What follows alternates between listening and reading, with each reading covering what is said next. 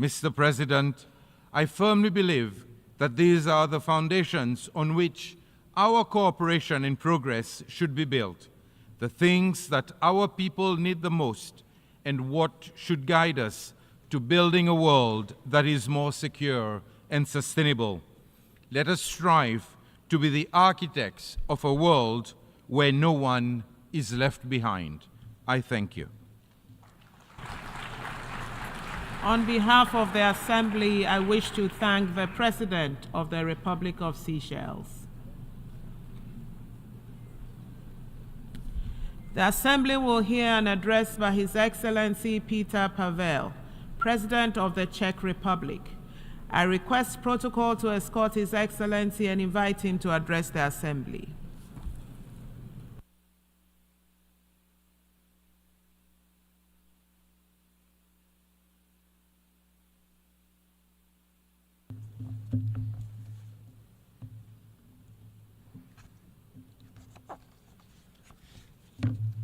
Madam President, Excellencies, ladies and gentlemen, it is a true honor for me to address you today.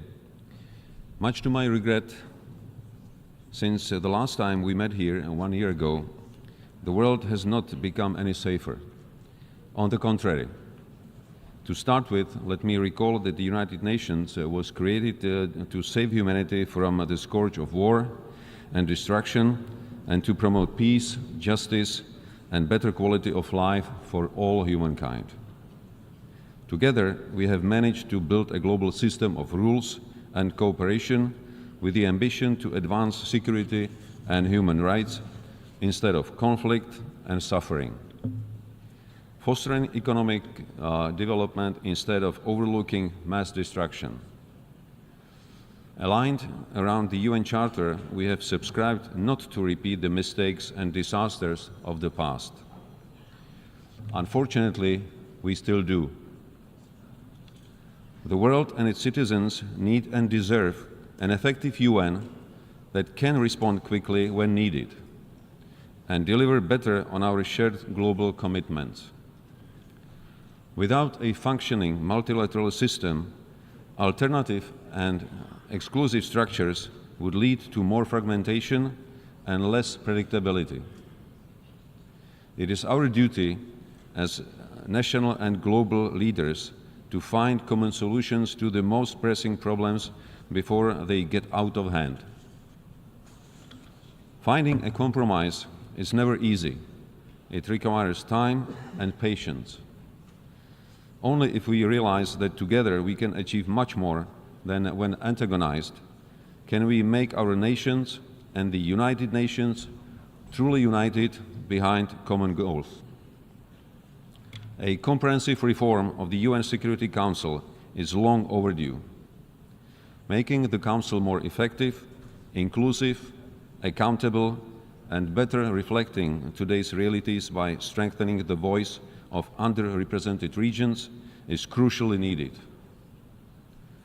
In the face of unjust and unprovoked Russian war against Ukraine, we must realize that Security Council membership is not a carte blanche.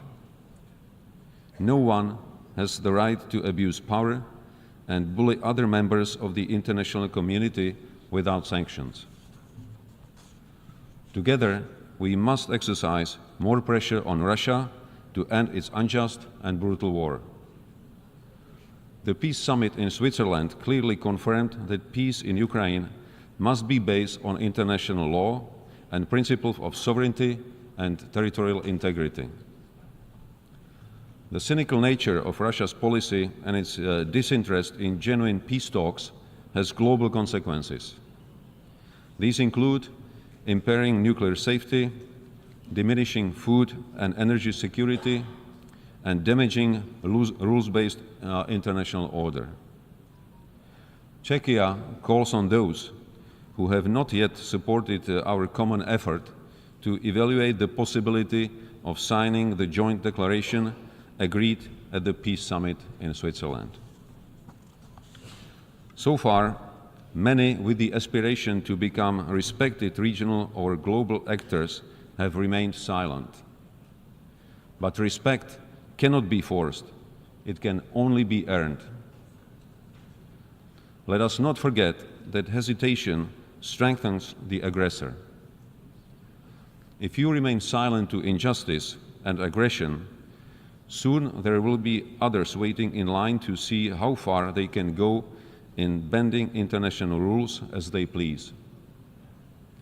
Some of you might think that Russia's actions against Ukraine are just another regional conflict and both sides need to go halfway. But there is no such thing as just a regional conflict. Conflicts in one part of the world cause food insecurity and create refugee waves in other. With globalization, our security and prosperity starts way beyond our own borders. Being fully aware of that, Czechia is committed not only to security of Europe, but also in Middle East, Africa, and elsewhere. I applaud the fact that many nations, including African, spare no effort to achieve and safeguard peace and security in their own regions and far beyond. Czechia will continue to engage with African countries and closely listen to their views and needs. I believe that despite political differences, together we can create mutually beneficial partnerships based on the principle of equality, mutual respect, and without any historical burden or future material demands. Africa is a continent with huge economic potential, which is waiting to be unlocked. We want to see Africa flourish, enhance its capabilities, and create opportunities and jobs for young people.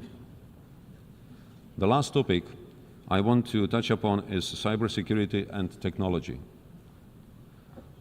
With progressing digital transformation and our increasing reliance on advanced technology, the gravity and scale of cyber threats are increasing and respect no borders. Cyber espionage and attacks against our hospitals, media, infrastructure, national institutions and businesses aim to destabilize our democratic system and undermine its principles. Just as offline, we cannot allow the cyberspace to become a lawless criminal world. The agreed framework of responsible behavior of states in cyberspace should guide us in our effort to strive for a safer online world. The security of cyberspace will depend on the capacities and effort of all responsible states to enhance their own cyber capabilities.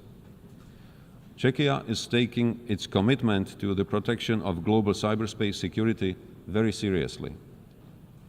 We will continue providing assistance to our partners in Africa, Asia, and South America so that together we can improve our resilience and to protect our citizens even better.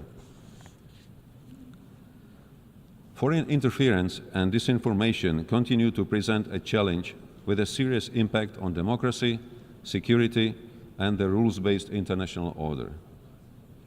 With rapid development of new technologies, protection and promotion of human rights continue to be vital for our societies. Emerging technologies will have an undisputable influence on the nature of our future conflicts, but also on peace. It is our duty to ensure that innovations, including artificial intelligence, autonomous systems, biotech, or quantum computing, fully conform to our ethical and human rights standards. Last year, Czechia, together with Mexico, the Maldives, the Netherlands, and South Africa, submitted a resolution on human rights in the context of digital technologies.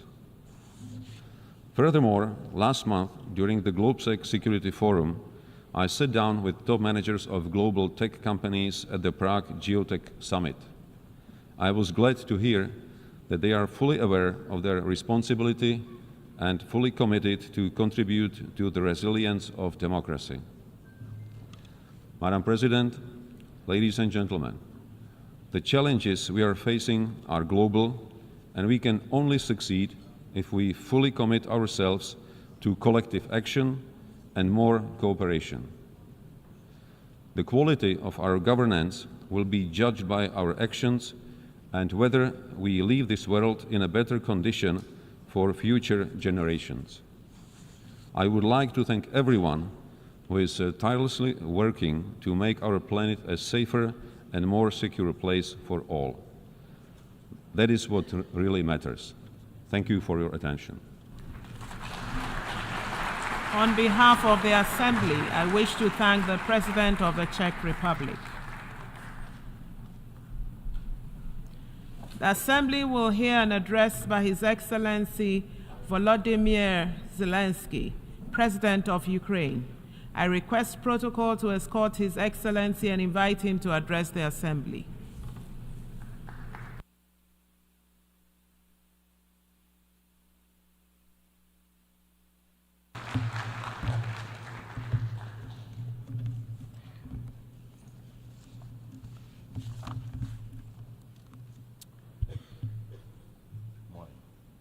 Thank you very much. Dear leaders, Your Excellencies, today I want to tell you about a day that has already passed and a day that must never come.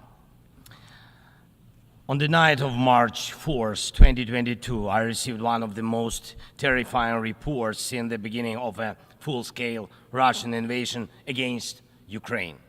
The report was about Russian tanks firing directly at the buildings of our Ukrainian nuclear power plant, the Zaporizhzhia nuclear power plant, the largest one in Europe, 6 nuclear reactors. The Russian army stormed this facility just as brutally as any other during this war, without thinking about the consequences, possibly disastrous. This was one of the most horrifying moments of the war, when no one could know how Russian strikes on the nuclear facility would end, and everyone in Ukraine was reminded of what Chernobyl means. Now, the Zaporizhzhia nuclear power plant remains occupied by Russian forces, unfortunately, and it's at risk of a nuclear incident. This is the major source of radiation danger in Europe, possibly in the world. That's why in the peace formula I presented, the first point is about nuclear safety. In Ukraine, we know exactly what we are dealing with. And I want to thank you, the General Assembly members, for adopting a resolution in July this year on the safety of nuclear facilities in Ukraine. Most in the world understand what's at stake. The General Assembly demanded that Russian return control of the Zaporizhzhia nuclear power plant to Ukraine. Only then real nuclear security will return to Europe and the world. And now about the day that must never come. Since Russia can't defeat our people's resistance on the battlefield, Putin is looking for other ways to break the Ukrainian spirit. One of his methods is targeting our energy infrastructure. And these are deliberate Russian attacks on our power plants and the entire energy grid. As of today, Russia has destroyed all our thermal power plants and a large part of our hydroelectric capacity. This is how Putin is preparing for winter, hoping to torment millions of Ukrainians, ordinary families, women, children, ordinary towns, ordinary villages.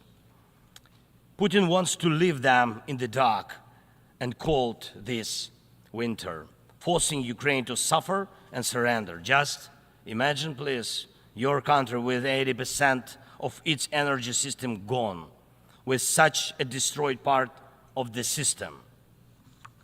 What kind of life would that be? Recently, I received yet another alarming report from our intelligence. Now Putin does seem to be planning attacks on our nuclear power plants and their infrastructure, aiming to disconnect the plants from the power grid. with the help of satellites, by the way, ladies and gentlemen, by the way, satellites of other countries. Russia is getting images and detailed information about the infrastructure of our nuclear power plants. But what does this really threaten? Any missile or drone strike, any critical incident in the energy system could lead to a nuclear disaster. A day like that must never come. And Moscow needs to understand this, and this depends in part on your determination to put pressure on the aggressor. These are nuclear power plants. They must be safe.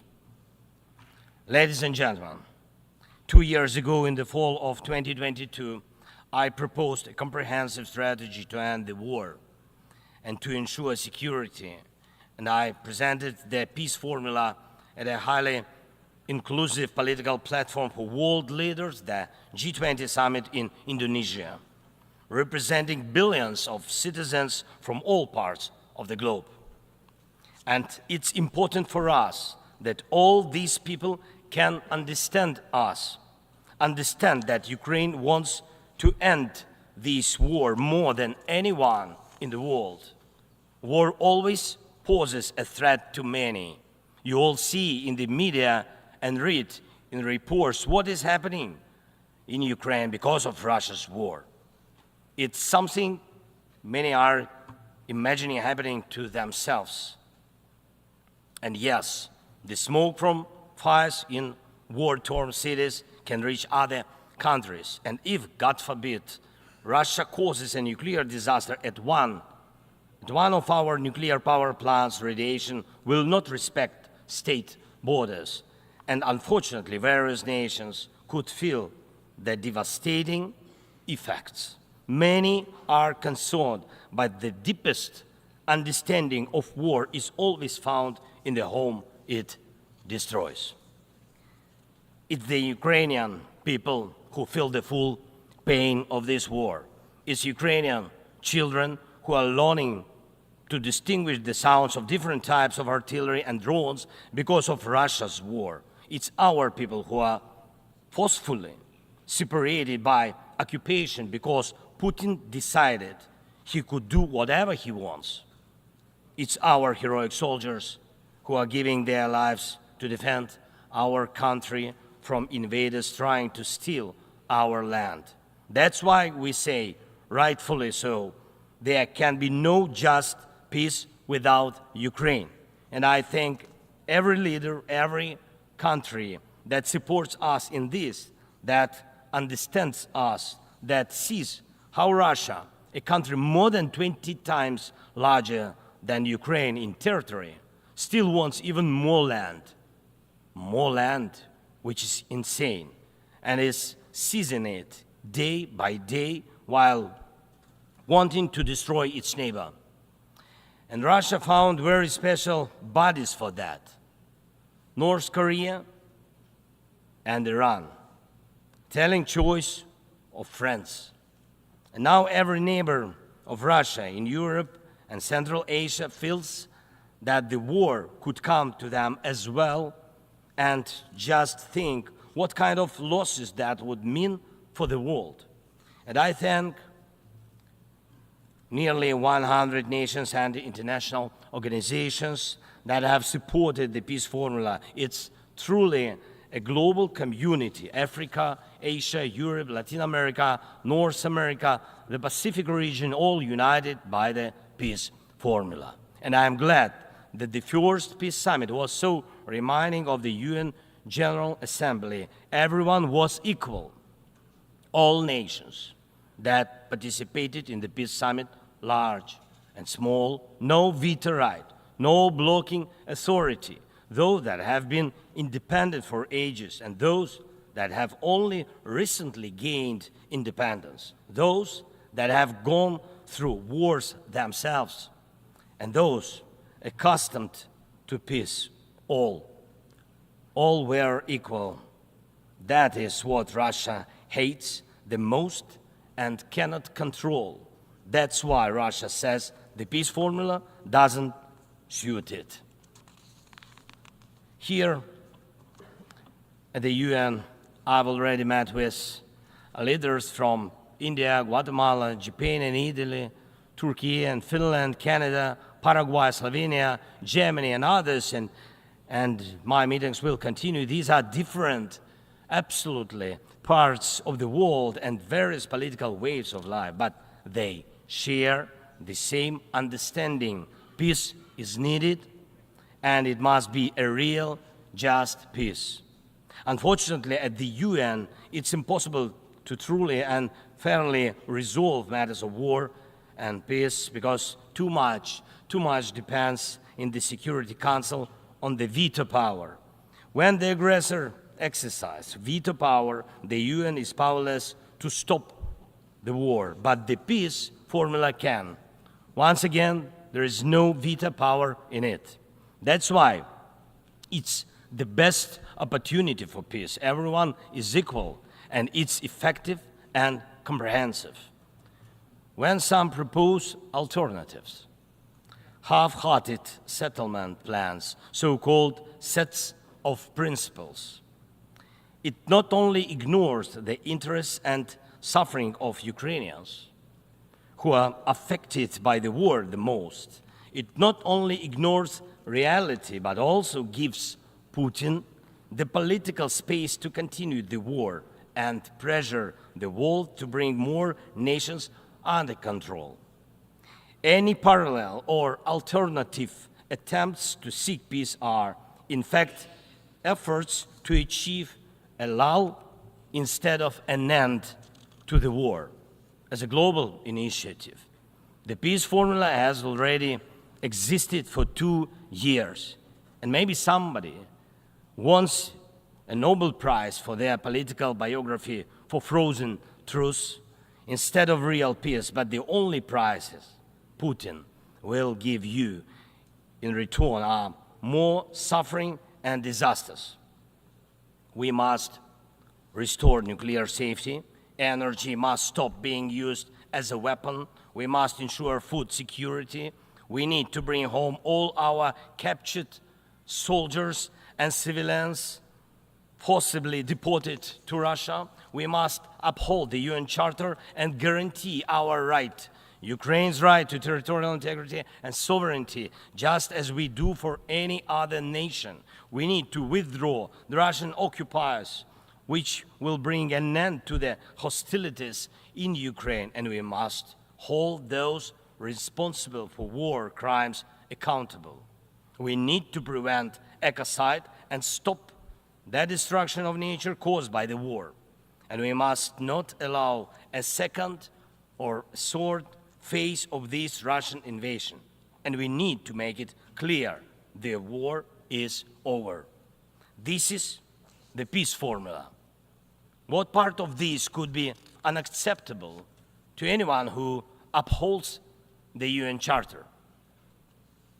If someone in the world seeks alternatives to any of these points or tries to ignore any of them, it likely means they themselves want to do a part of what Putin is doing. The point they ignore reveals the desire they're hiding.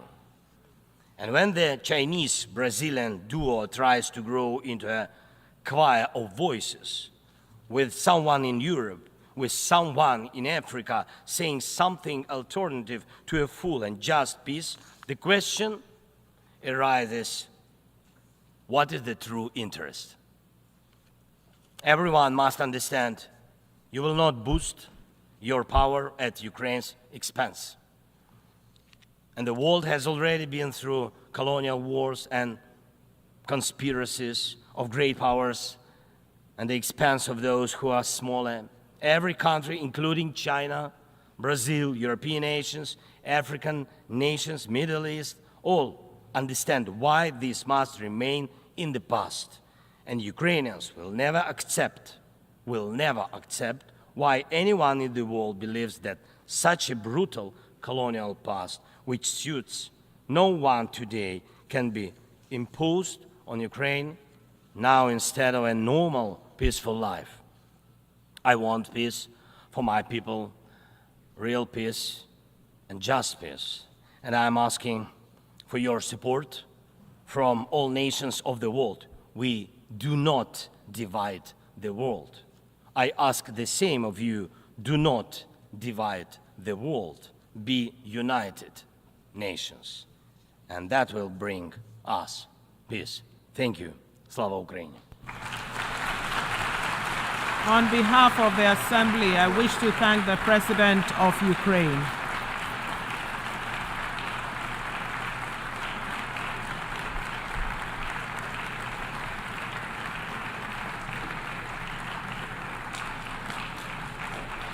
The Assembly will hear an address by His Excellency Nana Addo Dankwa Akufo-Addo, President of the Republic of Ghana.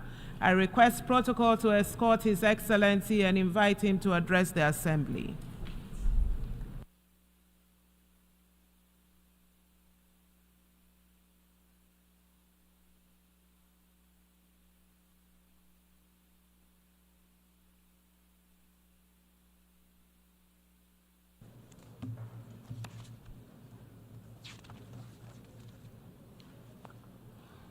Madam President, Excellencies, ladies and gentlemen, I cannot help but reflect on the significance of this moment, as this will be my final opportunity to address the United Nations General Assembly as I enter the closing months of my presidency. Over the past 8 years, I've had the privilege of speaking on several variations of the essential themes that quite properly dominate the deliberations of this global assembly: the condition of humanity and the state of the planet. Serving the people of Ghana, and by extension those of West Africa, Africa, and the world, has truly been the greatest blessing of my life. Indeed, being here this morning fills me with both pride and humility. Pride in the limited progress we have made together as nations, and humility in recognizing the challenges that still remain. My time as president has been deeply fulfilling, and I'm profoundly grateful for the trust placed in me by my fellow Ghanaians. It has been an honor to serve them and to contribute to advancing peace, security, and development on the global stage. Mr. President, Madam President, I'm here with a heart full of hope, yet mindful of the great challenges that still confront us. As President of the Republic of Ghana and as a citizen of the world, I'm acutely aware of the shared responsibility we carry. Our work here is nothing less than shaping the future of humanity, a future that will affect generations long after we are gone. Leaving no one behind, acting together for the advancement of peace, sustainable development, and human dignity for present and future generations, reminds us that the decisions we take here will define whether we rise to meet the hopes of billions or continue to let inequalities and injustice persist. We owe it to those who look to this body for leadership to act and not just to talk. The world we live in today is a stark, unfortunate contrast of privilege and hardship. For too long, the voices of those marginalized, those left behind, have been drowned out. They constitute the bulk of humanity. These are the voices of the poor, the displaced, the vulnerable. We cannot, in good conscience, leave them behind. They should be at the center of our discussions and our decisions. Africa, in particular, knows the cost of being left out. Yes, we're a continent rich in potential and resilient in the face of adversity, but we have also been disadvantaged by a global system that has generally treated us as an afterthought. We've been viewed merely as passive recipients of aid rather than as equal partners in global progress. The well-meaning promises of assistance have failed to materialize to bring about the long-term change we so passionately need. Such aid as is offered often comes with strings attached, limiting our ability to shape our own futures. Africa is not a continent of despair, She's full of great possibilities. She's required, however, to chart a new course of development. Our young population is filled with energy, creativity, and ambition. The people of Africa are not asking for handouts. They're demanding opportunities in a new global architecture so they can have access to education, healthcare, and jobs to be able to build better lives for themselves, their families, and their descendants. In Ghana, we've taken bold and decisive steps to ensure that no one is left behind in our national development, and we have shown that it is possible. Our flagship free senior high school policy has benefited 5.7 million young people, many of whom would have been denied the opportunity to learn, to dream, and to succeed. This initiative has transformed the lives of millions, positioning the next generation of Ghanaians to take their place as leaders in the global economy. But this is just the beginning. We need a global commitment to ensure that every child, no matter where they are born, has access to quality education. A world where children are left unprepared for the challenges ahead is not a just world. Beyond education, we've also prioritized health care for our people. Through Agenda 111, my government has embarked on the largest ever healthcare infrastructure project in Ghana's history. This initiative is constructing 111 hospitals across the country, ensuring that even the most remote regions have access to modern healthcare facilities. This is part of our broader goal of ensuring that no one in Ghana is left without the basic right to health. We've also taken significant steps to boost food security and economic growth through the Program for Planting for Food and Jobs. This initiative has improved food production, created jobs, and enhanced incomes for millions of Ghanaians. It is a clear demonstration that with the right policies and investments, we can transform our agricultural sector and ensure that no one goes hungry. In the same vein, our one district, one factory policy is transforming the industrial landscape of the nation, generating the structural transformation of our economy, which is our major strategic objective. And in addition, Ghana has embraced in full the teachings of the Fourth Industrial Revolution and is actively pursuing an agenda of digitalization. Under my administration, we've revolutionized public service delivery by integrating technology into governance. From the introduction of the Ghana Card, which has streamlined identification and access to services, to the digitalization of the country's land registry, these reforms have enhanced transparency, efficiency, and accountability. Digitalization has improved the lives of ordinary Ghanaians and has also laid the groundwork for sustainable economic growth in the digital age. And let us not forget the strides we have made in enhancing the rule of law and governance. Through reforms in the judicial system, strengthening our democratic institutions, and promoting transparency, Ghana continues to be a beacon of good governance in Africa. We have enacted laws and implemented policies that uphold the principles of accountability and ensure that every Ghanaian, regardless of their background, is protected by the rule of law. Madam President, it is impossible to address the challenges of today without speaking of the contradictions that exist within this global institution.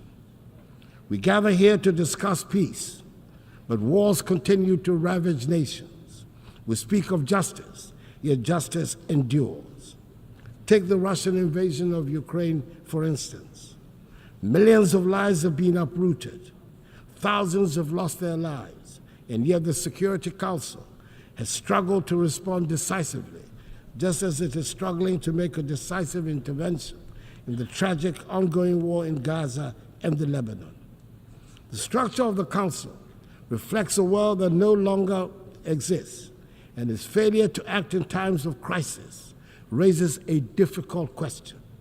What is the purpose of the Security Council if it cannot intervene when the world needs it most?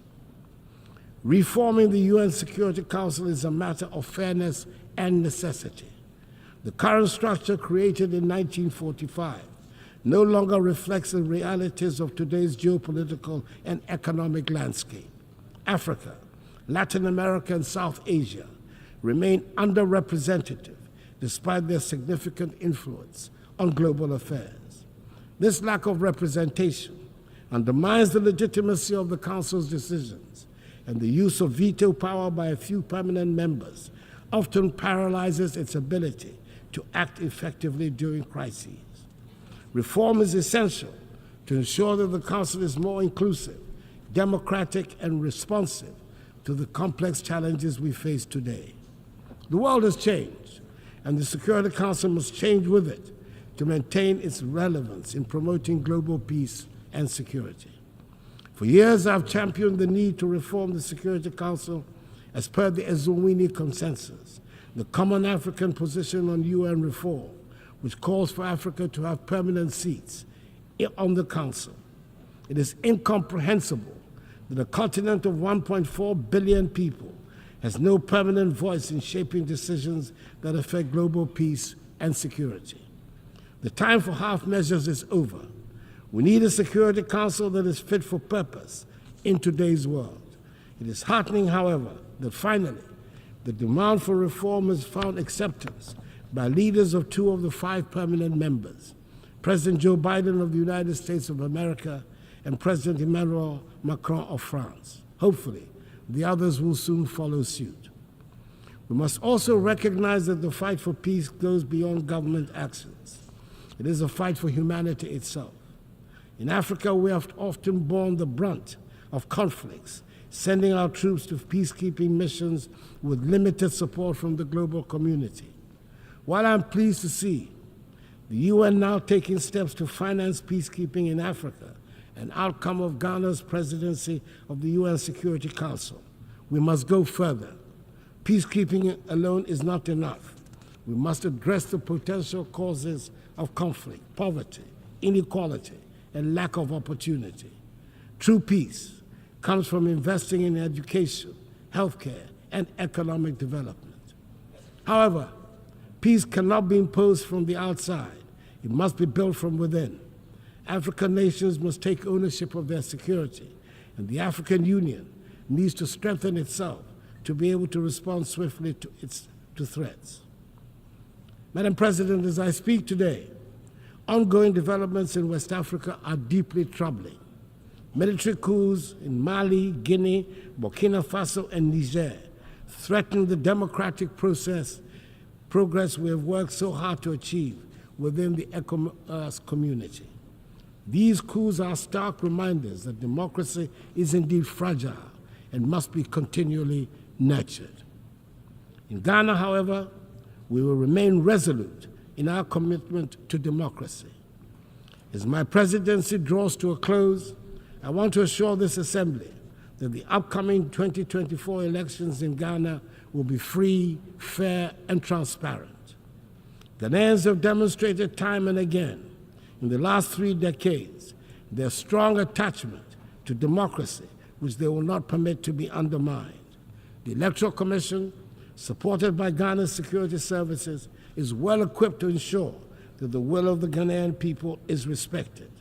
Ghana has long been a beacon of democracy in Africa, and we intend to keep it that way. The 2024 elections will be proof of our enduring adherence to the rule of law, transparency, and the principles of democratic accountability that have guided our nation in recent decades. Madam President, we find ourselves at a pivotal moment in history. The decisions we make today will shape the future of our world.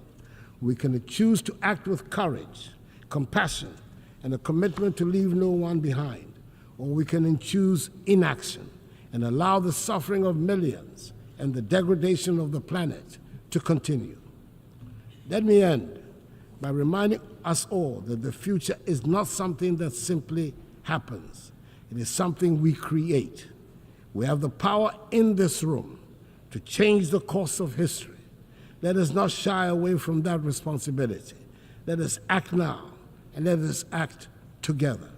I wish you God's blessings in all your current and future deliberations, and I thank you for your attention. On behalf of the Assembly, I wish to thank the President of the Republic of Ghana.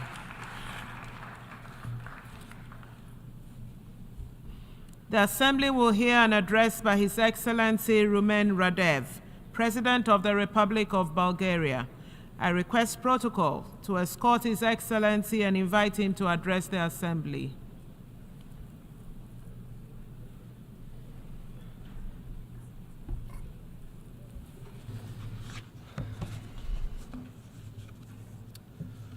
Excellencies, ladies and gentlemen, allow me at the outset to congratulate His Excellency Philemon Yang for his elections as the President of the 79th UN General Assembly session.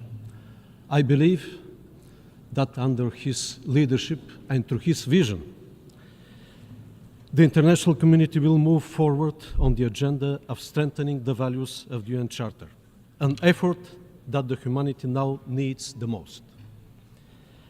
Our world faces a range of complex problems, from the unprecedented challenges to the global peace and security, to the escalating climate crisis and the persistent inequalities. We are confronted with a complex array of issues that require our immediate attention and concerted effort. We need to light the spark that ignites change. With this in mind, my country approaches the 79th session of the UN General Assembly with renewed determination to promote multilateral and workable solutions achieved through negotiations and based on the UN Charter. We must follow the path for the sake of the survival of humankind and the future generations. Taking this into consideration, we praise the Pact of the Future as a move towards a vital transformation. It becomes increasingly clear that our success hinges on a firm commitment to upholding multilateralism and the respect for international law, which are the cornerstones of our global order. This order that has been forged in UN by you and your predecessors is now under severe threat. Bulgaria has been always committed to the values of multilateralism and will continue to be, using the accumulated experience from the successful Bulgarian presidency of the UN Economic and Social Council and our current mandate as a constructive member of the Human Rights Council. Excellencies, in 2015, all UN member states adopted with unanimity 17 Sustainable Development Goals, providing a shared blueprint for peace and prosperity for the whole planet. Nowadays, they remain more than ever topical and requiring full mobilization of international efforts. However, we must admit that the sheer deterioration of the international peace and security environment in the last years is threatening the fulfillment of our Sustainable Development Agenda, undermining the rules-based international order. Restoring and preserving the peace must not be seen but as the ultimate goal of the international community and is a basic prerequisite for the SDGs fulfillment. It has been 2.5 years since the Russian Federation unleashed a full-scale invasion of Ukraine. From the very beginning, Bulgaria strongly condemns this war, which led to hundreds of thousands of victims, enormous suffering, and destruction. Every single day of this war increases the risk of escalation in intensity and geographical scope, posing a substantial threat to the global peace and security. The side effects of the war are already gravely affecting the economies and social systems of many countries worldwide. That is why the international community should seek ways that lead to de-escalation and dialogue. We should support every diplomatic effort that pursues comprehensive, just, and lasting peace in Ukraine, in conformity with the United Nations Charter and the international law. Since the last year UN General Debate, we have witnessed a significant increase in instability across the Middle East. The conflict between Israel and Hamas after the Hamas brutal attack on Israel triggered a major deterioration of the security in the region with global projections. We must not forget the consequences which followed: tens of thousands dead and injured civilians in Gaza, the total destruction of vital infrastructure, and mass displacement of people. We call for immediate ceasefire, free access of humanitarian convoys, as well as release of all hostages held by Hamas. We are also deeply concerned about the recent development in Lebanon, bringing a qualitative, new and dangerous dimension in the conflict and increasing the risk of its regional enlargement. We call for refraining from use of force, for wisdom and de-escalation. The spiral of violence and the human suffering must come to an end. The only way to achieve sustainable and lasting peace in this region with its very fragile security landscape is the two-state solution. Amid the ongoing destabilization around different regions, the collective global goal for a world without nuclear threat remains more critical than ever. In line with the new agenda for peace, Bulgaria will maintain its commitment to uphold, protect, and strengthen the multilateral framework for disarmament, non-proliferation, and arms control. We remain dedicated to the universalization and full implementation of the Nuclear Non-Proliferation Treaty, recognizing it as the cornerstone of the global nuclear non-proliferation regime, which serves as the essential foundation for pursuing nuclear disarmament and plays a crucial role in the development of nuclear energy for peaceful purposes. As we address these challenges, prioritizing regional stability becomes vital. My country actively engages in political dialogue with Southeast European countries, driven by the conviction that the region's security, stability, and prosperity are crucial for the broader regional and international resilience. Bulgaria is a strong supporter of the European path of the Western Balkan countries. Our main priorities vis-à-vis the region are fostering good neighborliness, improving connectivity, protection of human rights, and combating ethnic discrimination. However, a serious challenge on this path are the new outbursts of incitements of hatred. Fighting and curbing the aggressive nationalistic rhetoric all over the region and concentrating on positive agenda on strengthening multi-ethnic societies and the rights of the constituent communities will prevent the evocation of the reminiscence of the troubled past of the region. Ladies and gentlemen, progress on achieving the Sustainable Development Goals is the greatest investment for the benefit of the present and future generations. Bulgaria keeps on contributing actively to this common effort through the steady implementation of the National Development Programme Bulgarian 2030 and of sustainable projects for development cooperation with partner countries, through supporting projects in education, healthcare, public infrastructure and services, as well as renewable energy solutions. We face a growing number of places around the world where warring dynamics in terms of governance, democracy, and human rights emerge. As a present member of the Human Rights Council, we reaffirm our commitment to this noble cause. Bulgaria has never looked the other way, and this speaks up through our domestic policies, our membership in the Human Rights Council, our work as a co-chair of the Group of Friends of Children and Sustainable Development Goals, Vice President of UNICEF Bureau, member of the Executive Board of UN Women, and through our support for initiatives that empower the General Assembly and aim at accountability.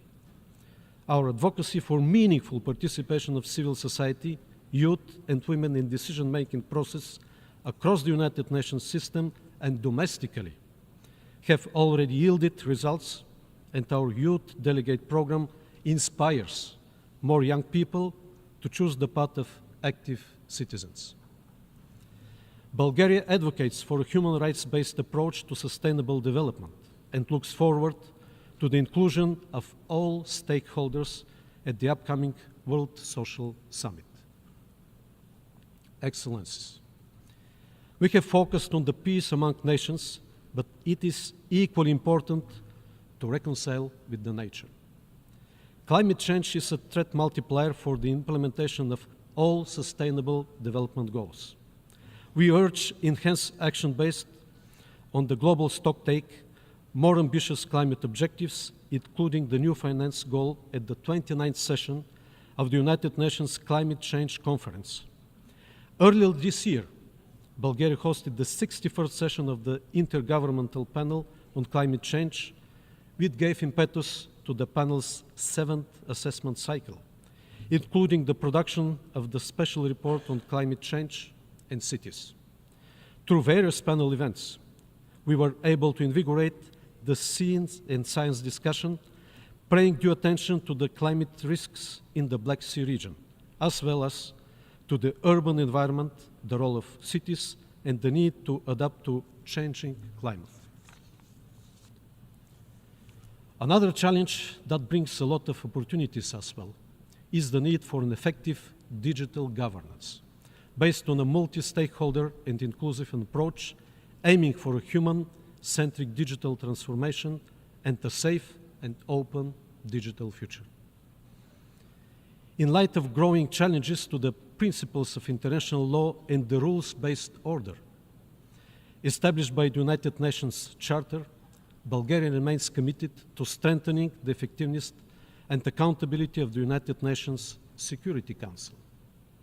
We support efforts to enhance transparency and accountability within this body, co-sponsoring the key UN General Assembly resolution on veto use.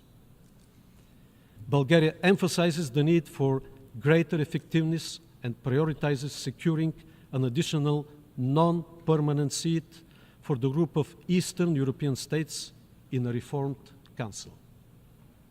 Ladies and gentlemen, let us reaffirm our commitment to addressing these global challenges with firmness and determination. The action we take today will define the future, and with courage and unity, we will rise to meet the opportunities that lie ahead. Thank you for your attention. On behalf of the Assembly, I wish to thank the President of the Republic of Bulgaria.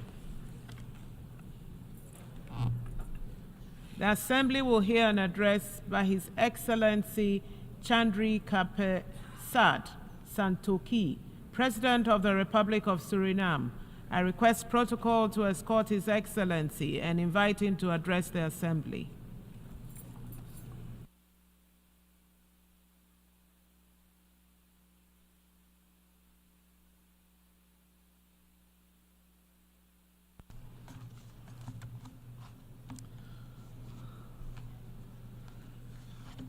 Madam President, Excellencies, Heads of Delegations, ladies and gentlemen, good morning.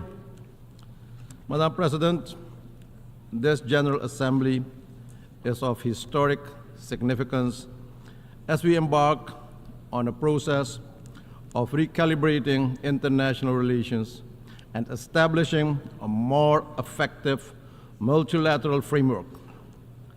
I therefore extend my heartfelt congratulations to the President on his election to preside over this esteemed body, and allow me to congratulate the outgoing Chair of Trinidad and Tobago on a job well done under difficult circumstances.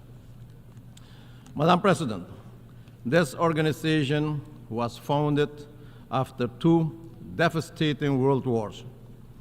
Its original purpose remains relevant today to save current and future generations from the disastrous consequences of wars and armed conflicts and foster peace and political stability for sustained prosperity for all. We, however, observe instead that the world is marked by a complex political and security crisis, weakening our global multilateral framework of collective solidarity, international law, and respect for humanitarian law. The conflicts that divide us are not isolated incidents. They are symptoms of deeper systemic challenges, rising inequality, environmental degradation, and breakdown of global trust. The time has come to dare to make bold decisions, revisit our global governance architecture, and to recommit to the original goals of the United Nations.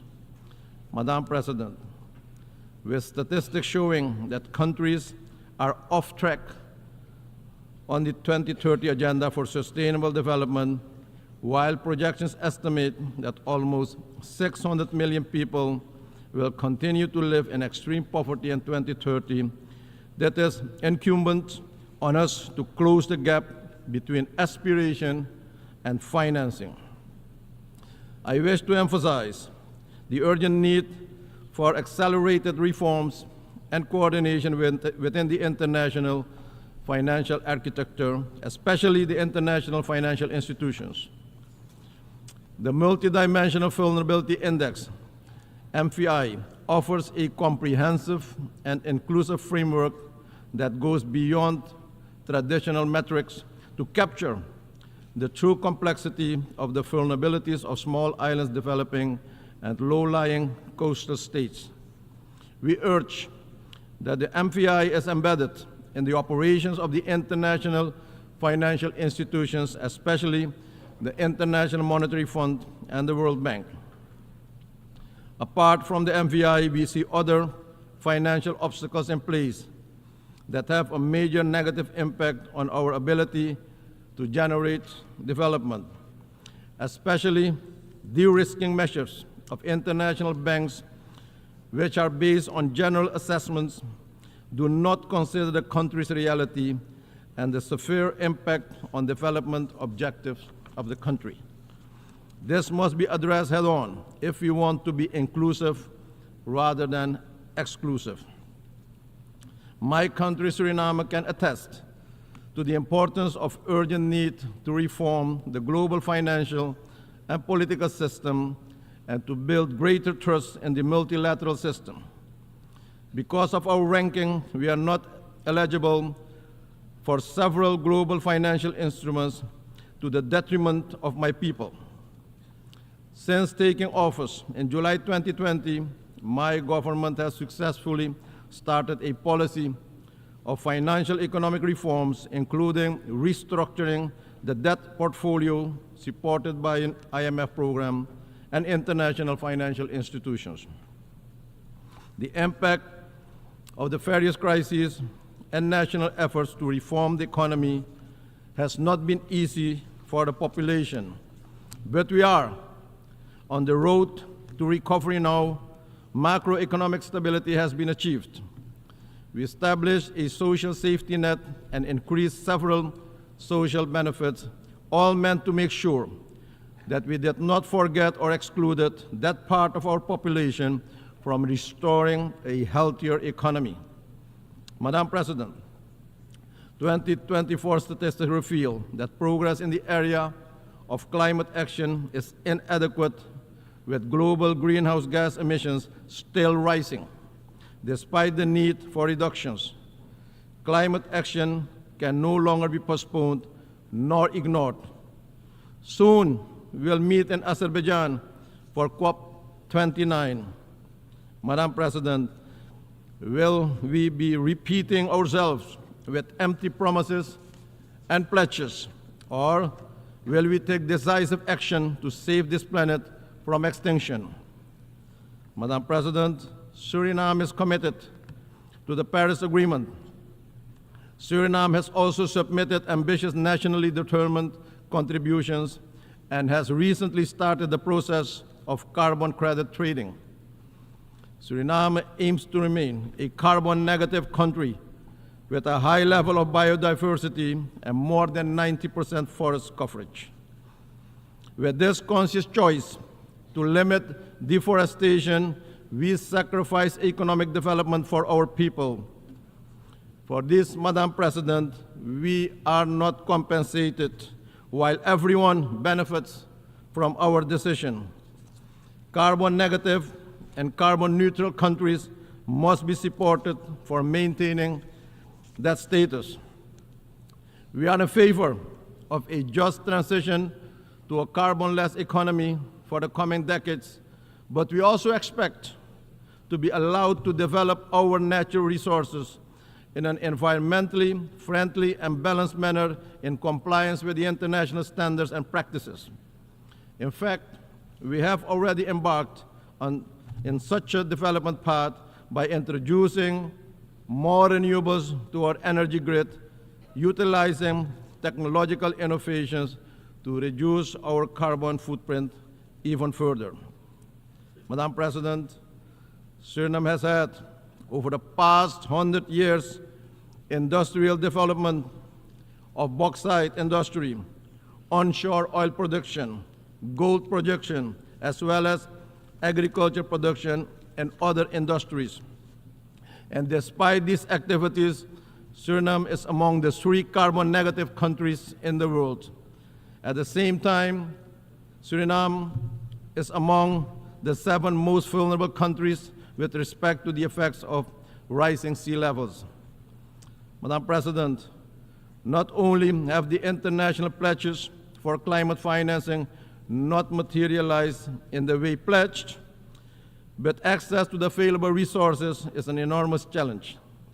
Simplification of the application and appraisal procedures must be put in place to have the required impact at local level. Regretfully, we also observe that a large part of these funds finds their way in time-consuming and expensive studies, consultancies, and advisory services. In the meantime, the situation on the ground in the affected regions and countries is deteriorating. Often the requested assistance comes too late. Madam President, to transform the well-being of our communities, we must embrace diversity and work towards social justice and inclusion.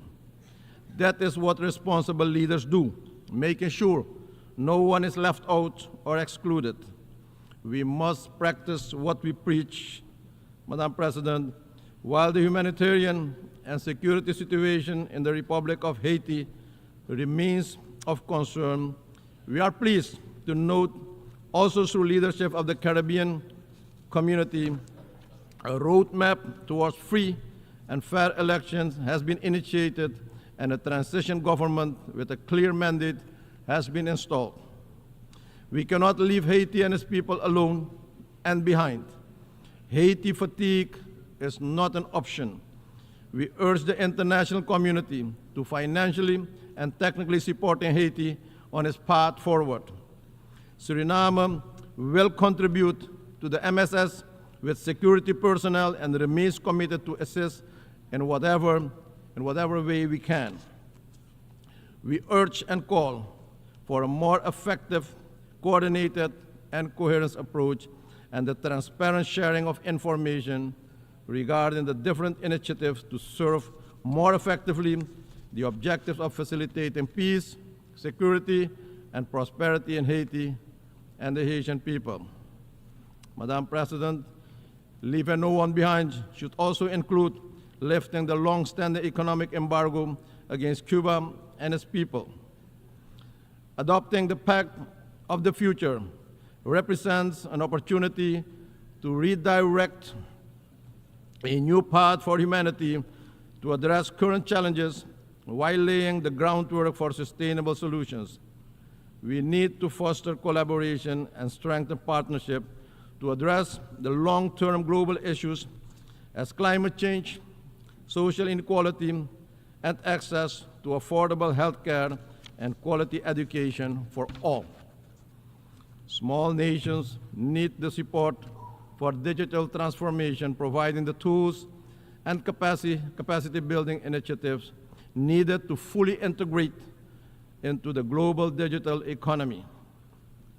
We must, Madam President, utilize technology in a positive and constructive manner to facilitate financial inclusion for all, access to general education and skills training, but also telemedicine and treatment, as well as instant government services.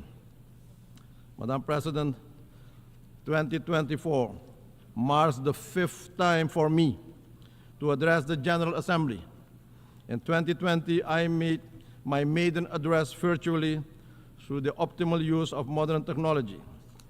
At that time, I remarked that multilateralism came under attack on several occasions. And 4 years onwards, we still have a long way to go. We must work collectively and with a sense of urgency and positive attitudes towards a renewed commitment to a multilateral framework that is more inclusive, more equitable, more accountable, with the ultimate goal to create a better, safer, and more productive planet for our people now and in the future. In conclusion, Madam President, the theme, Leave No One Behind, is a call to action, but is also a challenge. For smaller countries like Suriname, the global system often continues exclusion, sometimes in new version and new style. As we continue our renewed commitment to building a more just, inclusive, and equitable international system where accountability is important, and together, Madam President, we must ensure that no nation, no community, no individual, no woman, and no children is excluded or left behind from the promise of peace, prosperity, and dignity. Let's live up to the spirit of one for all and all for one. I thank you, and may God bless you all. On behalf of the Assembly, I wish to thank the President of the Republic of Suriname. The Assembly will hear an address by His Excellency Nikos Christodoulidis, President of the Republic of Cyprus. I request protocol to escort His Excellency and invite him to address the Assembly.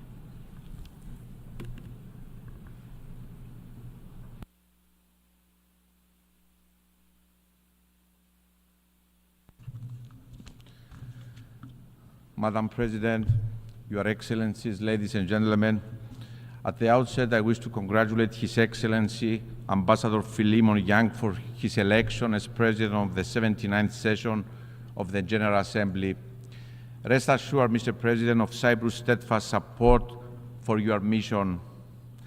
Your Excellencies, I humbly stood at this podium for the first time last year.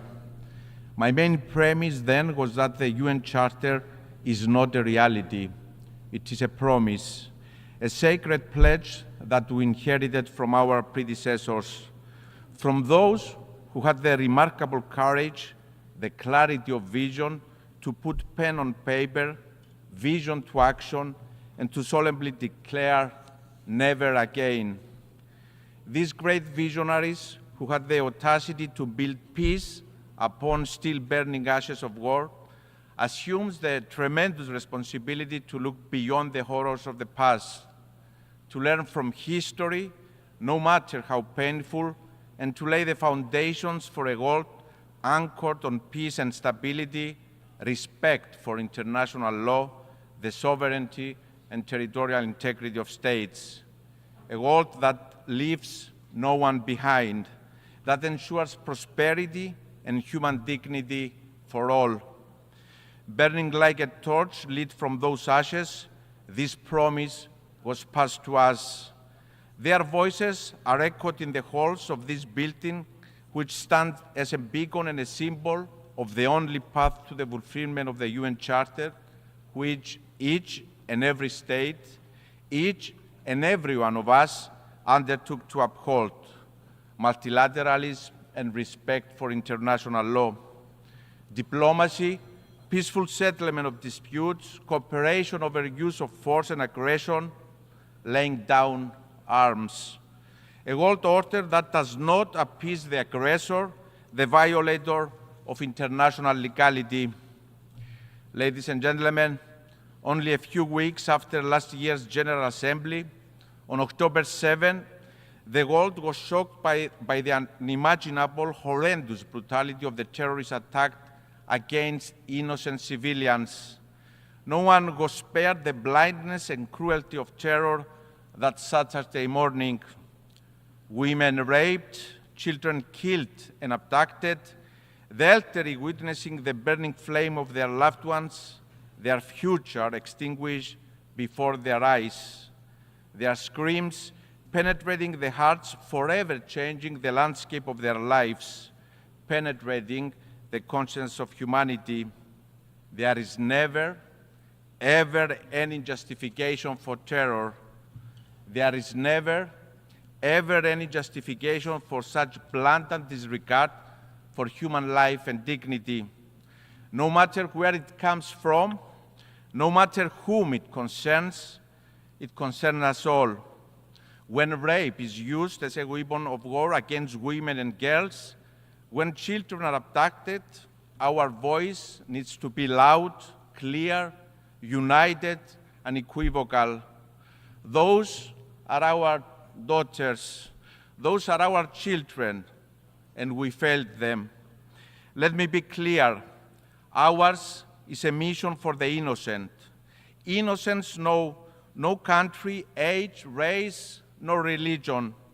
Human pain and human dignity is equal for all, and it must be upheld always in each and every context.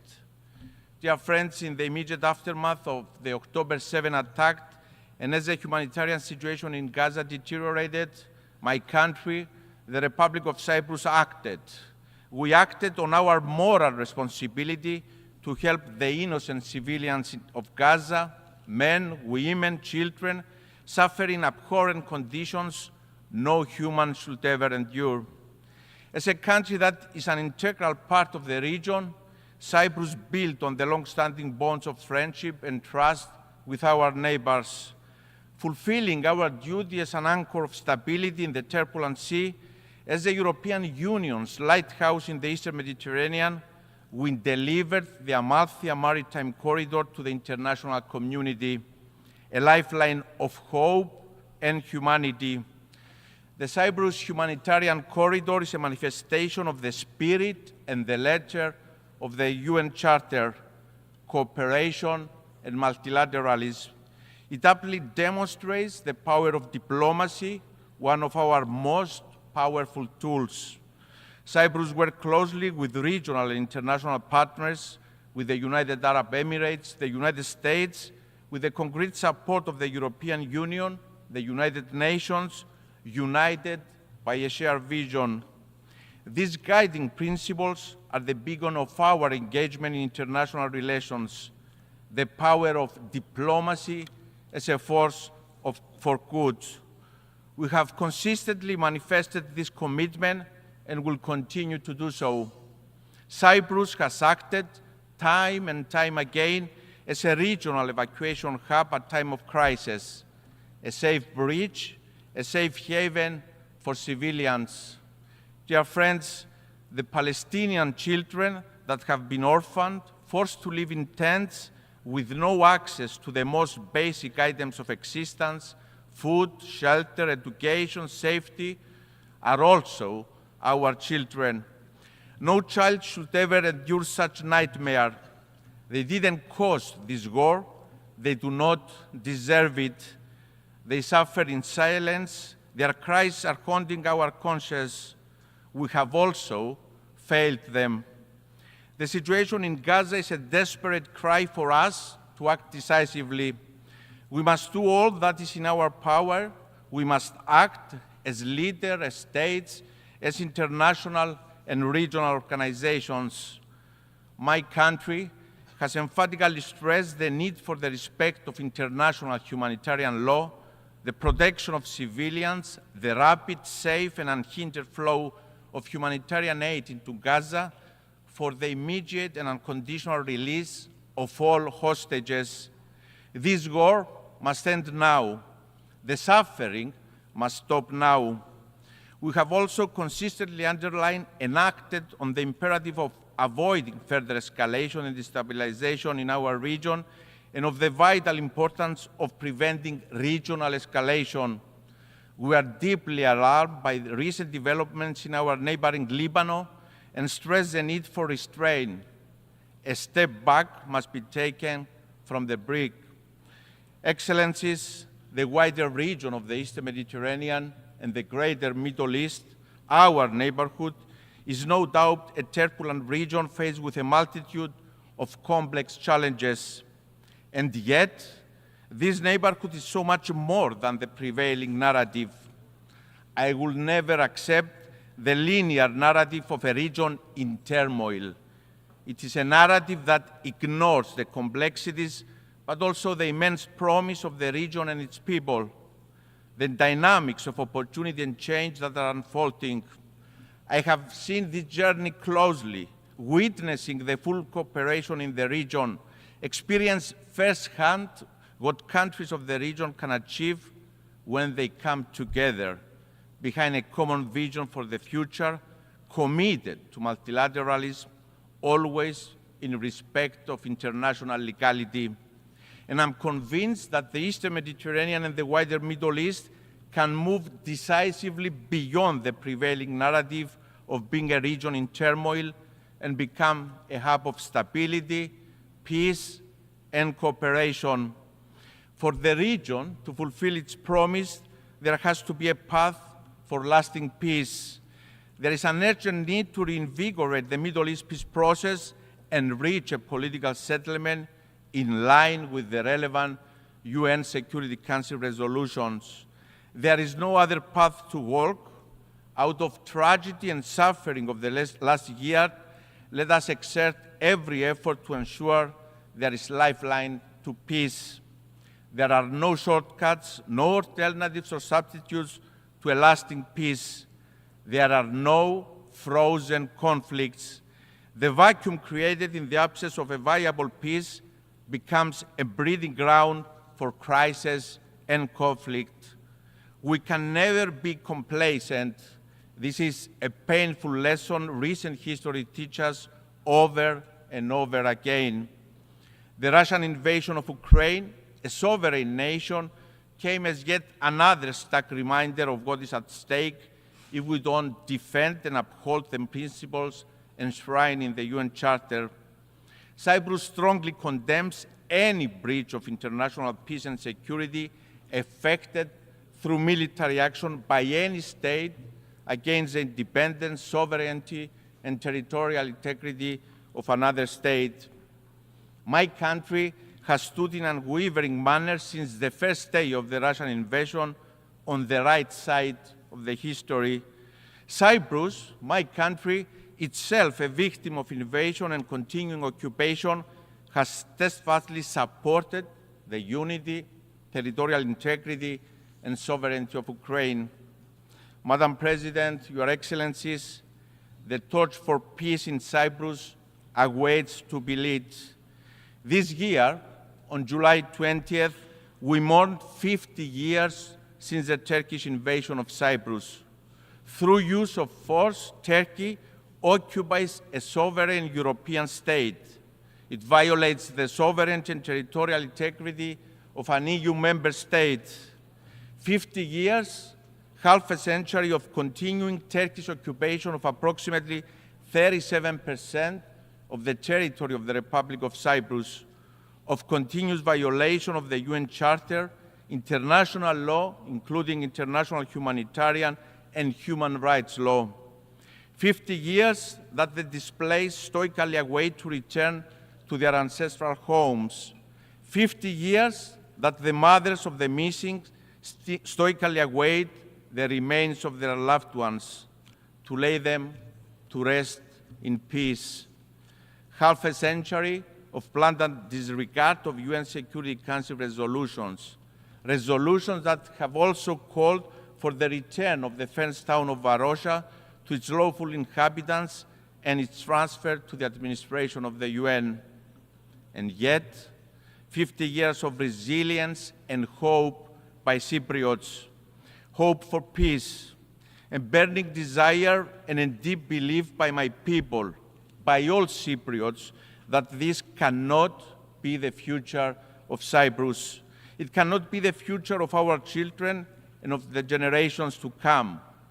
They deserve to live, to thrive in coexistence and co-creation in a reunified country in conditions of viable peace. I'm often asked, dear friends, if I'm optimistic about peace in Cyprus after 50 years. Let me recall the words of Jean Monnet, one of the inspired founders of the European Union, when he proclaimed that this is not the time for blind optimism or paralyzing pessimism. Now is the time to be determined.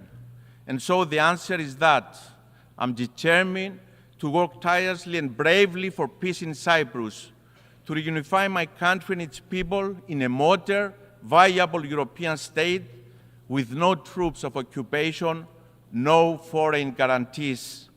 I'm determined to provide for all Cypriots all rights and fundamental freedoms that other Europeans enjoy.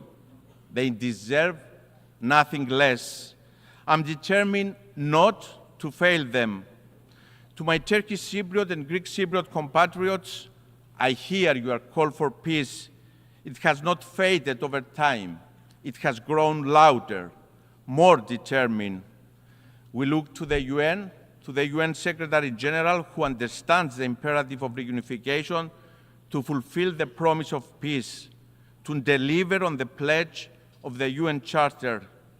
I'm determined to continue exerting all efforts to resume negotiations for a viable solution to the Cyprus issue with the only framework, the relevant UN Security Council resolutions that call for a bizonal, bicommunal federation with political equality as defined by the relevant UN Security Council resolutions and fully in line with EU law, values and principles.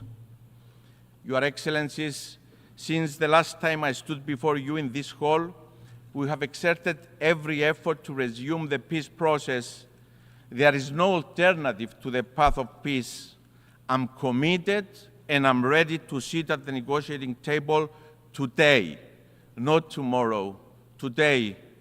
I have clarity of vision for the future of my country, for the future of our children in a unified, prosperous, viable European state. To Mr.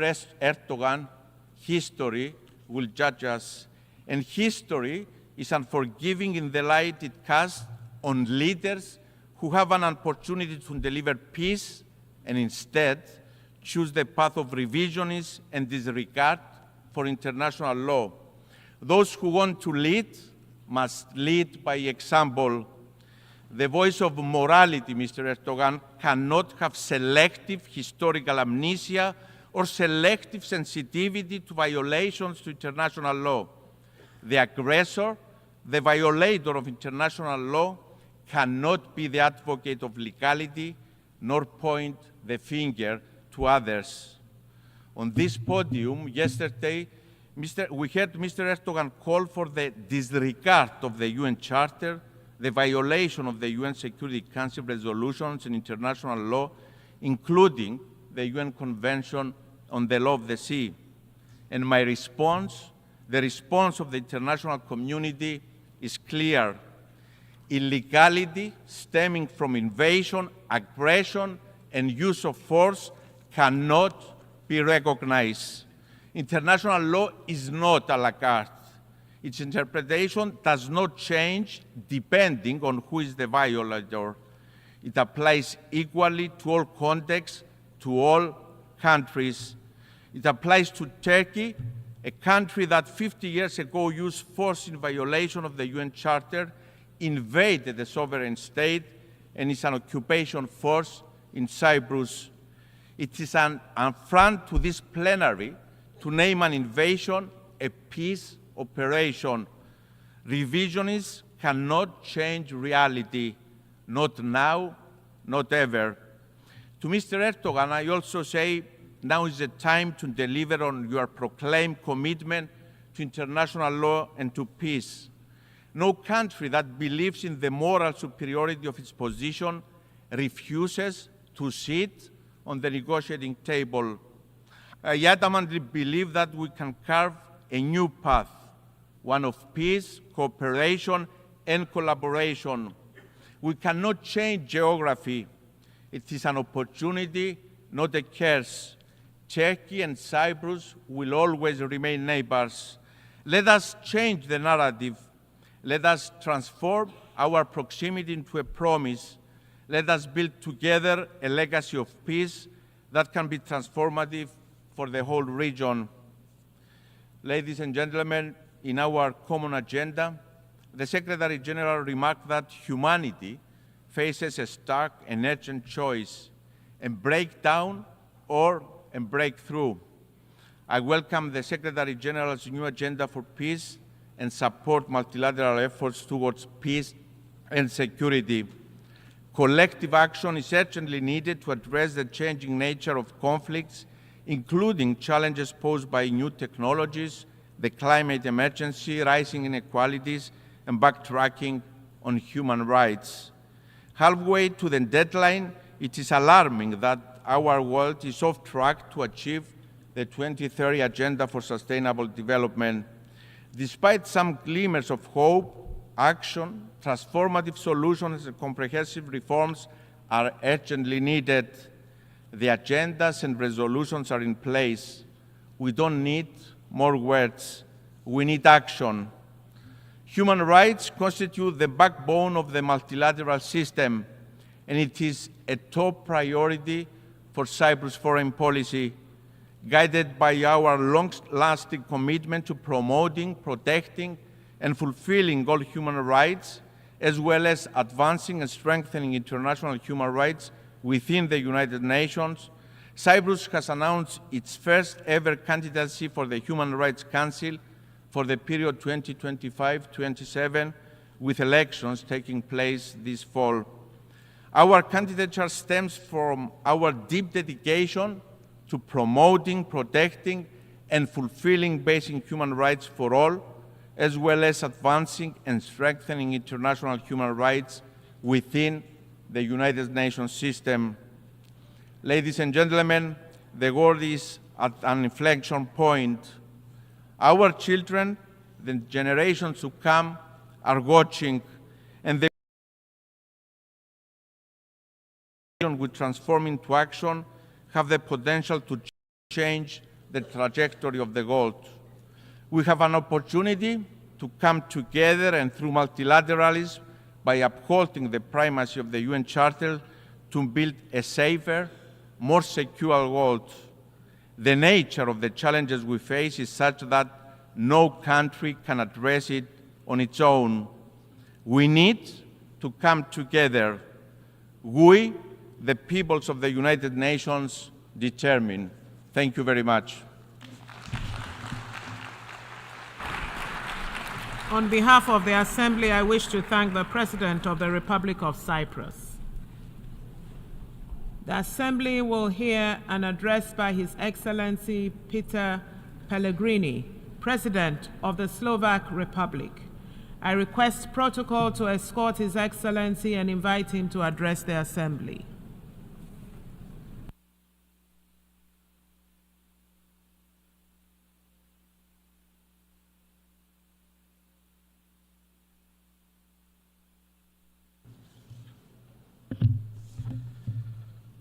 Madam President, Excellencies, ladies and gentlemen, it is an honor and privilege to address you from this place. It's the first time for me in my capacity of President of Slovakia. The United Nations organization, which we helped to found with our brotherly Czech nation under Czechoslovakia's flag, has been here for almost 8 decades. We could spend hours discussing its imperfections or flaws. We have a legitimate right to ask how the UN delivers on its core mission, and that is maintaining peace, guaranteeing international law, and protecting human rights. And most importantly, why it fails to do so quite often. Despite all its faults and failures, the UN is the only truly global forum we have. It is the backbone of the world order based on rules and international law. The cornerstone of the world as we know it. The UN is a vital international ecosystem for most countries in the world, including Slovakia. The sovereignty of the majority is, to a great extent, based on our ability to cooperate, show solidarity, and look for points where our often different interests meet.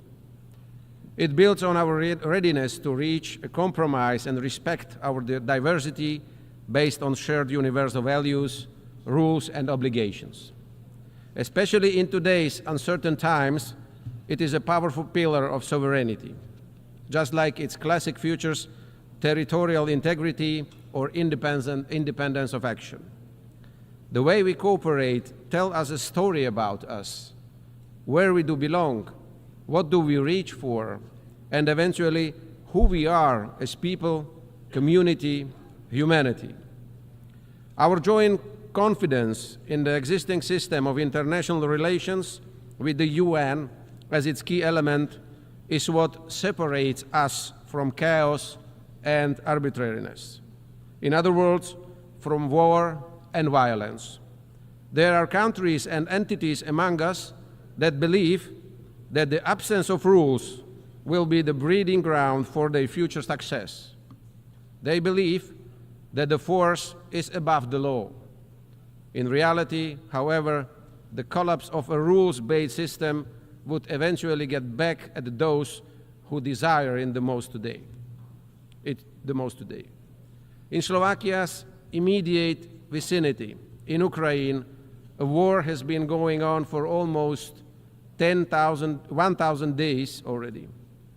As a result of Russia's aggression, which violated such basic principles of international law as sovereignty and territorial integrity.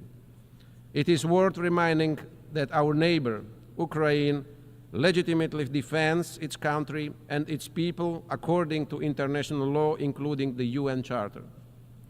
Every day, this war continues to destroy the lives, the infrastructure, and the future of Ukrainian men and women.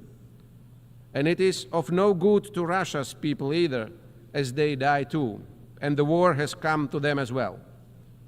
The escalation grows.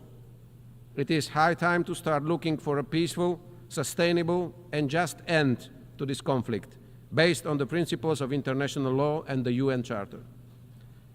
Looking at the world's geography for parts of the globe, it might seem like a local and by far not the only serious conflict the world faces today. Let us recall the suffering of the people in Gaza after the horrific terrorist attack by Hamas against Israel and the casualties on both sides. Or the state collapses in Haiti or Sudan, both followed by humanitarian disasters. However, from the international community's point of view, what we see here is an existential struggle for the nature and future of international law and adherence to agreed rules. None of us today can think that the UN can fully prevent all wars and conflicts in Ukraine, the Middle East, Africa, or elsewhere. The reason, however, isn't some kind of alleged dysfunction of the organization and its agencies. It is rather the lack of joint political will in its highest body, the Security Council. On the other hand, it's a fact that the UN was born with powerful and exclusive checks without effective balances. For years, there has been a general understanding that the UN needs a deep reform, and Slovakia stands ready to continue assisting this legitimate effort. We see that we must rather look for effective prevention, management, and eventually solutions to conflicts within local or continental alliances. The role of the UN remains central, but the need for partnership with regional organizations is growing. For us in Europe, it is NATO and the EU. This is the only way for the UN, with its foundations laid in the last century, to withstand the threats and challenges of the current one. I don't find it appropriate or useful to divide the world into a global north or global south, east or west. Much more important is to look at who respects our shared rules and obligations and who doesn't, who is interested in making them stronger and acting by them, and who is rather undermining them or applying double standards. All of us are far from perfect. However, it fills me with hope that those of us who respect our shared values and rules form the vast majority here, and those who despise, systematically ignore, harm, or apply these rules only when it comes in handy are only a few. It's often those who try to take apart not only the rules but also the meaning of words. In the flood of information and misinformation that we face today, we must not renounce the truth. The reverse is still the reverse and not the face.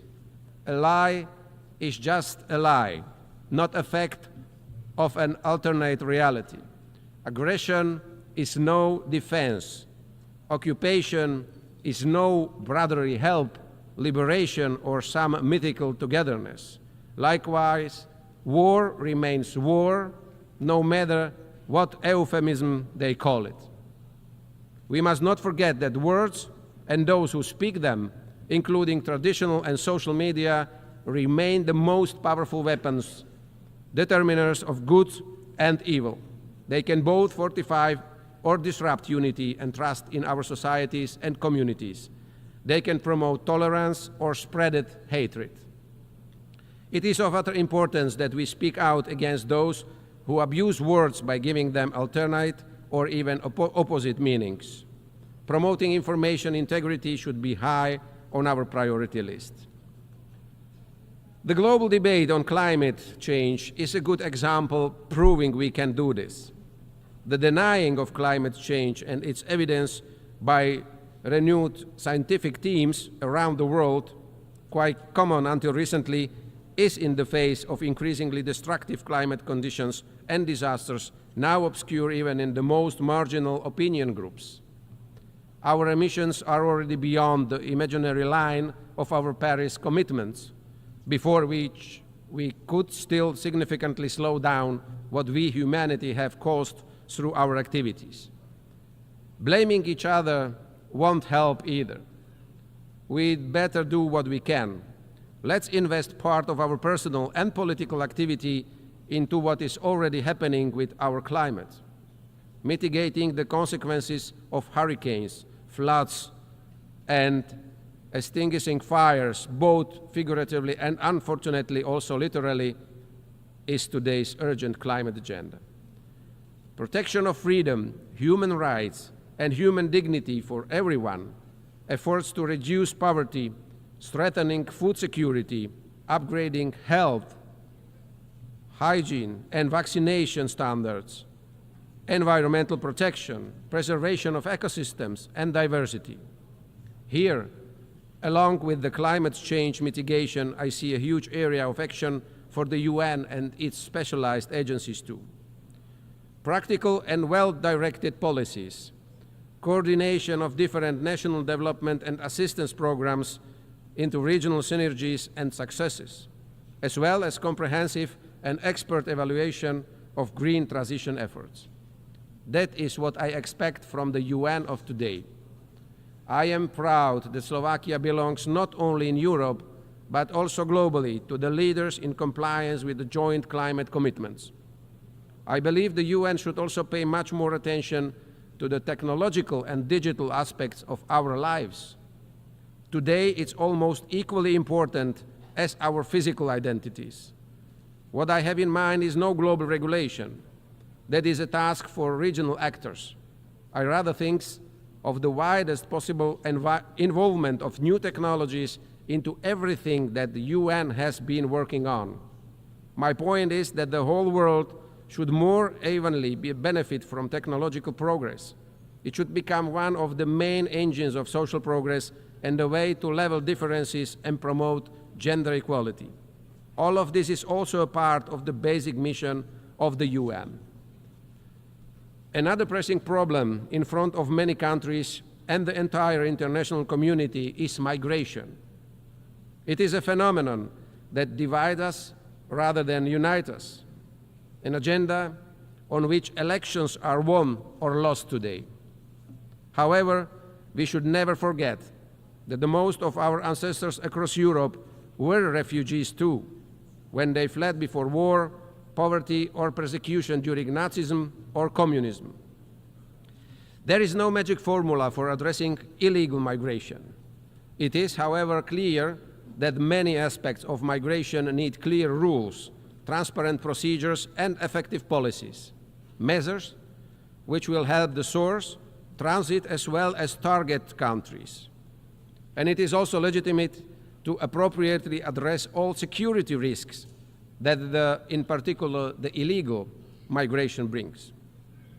But what we need in the first place is a calm, pragmatic, and realistic dialogue leading to the cooperation of all concerned parties, which not only deals with the consequences, but above all with the causes of illegal migration as well as those who aid and profit from it. Excellencies, ladies and gentlemen, Slovakia has a long-term been an active member of the UN. In the spirit of all these issues, priorities, and challenges that I mentioned today, Slovakia is preparing as a candidate for a non-permanent seat in the UN Security Council in 2028 and 2029. Our diplomats and experts are sitting in executive boards of several specialized UN agencies. The roots of Czechoslovak and today's Slovak diplomacy are closely linked with international cooperation. Names like Milan Rastislav Štefánik, Štefan Osusky, Ivan Krno, or Jan Papanek are well known in the diplomatic community, and some of them left a strong footprint here in the UN corridors too. The last one, Jan Papanek, was Czechoslovakia's delegate at the San Francisco conference and was one of the 14 people who formulated the final text of the charter that gave birth to this organization. All these prominent Slovak diplomats had one thing in common. They all were true and convinced multilateralists. And it is to multilateralism that we, to a large extent, owe our modern statehood and identity.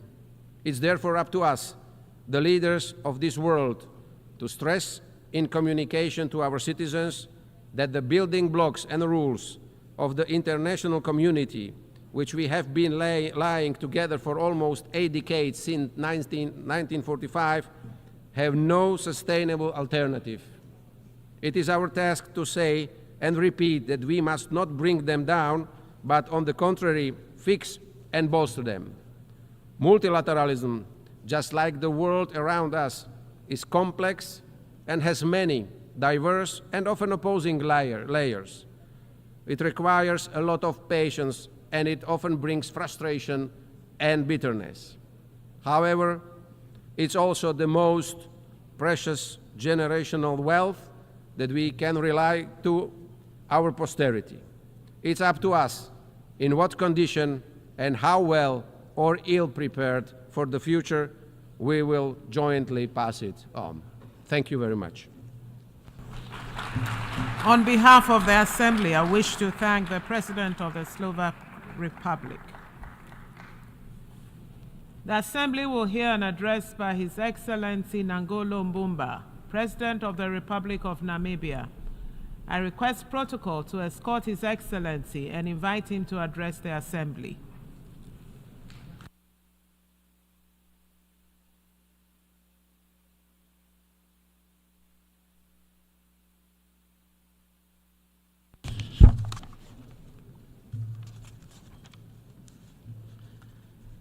Madam Deputy President, the Secretary General of the United Nations, Your Excellencies, delegates,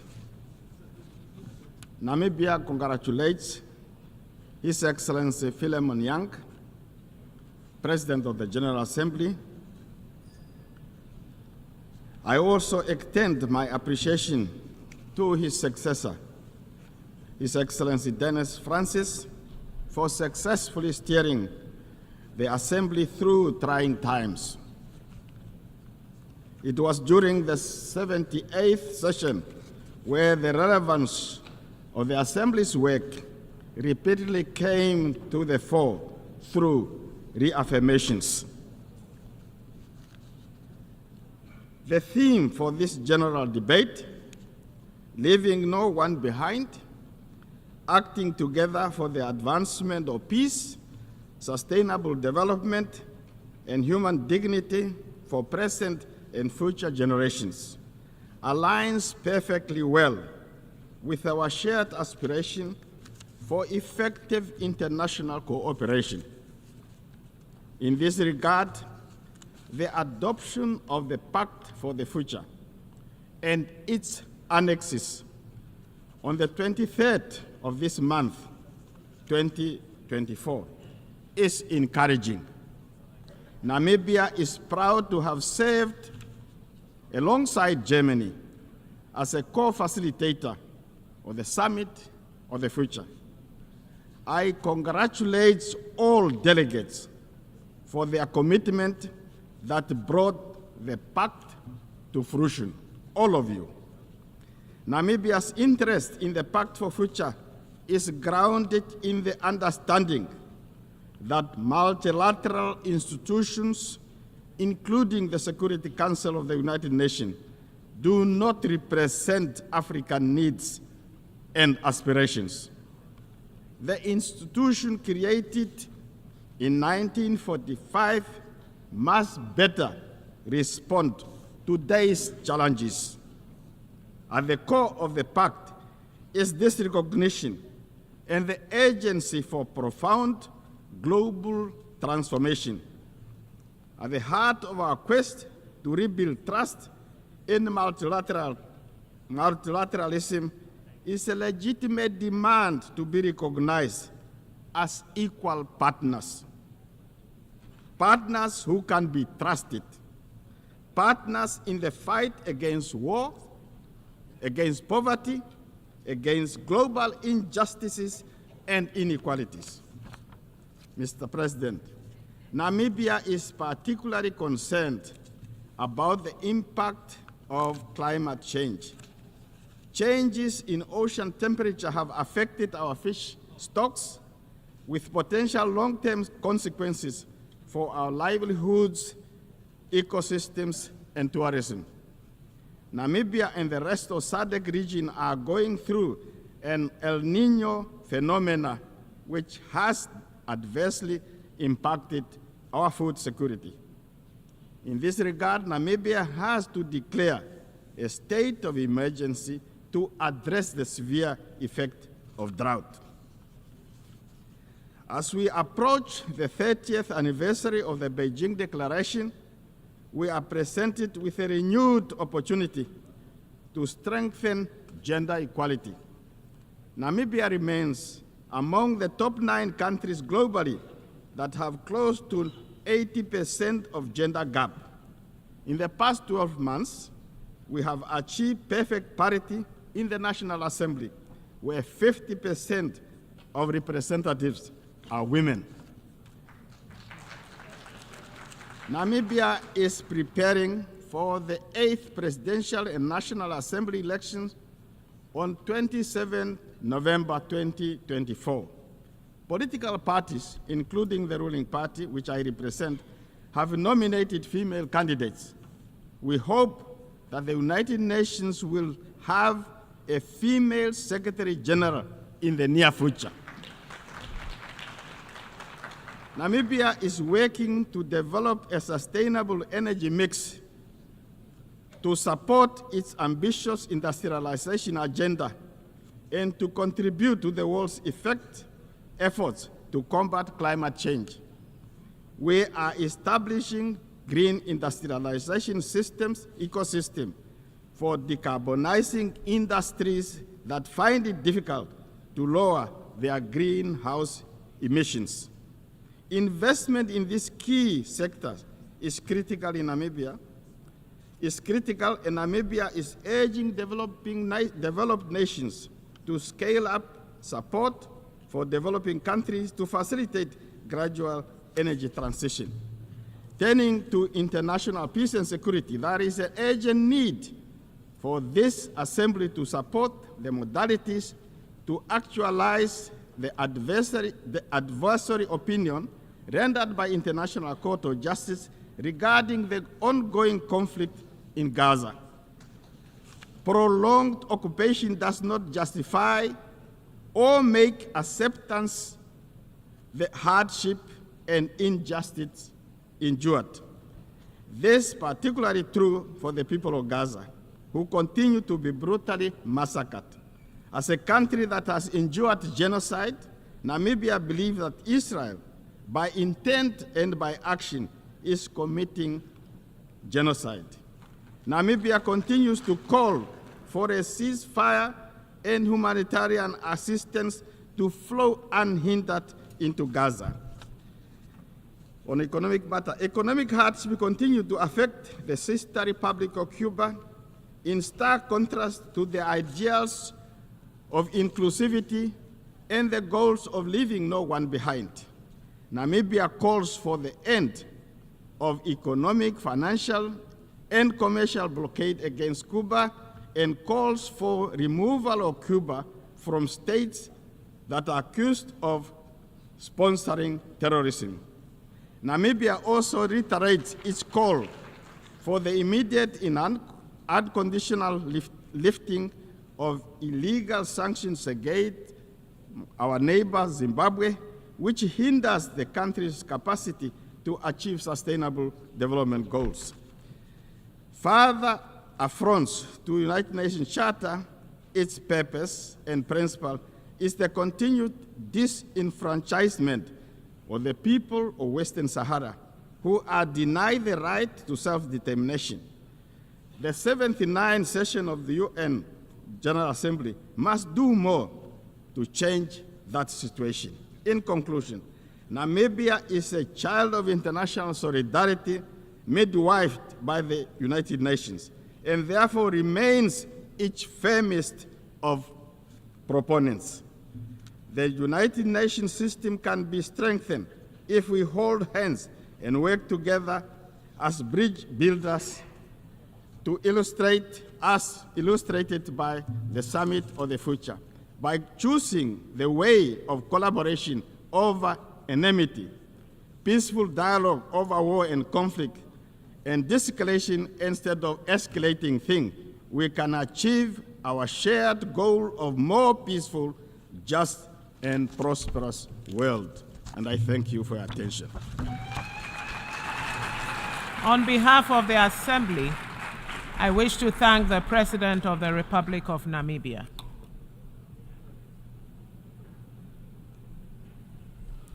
The Assembly will hear an address by His Excellency Mohamed Yunus Menfi, President of the Presidential Council of the State of Libya. I request protocol to escort His Excellency and invite him to address the Assembly.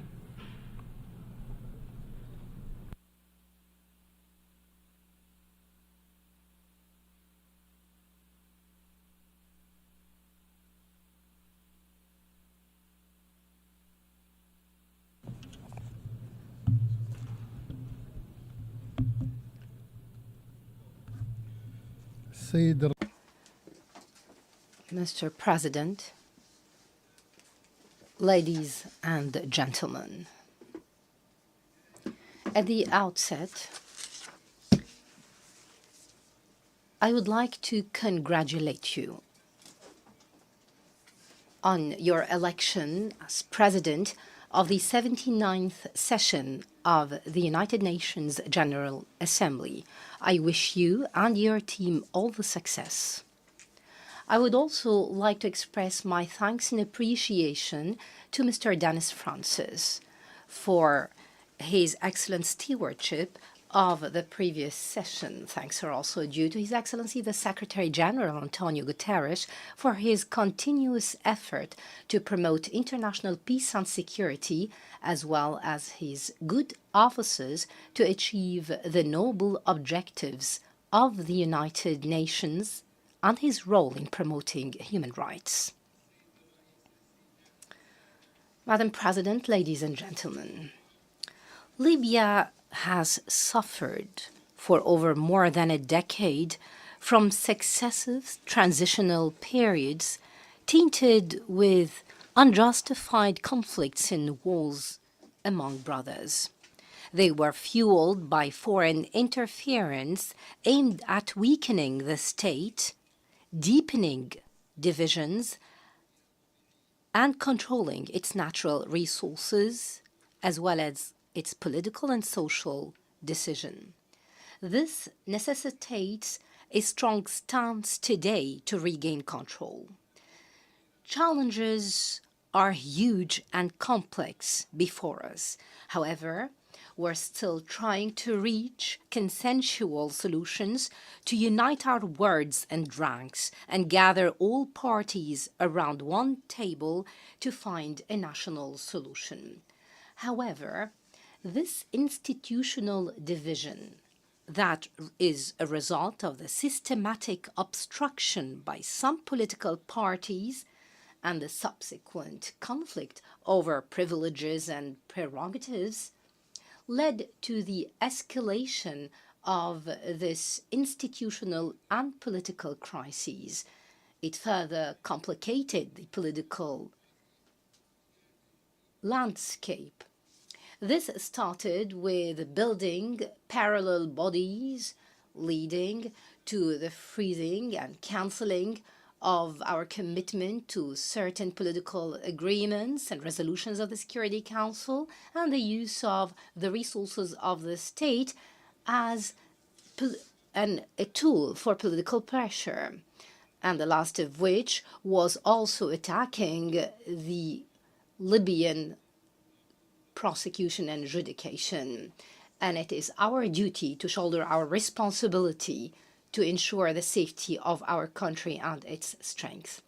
The comprehensive political solution, including the financial, economic, and security paths, in addition to national interests, is the only way to ensure our stability so that we can hold elections and renew the legitimacy of all institutions, so that the Libyan people can ensure self-determination. We commend all national and international effort aimed at promoting dialogue among different Libyan parties. We firmly believe that the Libyan people have the right to decide their destiny and choose whom to govern it and run its affairs.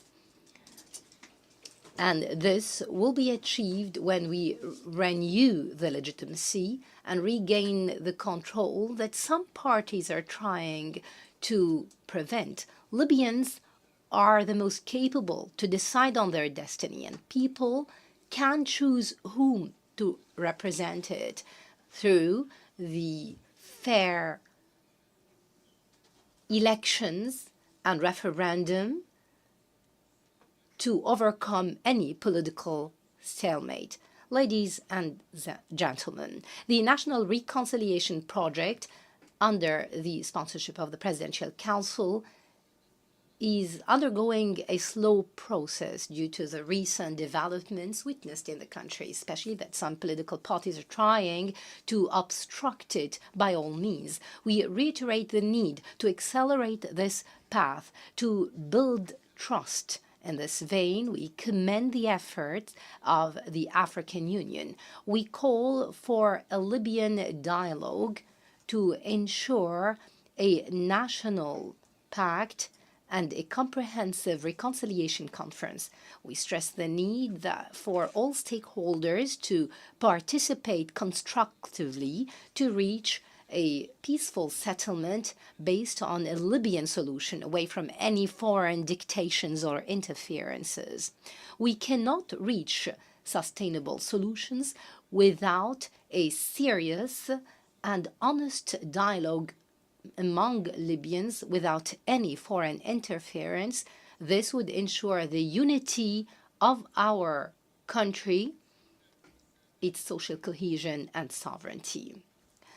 This month coincides with the first anniversary of the destruction of parts of the city of Darna due to Hurricane Danielle. This was an unforgettable and painful event that left behind a lot of destruction and huge human and material losses. However, we also remember the effort of the Libyans who came together to draw a clear lesson on the ability of the Libyan people to overcome the obstacles and crises they face. That's when they decide to solve their problems domestically without any foreign interferences or dictations. We renew our support to the sincere effort for recovery as we pave the way for the reconstruction all over the country. Ladies and gentlemen, the genocide and ethnic cleansing committed by the Israeli occupation against the Palestinian and Lebanese peoples represent a heinous violation of international law. We uphold the principles of accountability, and we should not allow any impunity and ensure accountability. And therefore, Libya joined South Africa's case before the ICJ on the grave violations of the Israeli entity to all international rules and laws.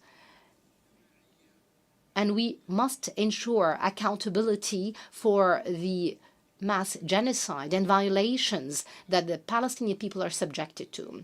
We stress the need to work on addressing the situation and eliminate the specter of a regional war in the region through addressing the situation in Gaza and putting an end to the heinous violations against Palestine. We stress the right of the Palestinian people in self-determination and establishing their independent statehood with Jerusalem as its capital.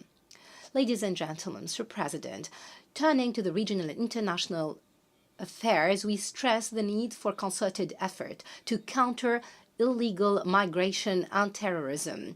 This represents a huge challenge, not only to Libya, but to many other countries, especially the African countries, the countries in the region, and Libya, for we are a transit country that shoulder huge burden in this vein. We believe that the solution to this matter necessitates concerted effort while taking into account all national legislations, humanitarian aspects, and the protection of migrants' rights. Turning to terrorism, Libya has gravely suffered from this scourge. We succeeded in defeating Daesh thanks to the sacrifice of our people and the effort of the military institution, as well as the support of the international community. We continue to work on promoting domestic security and protecting our borders through the cooperation with the international community.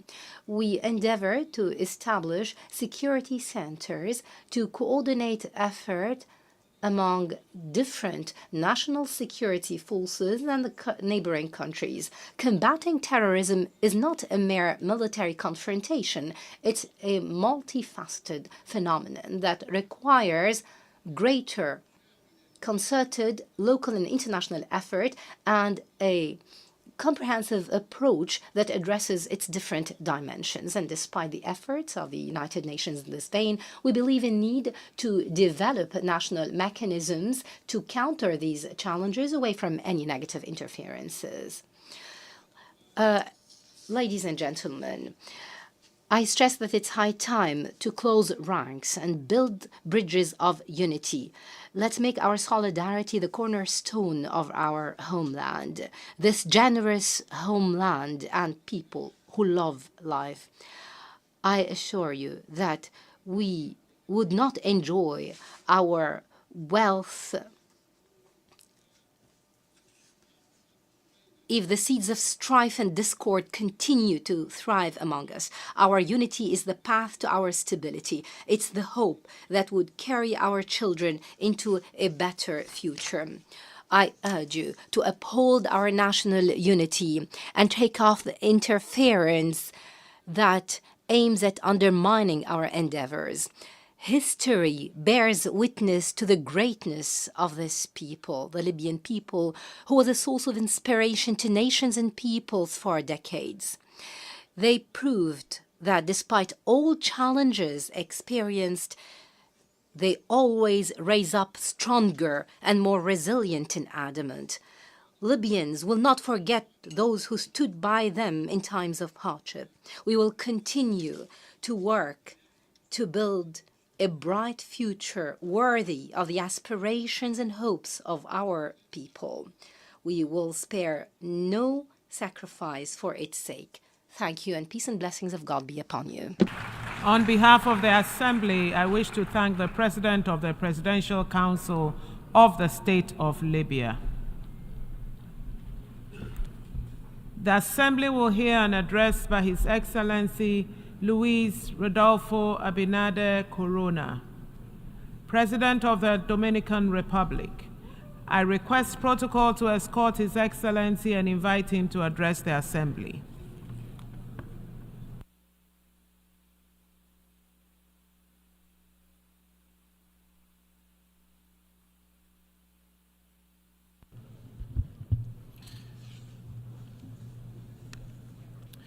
Excelentísimo señor. Your Excellency, Mr. Philemon Yang, President of the 79th session of the UN General Assembly, Your Excellency, Mr. Antonio Guterres, United Nations Secretary General, heads of state and government, distinguished heads of delegation, ladies and gentlemen. I wish, on behalf of the Dominican people, to express my congratulations to Mr. Philemon Yang on his election as President of this Assembly. In turn, I would like to thank him for his work and thank the Secretary General for the successful organization of this 79th session and in particular for the recently closed Summit of the Future. This ambitious effort stressed the need to bolster international financing to ensure that we can attain the Sustainable Development Goals, the SDGs. It demonstrates the sincere determination to work for a present and future of peace, civic well-being, respect for human rights, and democratic values. I'd like to emphasize that in the Dominican Republic, we have made considerable headway in the SDGs in poverty reduction, food security, energy sustainability, public safety, and climate action, just to cite a few examples. By way of example, monetary poverty shrank from 25.8% in 2019 to 23% in 2023. This despite the pandemic and the effects of the war. And in the first half of this year, it fell to 18.9%, which is the lowest level in our history. Over the 4 years of our administration, we have more than doubled spending on social protection. Our agricultural policy has been key to guaranteeing food security and maintaining profitability for Dominican farmers. Despite being an island with limited amounts of arable land, we have managed to boost our food self-sufficiency from 88.5% in 2019 to 90.6% in 2023. Indeed, we've established self-sufficiency in this sector to a large extent. Turning to the generation, transmission and distribution of affordable and clean energy, we've made significant strides and important improvements in electric regulations. We are beginning to build 2,000 new megawatts in thermal generation, and we've signed contracts for 1,600 megawatts of renewable energy with 600 megawatts already in operation and 1,300 in construction. By the end of 2027, for the first time, we will have a surplus generation capacity of over 15%. This will guarantee greater stability, sustainability, and prices for our energy supply. Public safety has also seen a considerable improvement. In 2022, the murder rate in our country stood at 13.2 for every 100,000 inhabitants. In 2023, it fell to 11.5, and in 2024, so far, it stands at 9.9. This figure is below the average for Latin America and the Caribbean, which, according to UN data, is 17.2. We stand steadfast in our commitment to tackle the triple planetary crisis: climate change, biodiversity loss, and pollution. Playing a fundamental role in establishing the Fund for Loss and Damage Fund and achieving the target of 30 by 30 in protecting our marine areas. All of these crucial topics warrant our full attention. However, the resurgence of war and unchecked violence mean that we are forced to focus on this regrettable emergency. Since its adoption in 1945, the United Nations Charter has served us well. But after 7 decades, a series of challenges have built up which now threaten to spill over the existing institutional framework, as was stressed by the Secretary-General in his opening statement. There is a widespread consensus that we urgently need a new model of global governance. A model that fosters greater trust and effectiveness in the decisions that emanate from this crucial concert of nations. For the Dominican Republic, commitment to effective and renewed multilateralism is a priority. We believe this approach is needed to guarantee respect for international law and to protect nations from global threats that compromise their security and well-being.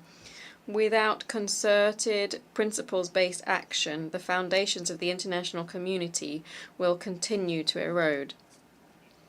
Since its formation, the Dominican Republic has been a standard-bearer for peace and the peaceful settlement of conflicts. The loss of thousands of innocent lives, of children and the aging, is unacceptable. For this reason, we speak up to strongly demand effective protection for our civilian population in line with the norms of international humanitarian law. There is a solid theory that posits that democracies rarely go into war against others. Dominicans are convinced that the promotion of democracy is essential for the building of lasting peace. Democracy cannot be reduced to a system of mechanic procedures. Democracy has to be a living reality which positively transforms our citizens' lives. President, we stand at a crucial juncture for democracy in Latin America and the Caribbean. Over the last few decades, we have borne witness to considerable deterioration in the quality of and support for democratic systems. In line with according to the Latino Barometer poll, support for democracy has fallen significantly from between 2010 and 2023, and at the same time authoritarianism increased. Many factors have impacted this decline, including the effects of frequent economic global crises, which have become cyclical since the end of the 1990s. Another factor is also that citizens are not seeing the tangible benefits of democracy and are very concerned by personalism and corruption, which undermine trust in democratic institutions. In light of this, a clear propensity to remain in power stands out, which in the case of Latin America has taken the form of indefinite re-election, which over the last 30 years has eroded democracy. One example of this is the crisis in Venezuela, which combines a concentration of power, persecution of the opposition, and censure of the media.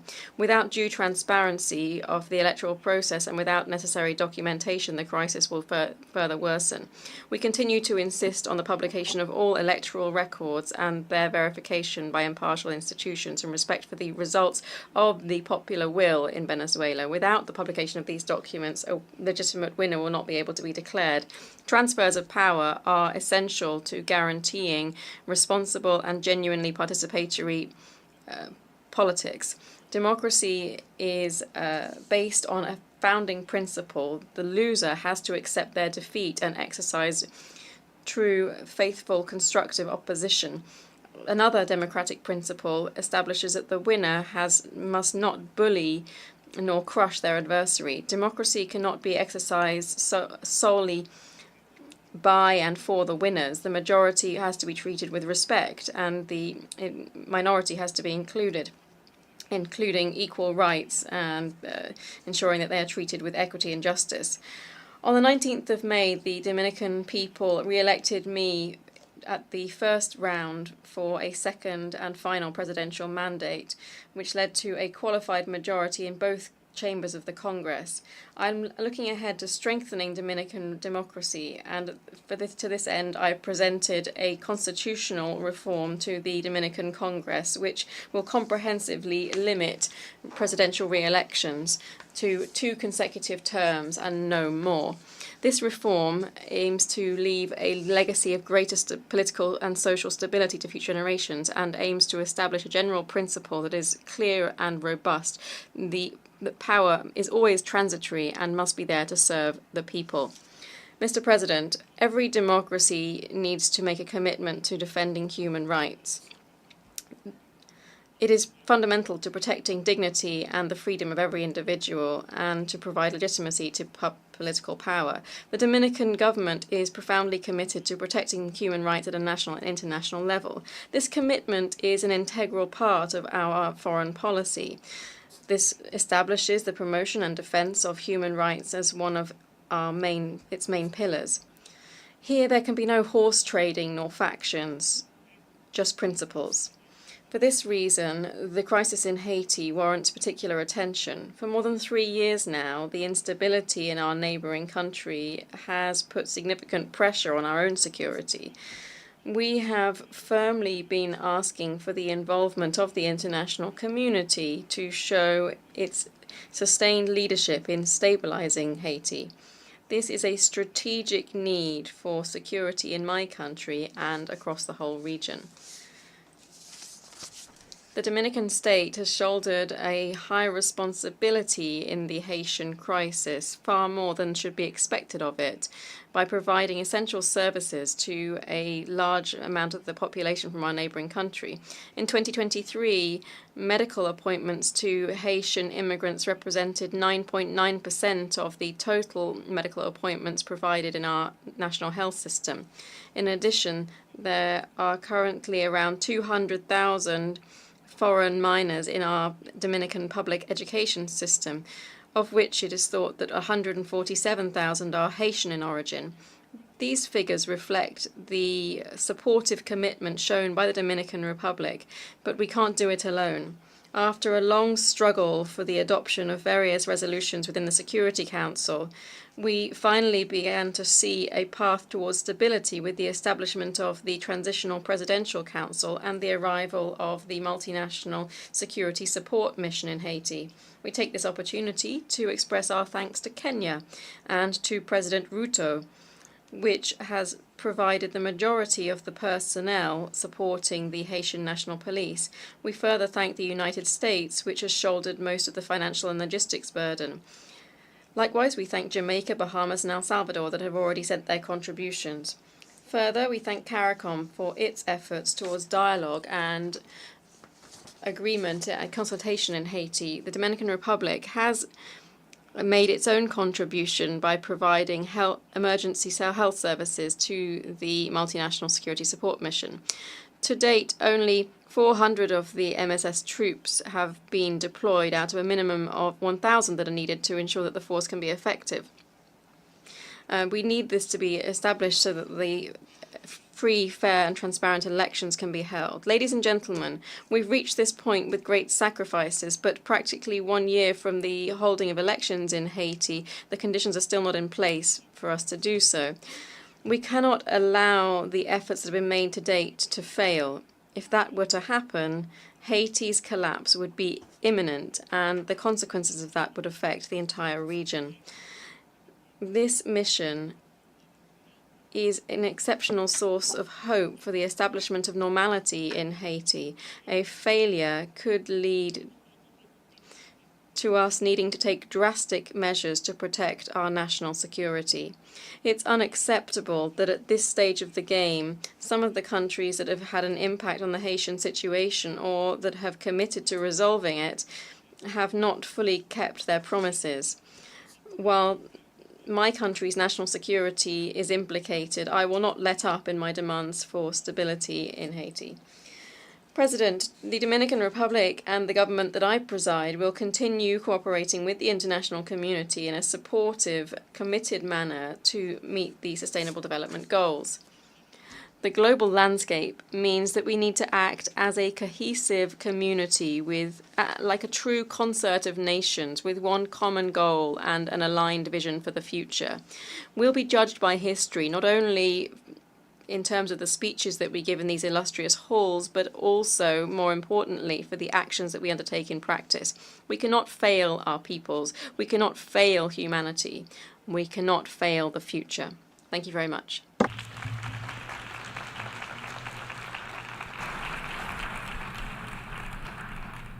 On behalf of the Assembly, I wish to thank the President of the Dominican Republic. The Assembly will hear an address by His Excellency Klaus Werner Ioannis, President of Romania. I request protocol to escort His Excellency and invite him to address the Assembly.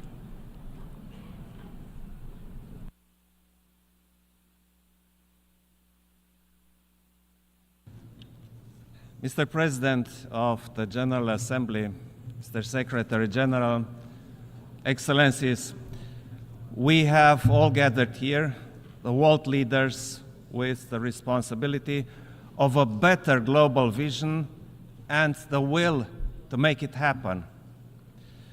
There is no better and more representative framework than our 79 years old United Nations, anchored in the UN Charter and the international law. However insecure the world is today, the answer to our problems will always be more cooperation and more solidarity. Romania will always uphold the international world order with the United Nations at its core. If we want to find the solutions, we need to have a more responsible look at our world, to understand its challenges. Let us remember what brought us here together in the first place: peace as a state of spirit, as a purpose, as a tool. Regrettably, we see around the globe that insecurity, violence, conflicts, and even war have taken a firm grip on our world. Our main challenge is finding the much-needed solutions to restore and safeguard peace. Otherwise, the international order and the international law are ours to lose. When diplomacy is the most difficult tool to use, it is precisely then when we need to use it most. Look at the dire global consequences of the Russian war against Ukraine. It has unleashed the greatest security crisis in Europe in recent history, in breach of the international law, and with implications going well beyond Europe. In this context, Romania has extended a strong multidimensional support for Ukraine and its people, and we are committed to maintain it for as long as it is needed. At the same time, Romania will continue its unwavering support to consolidate the resilience of the Republic of Moldova, the second most affected country by this war. Our security is not regional, it is global. This brutal war has already harmed nations and people across the world. Food security stands proof. My country has a crucial role in facilitating the grain exports from Ukraine through our ports on the Danube and at the Black Sea. A long-term conflict is unacceptable, and we must stay the course. Ukraine needs the resolute support of all UN member states determined to uphold the international law and the United Nations Charter. Romania fully supports the peace initiative of President Zelensky. It is the only approach to ensure a just and lasting peace in full agreement with the UN Charter and the international law. Ladies and gentlemen, protecting all civilians must remain our common objective. Almost a year ago, the heinous attack committed by Hamas against Israeli civilians has shocked the world. Against the spiral of violence that followed, our actions based on Security Council resolutions should prevail. The end of hostilities, a safe release of all hostages, and facilitation of the safe shipment of the humanitarian aid for the civilians in Gaza are imperatives no one can deny. Furthermore, we support all efforts to resume the political process based on the two-state solution, coexisting in peace and security within safe and recognized borders. More broadly, around the world, there are alarming calls to stop blatant violations of human rights under many forms and rooted in different causes. There is a sense of urgency that remains unanswered. Conflict prevention and peacekeeping are essential tools in this regard. At the same time, we must support the cooperation with regional organizations in view of their role in preventing, keeping, and enforcing peace. Distinguished audience, the impact of climate change is a growing threat to our security, and its consequences are already obvious. As these negative events increase, they impact demography, economies, energy, connectivity, and geopolitics. It is vital to further enhance international cooperation and ensure the much-needed civil protection mechanisms. Romania actively participates at international level in the exercises, projects, and actions to provide emergency response, especially to limit the impact of wildfires. The UN system is essential to mainstream our efforts and to create synergies. We need to accelerate our work to keep the 1.5 degrees target alive. And since climate change is a threat multiplier, Romania supports an integrated approach to the climate and security nexus within the United Nations system. Green transition also includes energy transition, while ensuring energy security as an important development marker. Ladies and gentlemen, we live in an era when we could fully enjoy the opportunities offered by information, innovation, and connections. Nevertheless, instead of harnessing their potential to our common benefit, we see increased distrust and hatred. We see polarization and rise of extremism instead of coexistence and tolerance. Technology misuses, disinformation, and other hybrid tools are at the center of the problem with the aim of undermining our security. In such times, it has become way easier to destroy than to build. But it is now that we need to seek strength in global institutions, principles, and values, all of those which serve to safeguard human dignity. And human dignity cannot be secured without human rights. They are never optional and continue to stand as one of the fundamental pillars of the United Nations system. In this regard, international legal instruments have a crucial role. For example, in digital transition, we see that technology is a global amplifier of trends. It is up to us to decide whether it will contribute to a more effective and accessible public services. We also have to recognize the essential role of civil society, the human rights defenders, and the involvement of youth in advancing human rights. We are also following the situation of gender equality and the fight against gender violence.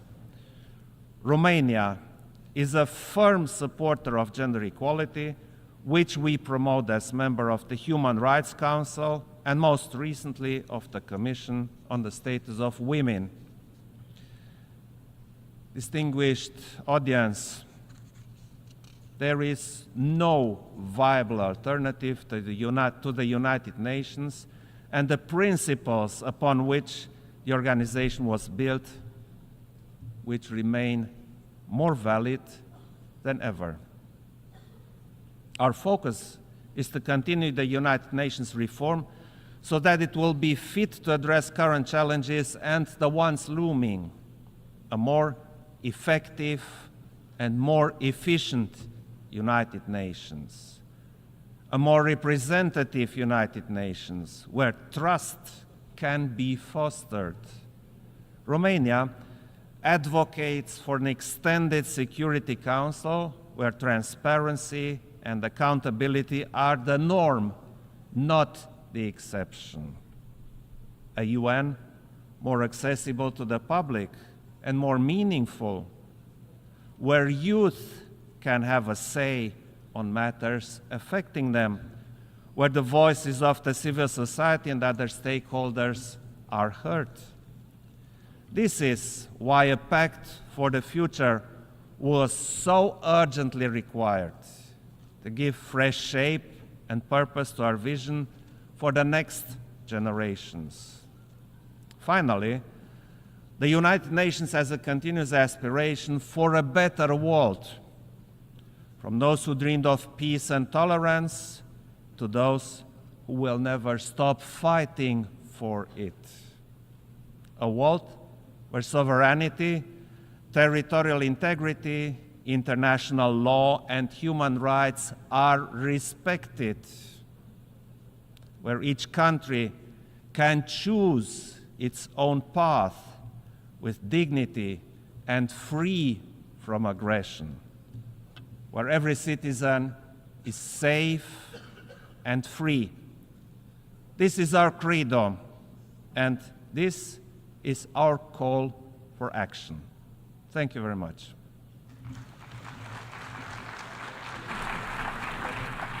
On behalf of the Assembly, I wish to thank the President of Romania. The Assembly will hear an address by His Excellency Felix Antoine Tshisekedi Chilombo, President of the Democratic Republic of the Congo. I request protocol to escort His Excellency and invite him to address the Assembly.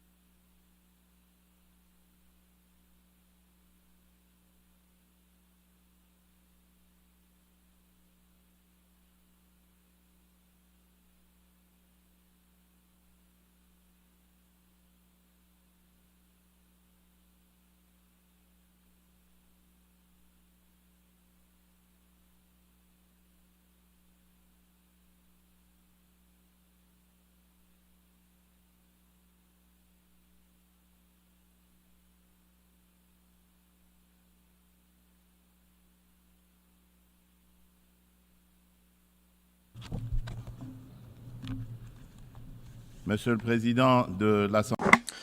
President of the United Nations General Assembly, it is an immense honour for me to speak to you today for the first time since the Congolese people vested once again their trust in me, electing me for a second term as President of our nation. Having had the opportunity to speak to you before in the past, I'm particularly moved to be able to do it again at this significant moment for our country.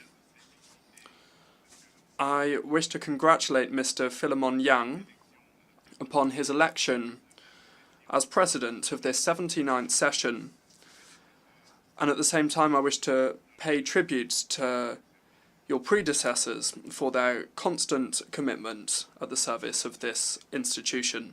The theme of this session, leaving no one behind, acting together for the advancement of peace, sustainable development and human dignity for present and future generations, is a theme that particularly resonates with our aspirations in the Democratic Republic of Congo. Mr. President, United Nations Secretary General, heads of state and government, heads of delegation,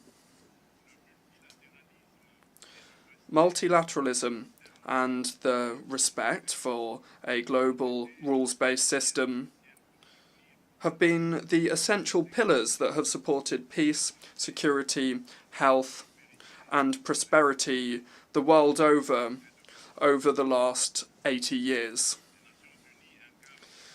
The United Nations embody these fundamental values and remains an essential actor when it comes to the major challenges that humanity must overcome, whether it comes to guaranteeing security or addressing climate change or fighting against poverty.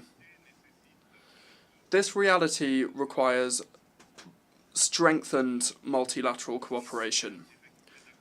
However, the noble ideals of those that drafted the United Nations Charter, that is, for it to serve as an instrument by which all countries govern their conduct, seems to be ebbing away, and the basis of collective security that it established is shaking.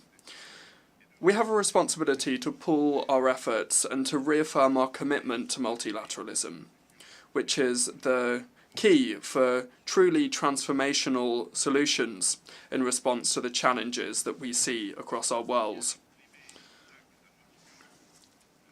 As Dag Hammarskjöld, former United Nations Secretary General, whose sacrifice for peace in the Democratic Republic of Congo, which recalls how grave our mission is, so eloquently said, and I quote, "The goal of the UN is not to take us to heaven, but rather to prevent us from going to hell." At this critical juncture for multilateralism is of the utmost importance. It allows us to respond to common threats, to protect our planet, and to strengthen civil society and human rights. Indeed, we cannot ignore the alarming rise in sabre rattling and the indecent resumption of practices of armed aggression and looting of natural resources which affect all continents. The Russia-Ukraine conflict that is ongoing and continues to affect the region is simply yet another manifestation among many others that threaten peace in the world. Yemen, Sudan, Syria, and the terrible tragedy unfolding on the Gaza Strip are part of the list of crises multilateralism needs to address. It is essential to act together to progress towards peace, sustainable development, and human dignity, thereby ensuring a better future for future generations. Let us not leave anybody by the wayside. This is the clear and relevant message that's inspired the theme selected to guide the work of this 79th session of this august assembly. Mr. President, the Pact for the Future and its annexes, that is the Global Digital Compact and the Declaration on Future Generations that we adopted during the recent Summit of the Future, highlight the importance of active collaboration to achieve a common vision of a peaceful and prosperous future.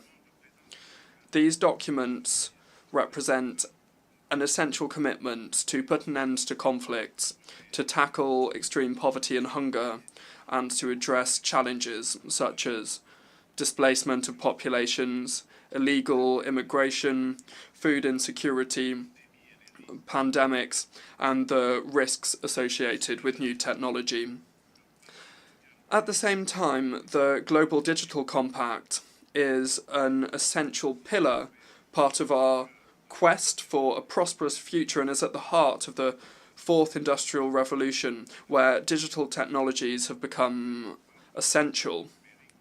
This digital transition is an unprecedented opportunity to achieve the Sustainable Development Goals by 2030, in particular for the least developed countries. It seeks to reduce the digital gap and to onboard unconnected populations with digital services with a high social impact. However, in order to address this major challenge inherent to the digital revolution, global reforms are required, involving a reassessment of the international financial architecture and involving adequate financing. For this reason, the Democratic Republic of Congo aspires to attract investment to develop connectivity in Africa and calls for cooperation from multilateral partners and telecommunications operators, with knowledge transfer being key. Indeed, support for the grids development process in our country is a promising solution to link the south and north of Africa, and also to link the Indian Ocean to the Atlantic. This includes the establishment of viable partnerships with the Grant Inga hydroelectric project that seeks to respond to the growing energy demand of our country, which has been increased by the proliferation of connected devices. Furthermore, it's essential to strengthen traceability of strategic minerals, which are essential, and also technological equipment in order to ensure a responsible and sustainable exploitation of our resources. Furthermore, full participation and commitment from youth, both boys and girls, are essential to build a sustainable and inclusive society.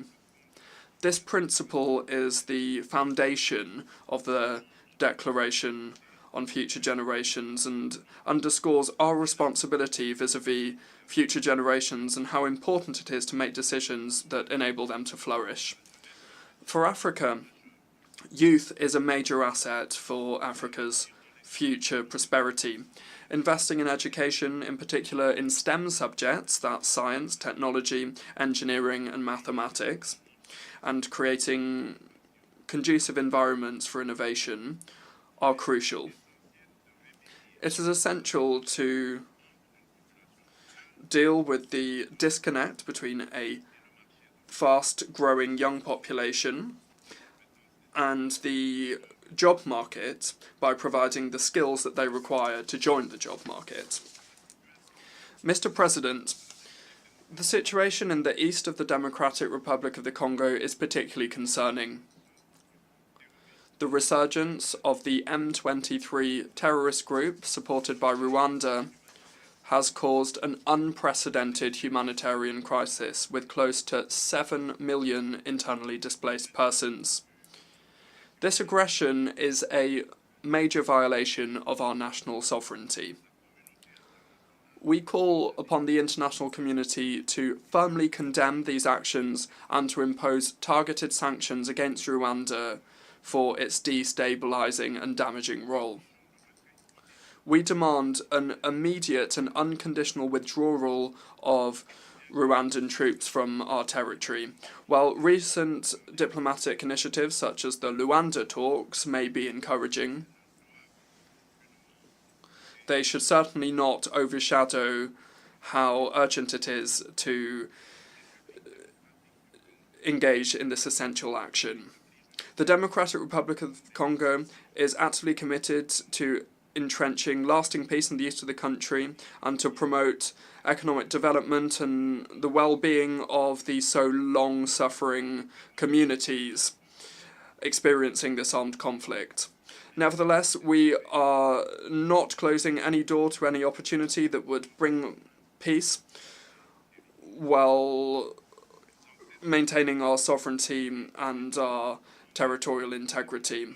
In this regard,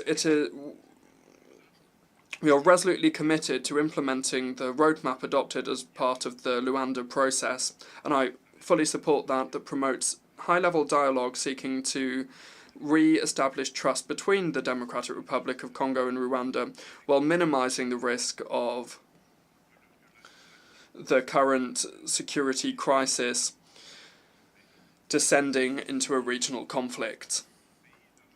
Furthermore, my country remains open to any other initiative by our partners that would contribute to achieving this noble goal of peace.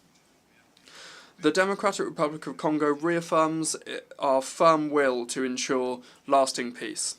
Under my leadership, we are steadfast in our commitment to pursue the implementation of the Programme for Disarmament, Demobilization and Community Recovery and Stabilization, the PDDRCS, which is a key part of our national strategy to disarm, demobilize and reintegrate combatants by providing them viable economic opportunities that are also sustainable, while at the same time stabilizing the regions affected by conflict. By ensuring a post-MONUSCO transition, we are also prioritising the repatriation of foreign combatants. The PDDRCS is a crucial tool for peace in the Democratic Republic of Congo, and I invite our partners and our friends to support it. Furthermore, thousands of victims of the genocide for economic gain in the Democratic Republic of Congo, in short, the Genocost, continue to suffer from the devastating consequences of a past marked by violence and impunity. Recognising and addressing the effects of this tragedy is crucial to enable the recovery and reconstruction of the affected communities. Beyond immediate humanitarian aid, a long-term approach focused on justice, reconciliation and sustainable development is essential to allow the victims to recover and to return to a decent life. Therefore, the government of the Democratic Republic of Congo decided to make the 2nd of August National Day, the Genocost Day, which is dedicated to the victims of the odious crimes perpetrated by rebels supported by multinational corporations and states in the region. This is a national day of coming together, and it allows us to confront our painful past so that we can move forwards. It's essential to strengthen the historic conscience of our country and to affirm the determination of our nation to prevent such barbarous acts from repeating. President, terrorism is a serious threat to international peace and security, and it affects all the regions of the world. Having raged in Asia, in Western Europe and in North America, this scourge now seems to be entrenching itself in Africa. As a member of the Global Coalition Against the Islamic State, the DRC urges the United Nations to ramp up its efforts to implement the recommendations of this organisation, in particular when it comes to the Akaba process. Terrorism, which is raging in the east of our country, is closely linked to the looting and illegal exploitation of our natural resources. These criminal activities are nourishing insecurity and financing armed groups, exacerbating conflicts in the Great Lakes region. It is therefore essential for the United Nations to envisage severe sanctions against those responsible for these economic crimes in order to break this vicious circle and to foster peace, sustainable development, and human dignity for future generations.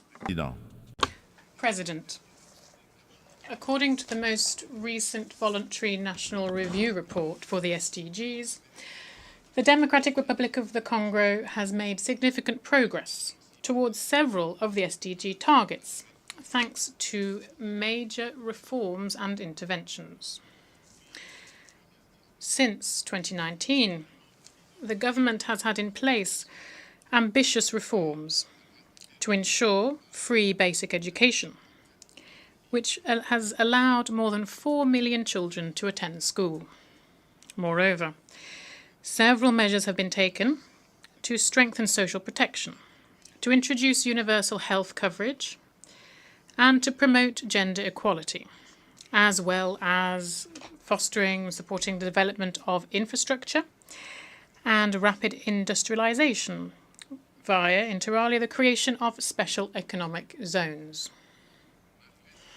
Despite this progress, the Global Report on the Sustainable Development Goals underscores that at the current tempo, the Democratic Republic of the Congo will not be able to achieve the SDGs by 2030 due to persisting inequality and vulnerability, which are exacerbated by armed conflict.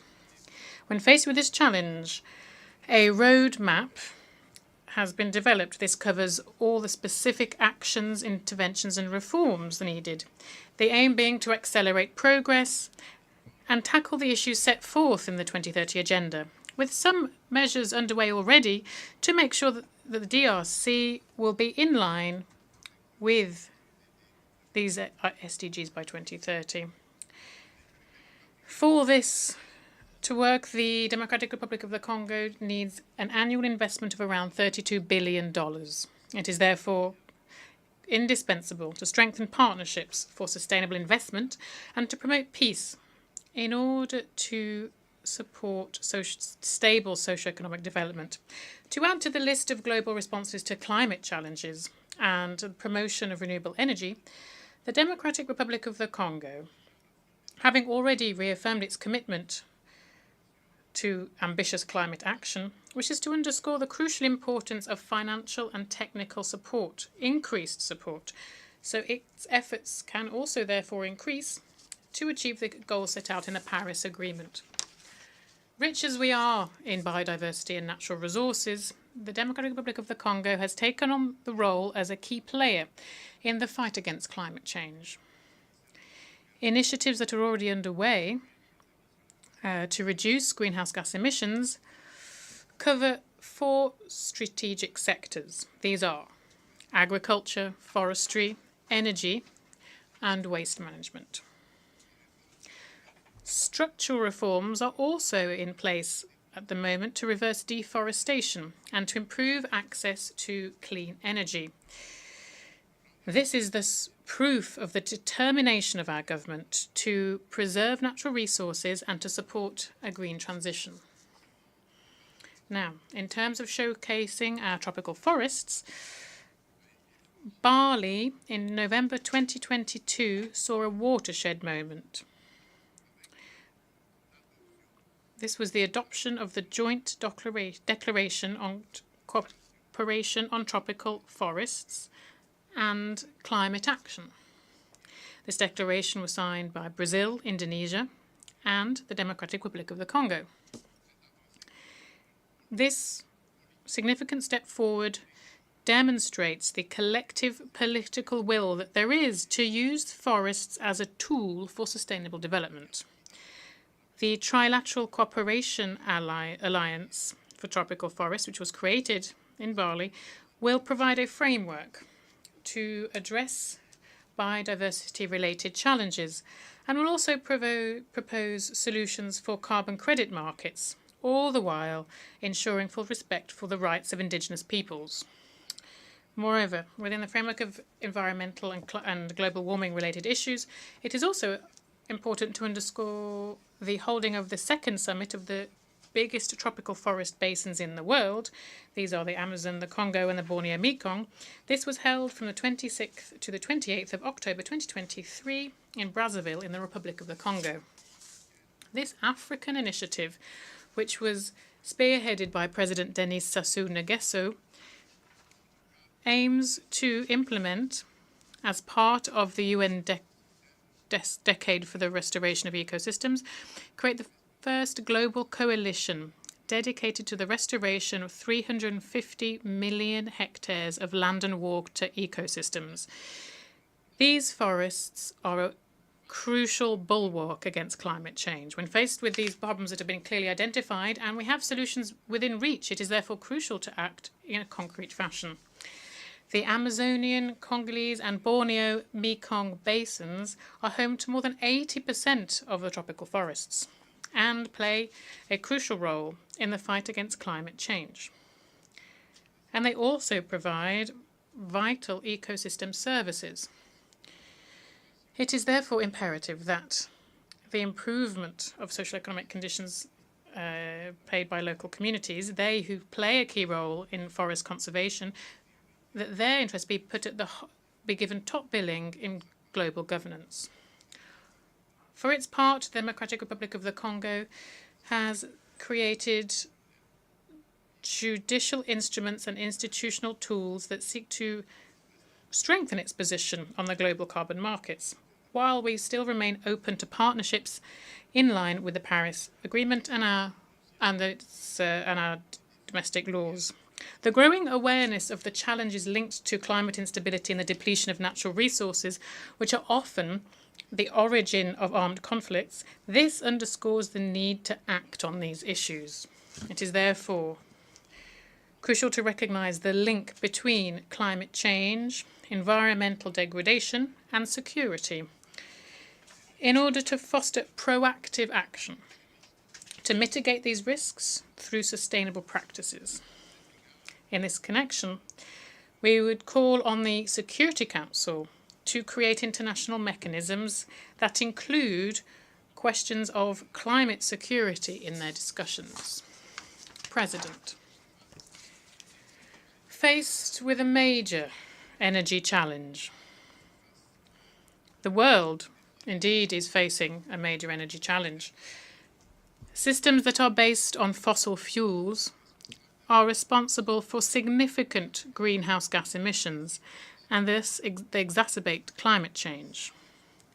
Without resolute efforts to promote renewable energy, we risk facing even more grave crises. For example, extreme weather, conflicts linked to natural resources, and we are seeing some of this already. The Democratic Republic of the Congo has abundant resources, including essential ores and minerals such as cobalt, lithium, nickel, and graphite, to name but a few.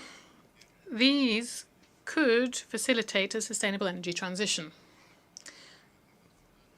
We would appeal for international cooperation to develop the necessary technology and infrastructure for this. Our vision is to transform the exploitation of our resources into a tool for inclusive and sustainable development, all the while improving education, health, and infrastructure. Social inclusion is at the heart of our strategy, as it guarantees the equitable distribution of the benefits of progress. As we invest in the fight against climate change and as we contribute to the SDGs, the Democratic Republic of the Congo is ready to play a key role in the transformation of global energy systems. Together, we can build a future where energy is clean, sustainable, and accessible for all. President, I would also like to touch on the crucial question of gender equality. Although equal participation of men and women in political life is something that is internationally recognized, in practice there is still a chasm between legal equality and the reality in how power is held. Women's concerns deserve to be integrated in the major decisions that affect our society. In the Democratic Republic of the Congo, we are determined to change mentalities, to overcome the social barriers that are hampering women from prospering. It is also crucial to involve men in this process so we can transform social trends and we can showcase their role in women's success. On a national level, the Congolese constitution enshrines parity. Thus, the government has also created a strategy to fight gender-based violence, a strategy that is focused on prevention, protection, and also reparation for victims. This strategy is reflected in our National Fund for Reparation of Victims of Conflict-Related Sexual Violence and Crimes Against Peace and Security, which goes by FONAREV. The current legislation seeks to guarantee this level of protection. Here I wish to underscore significant progress that's been made in terms of women's participation in decision-making, with the appointment for the first time in our history of a woman as Prime Minister and Head of Government.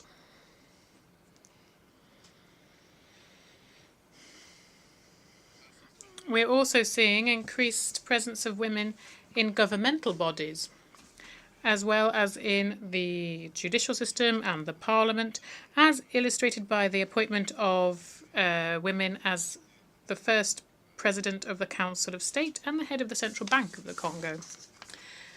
President of the United Nations General Assembly, United Nations Secretary General, heads of state and government, heads of delegation, ladies and gentlemen. As we leverage this momentum, it is crucial that the international community, under the aegis of the United Nations, continue to support the processes underway and reinvent themselves when faced with the challenges of the current world. To retain the trust of the international community, the United Nations must prove how it is able to adapt to contemporary changes and overcome these in an effective and responsible way.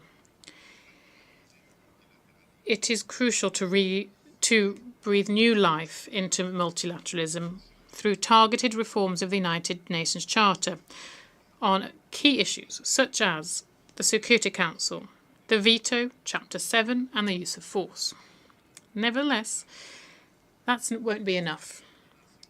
Coordination and cooperation between the different institutions and agencies of the United Nations must also be improved. Numerous global issues are often dealt with redundantly in different fora, sometimes taking contradictory angles, while other problems remain completely sidelined. And each international bureaucracy seeks to justify its own existence. In this connection, while we commend the support of the United States, I would reiterate with strength on behalf of all African countries the request for 2 permanent seats at the Security Council for African countries.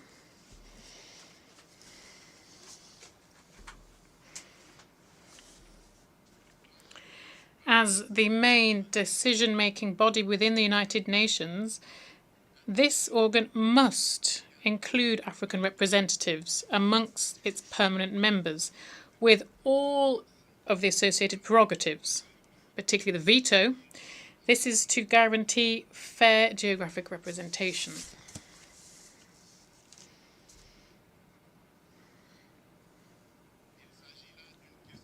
This is a question of justice. Justice for a continent whose role in international affairs is ever growing. We, Africans, are determined to see this through. Finally, I wish to conclude by recalling that following more than 3 decades of absence from the Security Council, the Democratic Republic of the Congo is once again submitting its candidacy, supported by the African Union and by the Southern African Development Community, SADC, for the post of an elected member for the 2026-2027 period. This will be during the elections which will be held in New York in June 2025. The Democratic Republic of the Congo has already filled this function between 1982 and 1983, and 1990 and 1991. And during these 2 periods, we worked to promote peace, security, and stability in Africa and around the world. Once elected, the Democratic Republic of the Congo plans on playing a proactive role within the Security Council and participate in the revitalization of the UN Charter and contributing in a constructive way to the debates and actions related to this. My country, therefore, requests the support of all member states as we come up to these elections. At a time when multilateralism is being so sorely tested, the Democratic Republic of the Congo reaffirms its tireless commitment to the international community. And it is ready to shoulder with honour and responsibility the mission to forge a future where peace and cooperation prevail over conflict and division. Nelson Mandela said, and I quote, "None of us acting alone can achieve success." End of quote.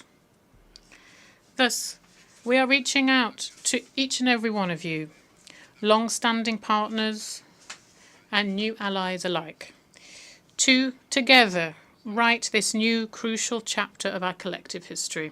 Together, let's make our world a place where every nation, big or small, can prosper in dignity and security. Thank you very much.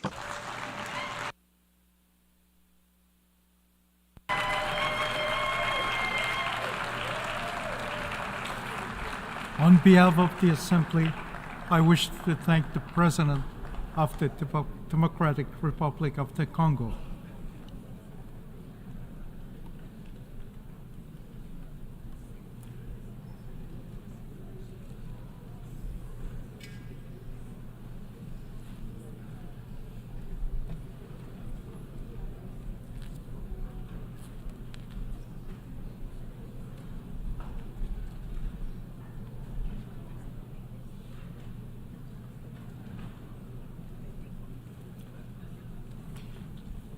The Assembly will hear an address by His Excellency Umaro Sissoco Embalo, President of the Republic of Guinea-Bissau. I request protocol to escort His Excellency and invite him to address the Assembly.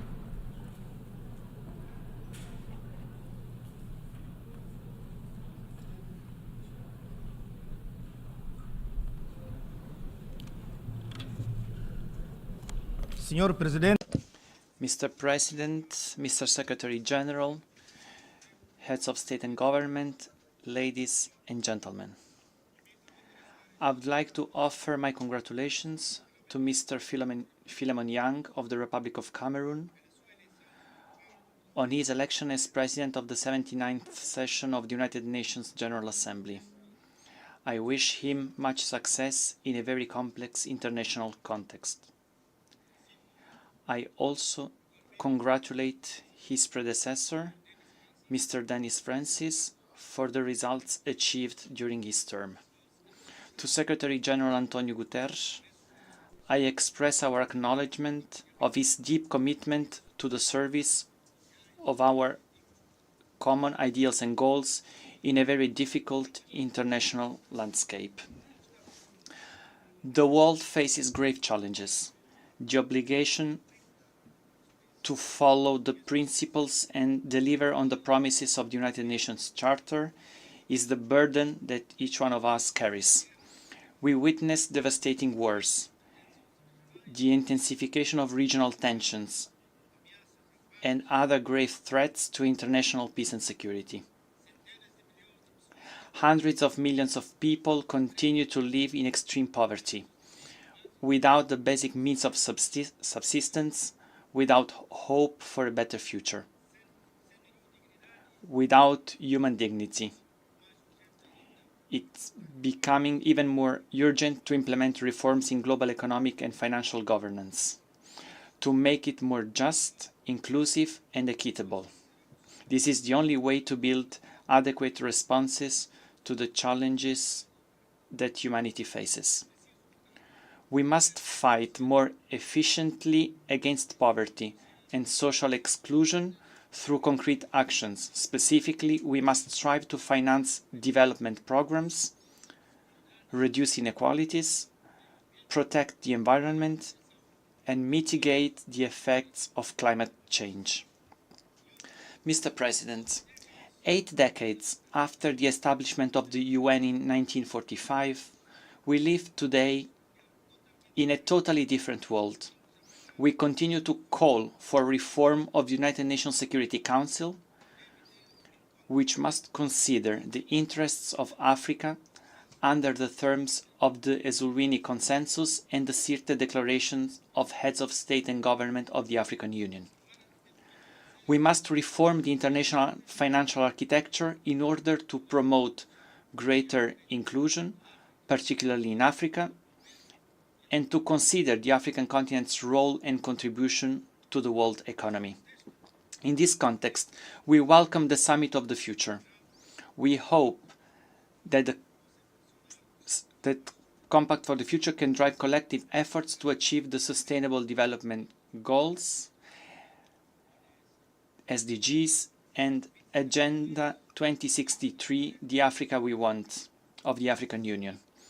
As a member of the Global Working Group on Social Protection for Nutrition, Human Capital and Local Economic Development of the Group of 7+, G7+, we will work together with the other distinguished members on eradicating hunger and progressively achieving all Sustainable Development Goals, SDGs.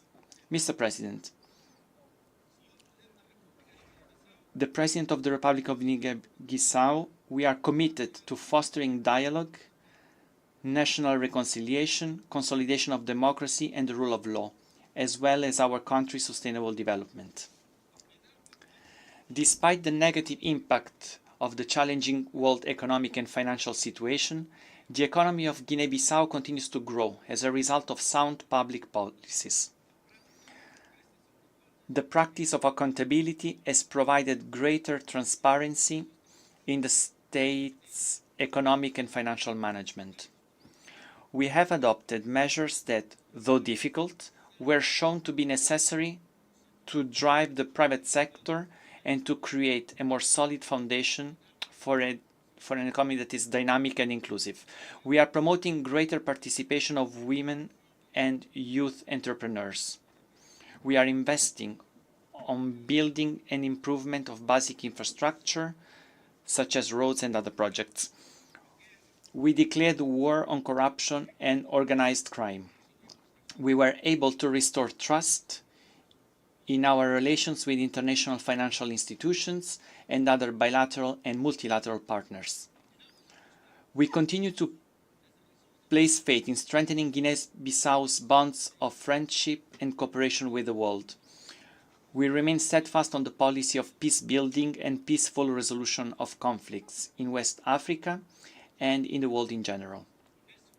It was to this end that in recent months I made visits of friendship and work to Russia, Ukraine, Israel and Palestine. In this context, I reiterate my call for an end to the unjust and very harmful embargo that our brothers and sisters in Cuba have been subjected for decades. Mr. President, distinguished heads of state and government, ladies and gentlemen, I recently had the honor of serving Africa as president of the Alliance of African Leaders for Malaria. We made significant progress in a very difficult world environment. We endeavored to garner support to replenish the global fund. We worked with the private sector to promote the production of drugs and nets to combat malaria. We encouraged the transfer of technologies to African companies. We launched End Malaria Councils and funds and supported youth movements against malaria. Despite all the progress achieved, challenges persist. In the next 3 years, ALMA will run a $1.5 billion deficit. Global warming and rains associated with climate change are expanding. The geographic reach of mosquitoes, thus exposing more than 170 million people to the threat of malaria in the African continent. I take this opportunity to congratulate the Executive Secretariat of ALMA for their remarkable service. I also thank all of ALMA's partners for their crucial support in the fight against malaria during my term in office.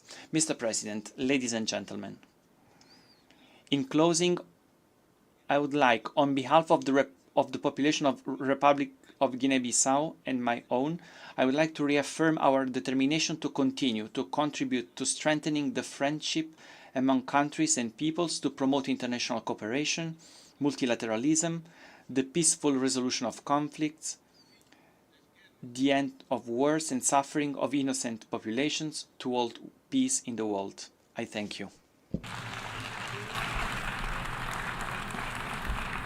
On behalf of the Assembly, I wish to thank the President of the Republic of Guinea-Bissau. The Assembly will hear an address by His Excellency Jose Maria Pereira Neves, President of the Republic of Cabo Verde. I request protocol to escort His Excellency and invite him to address the Assembly.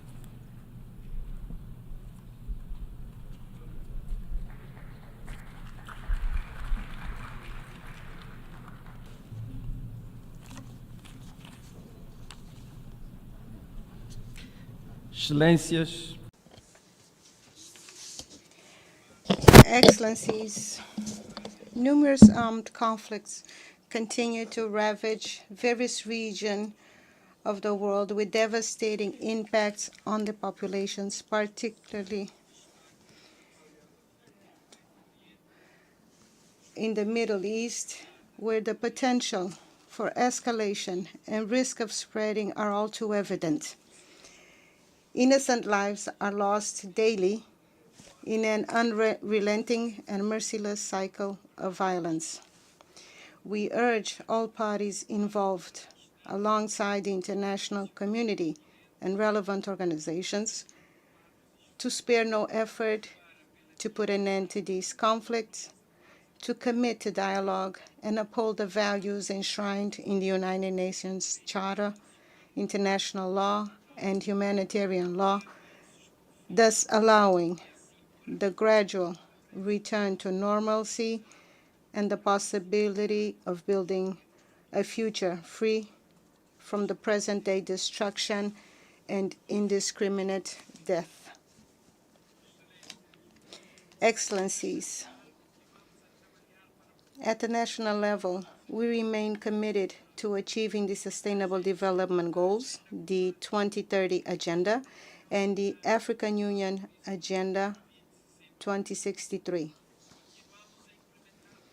We are also focused on implementing policies toward ensuring universal access to quality education and healthcare, and on fully integrating the youth into all spheres of social, economic, and political life, ensuring that future generations are equipped with the tools they need to tackle global challenges.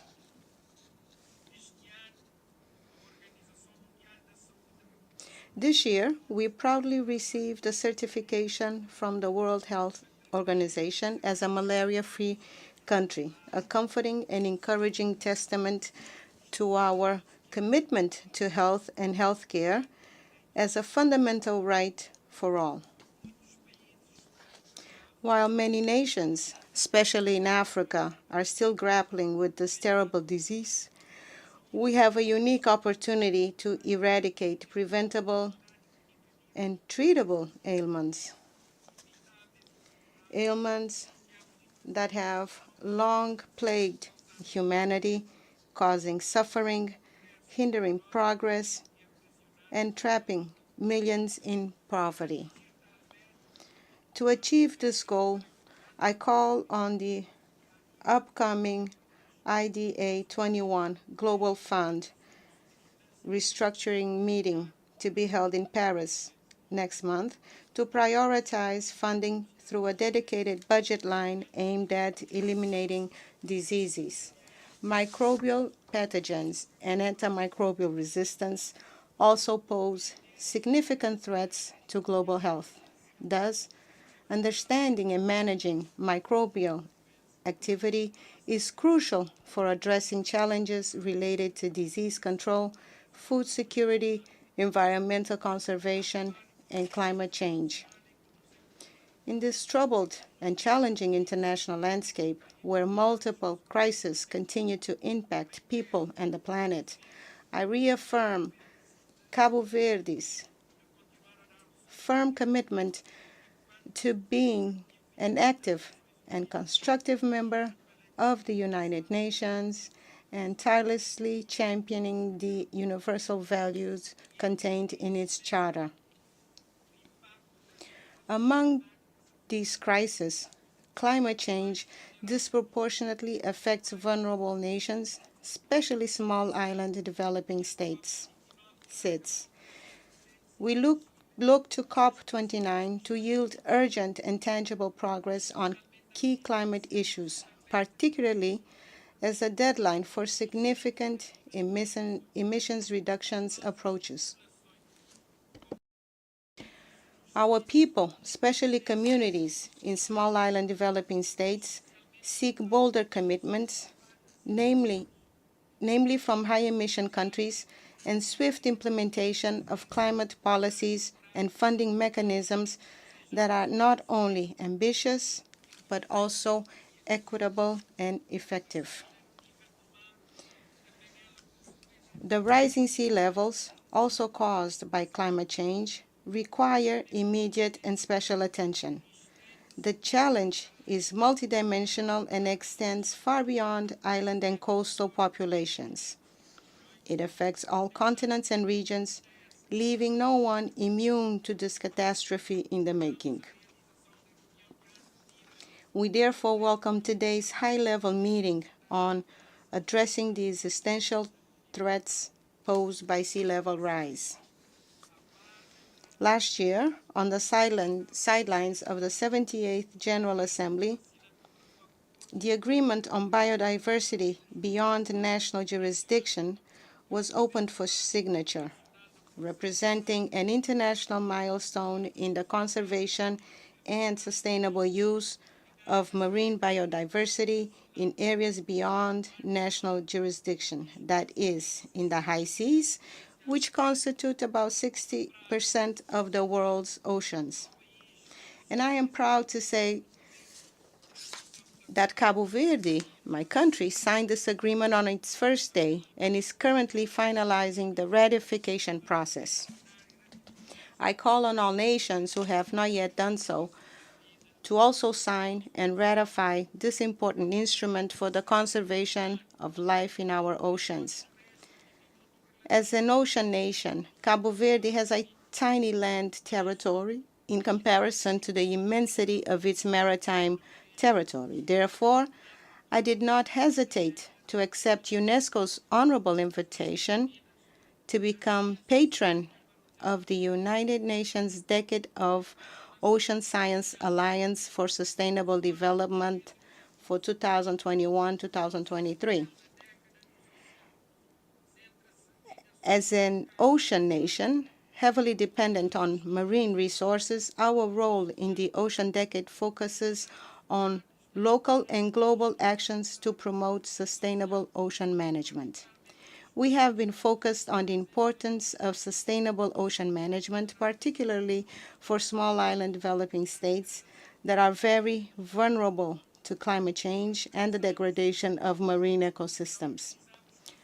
For 3 consecutive years, we have hosted international ocean conferences to foster partnerships between governments, the private sector, scientists, and civil society to advance ocean science and create innovative solutions to ocean challenges. Thus, it is important to bring together key stakeholders in order to boost collaborative solutions for the oceans, help develop research capacities to study the impact of climate change, ocean acidification, and promote knowledge sharing and technology transfer to improve ocean monitoring and observation systems.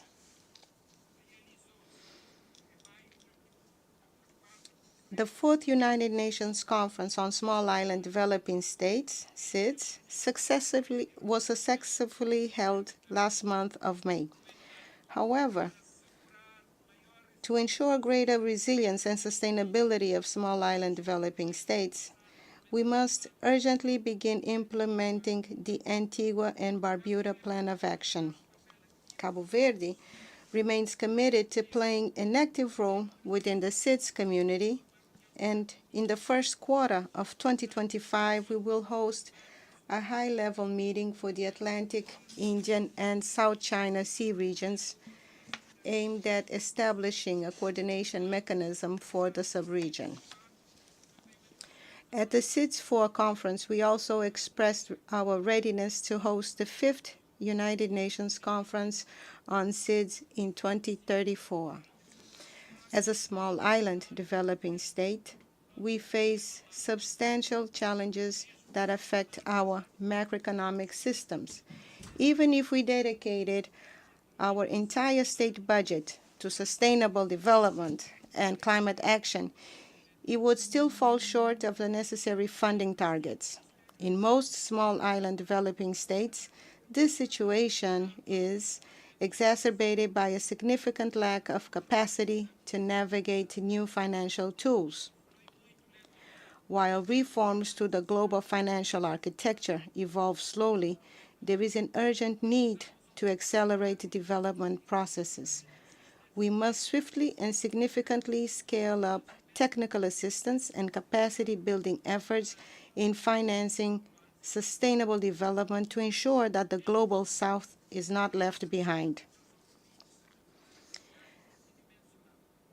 We here welcome the recent approval of the Multidimensional Vulnerability Index, MVI, which is crucial, particularly for SIDS and other vulnerable groups, as it provides a comprehensive and differentiated way of assessing our development needs and challenges, thus enabling a broader and more accurate understanding of how various factors influence the development of countries. In my capacity as the African Union champion for natural and cultural heritage, and in line with the policies of the government of Cabo Verde, I have been tirelessly advocating for the protection, promotion, and sustainable management of Africa's rich natural and cultural heritage, which is highly vulnerable to climate change. It is essential that we continue to raise awareness on the need to safeguard our ecosystems, historical landmarks, traditional knowledge, and intangible cultural practices. It is thus urgent for us to promote African identity through the promotion of African languages, traditional arts, and all the plurality of cultural expressions, reinforcing the continent's diverse cultural history and its contributions to global culture and human heritage is vital. The restitution of cultural assets, such as artifacts, works of art, and sacred objects, which are an integral part of the cultural identity, history, and traditions of the communities from which they originate, is of vital importance not only for Africa, but for many other regions of the world. Their removal has disrupted cultural continuity, and their return would allow preserving their cultural and spiritual integrity as they are returned to their original environments, thus allowing local communities to reconnect with their heritage, fostering cultural pride, and preserving their identities for future generations. I am pleased to announce that in 2025, we will host a high-level meeting in Cabo Verde focused on Atlantic Creoleness, or the Atlantic dimension of Creole, bringing together scholars of Creole languages, artists, writers, filmmakers, men and women of culture, and world leaders. They will represent the plurality of geographical spaces, of affirmation of Atlantic dimension of Creole, a construction of which Africans and their descendants were an integral part of. This meeting in 2025 aims to enhance initiatives like the Slave Route Project and the Decade of People of African Descent, as well as the United Nations Conference on Racism held in Durban in 2001. Our intention is to debate and praise Creole, the dimension of Creole, as a complex and very rich reality, the result of human relationships woven between peoples of the various peri-Atlantic continents during the ocean navigations that began in the 15th century. From these encounters, new forms of culture and organization of society emerged and lasted over time, representing a particularly fruitful moment of social and cultural innovation. These will be, therefore, intense days of academic and scientific reflection, but also of artistic demonstration, cultural exchange, and reconnection, from the performing arts to Creole cuisine, to handicrafts, to music. There will also be, of course, days of strategic political debate among decision makers on the dialogue between peoples and cultures and on the peace and the future of humanity. Thank you for your attention. On behalf of the Assembly, I wish to thank the President of the Republic of Cabo Verde.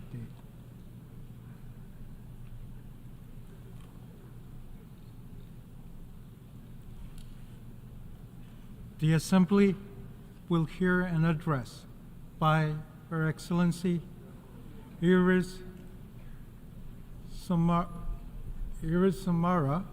Castro Sarmiento, President of the Republic of Honduras. I request protocol to escort Her Excellency and invite her to address the Assembly.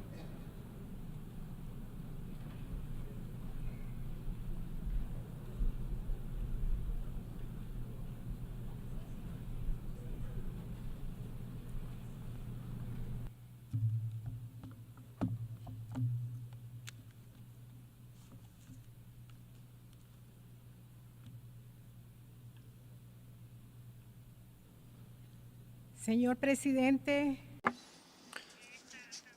President of the General Assembly,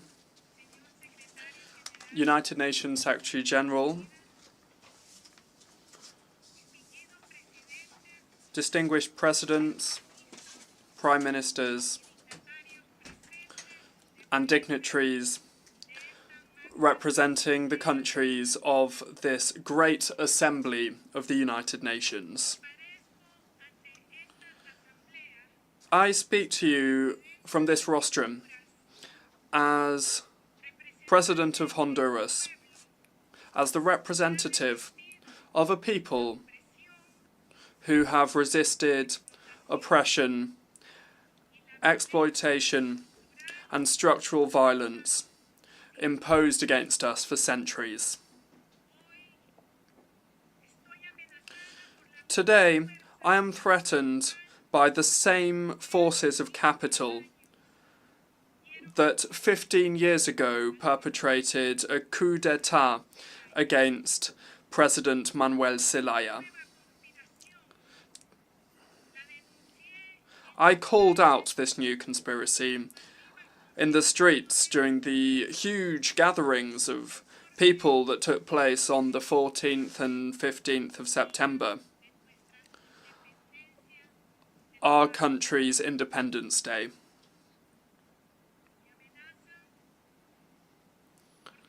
I'm being threatened because I have brought in structural changes to the economic model, and because I have called out the unfair taxation regime that perpetuates inequalities, that gives to the most powerful and that exploits the poorest.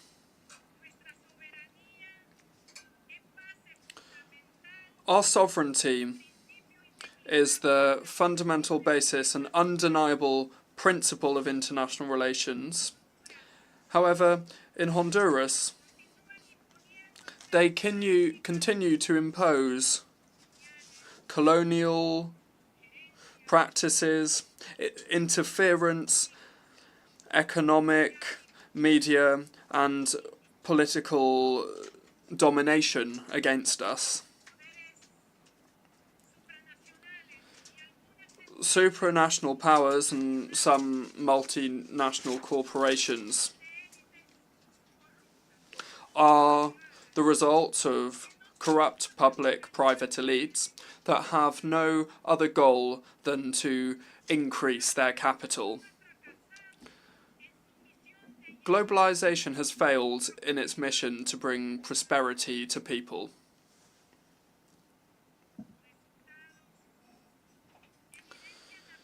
Its results lay bare the concentration of wealth in the most rich countries and among the elites, whilst at the same time the working class is cast aside and forced to migrate in order to survive.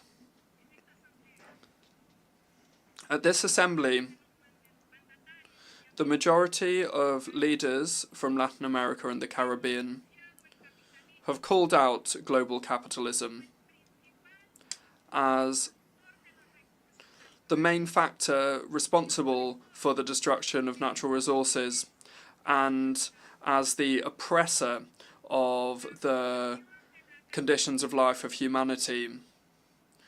Accumulation of economic gain prevails above human interest, and the role of international financial bodies with their loans with conditions attached to them and fiscal and financial income are things that only aggravate the situation of poverty and dependency of our countries.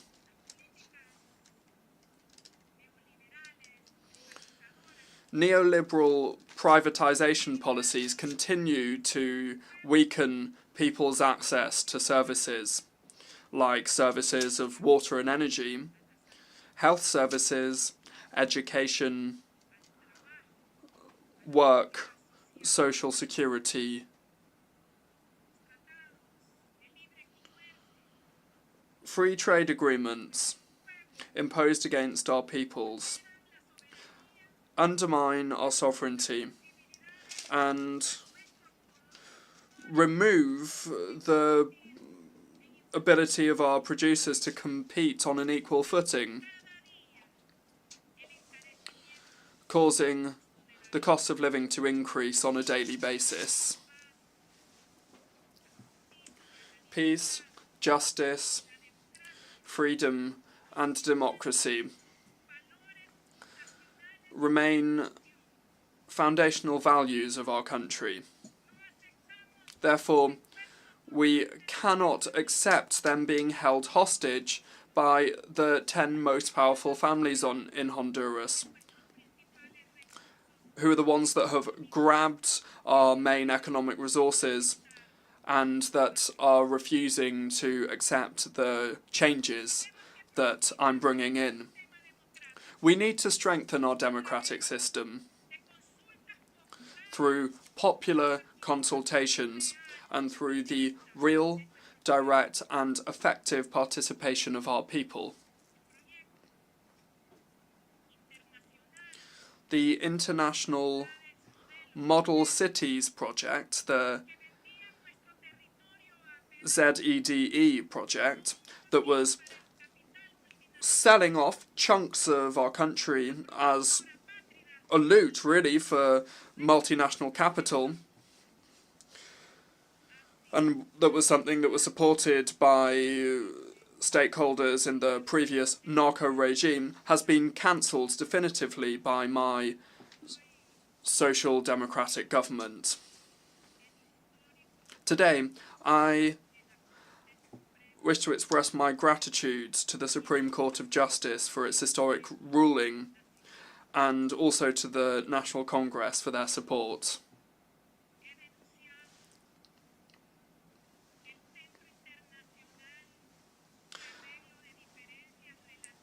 I have called out the International Centre for Settlement of Investment Disputes, the ICSID, because it is an unfair system of arbitration where private interests prevail above the interests of nation states. Over the last 2 years and 8 months, I have brought in a structural reform to return to a single treasury account for our country, cancelling a scheme of corruption that was built around the setting up of trusts that were used to loot the resources of the state. Thanks to us dismantling the scheme of corruption, I am now able to help boys and girls, children, in all of the schools of Honduras.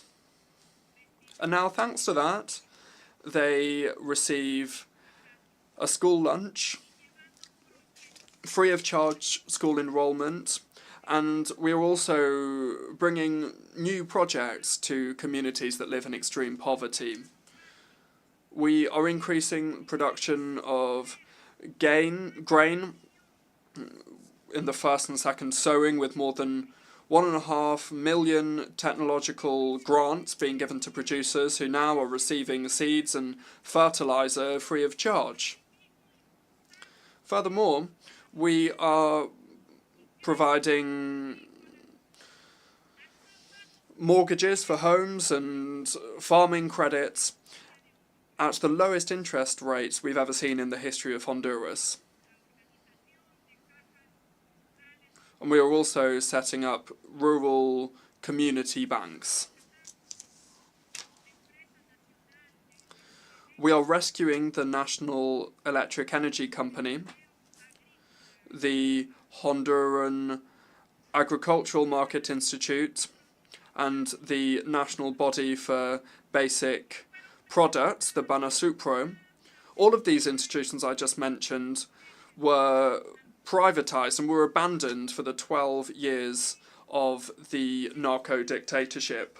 Today, we are benefiting more than 800,000 families who now receive free energy, and we are subsidizing the cost of fuel in order to benefit all of the consumers of Honduras with the lowest prices in Central America.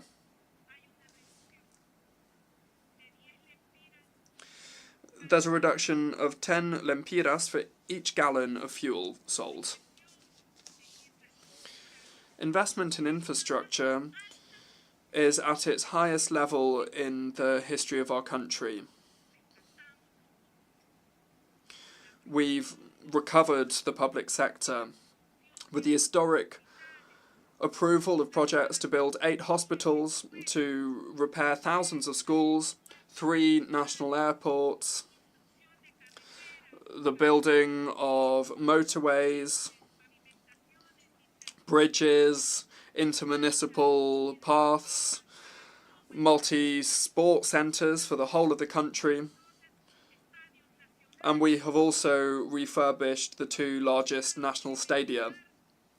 I must also mention the biggest project and the most ambitious project in the history of Honduras, which is the plan to build a railway between the 2 oceans. It will go from Puerto Castilla on the Atlantic coast to Puerto de Amapala on the Pacific Ocean. Over the last 2 years and 8 months, we have reduced poverty by 12%. And with the plan to deal with crime, confirmed by the Secretary for Security with the cooperation of the armed forces, we're seeing an historic reduction of 15 points in the murder rate, which is the largest reduction that we've seen over the last 20 years. My zero deforestation program for 2030 has achieved historic results in the conservation of protected areas of Honduras's forests and rivers.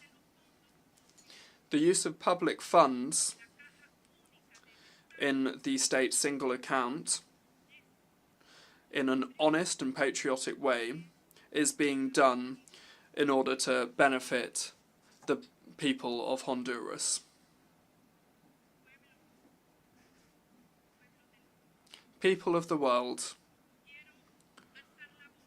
I wish to raise my voice to speak out regarding the murder of Juan Lopez, a social leader and politician who constantly called out the exploitative, extractive model. I absolutely condemn this vile murder. I have ordered the use of the full force of law enforcement and the justice system in order to investigate, to identify, capture, and to prosecute the intellectual and material perpetrators of this crime. I extend my solidarity to his family, to his colleagues, and to his friends.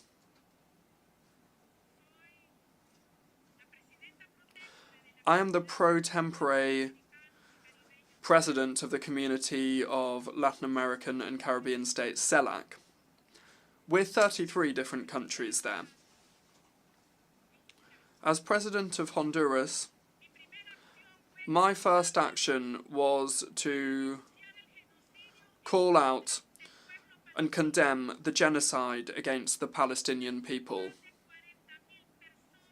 Already, more than 40,000 innocent people have been murdered by bombing, and in response to that, some countries have remained silent. I also must raise my voice and call for an end to this genocide. Lebanon must not become another Gaza Strip. We demand an immediate ceasefire in Lebanon. The Haitian people are calling for our cooperation and solidarity as an organisation of countries in the Latin America and the Caribbean. Haiti is the first motherland to have been freed from colonialism, and it deserves our full attention. And so, in the next few days, I will convene the presidents that make up CELAC to show our commitment to Haiti.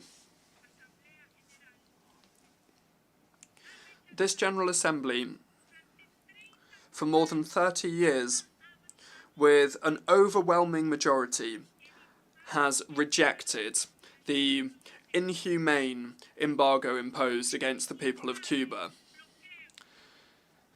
This terrible embargo begun in 1960, and since 1992, this General Assembly has sent out more than 30 resolutions calling for the United States to put an end to this cruel embargo. I also call for an end to the unfair blockade imposed against the kindred peoples of Nicaragua and Venezuela. We also call for Cuba to be removed from the list of terrorist countries.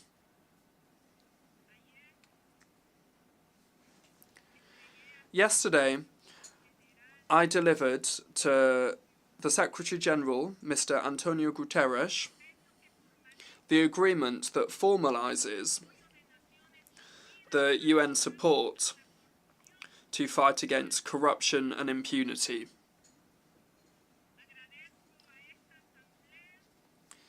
I thank this Assembly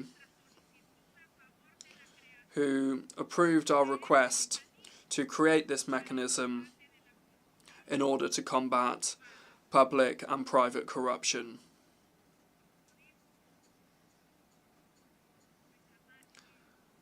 As Berta Cáceres, our martyr, said, she was a brave woman and a defender of our natural resources and of our indigenous peoples. Let us wake up, humanity. We still have time. May this be the appeal and the motto of our generation. Thank you very much.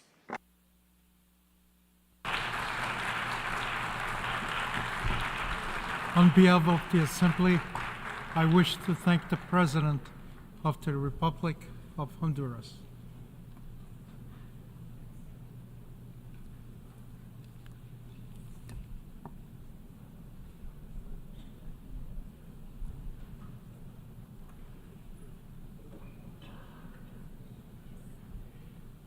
The Assembly will hear an address by His Excellency Joseph Numa Boakai, Sr., President of the Republic of Liberia.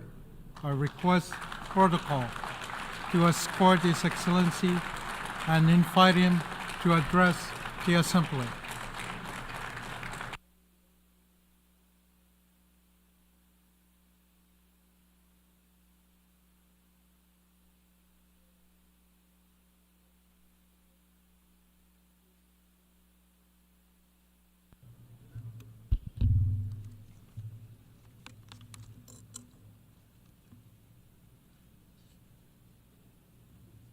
His Excellency Philemon Yagan, President of the 79th session of the United Nations General Assembly, His Excellency Mr. Antonio Guterres, Secretary General of the United Nations, Excellencies, Heads of State and Government, Ambassadors, Heads of Delegations, and esteemed delegates, distinguished ladies and gentlemen.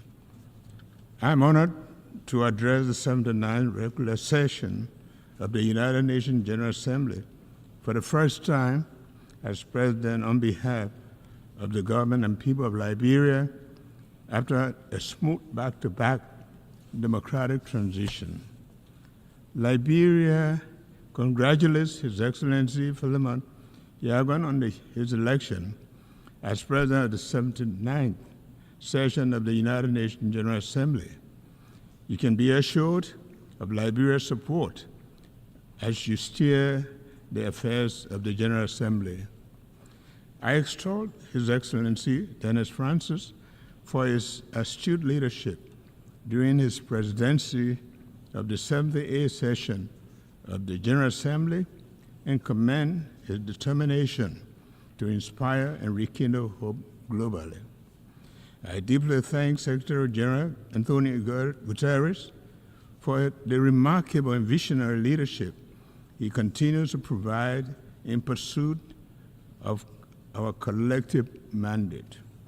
Mr. President, Excellencies, distinguished ladies and gentlemen, in the summer of 1945, Liberia joined other nations in San Francisco as one of the original signatories to the United Nations Charter.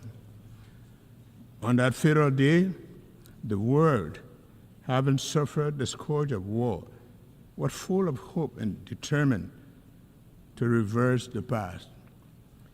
Nearly 80 years on, and reflecting on the preamble of the United Nations Charter, which declares our commitment to promote social progress and better standard of life and larger freedom, we ask the question, has our reaffirmation of faith in the dignity and worth of human person made 8 decades ago had been realized?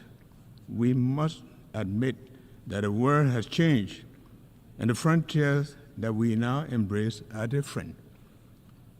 In it, greed, insensitivity to the poor, the international drug epidemic, money laundering, dynamics of climate change, and the impact of social media must compel us to rethink our approach to global peace and security. Our beloved United Nations must undergo the institutional and philosophical reflections required to respond to the new age. As we assemble under this theme, unity in diversity for advancement of peace, sustainable development, and human dignity for everyone, everywhere, it is important to recognize the shared values and collective efforts that come from our unity with diversity. We must acknowledge these as essential for the advancement of peace, sustainable development, and the inherent dignity of every human being worldwide. By doing so, we can build a better world where no one is left behind. Like many nations gathered at this assembly, Liberia recommits to the Sustainable Development Goals. Since the end of the country's conflict, we have strived to follow a development path that will lead to building a capable state. 12 years ago, we dared to dream of a future within the realm of possibility, harboring core national aspirations to transform the future. Named Liberia Rising or Vision 2030, it has been the driving force behind all of our planning efforts. The building of blocks and the tenets of Vision 2030 are significantly aligned with the Sustainable Development Goals. Our government's Arrest agenda is a comprehensive approach developed to address the economic and social needs of millions of Liberians, especially the youth, who account for 60% of our population. With emphasis on agriculture, roads, infrastructure, development, justice, and the rule of law, education, sanitation, health, and tourism, the agenda had mainstreamed the SDGs as is designed to take Liberia to the finish line of the 2030 Sustainable Development Goals. The fight against poverty, the promotion of human dignity, a steadfast commitment. Despite our progress, poverty remains a significant challenge, with over half of our population living below the poverty line. The Sustainable Development Goals aim to eradicate poverty in all forms by 2030, ensure social protection for the poor and vulnerable, improve the access to essential services. Liberia is dedicated to assessing the levels and the causes of poverty and implementing strategies to reduce it and promote shared prosperity. My government also acknowledges present need to address maternal and newborn mortality by implementing robust monitoring and evaluation of health services in the country to accelerate the reduction of maternal and newborn mortality. We are particularly blessed and pleased with the United Nations HC Joint Mission to Liberia this year, which concluded a commitment to combat the high burden of increasing newborn deaths. We welcome the United Nations General Assembly's decision to declare July 25th as the International Day of Women and Girls of African Descent this year. This significant milestone acknowledges that women and girls of African descent have unique opportunities, but they also have challenges that the global fight against slavery and racism is necessary to achieve gender equality. Liberia credits its credentials by producing the first woman president of the United Nations General Assembly, Angie Brooks Randall, and first female president of Africa, President Ellen Johnson Sirleaf. Liberia has witnessed and continues to witness the immense contribution of women and girls of African descent in politics, culture, and every area of societal development. Excellencies, distinguished ladies and gentlemen, Liberia has enjoyed uninterrupted peace for almost 2 decades, following the 14 years of civil conflict. During this time, we have held 4 democratic elections, with last year's election marking the 4th since the return to democratic order in 2006. In January this year, Liberia achieved a historic milestone by peacefully transitioning from one democratic government to the other. This progress is significant because before the 2018 transition, the last democratic transition occurred in 1944, about 74 years earlier. We are gradually fostering and solidifying our democratic culture, ensuring that democracy is here to stay in Liberia. Now it is time for our people to reap the democratic dividends. The rule of law is fundamental for peace, justice, strong institution, and dignity for a human person. Liberia is taking significant strides towards openness, transparency, and accountability by empowering and supporting transparent institutions. Our government is committed to implementing audit recommendations by the General Audit Commission to restore public and donors' confidence in the governance system and improve regional and international cooperation.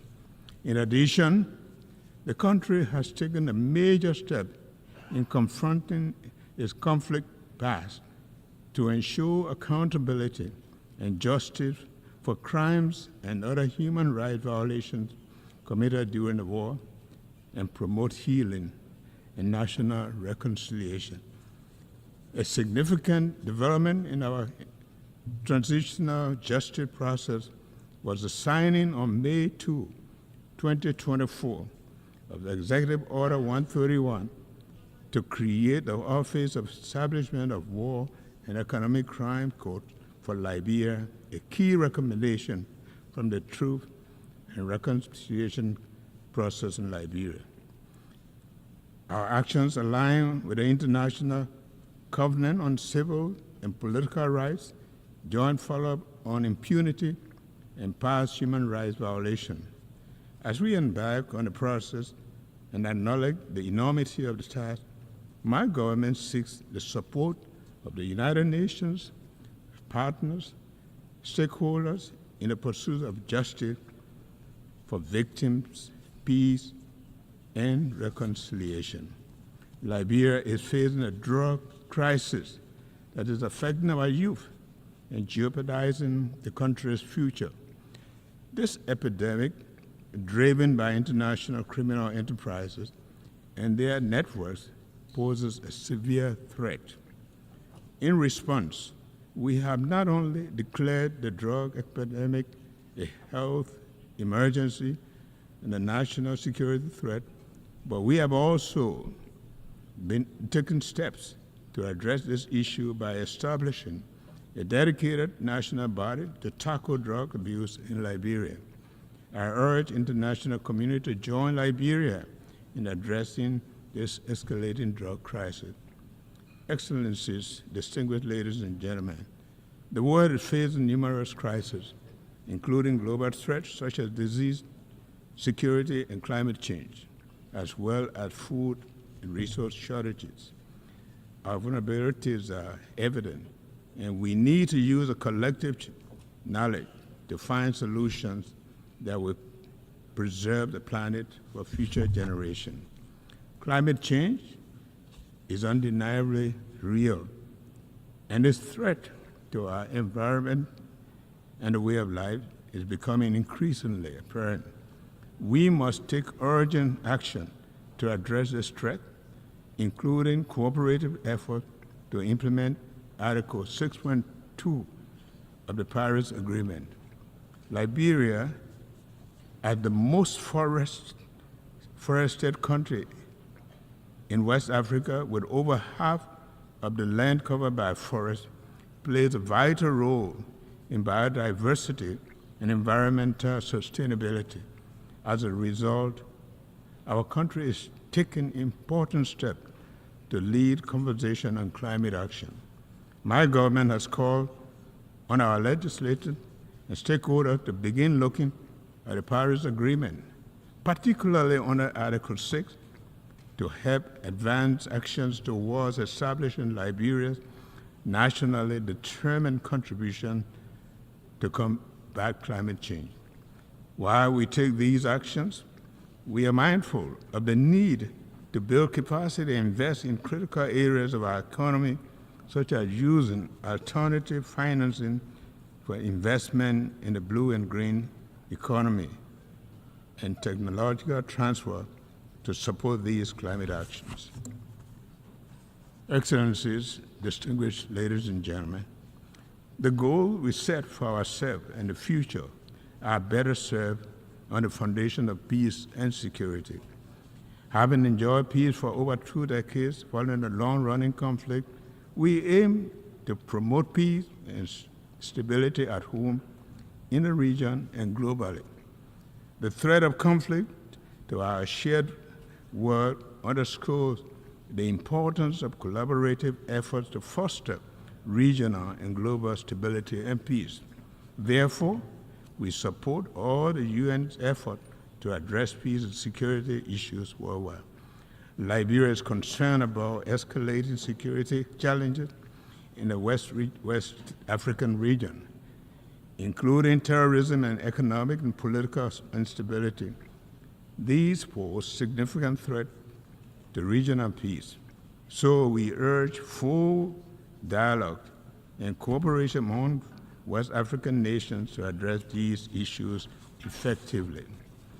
Meanwhile, Liberia firmly stands with the rest of West Africa in a resolve to maintain our 50-year-old Regional Economic Commission, ECOWAS, intact. We oppose efforts to disintegrate our union and will not accept the region being used for proxy conflicts.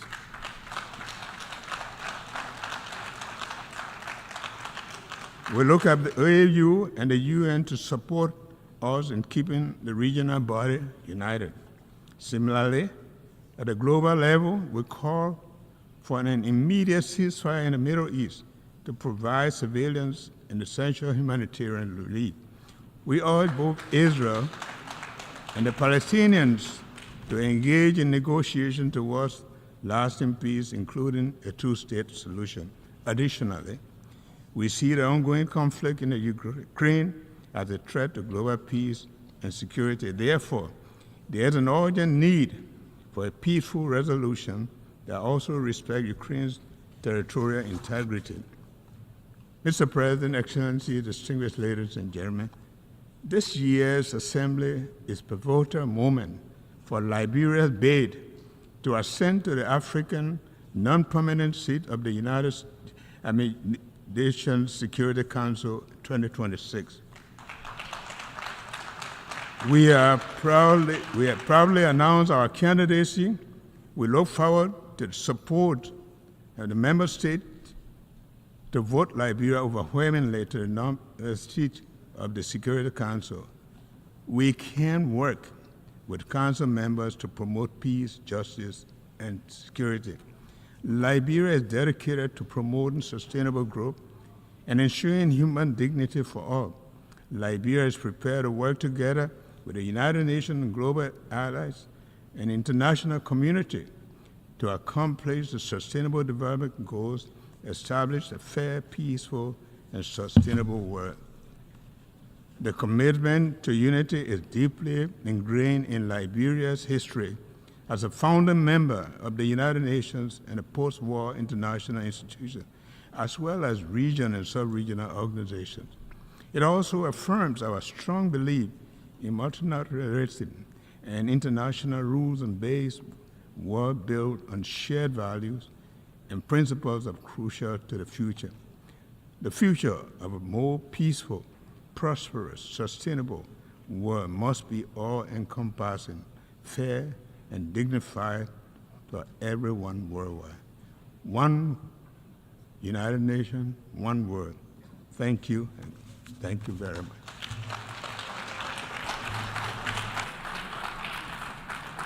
On behalf of the Assembly, I wish to thank the President of the Republic of Liberia.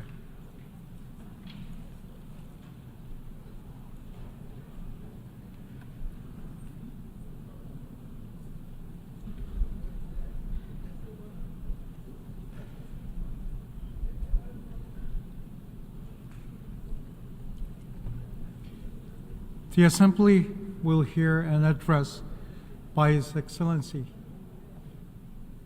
Mokwitisi Eric Keabetswe Masisi, President of the Republic of Botswana. I request protocol to escort His Excellency and invite him to address the Assembly.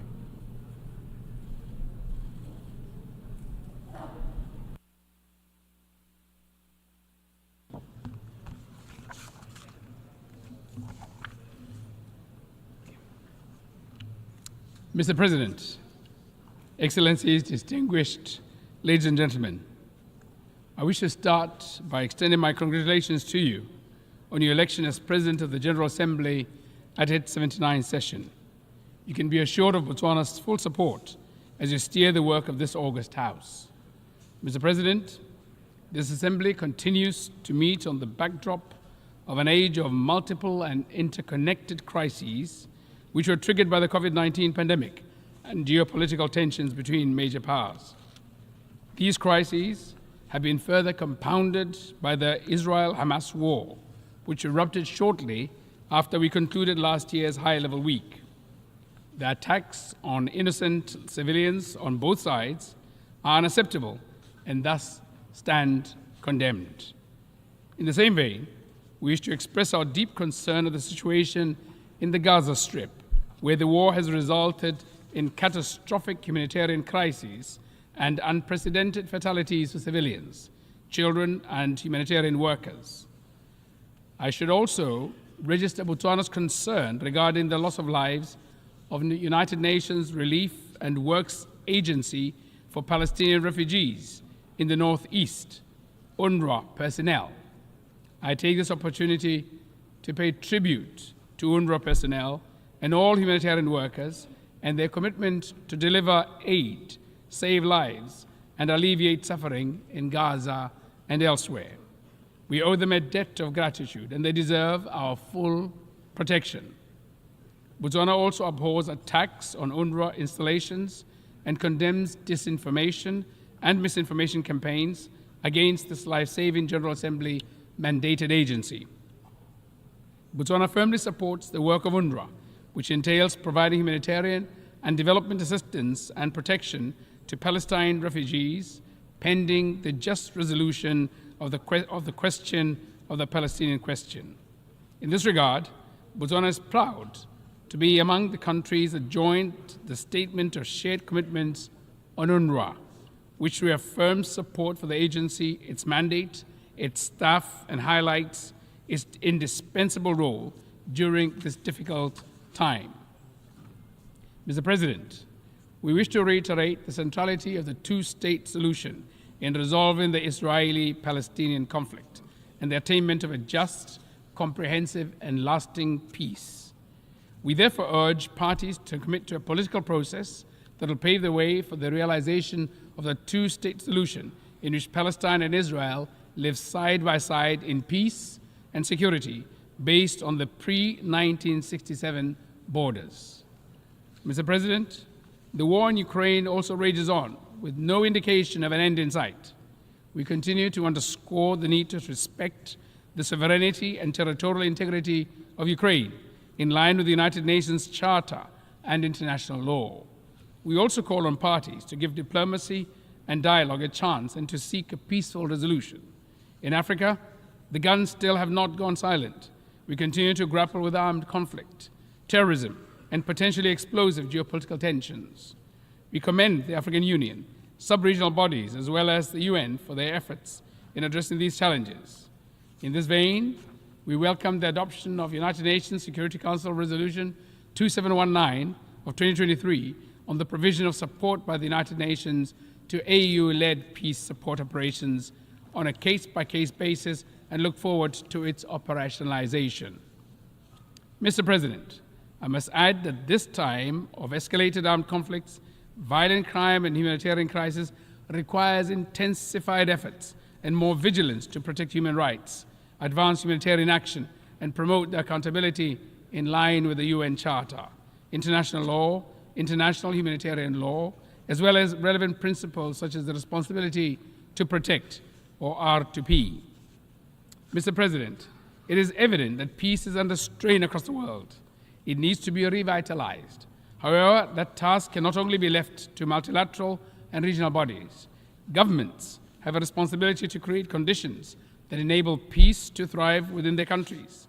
Key steps that governments should take include, among others, building effective institutions, committing to good governance, protection of human rights, and upholding democratic values.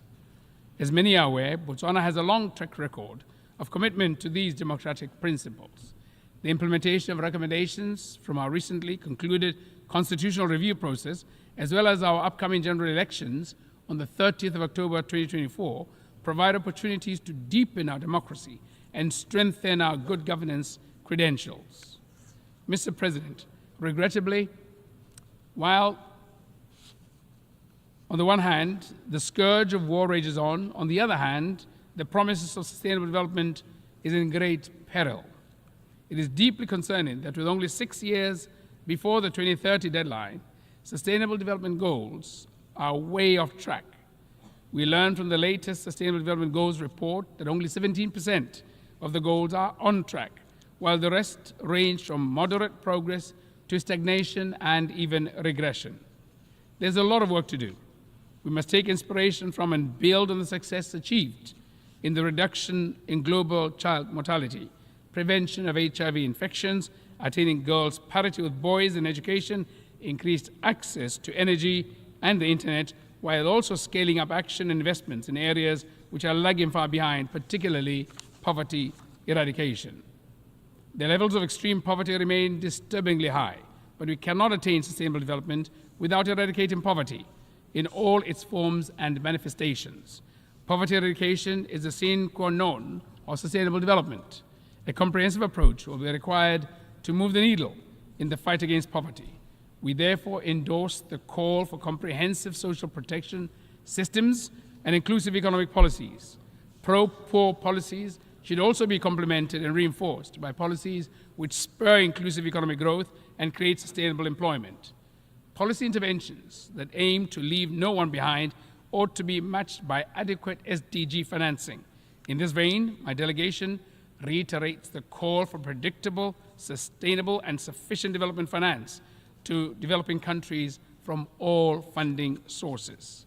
In addition to livelihood issues, progress should also be accelerated in addressing other forms of inequality within countries, especially gender inequality. Meaningful action is needed to empower women and girls in areas where they are left behind and to combat harmful cultural practices and gender-based violence. Mr. President, extreme weather events and related natural disasters continue to remind us of the severity of climate crisis and the urgency of mitigation and adaptation. In our sub-region, Southern Africa, the El Niño phenomena induced drought and floods, which resulted in devastating consequences on livelihoods and a humanitarian situation that affected over 61 million people.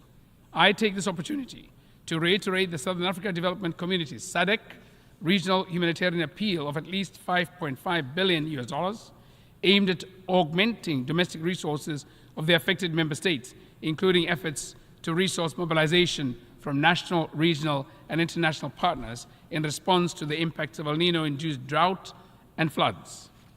I cannot overemphasize the need for adequate climate finance for effective climate action. We continue to remind developed countries of their annual $100 billion commitment in climate finance for developing countries until 2025 and call for a more ambitious goal thereafter. Mr. President, efforts at attaining sustainable development ought to be redoubled in countries in special situations, in particular small island developing states, SIDS, least developing countries, LDCs, and landlocked developing countries, LLDCs, which are disproportionately affected by development challenges. Botswana, as an LDC and current chair of the group of LLDCs at the UN, is deeply concerned by enormity of challenges faced by LLDCs in their effort to implement the 2030 Agenda and its SDGs. With no direct territorial access to the sea, LLDCs struggle with international trade, connectivity, and economic development. Our countries are cut off from the global marketplace and without the means to develop adequate transport and logistics infrastructure, and inevitably face significant challenges in achieving the Sustainable Development Goals. The forthcoming third United Nations Conference on Landlocked Developing Countries, LLDCs 3, from 10th to 13th December in 2024 in Gaborone, Botswana, under the theme Driving Progress Through Partnerships, will provide an opportunity to effectively address these challenges in an ambitious, action-oriented, and forward-looking program of action. I therefore invite transit countries, development partners, and other stakeholders to join us in the beautiful and vibrant Gaborone as we shape the future for our 32 member countries. Mr. President, as you rightly observe, it is only when we act together that we can effectively deliver meaningful progress for people, planet, prosperity, and peace while leaving no one behind. Without a doubt, the United Nations-led multilateral system remains an indispensable platform for the effective global action that this moment demands. It is therefore of paramount importance that the multilateral framework remains fit for purpose.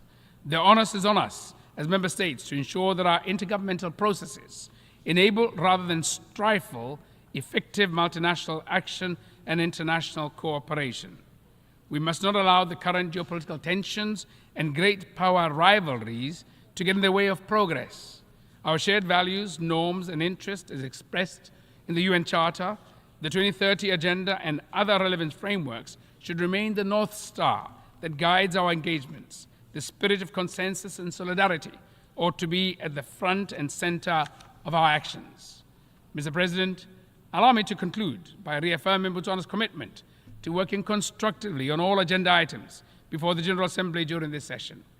This session offers opportunities to turbocharge action for peace, sustainable development, and human rights for the benefit of present and future generations. Let us seize the moment. I thank you. Good afternoon.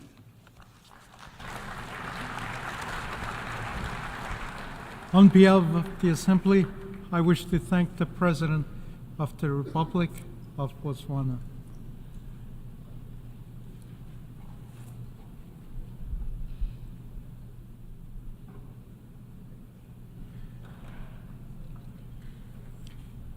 The Assembly will hear an address by His Excellency Emmanuel Macron, President of the French Republic.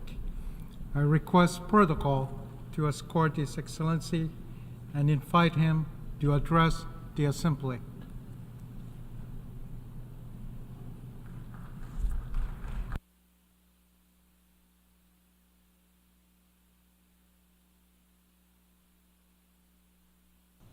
Monsieur le Président.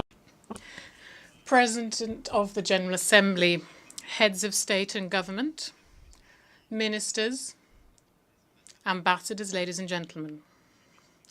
I'm speaking here on behalf of a country who will never forget what nations are capable of doing when they are united. Freedom. And France has just paid tribute indeed this year to the peoples of America, Europe, Africa, Asia, and Oceania, who allowed us to liberate ourselves from the Nazi grip. Progress and peace also. France, with its peoples, have created a community of free states, sovereign states, able to engage with each other and to understand what is essential. Also, hope. Much like we've seen in recent times during the Paralympic and Olympic Games that France hosted this year, with beauty, enthusiasm, and the support of the peoples. However, despite this, the Olympic truce that we wanted here did not come to life. However, the danger of words without action and impotent diplomacy are before us every day. However, our organization is facing the biggest convergence of crisis possibly ever after its 8 decades of existence. And the feeling of a loss of control is growing when faced with wars, with climate change, increasing inequality, injustice. And every day humanity seems to be more fragmented at a time when the circumstances would require us to find common responses, strong, effective responses. These 2 words, United Nations, need to embody hope once again. And what must we do for this? We need to find this essential bedrock of this, and that's what I wanted to touch on briefly. Above all, first and foremost, we need to restore the terms of trust and respect between peoples. And here I can see them often trampled in our debates. To do this, we need to pay equal attention to those who are suffering. As I mentioned here 2 years ago, in fact. Let's stave off the possibility of having double standards. One life is equal to another. The civilian protection is an imperative norm and must remain our North Star at a time when this year we are marking the 75th anniversary of the Geneva Conventions.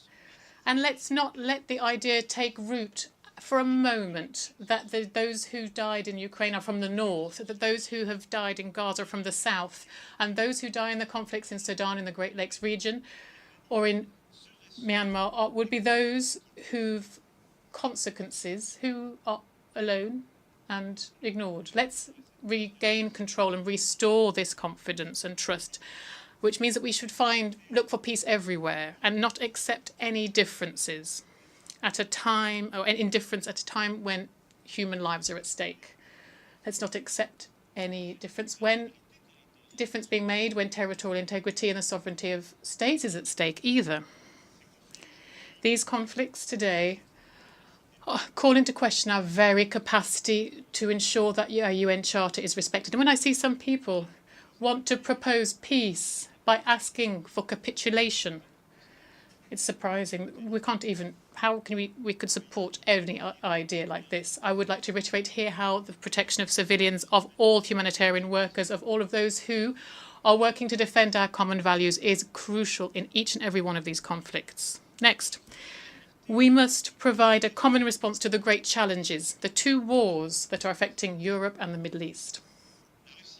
Russia, indeed, is waging a war in Ukraine for territorial conquest, scorning the most fundamental principles of international life.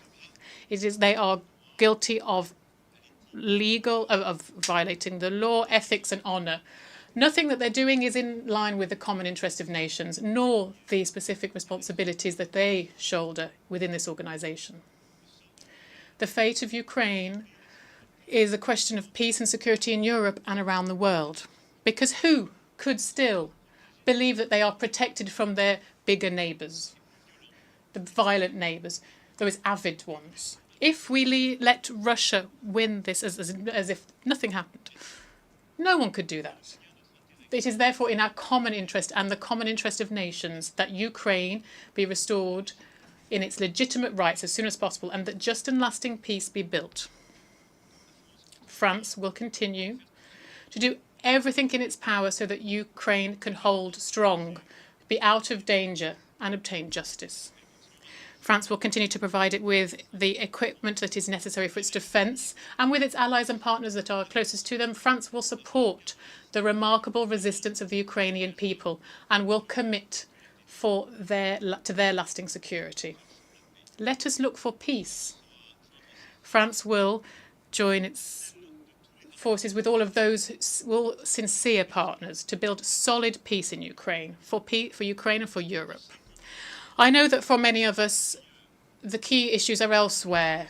There's a long list of forgotten wars, unjust victories, badly negotiated resolutions, or perhaps resolutions that are never implemented. I am not forgetting any of them, even if I can't list them all here. President Tshisekedi, who spoke earlier at this tribune, said that the situation in the Great Lanes, and I will go back to him and President Kagame in a few days, we'll cover that. That is of concern to us as well. And in Armenia, Prime Minister, which France stands strongly shoulder to shoulder with the pressure from Azerbaijan and territorial intentions, the international community must be there so that peace negotiations are successful and so that the internationally recognised borders are preserved. But I know that for a lot of the people here, the essential issue beyond these wars is together, and it's also for us together here in Gaza, where the fate of the Palestinian people is currently present and heavy over all of our debates. On this topic, on such a complex topic, I'd like to say clearly France's position from day one. We condemn strongly the terrorist attack, which was terrible and unprecedented, carried out by Hamas against Israel on the 7th of October. Terrorism is unacceptable, whatever the causes may be, and here we mourn the victims of the Hamas's attack on the 7th of October. They include 48 French citizens. I express my compassion, friendship, to all of those families who have lost children, parents, friends on the 7th of October. We ask also once again and solemnly for the hostages to be released. Amongst them, there are also several French compatriots too. And here I wish to commend the efforts of the United States of America, Egypt and Qatar to achieve this. This remains a priority for us all. Israel, when faced with this terrorist attack, has a legitimate right to protect their own people and to deny Hamas the means of attacking them again. And no one here could have suffered something like the 2nd of October without there being consequences. However, the war that Israel is waging in Gaza has gone on too long. The tens of thousands of civilian victims in Palestine cannot be justified. There is no explanation possible for this. There are too many innocent people who have died, and we mourn them too. And those people who have died are an outrage for humanity and a dangerous source of hatred, resentment, which threatens and will threaten everyone's security, including that of Israel tomorrow. So this war needs to stop, and a ceasefire needs to happen as soon as possible, at the same time as the hostages are released. And that humanitarian assistance needs to arrive en masse in Gaza. This is a position that we have held since October 2023, where the resolutions with many of us. Let's hold the first humanitarian.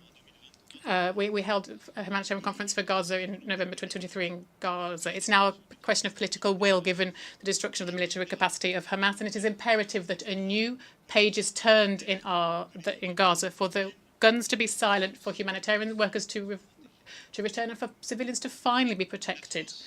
France will participate in any initiatives that will save lives and would allow for everyone's safety to be protected. The deployment of an international mission must open the way for the implementation of the two-state solution. It is up to the Security Council to take a position on this. And also, without further ado, the necessary provisions need to be taken to preserve the link between Gaza and the West Bank, to restore Palestinian Authority and its functions, and also to ensure the reconstruction of the territory, and to once again make life possible, quite simply. France will ensure everything can be done so that Palestinian people can finally have a state side by side with Israel. The conditions for just and lasting peace are well known. We just need to open the way for this, and the path towards this must be as short as possible. France will therefore is committed to the two-state solution and will renew its action so finally it can benefit the people and meet their legitimate aspirations. A Palestinian state should be created, given all the necessary security guarantees for Israel. So we should build the reciprocal recognition and common security guarantees for all in the region. And we'll be working on this over the next weeks with Israelis and Palestinians, with all our regional and international partners as well. And at this time, at the moment, the main risk is that of an escalation. I extend my brotherly thoughts to Lebanon and the Lebanese people. Hezbollah, for too long, has been running an untenable risk of dragging Lebanon into a war. Israel cannot, without consequence, just expand its operations to Lebanon. France demands that everyone respect their obligations along the blue line. We will therefore act to ensure a diplomatic voice can be heard, a voice that is indispensable for sparing civilians and preventing a regional conflagration. We cannot have a war in Lebanon. There cannot be a war in Lebanon. This is why we urge Israel to cease this escalation in Lebanon, and we urge Hezbollah to cease the missile launches to Israel. We urge all of those who provide them with the means to do so to stop doing so. We have asked for the Security Council to meet today, indeed, to this end. And I welcome this. And the French minister at this end of the week will head to Lebanon themselves. It's the same unity that we must show when faced with the great regional challenges and the global challenges before us, because beyond the conflicts that we are seeing, that I've just mentioned, we need together to continue to ensure that sovereignty is respected, everyone's sovereignty. Regional and international solutions need to be built to tackle these challenges. And this is the idea behind the relationship we wish to have with Africa, a new partnership. And that is for what for the last 2 years we've been working to do. France has done a lot over recent years for the African continent. France has done a lot over the last few decades, but more specifically in the Sahel, where the French army have fought successfully against terrorism, side by side with regional and international partners. However, the military coups d'etats in the region have meant that we had to take the necessary conclusions. But Europe and Africa have a shared destiny, which demands a broad partnership, a partnership for peace and security, of which the terms need to be renewed, more training, more equipment. more mutual respect. Also, there's partnerships that is underpinned by economic, energy, sport aspects, as well as cultural, memory aspects. And that's what with Benin, Senegal, Cameroon, Algeria, Morocco, and many other countries. This is what we have been patiently building over recent years and something we will continue to do. So this is the same philosophy that for the last 6 years we've been embodying in order to build a partnership with the Indo-Pacific region, where France has an ambition to contribute to the respect for international law, without which there will be no prosperity. In this region, which has seen over recent years much development, a lot of people try to trample on rules and impose their wills by force. France is proposing an alternative, not to replace anything, but to give states in the region once again the possibility to choose their partners on a project-by-project basis. French territories in the Indo-Pacific have unique expertise in the fight against climate change, protection of biodiversity, the development of clean energy, or the fight against cross-border threats. And our vocation is this in the region, and it is to cooperate with all on the environment. As you've understood, this partner-based logic is one that seeks to build new balances, to refuse that the world be fragmented, where old rule books are thrown aside. We respect each other. We build the paths towards peace and stability. So beyond that, the challenge that we have is, of course, affected by the conflicts that I mentioned. But we must not lose sight of our multilateral agenda because of all of this, nor should we lose the effectiveness that we've committed to. And having gone through the pandemic, which reminded us so blatantly of the importance of some of these common challenges, we should not forget that we need to bear all of this in mind. And so I believe profoundly that effective multilateralism has never been as necessary as today. It must give results. It must give results for development, fight against inequality, education, healthcare, climate, biodiversity, and technology. On each of these individual pillars, we need unity. And we need also to do everything we can to avoid a divide between the North and the South. And that's exactly the philosophy that we have developed in the Paris Pact for People and Planet that more than 60 states have already joined. Firstly, we need to ensure that never we will push a state to choose between these objectives. Why would the states of the North teach lessons to the states of the South and try and explain to them that they should respect climate and therefore renounce on very economic opportunities? This is some things we didn't do 20, 30 years ago. It would be unacceptable. Therefore, we need to build an agenda that allows, at the same time, progress to be made in the fight against inequality and for social development, for education, for climate and biodiversity, and global health. Then, solutions need to be made, and these solutions need to be based on the proposals of the states themselves. And this is what we, for example, started to do with our partnerships for a just energy transition. Not having one size-fits-all solution for all from capitals where we go to inspect countries and ask them to all follow exactly the same recipe. Each country has their own path. That is the key to sovereignty. Now, then we need a public financing arranging and also leveraging the private sector too. And that meant that this is what allowed us 3 years ago to properly support the IMF's special drawing rights and to obtain the reallocation of more than 100 billion special drawing rights for the benefit of the countries who need that most urgently, particularly in Africa. This was a silent revolution, but it was crucial. And this is why, with this pact, we were here with his members here on the effective authority of President Macky Sall and with the support of the United Nations, of the OECD, and organisations concerned. This is why we wish to pursue these reforms and carry out far-reaching reform of multilateral banks, of our financial institutions. We launched this objective for shared financing, bringing together development banks from across the world, including those whose agendas aren't quite aligned.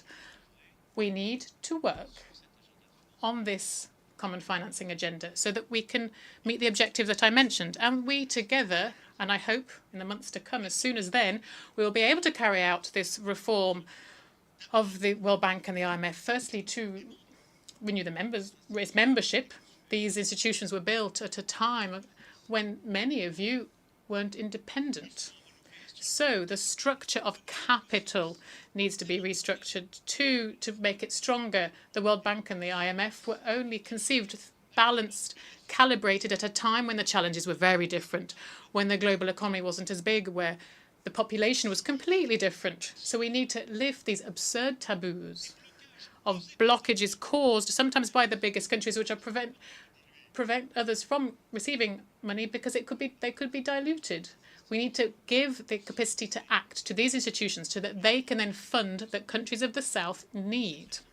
And this reform is of imperious necessity for our credibility as a whole. And I'm saying to all of the richest countries and those who are around us on the table, if you decide not to do that, well, you'll see in the next few years, you'll see an alternative order emerge. They will forget your agenda. If you decide not to do this, and then we will be accused of cynicism and hegemony, and perhaps not wrongly. This reform of financial multilateralism is indispensable to address these challenges. We also need to pursue our climate biodiversity agendas too. We have upcoming COPs, very important, all of them, and France will play its part, particularly with Costa Rica convening for the United Nations an important meeting for oceans in Nice in June 2025. Here we'll have the UN Oceans Conference, and we will continue work on this. And I hope that a lot of you here will be able to ratify what we've managed to achieve over recent years, particularly the Treaty on the Protection of the High Seas. This is crucial. And we're also continuing to make progress on the question of water. That's also indispensable with the new One Planet Summit on water. This is alongside Kazakhstan and Saudi Arabia. I won't go into detail, of course, on all of the topics that are necessary, but I do wish to recall that how pressing an issue artificial intelligence is. It's important for all states here to coordinate on this. We need to foster innovation, of course. We need to ensure that the innovation and artificial intelligence need to make sure it's accessible to all peoples and countries of the planet, and so it doesn't fuel more division and inequality. But we also need all of this to be developed within an ethical, democratic framework created by the peoples of the planet that is resolute. We cannot let some people, a few private actors who are on the cutting edge of this innovation at the moment, think about the future of this for our peoples. This is why France, in February 2025, will convene the next Action Summit for Artificial Intelligence. But I'm sure you've understood the aim is to build this common framework, and I welcome the work that's been done and coordinated by the Secretary General and the Global Digital Compact, which is built using the best of expertise, and it enshrines this philosophy which we subscribe to totally. To conclude, ladies and gentlemen, and I'm aware, of course, that I've forgotten so many difficult situations, from Venezuela to the heart of Africa, and so many other tensions in Oceania. I want to talk about our institutions. I hear a lot of people say that what we need to do to the UN is just throw it in the bin. There's no point in it. We can't resolve conflicts. Why do we have it? So here, let's show a constructive kind of impatience. And we can't just be satisfied with not being able to resolve things. But we know who's responsible. While we have a Security Council that is blocked reciprocally according to each another's interests, while that's still the case, we won't be able to make progress. Is there a better system? I don't think so. So let's make the UN more efficient. Firstly, perhaps making them more representative. And that's why France, as I reiterate here, is in favour of the Security Council being expanded. Germany, Japan, India, Brazil should be permanent members, much like two countries that Africa will decide to represent them. These new elected members will also need to be accepted. But the reform of the composition of the Security Council is not sufficient alone to make it more effective. And so I wish this reform also how it should also change the working methods to limit the right of veto in case of mass crimes, and also to focus on operational effective decisions that peacekeeping needs. And maintaining international peace and security needs, rather. This is why we need to be brave and audacious and to do so. And with the current permanent members, this is something we should be doing. Almost 25 years after the Millennium Summit, it is now high time to be more effective, to act better on the ground for states and for civil society. And then beyond the United Nations, we must also mark a new era in each of our multilateral institutions, as I just mentioned. These are the few words I wanted to share with you, ladies and gentlemen, today.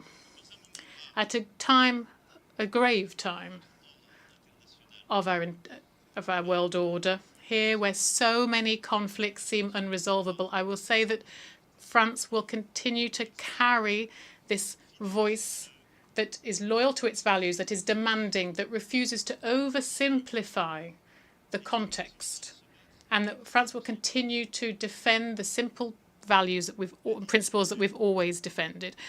Human dignity, the respect for the principles of the Charter, and beyond conflicts and the current news cycle, we continue to build with you a fairer and more effective international order. This is what we will continue to advocate for alongside our friends and our allies. But also, we should be free to say no sometimes. We should sometimes be able to refuse the cynicism of the time, or some things that seem obvious but are not. Thank you very much for your attention. On behalf of the Assembly, I wish to thank the President of the French Republic. We have heard the last speaker in the general debate for this meeting. The 10th plenary meeting to continue with the general debate will begin at 3 p.m. The meeting is adjourned.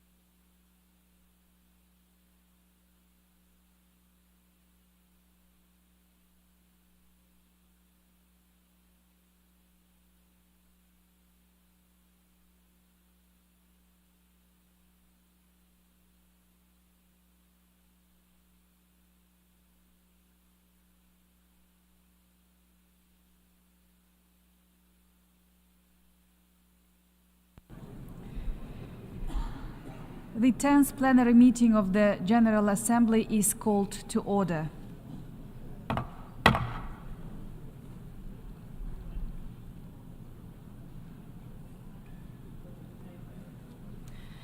The Assembly will hear an address by His Excellency Denis Bechirovich, Chairman of the Presidency of Bosnia and Herzegovina. I request protocol to escort His Excellency and invite him to address the Assembly.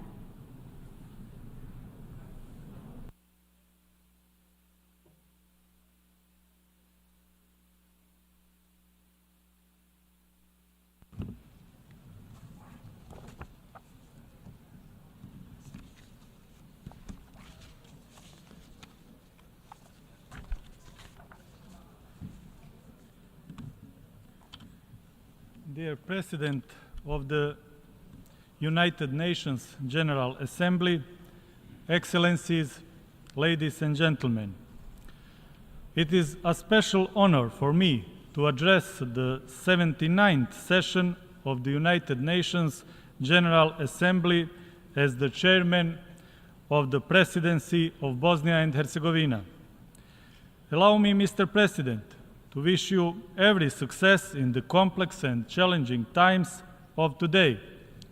Also, I congratulate former President Mr. Denis Francis for successfully presiding over the 78th UN General Assembly session. Esteemed President, it is a great honor to serve the invincible state of Bosnia and Herzegovina, one of the oldest countries of Europe. We are proud that Bosnia has been mentioned in historical sources for 1,075 years now. For centuries, my country has demonstrated resilience, courage, and strength of unity in diversity. Bosnia and Herzegovina was not created in Dayton in 1995, but rather the Dayton Peace Agreement confirmed the continuity of the state of Bosnia and Herzegovina. These are unquestionable historical and legal facts. Bosnia and Herzegovina has made great progress since the end of the war in 1995. We rebuilt the country destroyed by the war. We united the defense system, the judiciary, the tax system, and numerous other institutions. Today, Bosnia and Herzegovina is at the doorstep of European Union and NATO. Bosnia and Herzegovina is actively working to become a NATO and the EU member. These are our strategic foreign policy goals, which were unanimously defined by the state authorities of Bosnia and Herzegovina. Ladies and gentlemen, the entire world is facing numerous challenges and threats. Unfortunately, we live in a world of injustice, insecurity, and intolerance. Never in history has a human had more power and at the same time felt as insecure as he does today. In the past 2 years, we faced new difficult challenges, especially security-related ones. The strengthening of authoritarian populism, the aggression against Ukraine, and the suffering of Gaza have brought humanity into a deep crisis full of uncertainty and fear. The world is seriously threatened by poverty, disease, natural disasters, wars, and injustice. It is estimated that one person dies of hunger every 4 seconds. The fact that millions of children in the world live in extreme poverty is particularly sad.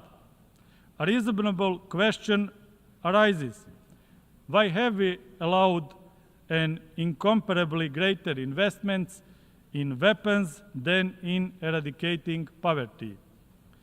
It's time for everyone to realize that human lives are more important than guns. Otherwise, I fear that we are collectively headed for a global catastrophe. Regarding climate change, Bosnia and Herzegovina is fully aware of the global situation and is determined to contribute to the global efforts. We are committed to the transition to renewable energy sources and reduction of harmful gas emissions. Terrorism is a serious threat. Countering this threat requires joint and dedicated efforts. The world must have a consensus on fight against terrorism. Bosnia and Herzegovina continues to show a determined commitment to the fight against terrorism.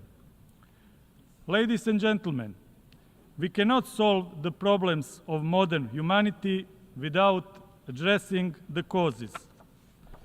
The course of history is not something we can stop. However, we can influence its flow. Therefore, I suggest we now focus on preserving the role of the United Nations as the global center of coordination and cooperation, the importance of the UN Charter reaffirming, strengthening the multilateral system in accordance with international law, intensifying the UN reform process, common work to strengthen the credibility of the United Nations, effective implementation of the Agenda 2030 and its sustainable development goals, rebuilding trust and cooperation among nations on key global issues, giving a chance to mutual trust, inclusiveness, and a democratic vision of leadership, and strengthening preventive diplomacy in times of geopolitical fragmentation of the world. Together, we should open the space for creative global cooperation instead of geopolitics of rivalry and conflict in the 21st century. Conflicts and destruction are not in our civilization's core. We should be building a culture of dialogue, cooperation, and peace. Peace and stability have no alternative. Ladies and gentlemen, humanity is once again facing severe moral and political crisis. UN's response to Ukraine and Gaza was inadequate as it was during the aggression in Bosnia and Herzegovina from 1992 to 1995. The Russian aggression on Ukraine is a flagrant example of violation of the UN Charter and international law. That is why we reiterate our firm condemnation of Russian aggression and the support to the independence, sovereignty, and territorial integrity of Ukraine. The suffering and hardship of Palestinian children and civilians is terrifying. Gaza is a heavy defeat of collective humanity in the 21st century. All human lives are equally valuable. Civilized people must fight for the human rights of all, regardless of their racial, religious, ethnic, or other affiliation.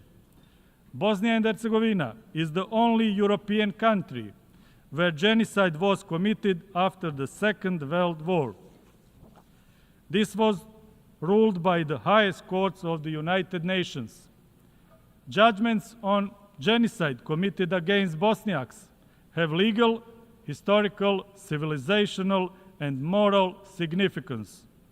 Unfortunately, the ideology, politics, and media that fostered the genocide are once again threatening Bosnia and Herzegovina. I would like to especially thank the UN General Assembly for adopting the resolution on May 23rd for establishing July 11th as the International Day of Reflection and Commemoration of the 1995 genocide in Srebrenica. The adopted resolution is a highly moral and civilized act and is just as important for the UN as it is for Bosnia and Herzegovina. Let's preserve the truth about the genocides in Srebrenica and Rwanda for the sake of the past, present, and most importantly, the future. Despite all the injustices, Bosnia and Herzegovina remains firmly committed to the regional cooperation, as that is one of our main strategic foreign policy goals. Bosnia and Herzegovina is a peaceful country committed to strengthening regional cooperation. That is why we actively participate in numerous regional initiatives. For the peaceful future of the Western Balkans, it is crucial that all countries acknowledge there is to be no changes of states' borders. Those who try to do differently risk a dangerous destabilization of the region with unforeseeable consequences. Ladies and gentlemen, here at the podium of the UN General Assembly, I want to publicly warn the global audience that once again the leadership of Republic of Serbia is threatening the sovereignty and territorial integrity of Bosnia and Herzegovina. The greater state aspirations of Serbia toward the territories of other countries in the region are the essential reason why Bosnia and Herzegovina and the Western Balkans are exposed to new dangers. One evidence of this is the destructive declaration by the so-called All-Serb Assembly adopted in Belgrade on June 8 this year. It is not just a declarative act, but a dangerous greater state program document that threatens the Dayton Peace Agreement and the state of Bosnia and Herzegovina. The content of this declaration directly contradicts the democratic and civilized well-established procedures, international and national law, the fundamental principles of the European Union, and the principles that are the foundation of relations between the UN members. This declaration is a threat to regional peace and to the independence, sovereignty, and territorial integrity of Bosnia and Herzegovina. Ladies and gentlemen, finally, as the chairman of the presidency of Bosnia and Herzegovina, I want to emphasize that I am proud of my heroic and dignified homeland, Bosnia and Herzegovina. My country achieved a civilizational and moral victory in the previous decades, despite genocide, the crimes against humanity, and activities of joint criminal enterprises. People in my country want peace and cooperation. We stand for humanity and solidarity. Bosnia and Herzegovina is a global story of hope, courage, and unity. We will protect Bosnia and Herzegovina and its unity in diversity. In this way, we also contribute to global unity. Thank you for your attention.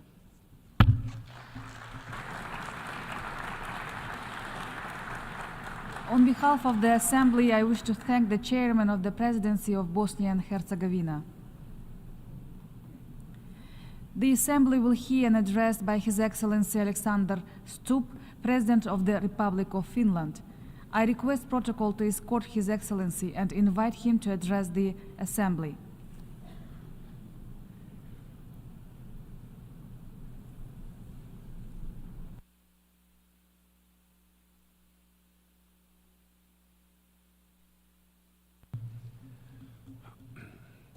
Madam President, Excellencies, ladies and gentlemen, the UN was founded 79 years ago. At the time, we were in many ways standing at a crossroads. The world had been torn apart by 2 world wars. Something had to be done to contain the belligerence of nation states. We needed common institutions and rules. The mission of the United Nations was actually quite simple: to end war and promote peace, to promote justice and a better life for the entire world. And for most of its history, it's been able to do exactly that. I come from Finland. We're a small country in the northeastern corner of Europe. We're a peace-loving nation. Our recovery from World War II and our rise from one of the poorest countries in Europe to one of the wealthiest and safest and, yes, happiest countries in the world is closely linked to the success of the United Nations. Our ability to demonstrate dignity, act with respect, promote compromise has played a critical role in our success story. We are a free and open society. We understand the value of this institution as we've first-hand experience of what it can bestow on a country and its citizens at its best. I think that today, in many ways, we're again standing at a crossroads, and I have to admit that I'm worried. Divisions between countries and blocs are widening.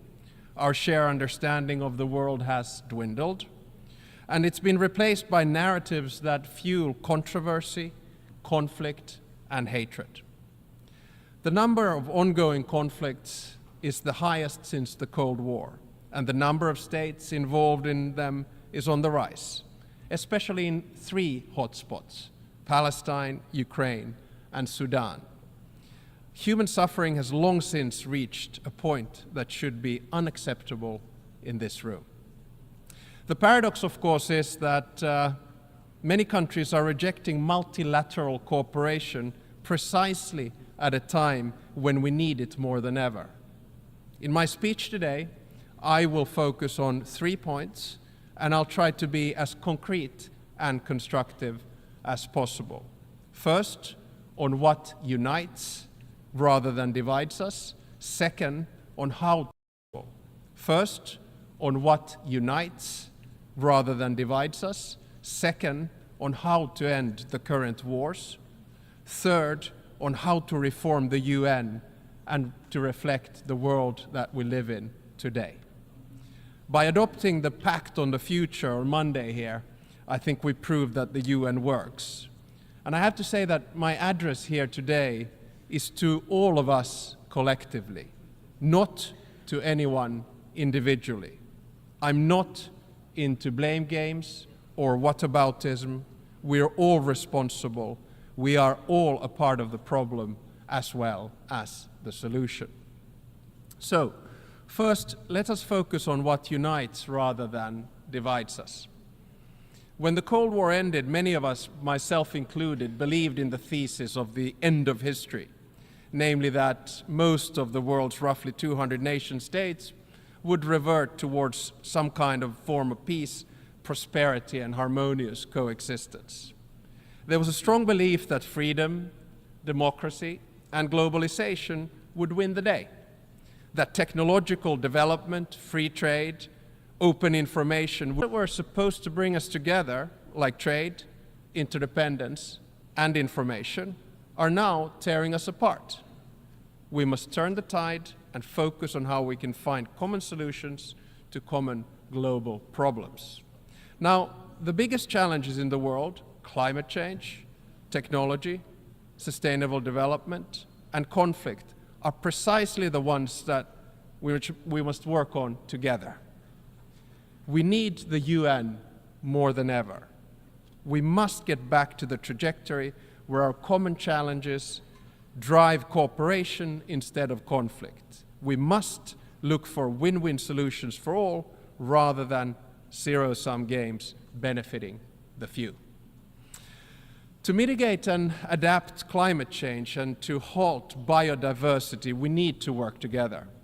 Our future depends on our response to these challenges in very concrete terms.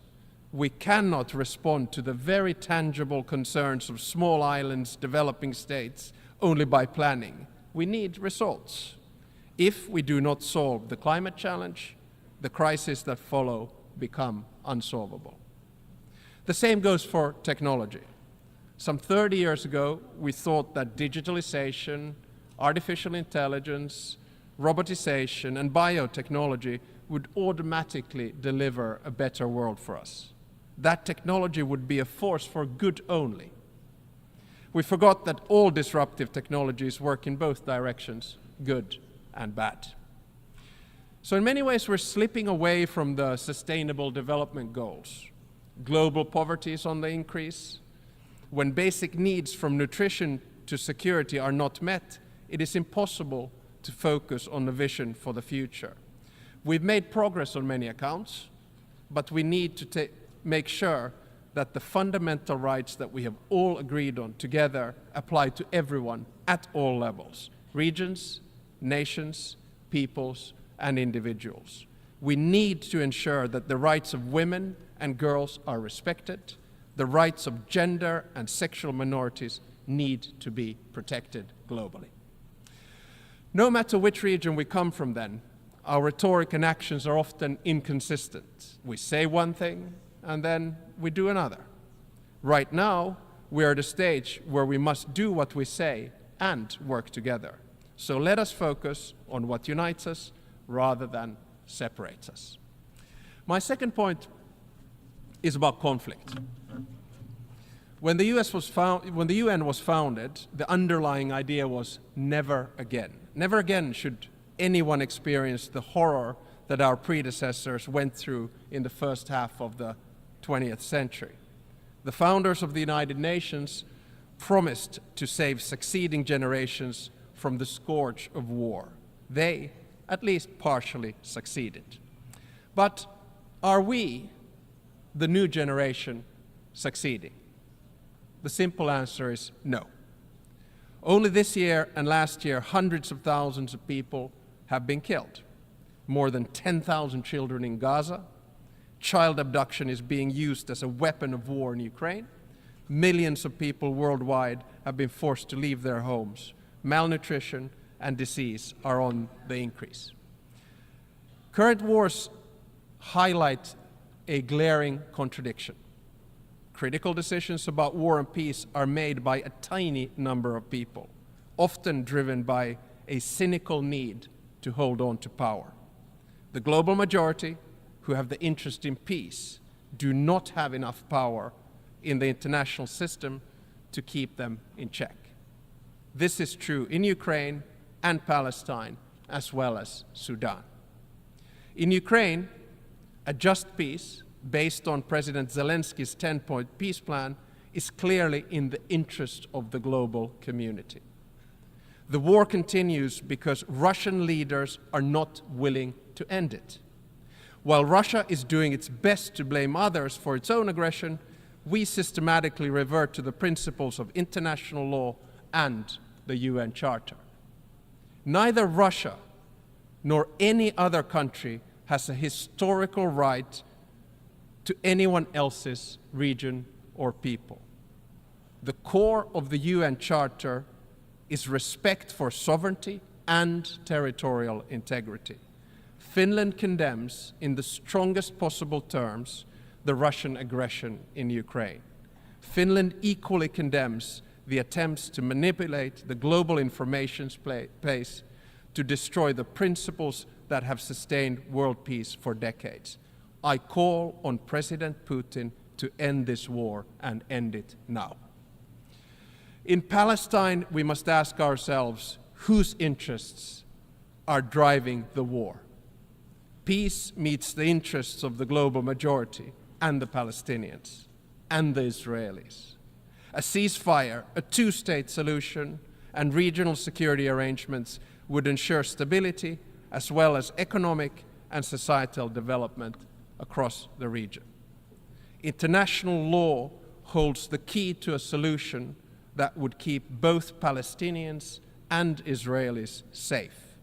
After the most recent tragedies, there's no other direction but forward, and we must find a solution. There are no more excuses. This war needs to end, and it needs to end now.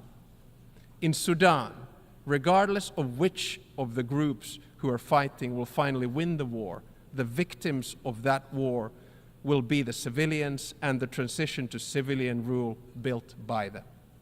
The civilian rule behind which the entire international community has promised to stand, and the civilians for whom we promise to seek a better future. In Sudan, we have failed to apply the principle of African solutions to African problems. Instead, Sudan is becoming an arena for regional and international rivalry. Our shared goal is to build a Sudan that would be an equal partner for all of us in security, trade, and in the multilateral fora. And it is moving further and further away from it.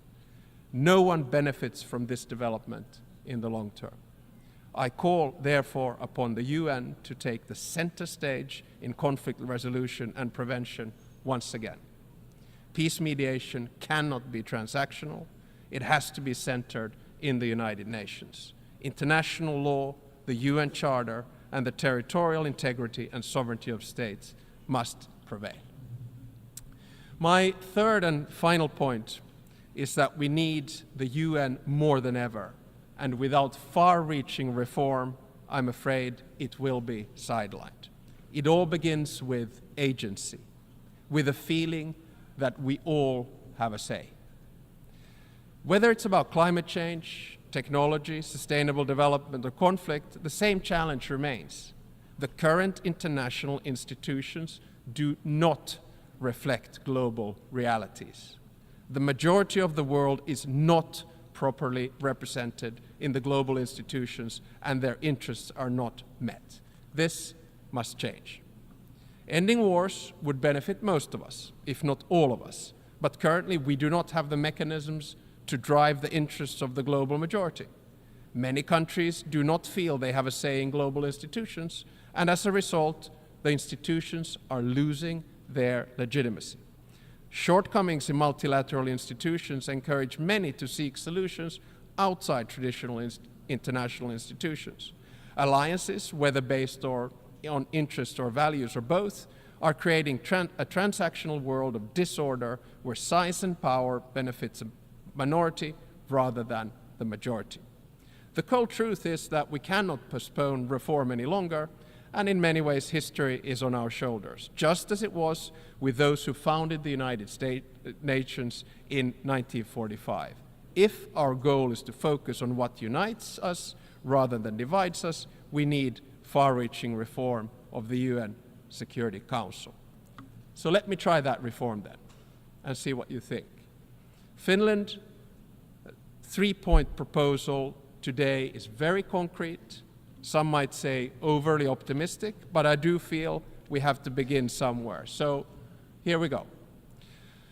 First proposal, all major continents need to be represented in the UN Security Council at all times. It is unacceptable that there is no permanent representation from Latin America and Africa, and that China alone represents Asia in the Security Council. We therefore propose that the number of permanent members be increased by 5. More concretely, 2 from Asia, 2 from Africa, and 1 from Latin America. The total number of permanent members would thus be 10. That, combined with 10 elected members, would ensure that the Security Council would hold roughly 10% of the UN's members at any given time.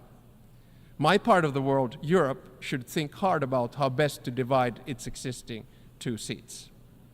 Second, no single state should have veto power. I fully understand that the veto was necessary in the aftermath of World War II, but in today's world, it has too often incapacitated the Security Council and halted decision-making here in New York. The UN agencies are not subject to national vetoes and are working effectively precisely because no single member can prevent them from doing so. My third and final proposal is that if a permanent or elected member of the Security Council violates the UN Charter, its voting rights should be suspended. This decision should ultimately be taken by the General Assembly, and there should be no room for double standards in the United Nations. So, ladies and gentlemen, despite all of our challenges, I want to end on an optimistic note.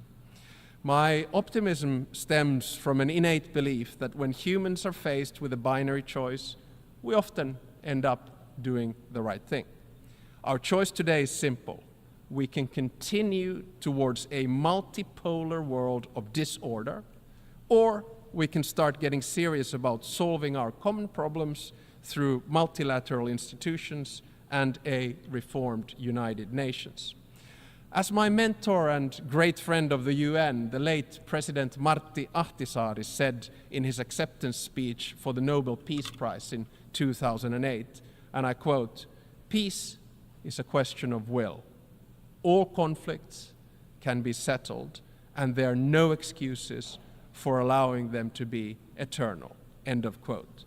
Let us keep Martti's words in mind and start working towards peace. Thank you very much.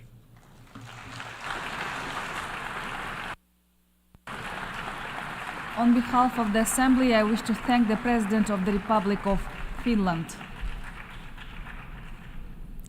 The Assembly will hear an address by His Excellency Mohamed Irfan Ali, President of the Cooperative Republic of Guyana. I request protocol to escort His Excellency and invite him to address the Assembly.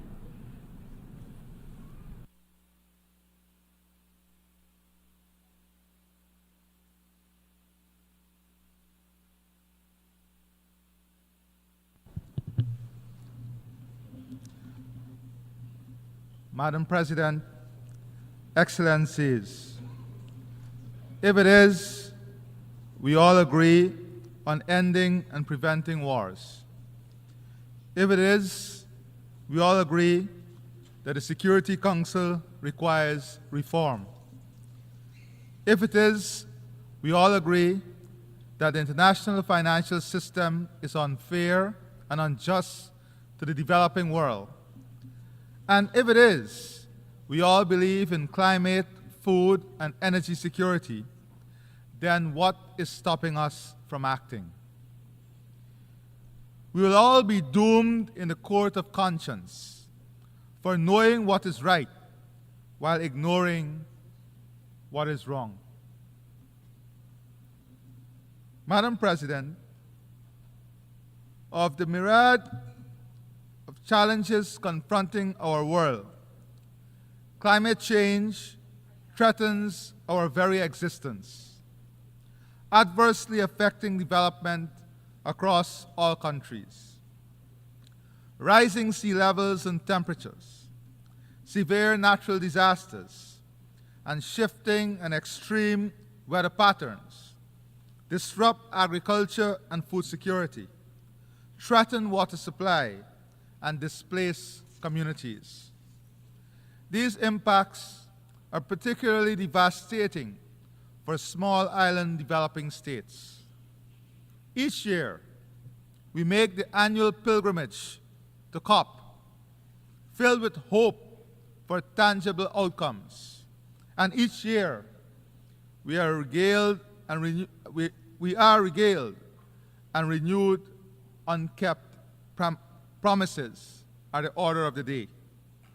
This cycle of hope, followed by disappointment, cannot continue if the Sustainable Development Goals are to be met.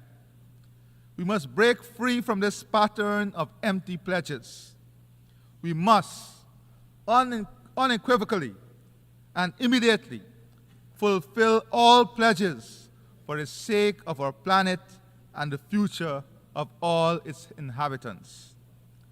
Let me tell you about my country, Guyana, a country that is 83,000 square miles, 86% of which is tropical forests.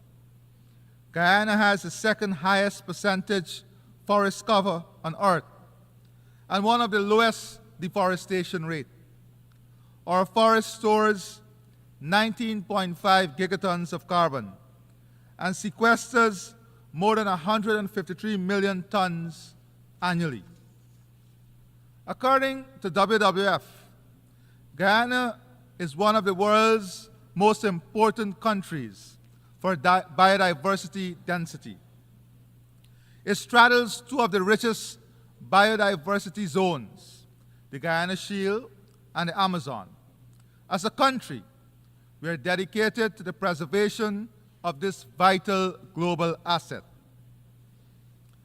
I especially salute the indigenous peoples of Guyana, the Amerindians, who are the foremost stewards of this great natural heritage.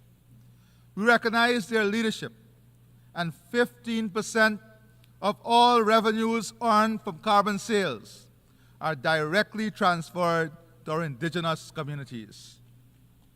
Madam President, even with our newfound natural resource, oil and gas, it would require less than 20% of sequestered carbon to offset our emissions at maximum output.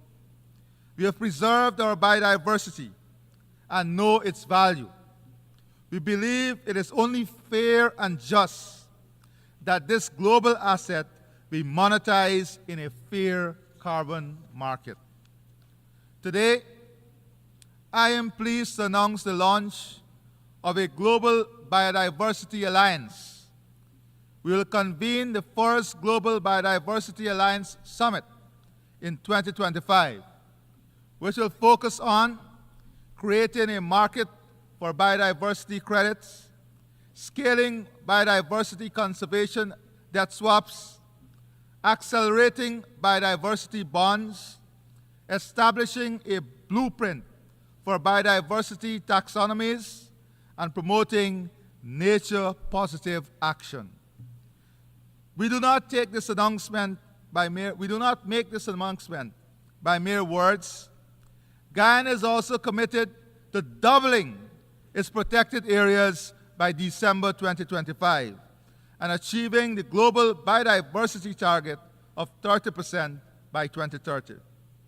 These are real solutions that Guyana is putting forward to address the global problem of biodiversity loss. We do not lecture, we lead by example without arrogance.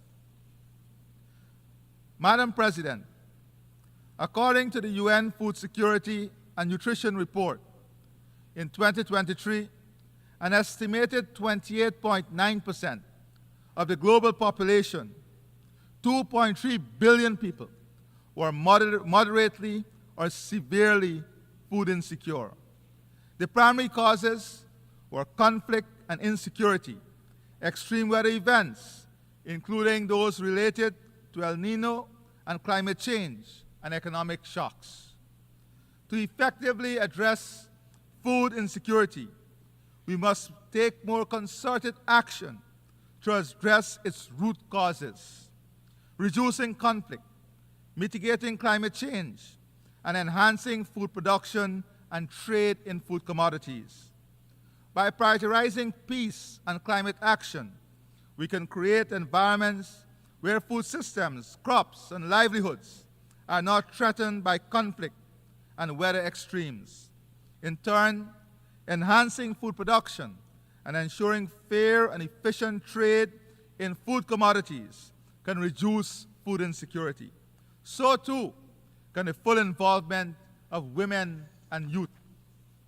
In Guyana's National Agricultural Strategy and Policy, at least 35% of our agro-businesses will be owned by women and 60% by young people. While I've spoken of food insecurity, the global malnutrition rates are also alarming and must be addressed. Nutritious, safe, and sufficient food are crucial to a healthy population. Madam President, the United Nations must continue to be a beacon of hope amidst a turbulent global environment. The theme of this year's assembly, and I quote, "Leaving no one behind," acting together for the advancement of peace, sustainable development, and human dignity for present and future generations, end of quote, resonates with the vision set out in the United Nations Charter. This vision demands decisive action and enlightened multilateralism. Today, we find ourselves in a world where the quest for peace is met with a defiant echo of conflict, where the promise of sustainable development is eclipsed by the dangerous specter of climate change and food insecurity, and where the dignity of millions of people is trampled upon with impunity. In Ukraine, the sovereignty and territorial integrity of a nation are being violated. Yet, decisive action by the United Nations Security Council remains fettered by the veto. Justice demands that we defend the territorial integrity of all states, large, small, powerful, and weak. Equally concerning is the conflict in Sudan, which rages on with devastating consequences for the people of that country, including famine and mass displacement. This conflict will continue to undermine efforts to achieve lasting peace and sustainable development. This Assembly must also condemn the continued oppression and persecution by the Taliban of women and girls in Afghanistan, who face not just lack of access to education and restrictions on their movements, but now even their voices cannot be heard in public. Closer to my home, CARICOM has been actively supporting a Haitian-led process for the restoration of democracy, peace, and stability in Haiti. We welcome the deployment of the UN-authorized multinational security support mission led by Kenya as a crucial step towards stabilizing the security situation. We call on the international community to urgently scale up financing for the MSS and secure its renewed authorization so that the mission can succeed. We must also address the dire humanitarian situation where almost half of Haiti's population suffer from acute hunger, mass displacement, and women and girls are enduring brutal violence, including sexual violence. Guyana is leading CARICOM's effort in mobilizing humanitarian effort and support for Haiti. Excellencies, I'll be reaching out to you for your support. We must stay the course with our Haitian brothers and sisters in their quest for durable peace and sustainable development. The people of Haiti deserve nothing less. Madam President, peace, stability, and safety are no more imperiled than in Gaza. Guyana reiterates its strong condemnation of the October 7 attacks by Hamas on Israel. However, the collective punishment of an entire population, including the indiscriminate slaughter of civilians, most of whom are women and children, has long gone beyond the realm of self-defense. As the world watches on helplessly, Israel continues to flout its international obligations, including the orders of the ICJ and successive Security Council resolutions. Instead, the right of self-defense is being used as a weapon of mass extermination, stoking legitimate fears of genocide. No state, large or small, should feel comfortable and safe when such atrocities are allowed to continue with impunity. The war in Gaza must end now. We reiterate our demand for an immediate ceasefire and the release of all hostages and Palestinians illegally detained. Madam President, for more than 75 years, the Palestinian people have been denied their right of self-determination. We must advance the two-state solution as this remains the only viable option for a future where Palestinians and Israelis live in peace and security. Turning to our brothers and sisters in Cuba, their right to development continues to be stymied by the economic embargo. Guyana renews its call for revocation of the embargo and the removal of Cuba from the list of state sponsors of terrorism. Madam President, the United Nations has a special responsibility for the security of small states. Small states look to multilateralism and the rule of international law to protect them from foreign aggression. Guyana is a small state that has had to contend with aggression from the Bolivarian Republic of Venezuela for all 58 years of our nationhood.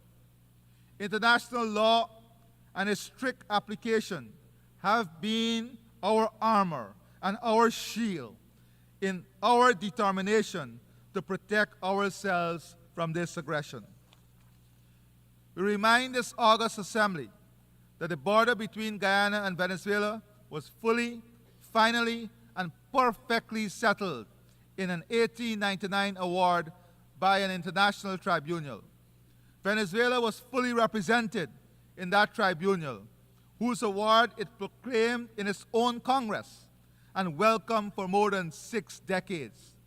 Before reopening the issue on the eve of Guyana's independence, claiming 2/3 of our territory.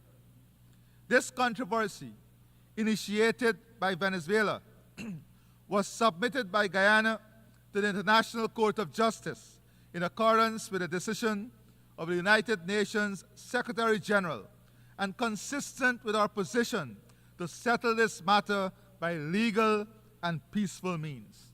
In 2023, in light of intensified acts of aggression by Venezuela, the ICJ issued provisional measures stating that, and I quote, pending a final decision in the case, the Bolivarian Republic of Venezuela shall refrain from taking any action which would modify the situation that currently prevails in the territory in dispute, whereby the Cooperative Republic of Guyana administers and exercises control over the area, end of quote. After years of refusing to participate in the proceedings of the ICJ and stating that it does not recognize the jurisdiction of the court, the Venezuelan government has now submitted a counter-memorial to Guyana's submission. We welcome Venezuela's decision to participate in the court's proceedings and express the hope that Venezuela will accept the decision of the court, as Guyana has long pledged to do. I reaffirm Guyana's unwavering commitment to a peaceful resolution of this long-standing controversy in full conformity with international law and the principles set forth in the United Nations Charter.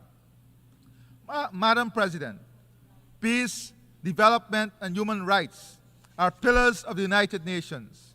We all aspire for a form of multilateralism that is equitable, inclusive, and ensures that no one is left behind. Women's participation in leadership in private and public sectors are integral to this. There is a growing movement in the developing world calling for the democratization of global political and economic relations. The disproportionate concentration of power favors a few powerful nations, whilst marginalizing the voices and concern of the broader international community. Developing countries are justly demanding more inclusive and representative decision-making processes in institutions and organs such as the UN Security Council, the World Bank, and the IMF. The World Trade Organization must also be reformed to ensure fairer trade for developing countries. These reforms must go beyond fair representation and ensure that the policies and practices of these institutions align with the developmental needs and aspirations of all countries. In the emerging global order, we must ensure the United Nations remains at the forefront of global governance. If multilateralism is to trump unilateralism, the UN's role as the world's foremost multilateral organization is pivotal. With the necessary resources and resolve, the UN can ensure a future of peace, sustainable development, and human dignity. The future we seek, a future where no one is left behind, demands courageous action. The UN must fulfill its role as a custodian of greater global peace, the foremost promoter of sustainable development, and an unflinching protector of human rights, human dignity, and international law. And since the UN is all of us, this body of nations, this is a collective responsibility for us all. Let us not be found wanting. Let us act together for the advancement of peace, for the achievement of sustainable development, and the preservation of human dignity, now and for generations to come. I thank you.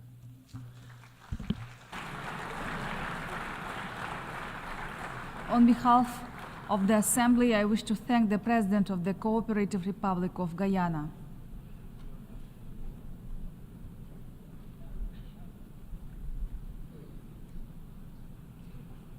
The Assembly will hear an address by His Excellency José Raúl Molina Quintero, President of the Republic of Panama.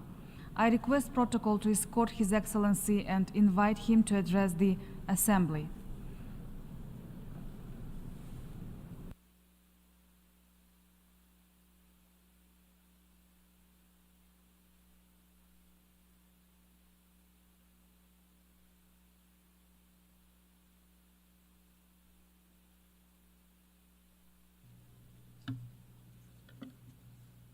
Muy buenas tardes. A very good afternoon, Madam President,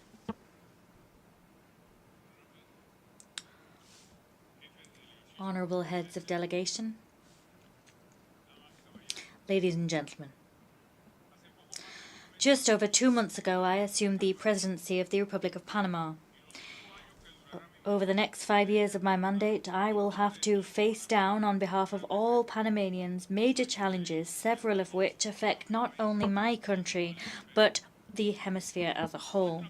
Our privileged geographical position has made us a bridge between and a meeting point for the Americas. We had the first railway to connect the Atlantic and the Pacific on our continent, the first customs office of the continent, and the first in Tierra Firme, the first Spanish city in the form of Tierra Firme. Our canal and our airport hub have made us strategic partners for all countries of the world. As things stand, our canal serves 180 maritime routes. These connect 1,920 ports in 170 countries.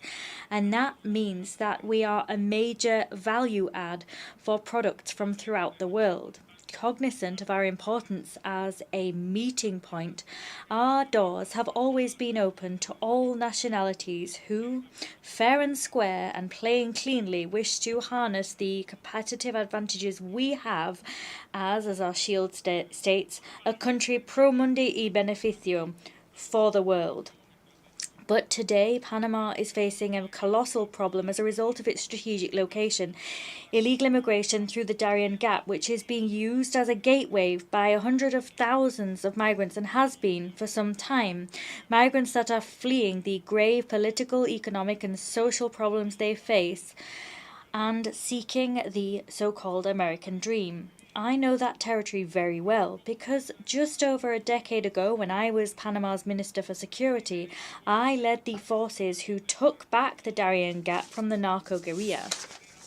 Today, it is a source of great pain to witness the social tragedy that is this treacherous journey, a journey embarked upon by women, children, and elderly persons who begin an inhumane crossing over rivers, jungles, and inhospitable corners. they face myriad risks to their very security in so doing. This movement of people is led by criminal organizations with bases in neighboring countries, organizations that receive dirty money to make a profit from the hope and needs of thousands of human beings. I fully understand how hard it is to decide to migrate to escape the poverty and oppression that one may experience in their place of origin. The vast majority of people wish to live, develop, and progress in the land where they were born. Let me say it again, causes are well known, but alone we cannot tackle them. We are already facing too many social and financial problems as a nation. We do not have the resources or the material possibilities to solve the migration crisis alone. Illegal migration through Panama is part of a colossal global problem, and it must be in the United Nations where this problem is front and center of an agenda. We are proud of being a country which connects myriad global trade routes, but we will not agree to be used as a transit point for illegal immigrants, because that brings with it social, human and environmental costs for our territory. Panama is today paying a high environmental cost as a result of that illegal flow of persons. They are causing severe damage to our biodiversity. I want to say to you that there is a huge difference between analysing this problem from within forests such as this in the midst of Manhattan. There's a great difference between that and being a first-hand witness of the drama that I have been.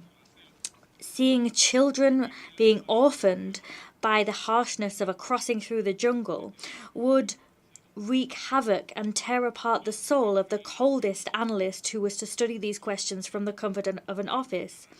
These aren't standalone problems for the Darien Gap, or to give you another example, for the Mediterranean. What we're talking about is a complex system of organised crime that is making profit from human misfortune. In 2023, the Darien Gap saw the entry of more than 500,000 illegal immigrants. That accounts for, or is equivalent to, 12% of Panama's total population. If the same thing had happened in the United States, that would have meant the entry of 40 million illegal immigrants in 1 year. In other words, a number 20 times higher than that seen today. Another example, Italy. They also have a grave migrant problem. Last year, indeed, around 150,000 people entered the country illegally. If we were to scale this up to Panamanian proportions, we'd be talking about the entry of 7 million people illegally to this European country.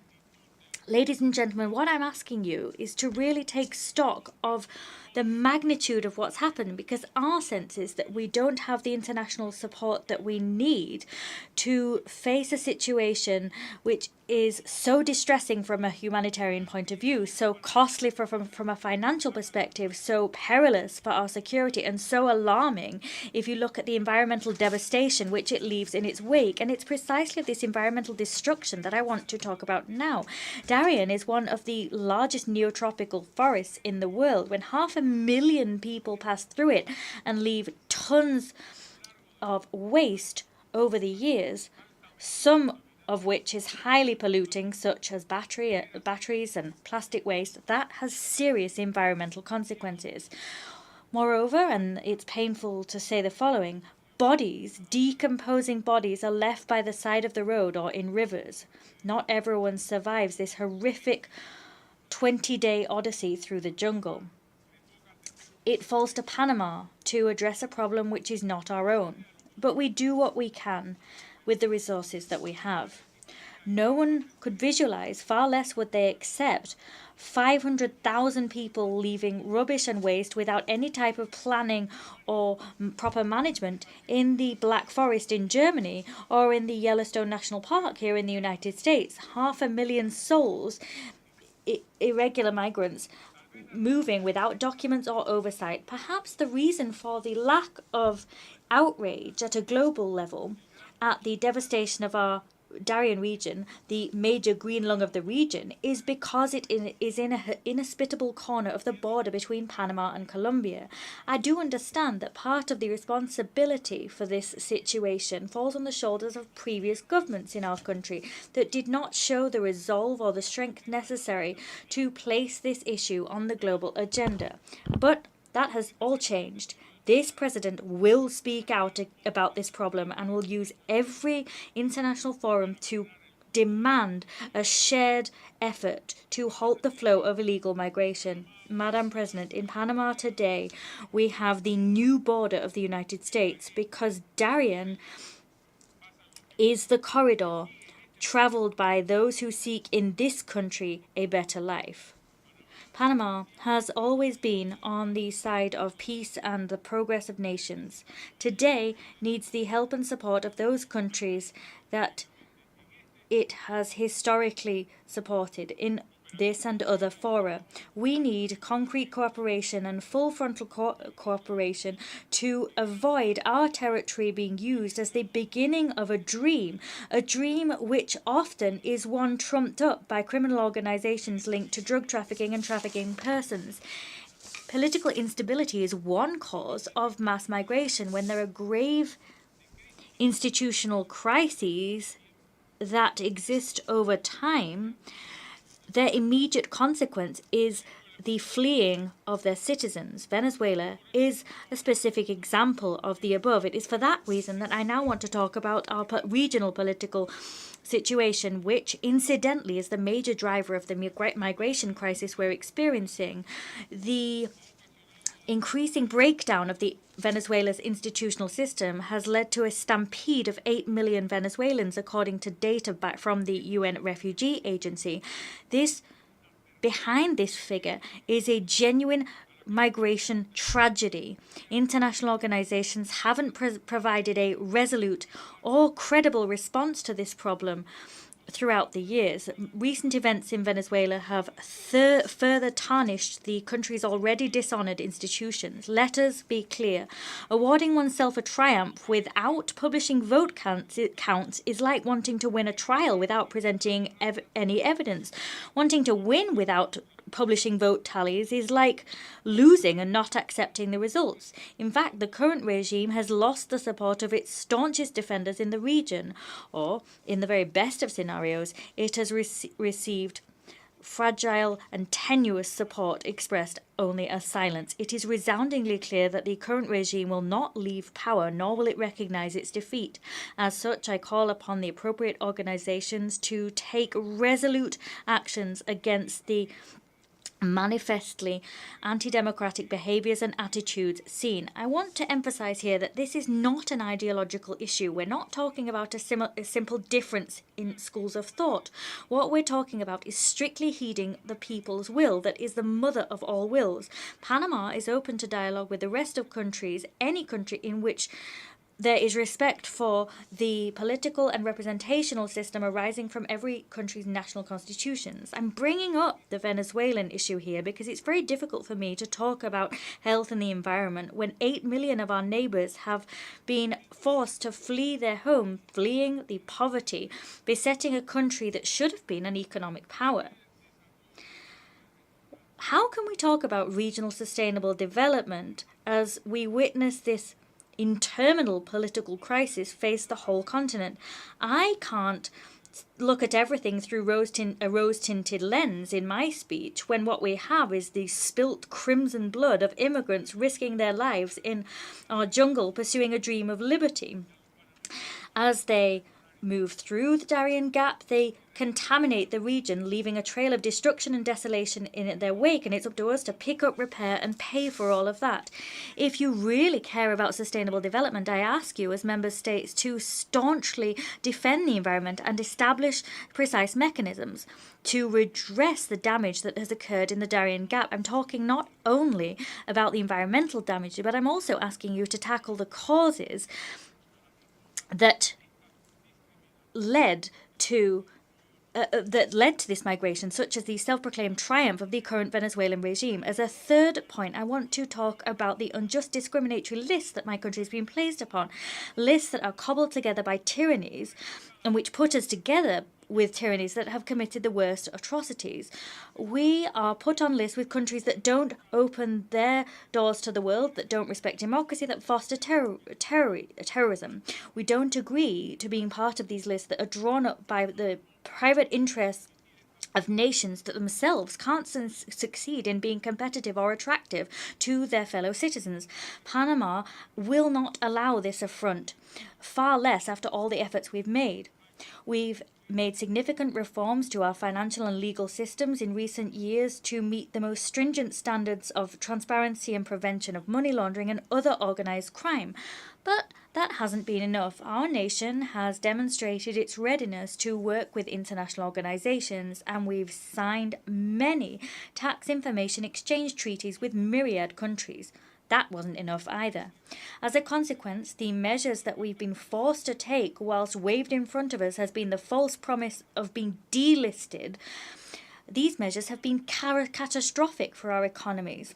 And yet we still haven't been able to get ourselves removed from these reckless lists.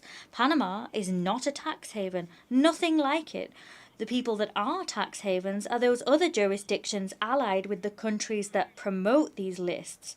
Those countries are analysed and measured by different standards to those used for my country. It's quite paradoxical, but the nations that approved Panama's inclusion on these lists use our canal. They participate in public tenders, they make money from consultancy services, and they lobby their businesses to get juicy contracts in our country.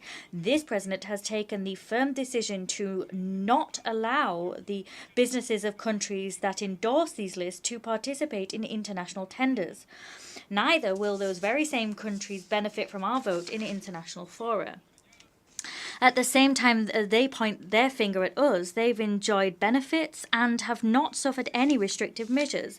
The aim of their bias is to ensure that despicable stigma continues to hover over Panama that is a responsible country when it comes to financial fair play. I want the best for my beloved Panama. I didn't accede to the presidency to make other countries feel good. I did so to meet my country's demands. Talking of lists, I want to tell you that Panama is one of the countries in the world that is carbon negative. In other words, we remove more carbon dioxide from the atmosphere than the CO2 we emit. But this glittering status has brought us no benefit whatsoever. Vast swathes, of our territory is protected, and that brings with it major challenges in terms of achieving genuine development. Today, countries that utterly destroyed their biodiversity for the sake of development force other developing countries to abide by standards of environmental care that they dismissed. This produces an imbalance in terms of opportunities for progress. On the one hand, we're forced to maintain our forests in a primary state, and on the other hand, fingers are pointed to us and we're placed on lists which make it difficult for investment to arrive and which stymie the development of a globally competitive financial system. We do not accept the rules of this game. I want to reiterate the message I delivered when I assumed the presidency. I said there and I'll say now, Panama is an ally of good causes, and we will no longer allow fingers to be pointed at us unjustly in such a way that harms our economic capacity, our prestige, and in a way that besmirches the very image of our country. I'd like to say to you what an honour it is for the Panamanian people to become non-permanent members of the Security Council, as we will do in January this year. That will be the 6th time in history. That accolade is the fruit of sustained work over time. We've been given that seat because of our country's work to fight against terrorism, to fight trafficking in persons, and to fight drug trafficking. Panama contributes to peace and concord between peoples. I am sorry for hammering home this point again and again and again, but all of this is completely impossible to reconcile with the aforementioned list. We can't accept that a country whose conduct is unimpeachable and a country that works in favour of peace, freedom and international security be lumped together and tarred with the same brush with those who do quite the opposite. We're placed on arbitrary lists that don't tally with reality. All of that is genuinely unacceptable. We'll continue fighting peacefully and doggedly to put an end to this unnecessary and discriminatory harassment at the hands of countries that would never abide by the same conditions we are forced to. To conclude, I'd like to say that we'll continue building a country that is at the service of humankind. We'll care for our biodiversity in the face of adversity. We'll defend our democracy in spite of concrete threats today hovering over our region. Panama will continue connecting global trade, fighting for freedom, being a part of the world, and calling for the respect that we give and the respect that we deserve as an upstanding nation.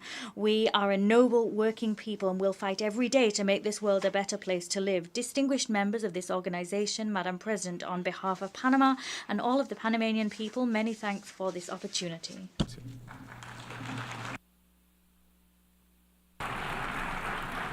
On behalf of the Assembly, I wish to thank the President of the Republic of Panama.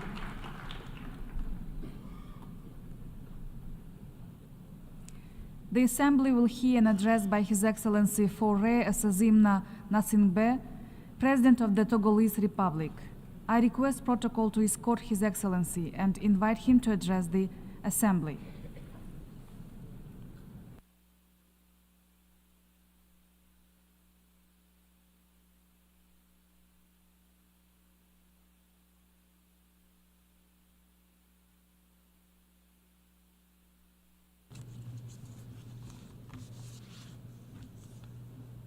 Monsieur le Président, Presidents, President, Excellencies, Heads of State and Government, Secretary General of the United Nations, distinguished guests, ladies and gentlemen, the history of the United Nations is one of trust and collective responses to the most serious crises. But each of us today sees that today we are at a crossroads. On the one hand, our multilateral model and our aging institutions are no longer able to tackle new challenges which are admittedly of an unprecedented complexity. On the other hand, our discussions, just as our multilateral commitments in recent years, often are not accompanied by action. That is why there is real reason to be concerned as we look to the future. Concerned for the future of our planet, which is ravaged by complex crises. Concerned for the future of our youth, given the challenges that young people will inherit. And of course, I refer first and foremost to environmental challenges. And finally, concerned about the future of our institutions, which are not adapted to current realities and which no longer fulfill their promises. We have no choice. We cannot persist with our systems that no longer deliver on their promises and no longer reflect the realities of our world. We must begin a profound transformation. That is why I stand before you today with a clear conviction and vision for the future. My conviction is that another way is possible, a way forward where international cooperation is revitalized, is more inclusive and more respectful. And my vision is one of Africa that fully assumes its role as a strategic partner in building new rules for global governance. My first observation is that my country, Togo, looks to the future with hope and determination. In Togo, we are working on a type of development that will be sustainable but also equitable and inclusive. We know that in order to achieve this, we must build a strong, visionary state that ensures protection. We are doing this as a nation because this is our responsibility towards current and future generations. This requires large-scale investment in our education and healthcare systems. This requires reducing the digital divide. And this also requires a commitment to an environmental transition, as well as action in favor of gender equality. My second observation is that today, looking to the future means looking to Africa. Our continent is no longer just a developing region. It is also the future driver of global growth, because it is Africa that is home and will continue to be home for a long time to the majority of global youth. That is where the strongest development potential resides for emerging markets related to technological innovation and entrepreneurship. It is in Africa that the blue and green economies open up considerable opportunities for sustainable development. Our continent has a wealth of natural resources. When properly leveraged, they can transform Africa into a global hub for clean, renewable energy. And it is also in Africa that we must test out new partnership models that we require, specifically between the private and public sector. My third observation is that addressing the challenges of our times requires effective multilateral cooperation. Challenges in the food security and environmental realms go beyond what each country can address individually and alone. More and more, we are dealing with fundamentally asymmetric crises. These crises quickly and harshly affect regions of the world that are not directly responsible for the causes of those crises. That is why I reiterate my deep conviction. First, given these global threats, the only way to ensure a better future for current and future generations is to take collective and coordinated action, action by states. And this action, this collective action, must be carried out as part of revitalized global political frameworks. This is in particular true for our efforts when it comes to climate adaptation and resilience. Africa is a region that is one of the most vulnerable to the impacts of climate change. Even though Africa as a continent contributes the least to greenhouse gas emissions, the harmful impact of climate change seen in Africa in terms of food security and the migration challenges that this causes cannot be underestimated. If we do nothing, the issue of the environment will lead to major waves of migration towards the north, which is clearly something that is a common concern. But this need for collective action is also true when it comes to the challenge of peace and security. And that challenge is also a burden that can no longer be carried by Africans alone. In Western Africa, we face the persistent threat of terrorism. In my view, the answer to this requires a combination of inclusive dialogue, security reform, and economic development initiatives that would address and eradicate the root causes of violence. But we cannot tackle all of these challenges alone. Multilateral cooperation is necessary in order to face this collective threat. We all know that development, the climate transition, and security have all become issues that need to be tackled in a multilateral manner. But to do this, we must first refashion our model for international cooperation. And this brings me to my last observation. We cannot strengthen international cooperation without a new model for partnerships that is more equitable and more respectful towards African states. We urgently need to rethink our model of multilateralism in order to rebalance efforts in the context of international cooperation.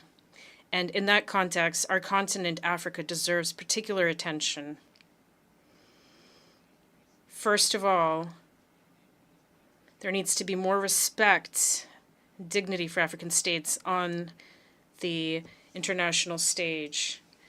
It is time to recognize that we are strategic actors in our own right, capable of making a major contribution to global efforts towards peace, sustainable development, and human dignity. Respect for human dignity is not only a principle that must guide our daily actions within our borders. The respect for and dignity of our peoples must be recognized through their representation and the elevation of their voice, which must be heard and respected in international fora. And finally, we require a new model of international cooperation that is more broadly based on localization. Externally imposed so-called universal solutions can, it is true, have some advantages, but they do not always work. Despite the efforts made in recent years, international aid often remains disconnected from the needs and the capacities of the populations that receive this aid. Localization must be a major commitment to recognize local expertise while allowing states to play their rightful role in defining priorities and implementing programs. Togo is resolved to play a leading role in this transformation, and I call on all international stakeholders to support a more equitable and respectful cooperation. Excellencies, ladies and gentlemen, Africa is ready. It is ready to play its rightful role on the international stage, but it seeks to be respected, listened to, and supported in its efforts in an equitable way. Together, let us work on building a world where each nation and each individual can live in dignity, in harmony with others and with our planet. I thank you. On behalf of the Assembly, I wish to thank the President of the Togolese Republic. The Assembly will hear an address by His Excellency Bassirou Diomaye Diakhar Faye, President of the Republic of Senegal. I request protocol to escort His Excellency and invite him to address the Assembly.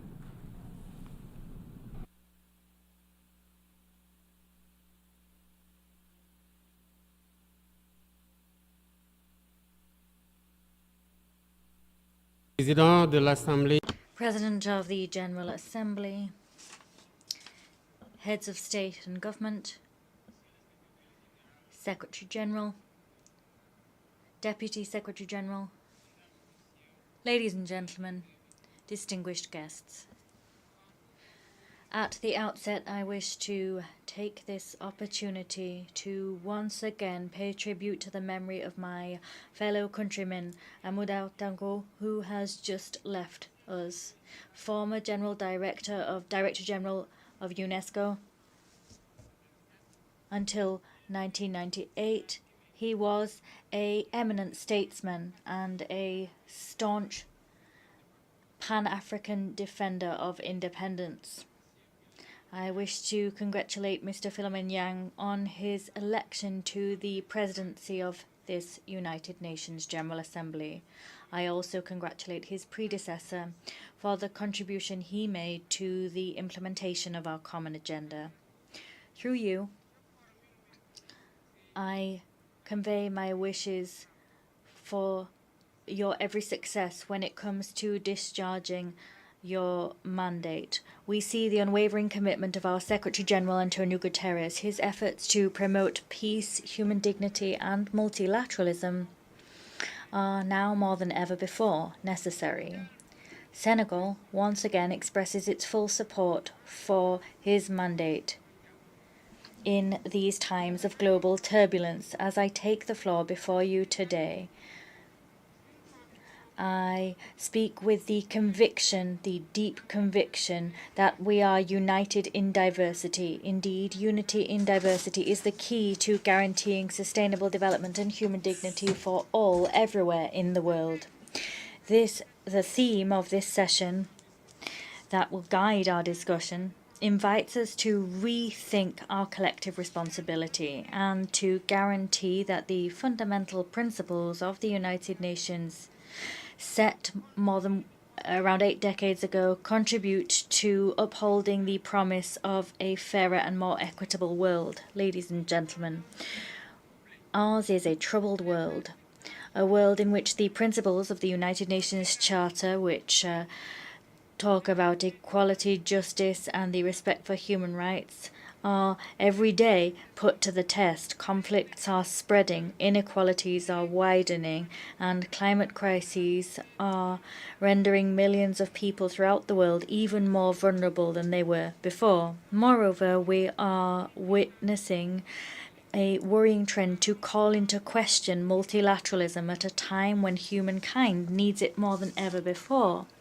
The world must stare the truth in the eye. The ideals that we swore to defend are being trampled upon in all 4 corners of the globe, whether we're talking about Gaza, Tel Aviv, Dakar, or elsewhere. All human beings are equal in dignity, dignity which transcends borders, cultures, and religious affiliation. It is incumbent upon us all to ensure that this dignity be protected and respected for all human beings, regardless of who they are. This duty is the very essence of the United Nations. However, every day we see international law as the very foundations of international peace is violated. Resolutions adopted by this General Assembly are treated with flagrant disregard. We have repeated violence. The principles of the UN Charter are kicked to the corner, and we see the undermining of this very house of peace. Never before the foundations of the United Nations have been as shaky as they are now. We're seeing violence, fear, and uncertainty being sown. If we wish to vanquish the spectre of war and usher in a better world, well, it's high time to change our paradigms. It's high time to put human beings at the heart of our international agenda, as we're invited to do by the theme of this session. President, ladies and gentlemen, we no longer wish to stand idly by and watch the tragedy in the Sahel play out. Terrorist groups there are sowing terrorism. They're pillaging, they're killing innocent civilians. This region was once stable, and now it is in the grips of daily violence. At the same time, the United Nations, specifically the Security Council, it remains inactive all too often. Moreover, we can't allow the Sahel to become the theatre of foreign rivalries, clashes between which do nothing other than destabilize the region. Here, I must remind you that the peace and security of Africa are inextricably linked with global peace. It is vital that the Security Council better play its role as a guarantor of international peace and security. Once again, let me say that Senegal is deeply concerned by the tragic situation playing out in Palestine. Entire generations have grown up in Palestine in the shadow of oppression. They are deprived of their fundamental right to a viable state. Senegal, as the chair of the Committee on the Inalienable Rights of the Palestinian People calls for an immediate, lasting ceasefire. We reiterate our support for the two-state solution, with East Jerusalem as the capital of Palestine, in accordance with the relevant resolutions of the United Nations. This war spares no woman, no child.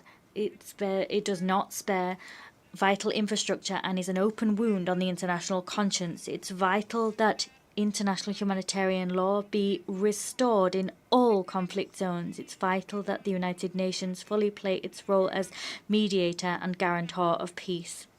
Ladies and gentlemen, peace is not simply the absence of war. Peace is also every human being having the possibility of living in dignity, the possibility to feed themselves, have accommodation, get an education, and to receive healthcare. And yet, today, more than 750 million people are going hungry, and 1 million every day live in abject poverty. These figures are drawing the world ever further away from achieving the SDGs set for 2030. We can no longer allow mechanisms for global governance continue to reproduce these inequalities. It's high time to do away with a dog-eat-dog world and to build a new global contract based on solidarity and cooperation.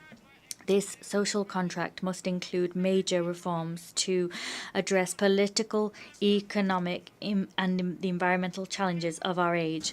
Firstly, it's vital that we safeguard and strengthen multilateralism as the unique framework within which we can achieve and protect international peace and security. Doing that involves an urgent reform of global institutions, namely the Security Council, the IMF, the World Bank, so that these institutions become more inclusive and reflect the economic and geopolitical realities of our time. The African continent in particular must have a more meaningful place in these decision-making bodies.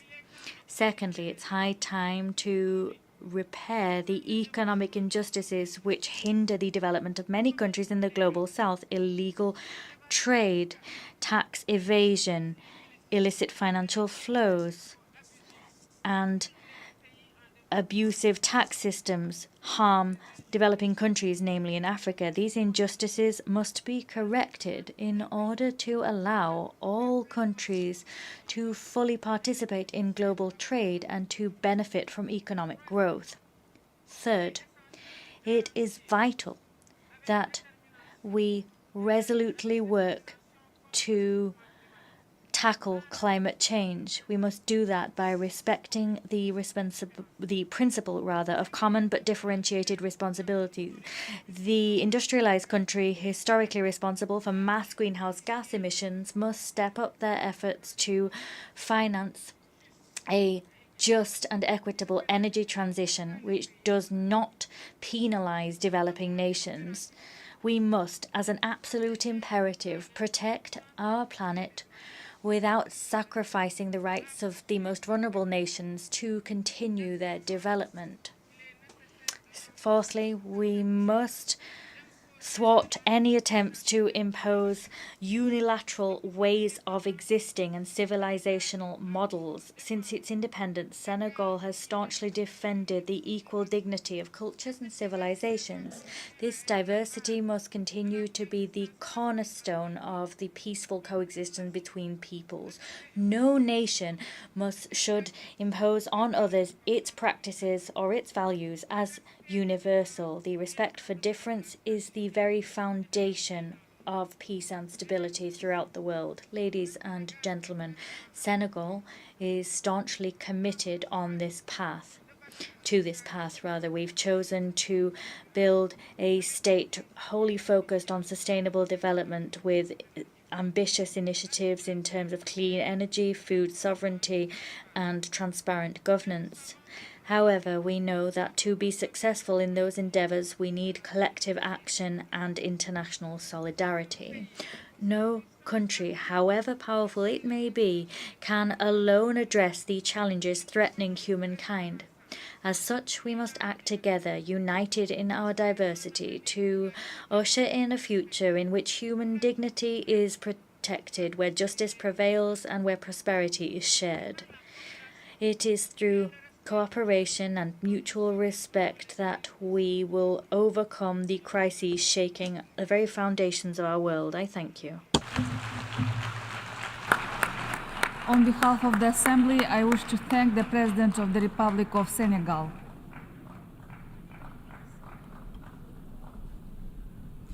The Assembly will hear an address by Her Excellency Sylvanie Burton, President of the Commonwealth of Dominica. I request protocol to escort Her Excellency and invite her to address the Assembly.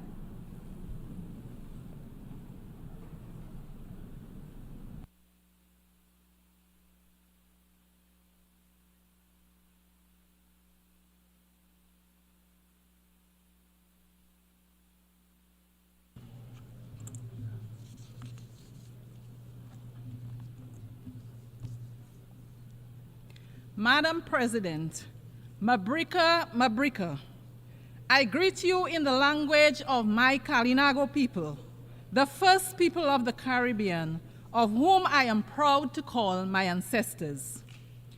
I proudly bring you warmest greetings from the citizens of the nature island of the Caribbean and the homeland of Olympian gold medalist Thea Lafont Gadson, the Commonwealth of Dominica.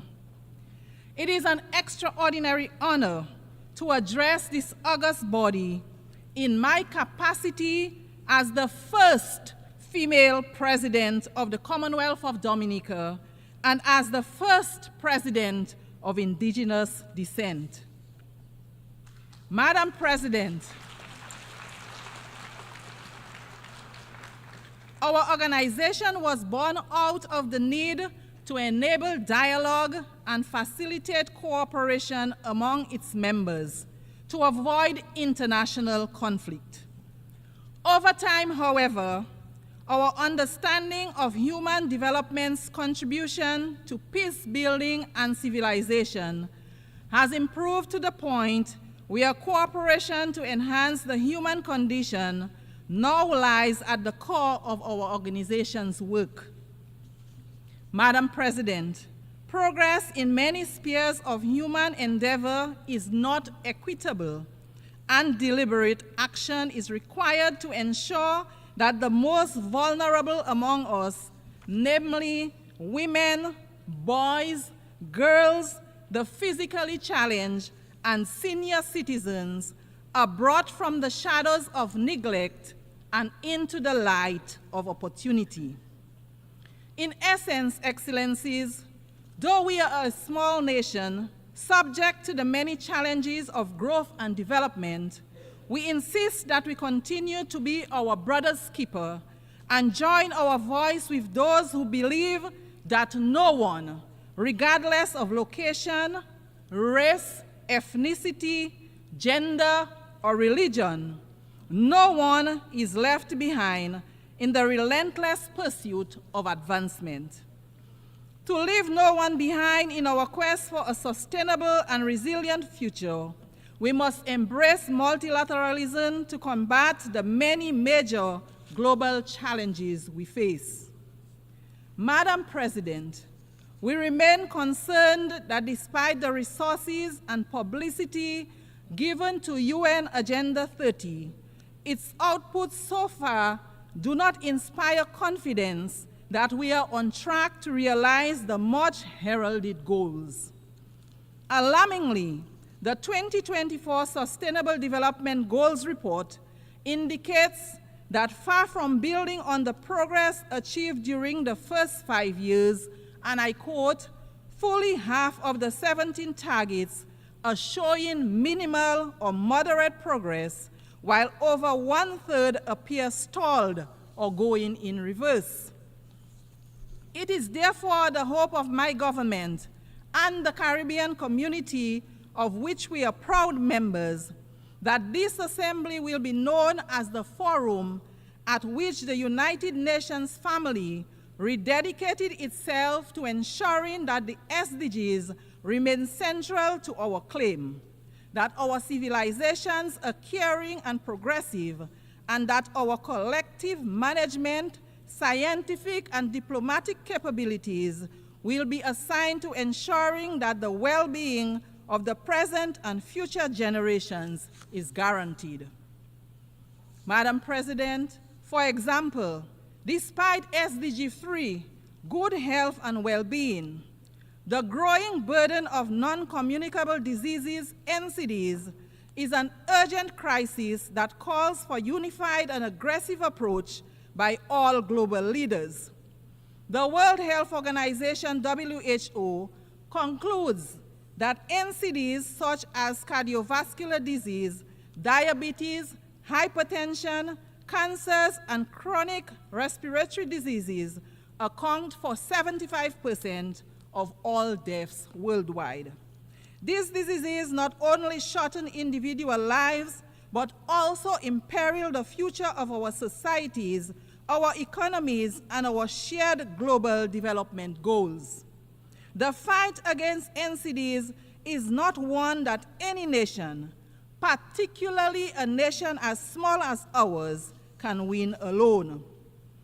That fight requires strong leadership, innovative strategies, and collaboration at every level.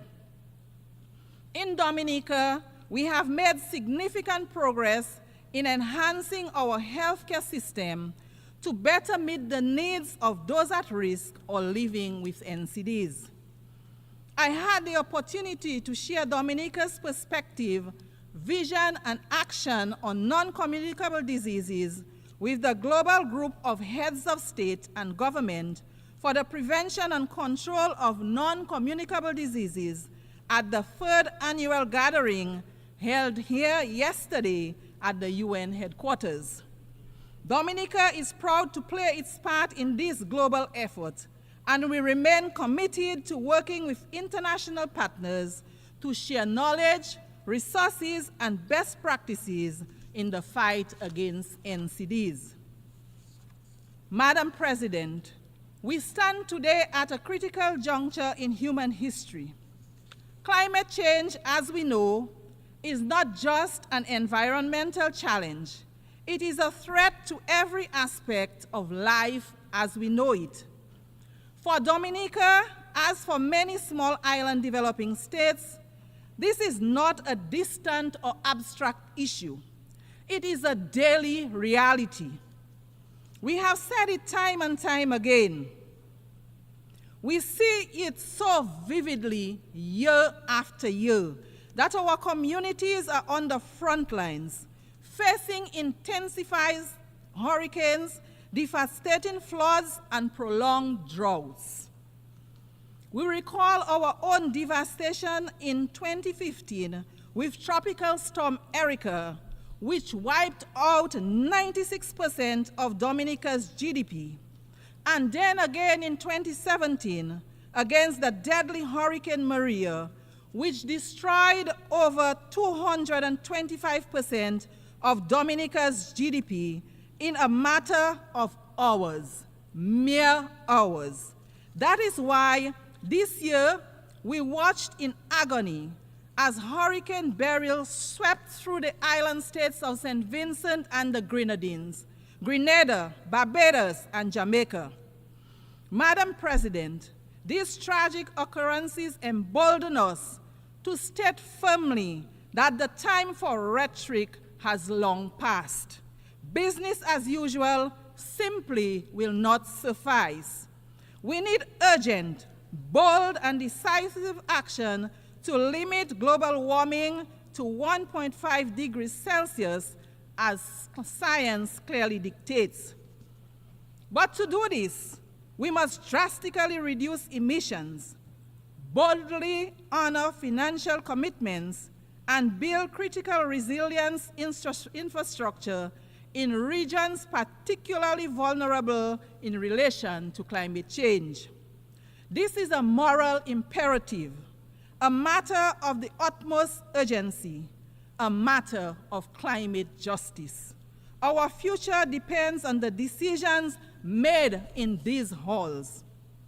Excellencies, This assembly is meeting at a time when the Commonwealth of Dominica and the rest of the Caribbean direct our gaze to the east and on the storms and hurricanes that emerge in the Atlantic. There is no denial that climate change is happening. We see, indeed, we feel its disastrous impacts on a daily basis. Already, the warnings of weather scientists regarding global warming and the consequent increase in frequency and severity of storms have proved to be accurate. The government and people of Dominica stand in solidarity with our sister CARICOM nations and others adversely affected by this year's storms. Dominica, along with other Caribbean states, have already prioritized the development of national climate adaptation strategies, invested in resilient infrastructure and agriculture, invested in community education and in renewable energy. Still, the reality is that, as important as our interventions in this crucial space are, they will remain ineffective if our friends and partners in the industrialized world do not honor their commitments to reduce global warming and provide the funding that is required to enable our low-emitting states to become resilient. We therefore seize this opportunity to urge that the ethical pledges made via the Kyoto Protocol, the Paris Agreement, the Climate Action Summit, and within the framework of the Green Climate Fund be honored in the interest of the global community. Prime Minister Honorable Dr. Roosevelt Skerrit has been sounding that call at every opportunity he gets. We are sounding that call again at this assembly. The high-emitting countries need to recognize and accept responsibility for their destructive practices and do the noble thing. We will not relent until they do. Madam President, our world is at the crossroads. Now more than ever, leadership at every level matters. My delegation is of the firm view that the fundamental principles of the UN Charter must be respected, no matter which member state may be under scrutiny. Madam President, this is no source of joy to my delegation, but these critical times demand that important truths be spoken frankly. Madam President, a glaring hypocrisy clouds this august body. When right seems to pass as wrong, wrong seems to pass as right, depending on which member state is being impacted. This practice of might makes right must be discontinued. Madam President, my delegation remains deeply concerned about the ongoing conflicts, particularly in Ukraine, the Middle East, and Sudan, among others. We recognize the crucial role of peace in human development. We are convinced that war is futile. It is this conviction that impels us to urge that the fullest support be given to those entities that are engaged in promoting peace and reconciliation in the Middle East, Ukraine, and Sudan. Just a few examples of locations where war is setting back the human development gains achieved over the years. The continuing loss of innocent lives, particularly innocent lives of the most vulnerable among us, namely the innocent lives of women and children, is of dire concern. There is no winner in these conflicts. And if history has taught us anything, it is that the cost to rebuild after such terrifying and inhuman conflicts is extremely prohibitive. To this end, as long as these conflicts persist, my delegation will not cease to echo the call for an urgent end to these conflicts which have decimated the lives of so many innocent ones. Madam President, we stand in solidarity with the people of Haiti and insist with the other CARICOM member states that the current crisis being confronted by our sister CARICOM state in no way nullifies the entitlement of its people to the recognition of their sacred sovereignty and their right to be central in the search for a fair and durable peace.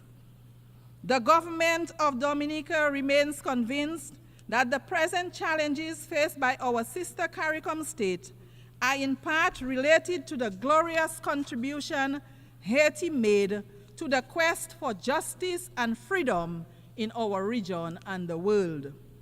Indeed, the current complexion of this august body would have been unimaginable without the heroic struggles of the Haitian people. As such, the crisis in Haiti is much more than a Caribbean crisis, even if the solution is an obligation that all of the Caribbean states accept wholeheartedly. My delegation therefore unreservedly supports the position of CARICOM on the situation in Haiti, a position that rightly calls for a Haitian-led and owned transition process to bring across systematic changes to our fellow CARICOM member state. It is high time. The heroic sacrifices of Haitian blood and treasure that opened the door to the liberation of so many of our countries, making it possible for us to be members of this august body, deserve no less than the abundant peace and prosperity of the wonderful Haitian people. It is, Madam President, in this same spirit that we welcome the installation of the interim government under the leadership of Dr. Gary Conil and the swearing in of a new cabinet of ministers on June 12th. This process of normalization of life for the people of Haiti has been nothing if not daunting. However, with the support of the international community, there is a glimmer of hope, the dawning of a new day as progress is being made. We remain ever optimistic that ordinary Haitian citizens will once again be able to live, work, and feel at peace in Haiti, an outcome they so richly deserve. Madam President, no mention of this glimmer of hope for the Haitian people would be complete without recognition of the strategic support of the Kenyan volunteers, who have played a major role in bringing the security situation under some measure of control. The Kenyan people standing so closely in the struggle for peace and prosperity with the Haitian people is as natural gets, because their stance echoes the ancestral and historical connections that we share, as well as the imposition history placed upon us to struggle for our liberation. We therefore thank the government and people of Kenya for their mighty effort. We thank also the United States of America and Canada for their generous support for the effort to stabilize Haiti. We also thank the other states which have made and pledged their support to Haiti towards the restoration of an environment conducive to peace and development. Recognition is also due to those who made material contributions to this effort. We urge member states who have pledged financial support to honor those pledges so that the humanitarian gaps can be closed and the food crisis can be resolved. The Haitian people, a people as heroic and resilient as people ever were, deserve better. It is our firm conviction that we in the international community have a responsibility to ensure that the living conditions of the Haitian people are brought to the natural standards of human dignity. Madam President, the Commonwealth of Dominica is keen to underscore its commitment to advocating for unity, justice, peace, and the sustainable human development that they foster. In this regard, we continue to urge that the long-running economic embargo against the people of Cuba be set aside. It hurts the people of Cuba as well as the image of its sponsors. The trade embargo imposed against our brothers and sisters in Cuba continues to be of great concern to us in the Caribbean. Its lifting grows increasingly urgent. Therefore, the Commonwealth of Dominica once again joins the voices of the overwhelming majority of members of this global organization to call for the immediate lifting of trade restrictions and export bans imposed on the good people of Cuba. They are unjustified, they are unjustifiable, they are antiquated, they belong to a bygone era. They should cease to exist. They fall, in our view, within the grand narrative of yet another Caribbean people's struggle for liberation. It is for these reasons that the government of Dominica strongly urges a radical reconsideration of these actions. Madam President, our steadfast advocacy for respect for the United Nations norms of sovereignty and non-interference impels us as well to urge that the right of the government and people of Venezuela to resolve internal challenges without outside interference be respected. We renew our condemnation of the United States' imposition of sanctions on Venezuela. The resulting hardship forced upon the people of Venezuela needs an immediate and complete end. Madam President, in closing, my delegation is pleased to leave this august body with reference to a most valuable and appropriate gift for this forum at this point in time. My ancestors, the Kalinago people, lived in harmony with Mother Nature, drawing on nature for food and general well-being, including medicinal plants. The benefits to a life in harmony with Mother Nature are many. Their impact on the environment was minimal. The benefits to human health were long, active lives with minimal burden of chronic diseases. My ancestors also lived a communal life marked by social cohesion. My delegation recommends this way of life of our Kalinago people to this body. Madam President, I wish Your Excellency and all the delegations participating in the 79th session every success in their deliberations. In the language of my Kalinago people, Ayahora, which means thank you. I thank you for the courtesy of your attention.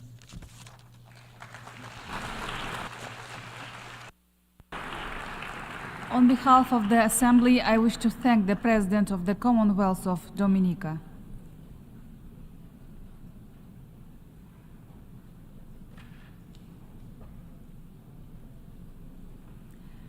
The Assembly will hear an address by Her Excellency Hilda Heine, President of the Republic of the Marshall Islands. I request protocol to escort Her Excellency and invite her to address the Assembly.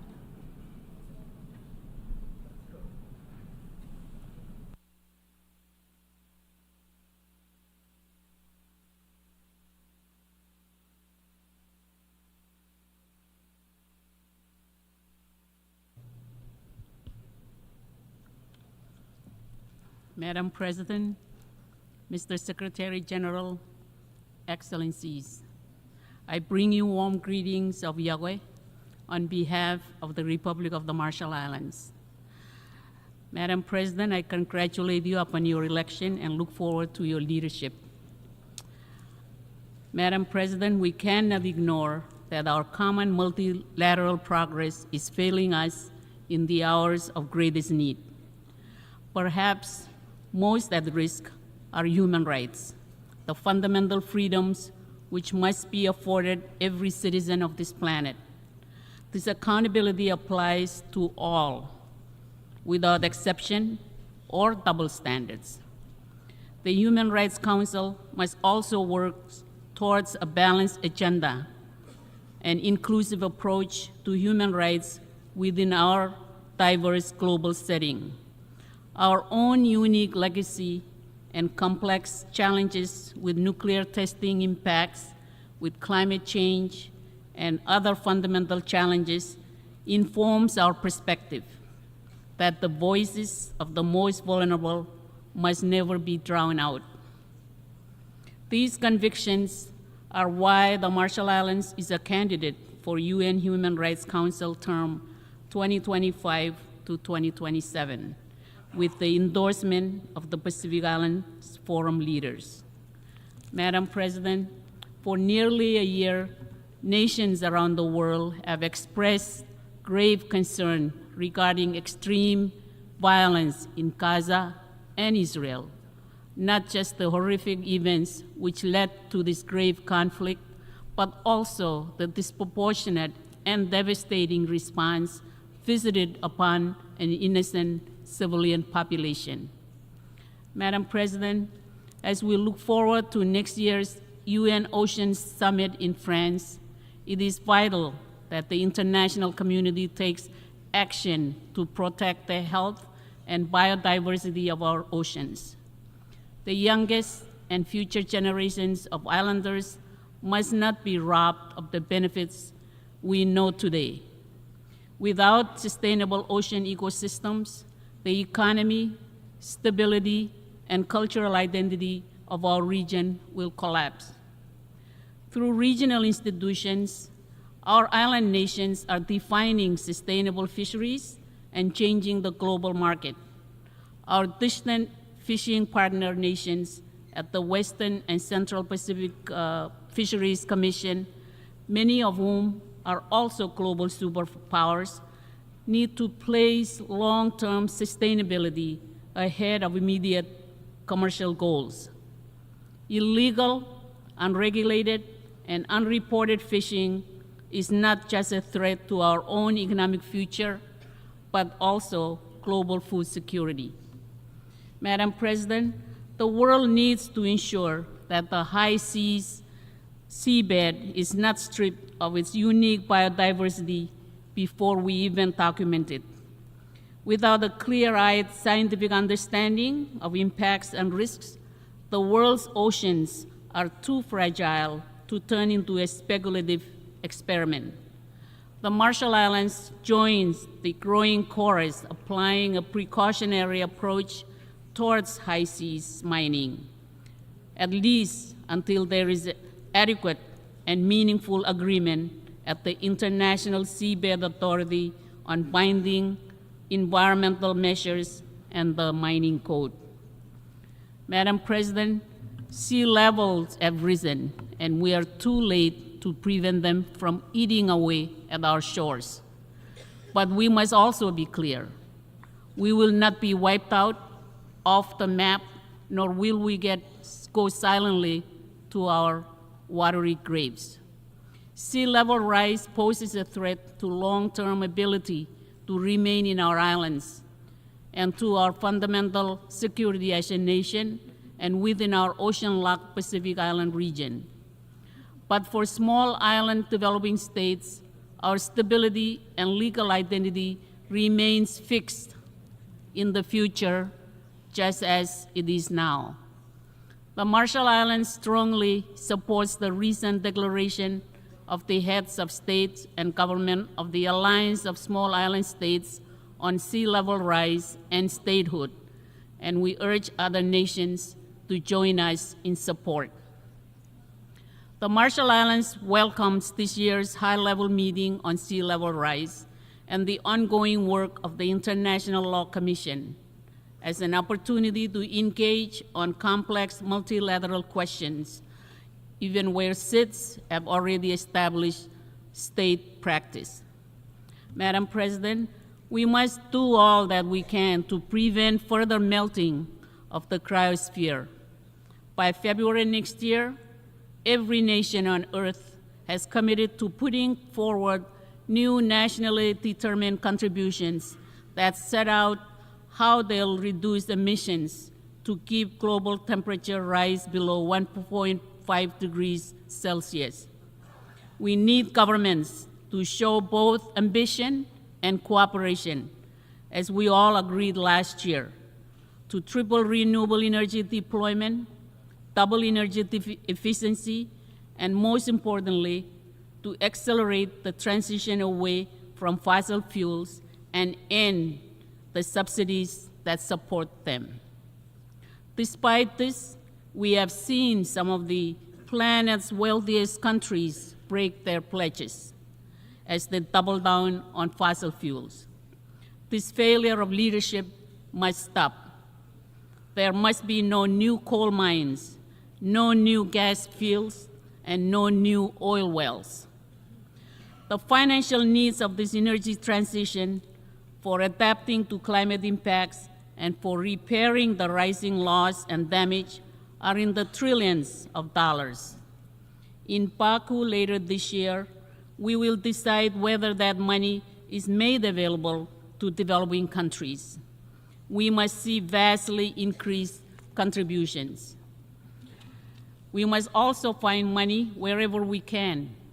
Instead of rewarding some of the richest and most polluting businesses on the planet, we should repurpose these funds to the rollout of renewables and to directly supporting the poorest and most vulnerable. Right now in the IMO, Pacific Island negotiators are leading efforts to agree on a universal greenhouse gas levy, which gives the right incentive to drive decarbonization of the shipping industry and raises revenue in the billions, a portion of which should be used to address the climate impacts from shipping pollution and help build resilience in vulnerable countries. I urge every country to join us. The Marshall Islands emphasizes the importance of the advisory opinion from the International Tribunal for the Law of the Sea regarding the marine environment from climate-driven pollution. We look forward to the advisory opinion from the International Court of Justice regarding the climate obligation of states. Madam President, the Marshall Islands experienced 67 known atmospheric nuclear tests between 1946 and 1958, resulting in an ongoing legacy of death, illness, and contamination. The impacts are handed down generation to generation. These impacts continue to challenge our human rights. In our culture, our identity is our land. Testing impacts left behind deep scars, with communities remaining in exile from their home islands, billions of dollars in unmet adjudicated claims, and a social and environmental burden upon our youngest and future generations. To help ensure nuclear risk is eliminated, the Marshall Islands is working towards accession to the 1963 Partial Test Ban Treaty, as well as the Treaty of Rarotonga and its nuclear-free zone. Madam President, we did not choose this nuclear fate. It was chosen for us. UN Trusteeship Resolution 1082 and 1493 were adopted in 1954 and 1956 respectively, despite petitions to the contrary by our Marshallese leaders. These tests were undertaken by the United States, acting as the United Nations administering authority. These resolutions remain the only time in which any UN organ has ever explicitly authorized the detonation of nuclear weapons. We cannot undo the past. But as a United Nations, we owe it to ourselves to make amends through the adoption of a resolution which formally apologizes for the failure to heed the petition of the Marshallese people. By doing so, all of us will begin the process of healing and to reestablish faith and trust in this institution.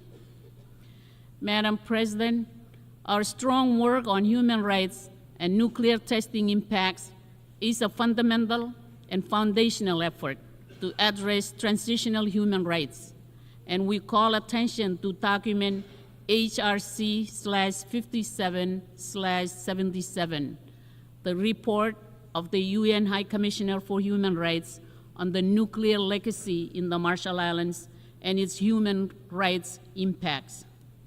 In particular, I emphasize my nation's unequivocal support for the High Commissioner's important conclusions and recommendations on further action for my own government, for the United States, and for the United Nations. Madam President, as a nuclear-affected state, we seek to work with other affected nations and peoples, including Kiribati, French Polynesia, Australia, Algeria, Kazakhstan, North Korea, and the Xinjiang province of mainland China, and within the United States. All should realize that the responsibility to fully address the harms resulting from the use, detonation, or testing of nuclear weapons lies, respectively, with the member states that have done so. This is the basis of UN General Assembly Resolution 78/240 on victim assistance and environmental remediation. And all must know that the scars upon our collective lands and peoples are firm lessons for nuclear weapons elimination.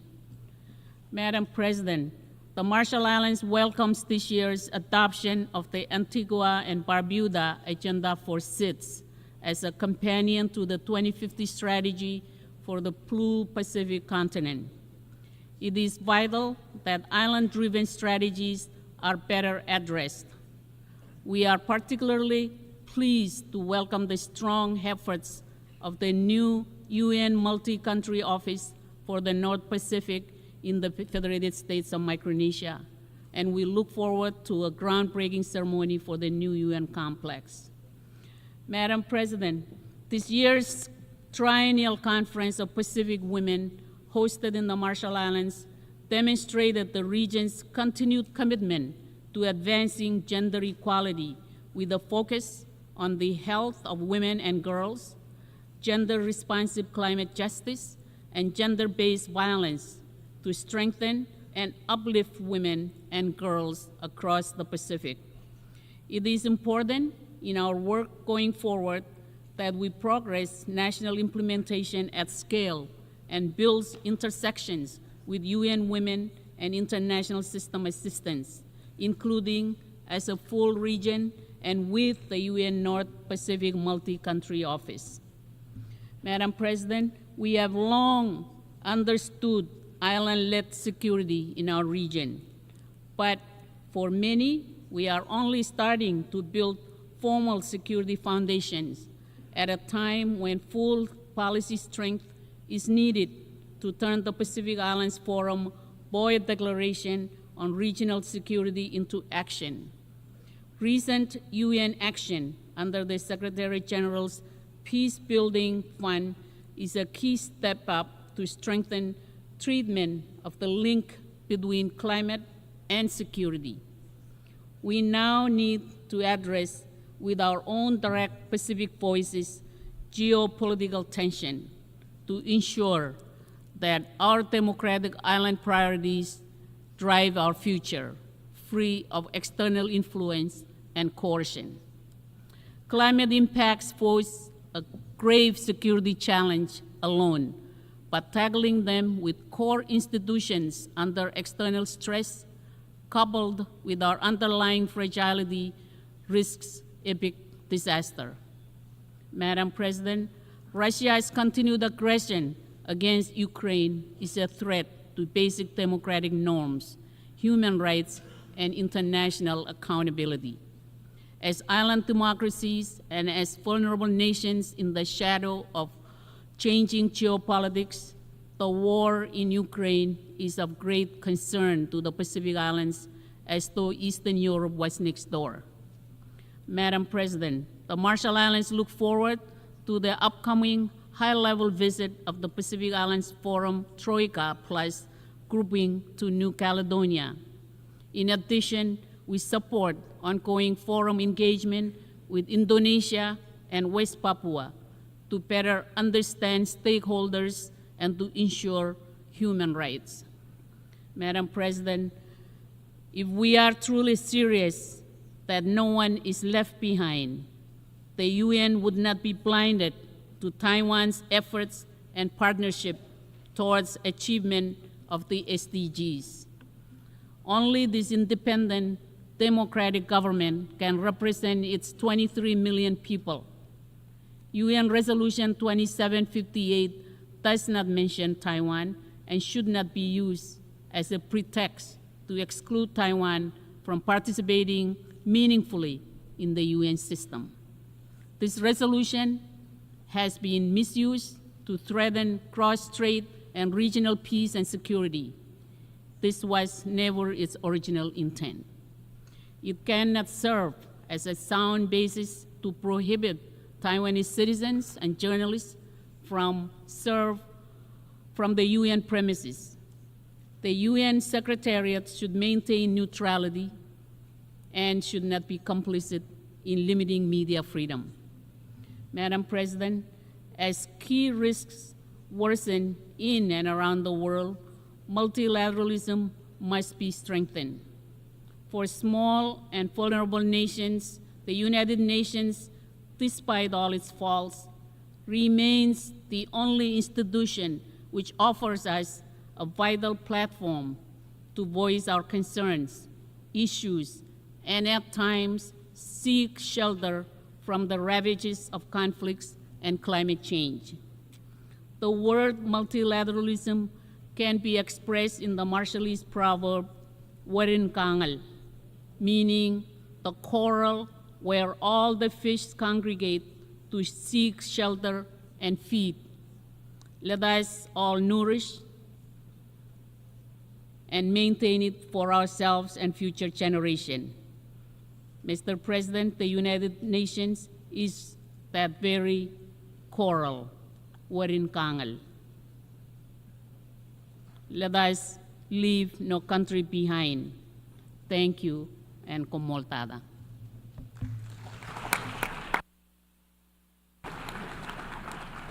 On behalf of the Assembly, I wish to thank the President of the Republic of the Marshall Islands.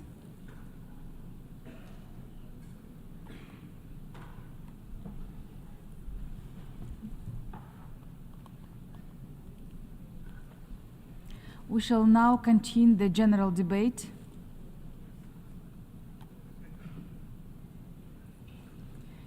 The Assembly will hear an address by His Excellency Irakli Kabahidze, Prime Minister of Georgia.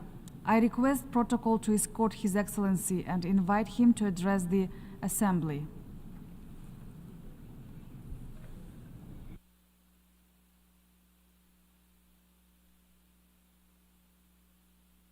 Madam President, Mr. Secretary General, esteemed colleagues, ladies and gentlemen, dear friends of my country, it's a great honor to be with you today to address so many different nations of the world. We are a government that believes Georgia inherently deserves to be a peaceful, stable, and developed country. With this in mind, over the last decade, we have ensured that Georgia develops along this trajectory. We have made some tough choices and were never afraid of the challenge. We never chose an easy path, and we always prioritized our nation and our people. As a result, we are reclaiming our nation's pride, the pride and dignity that a country with 3,000 years of history deserves. We gather here in times of unprecedented global challenges, when interlinking crises of escalating conflicts, climate change, and rising humanitarian needs remain complex. These challenges require bold actions. Georgia has never been afraid of bold actions. The last couple of years have been difficult for our region. While we should be concentrating on global challenges such as development and problem solving, the ongoing war in Ukraine has caused an unprecedented level of uncertainty and a humanitarian crisis. I would like to underline once again Georgia's support for the sovereignty and territorial integrity of Ukraine within its internationally recognized borders remains firm and unwavering. Understanding the first-hand importance of peace, we have led the effort to transform our immediate South Caucasus region from a region of conflicts into a region of opportunities. We welcome the process of peaceful settlement between Armenia and Azerbaijan, and in particular, the efforts aimed at normalizing relations with neighboring countries. We have been and are willing to provide a regional cooperation format that will support collaboration and trust building between countries to make sure differences are left in the past and that we move forward together to capitalize on all the resources and advantages our region has to offer the world. Georgia's strategic location, serving as a natural bridge between Europe and Asia, makes Georgia the shortest route between East and West. With our sea access and strong relations with China, as well as Central Asian countries, Georgia is a key player in the regional and broader Eurasian context. We are a hub not only for the exchange of goods, but also for energy transit and much more. Georgia ensures that 7 landlocked countries of the South Caucasus and Central Asia are connected with the rest of the world via our port infrastructure, which we are committed to further developing with the soon-to-commence Anaklia deep-sea port construction. If you look at the political map, Georgia is the single safest and most reliable transit route to ensure the timely and efficient movement of goods and services. Our commitment to maintaining and enhancing our role as a reliable transit corridor ensures we are able to support our strategic partners in Europe with their energy security needs. By diversifying supply routes and investing in robust infrastructure, Georgia can offer additional predictability in east-west connectivity, especially within the framework of the Middle Corridor initiative. As we all know, the last couple of years have brought significant challenges. Despite these multiple tests, Georgia has demonstrated a remarkable resilience to such external shocks. Our average annual economic growth since 2021 has been 9.7%. Thanks to strong macroeconomic fundamentals and fiscal discipline, the government debt and the fiscal deficit declined to 39.3% and 2.5% respectively. Additionally, Georgia has maintained one of the lowest regional inflation rates, further showcasing its economic stability.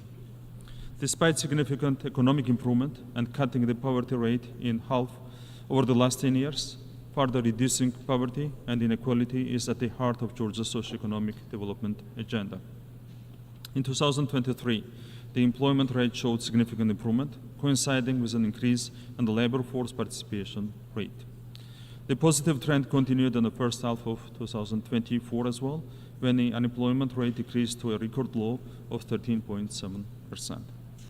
Georgia's effective performance is duly reflected in international rankings from the world's most reputable agencies.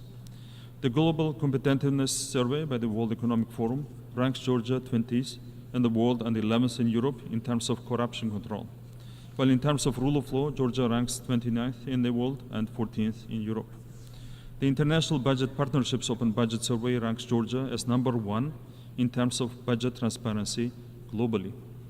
Transparency in the time of war by the European Research Center for Anti-Corruption and State Building placed Georgia 17th in its 2023 ranking, ahead of 15 EU member states and 4 G7 states.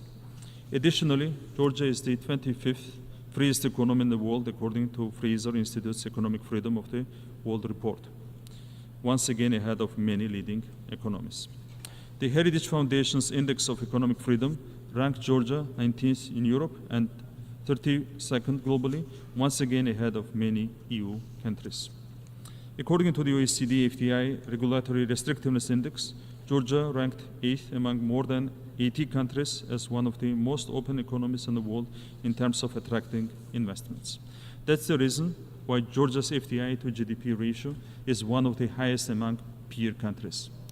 FDI in 2023 amounted to 1.9 billion USD, representing 6.2% of GDP. In the post-pandemic period until now, Georgia has attracted 6.2 billion USD in FDI, further supplementing Georgia's transformation into a regional multifunctional hub that serves all things business. Even so, we hosted more than 7 million tourists last year, showing a strong bounce back in post-COVID recovery. Georgia still maintains one of the lowest crime rates globally. According to Numbeo, Georgia ranks 8th in Europe and 21st globally, thanks to our law enforcement agencies and professionals.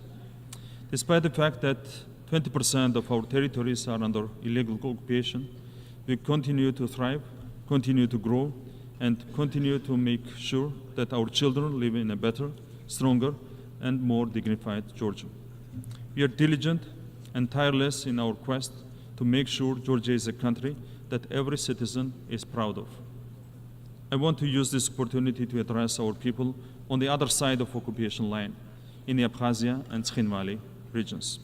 Whatever actions we take are done to help our people so that one day, with our children, we can live together in one happy, united, and developed Georgia. On this side of the occupation line, we will always meet you with an open heart. We have to rebuild all the broken bridges in our country.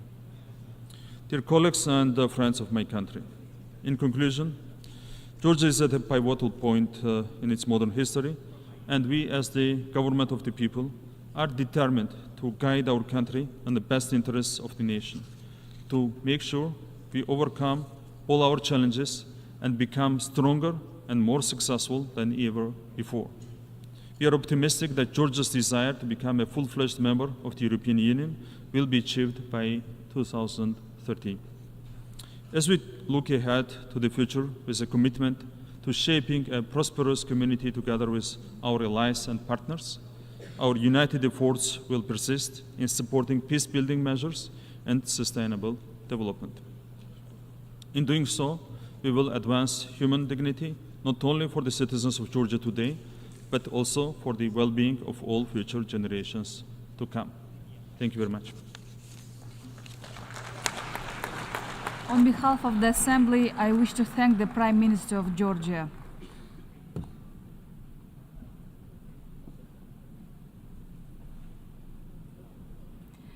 The Assembly will hear an address by His Excellency Pedro Sanchez Perez Castellón, President of the Government of Spain. I request protocol to escort His Excellency and invite him to address the Assembly.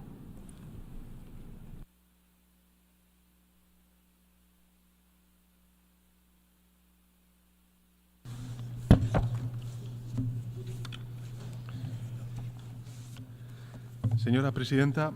Madam President, heads of state and government, ambassadors, delegates.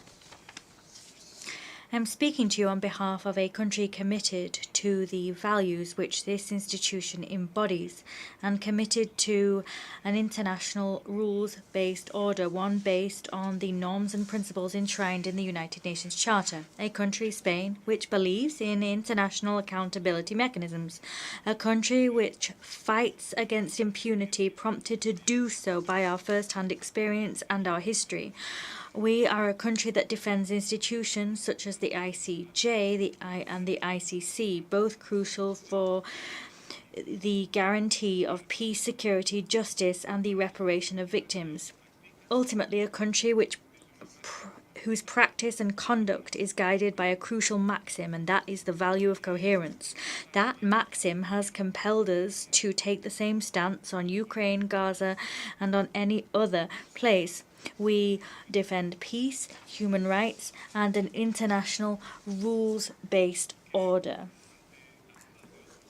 In the face of the doubters, we respond by placing greater trust in multilateralism. This very same multilateral system is one which the world built brick by brick on the ashes of barbarism is today withstanding great pressure which is dealing a heavy blow to three key ambitions for the progress of nations: peace, democracy, and development.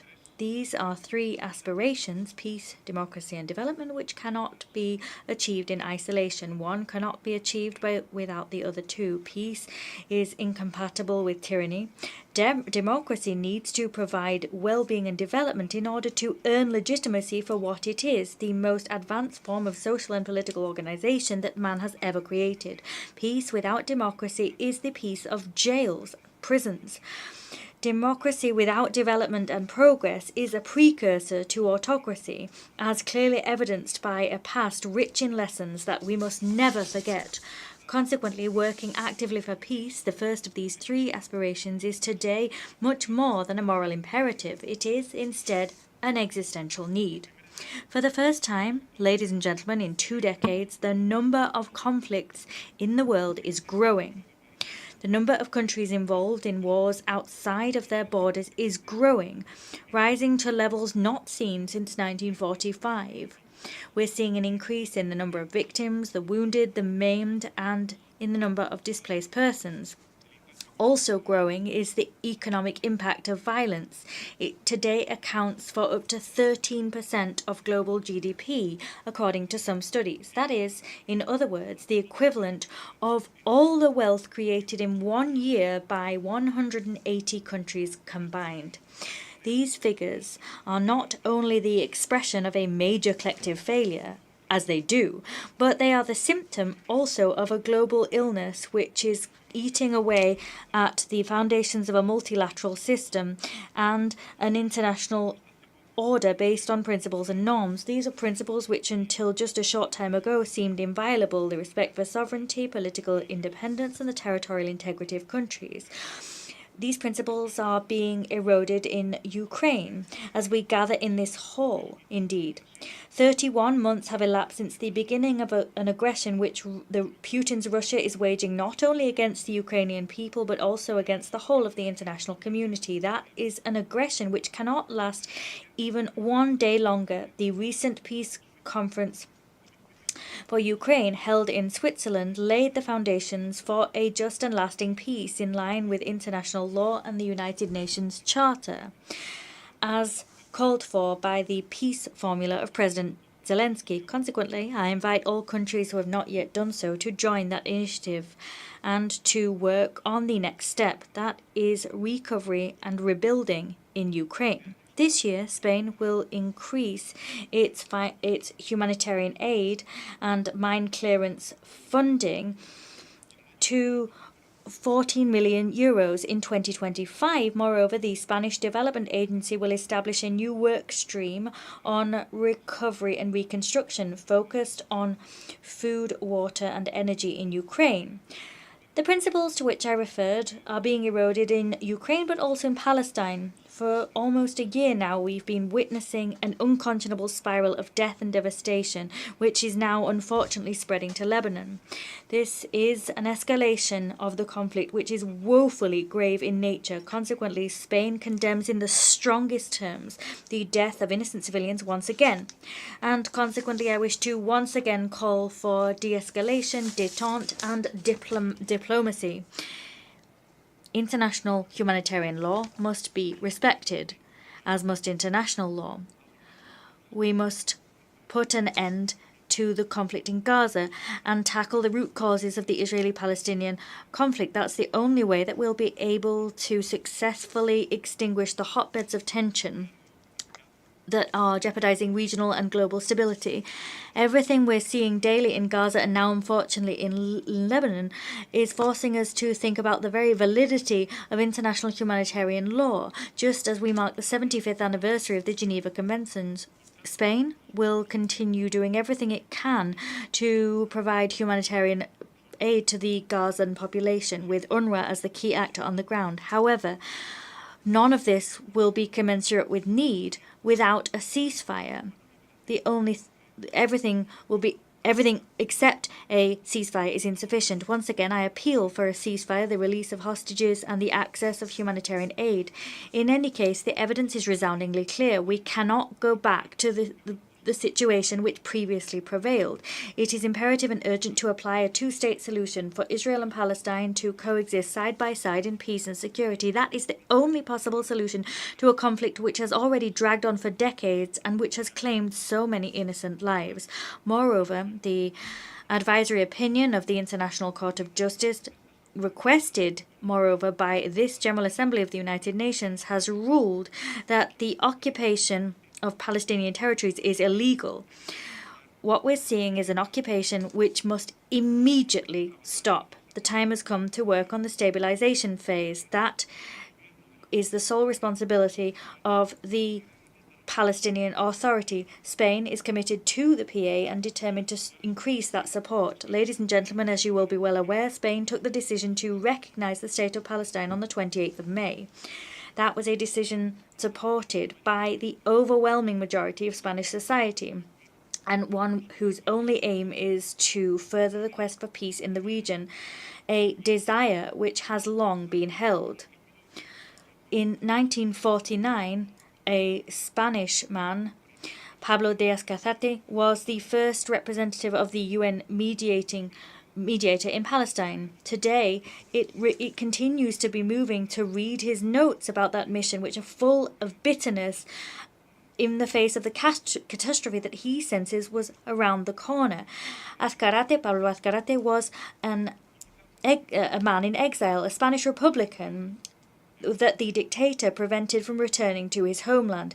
It is perhaps for that reason that he empathized so much with the suffering of that land, and his name deserves to ring out loud and clear 75 years since those events.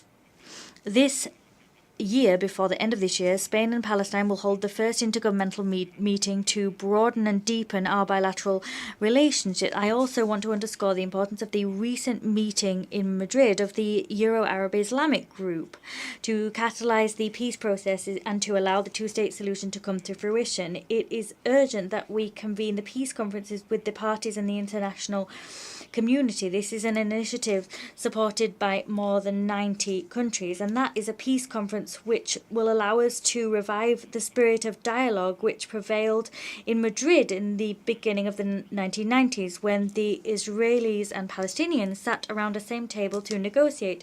At such a complex juncture, I wish to reaffirm Spain's unconditional support for and commitment to peace.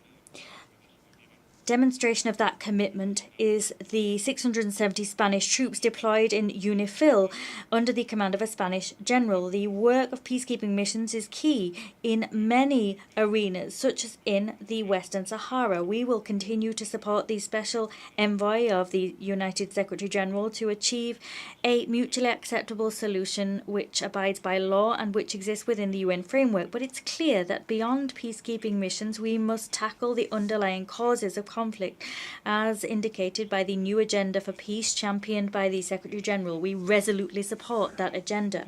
With that in mind, the Indo-Pacific has become a center of gravity, and we must all contribute to maintaining peace in that region. We must all continue to demand the respect of basic principles of international law, such as the freedom of navigation at sea. Spain is willing to collaborate to the work of partners to maintain stability and security. Ladies and gentlemen, while this turbulent landscape could cause us to lose heart, we can look at some projects such as the European project as an example of hope. No one would have imagined that in only a few decades we'd have seen such radical change in Europe's geopolitical landscape. Consequently, as part of the European Union, Spain is committed to that agenda for peace. In December 2020, Spain and the United Kingdom reached a bilateral agreement on Gibraltar, on something very important to Spain, that is Gibraltar, in the context of the United Kingdom's withdrawal from the European Union. We continue to work flat out, and have done since then, now with a new British government, so that that agreement can lay the foundations for a future relationship between that territory and the European Union. We have every faith that as soon as possible we'll be able to reach an agreement between the EU and the UK will reach an agreement around Gibraltar. This agreement must be fully consistent with the UN doctrine on that territory. Of course, Spain fully aligns itself with that doctrine. Any agreement reached must be fully consistent with my country's legal position regarding the sovereignty and jurisdiction where Gibraltar is concerned. We must work to develop a prosperous area of social and economic development which encompasses Gibraltar in its entirety, including the Campo de Gibraltar. Together with the threats to peace, the world is facing a real risk of democracy being dismantled. And this brings me to the second aspiration that I want to touch upon. Rights that we thought acquired are today being called into question or undone. A reactionary global agenda is paving the way towards heated mistrust in institutions, polarization, and demands for the return of an invented past, as false as their proclamations. Democracy is waging a battle for its very survival. Let's be clear. We cannot give ground to our enemies. Democracy cannot. Democracy cannot hope to win this battle with its hands tied, because let's be clear, we're facing people who have no scruples. They are activists of lies. They are spreaders of fake news and hatred, and they're ready to tear societies in two to impose their regressive agenda. We must raise a shield to protect democratic institutions from those who deliberately seek to undermine them. We can no longer simply evoke the moral superiority of democracy. We need to correct mistakes, work on internal rejuvenation of democracies, and of course strengthen transparency and accountability of our democracies. We must also work to ensure that our citizens feel that democracy is close to them, something that belongs to them, that it is something alive, something living. With that in mind, Spain will champion that vision via our co-chairmanship of the Open Government Partnership that will hold its 9th Global Summit next year in Vitoria-Gasteiz. Against the backdrop to which I've referred, I think that the relationship between the EU and Latin America and the Caribbean becomes newly meaningful. These are two regions called upon to work together with a shared vision of the world. The unfortunate situation in Venezuela after the elections of the 28th of July is one of grave concern. I wish to once again reiterate Spain's unstinting commitment to democracy and the defense of human rights in that country. I wish to condemn any detention of or threat against political leaders. It is vital that the will of the Venezuelan people be respected. There must be a recount of votes in absolute transparency. This recount must be verified. I am convinced that we need more common arenas for dialogue. As such, Spain supports the holding of the next Ibero-American Summit in November in Cuenca in Ecuador, and we will host the Ibero-American Summit in 2026. We will continue also to practice a feminist foreign policy. We'll do that to remain coherent and consistent with our past, because above all, to talk of feminism is to talk of human rights. Today I wish to say loud and clear that the time has come. The time to act is now. Both the Secretary General and the presidency of this assembly, when new people are appointed to these posts, those people must finally be women. Spain supports and will firmly support the idea of men and women taking turns at the helm of this organization, and will work to put an end to a situation which is quite simply unacceptable. For peace and democracy to prevail, it is vital, ladies and gentlemen, to heed the third aspiration that I want to talk about, and that is the sustainable development agenda. Democracy and peace gain legitimacy by their results. They gain legitimacy from their ability to provide well-being, to fight against inequalities in all their forms, and their ability to champion social justice, to promote the dignity of human beings. But it's not just a question of covering current material needs. It's also about doing that without compromising the ability of future generations to meet their own needs. It's about safeguarding the future of our children, and it's about linking development and sustainability and seeing that as an existential need, not simply a moral imperative. I'm not going to issue a fatalistic speech about the climate emergency.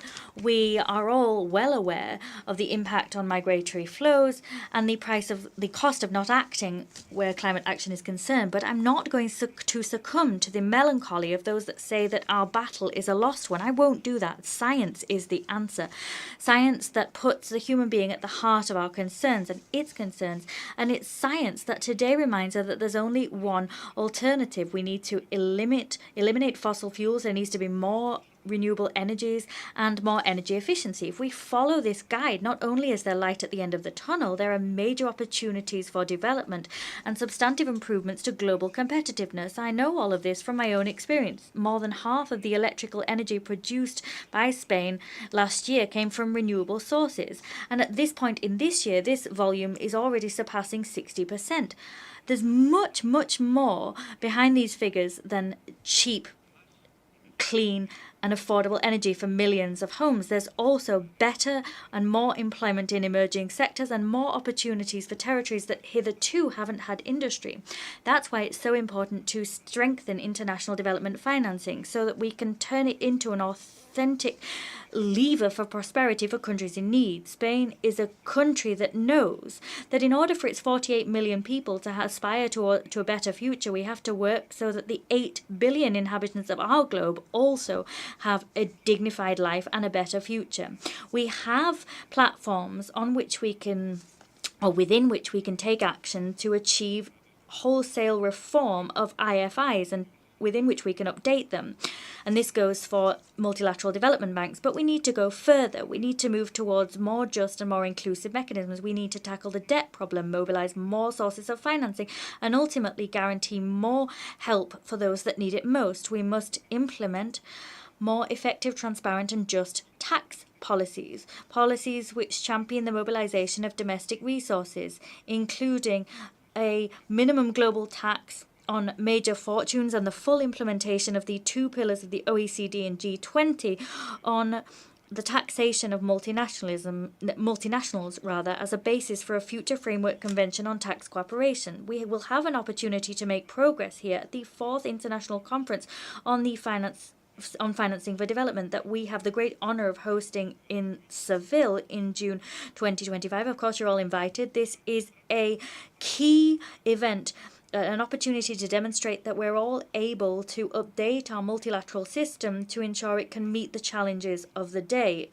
Seville will be a unique opportunity to expedite the achievement of the SDGs to which we are committed, that is fighting poverty, eradicating hunger, eradicating AIDS, or ending gender discrimination, among many other challenges. It might be difficult to believe, but today we continue to hear insane speeches which criticize such noble ends and see ideological diktats in agendas where there's nothing other than common sense and humankind. Discourses, speeches which criticize this clearly humane agenda that is Agenda 2030 and call it a concoction of global elites. That is the craziness of our times. We will be a rational voice and will work to ensure that the FFD negotiating process is transparent and inclusive and that it brings about tangible results. We have experience which shows us that reform is key. We've reformed our cooperation for development system, and today I wish to say to you that we intend to increase our contribution to the UN development system to the tune of 25% between 2025-2027.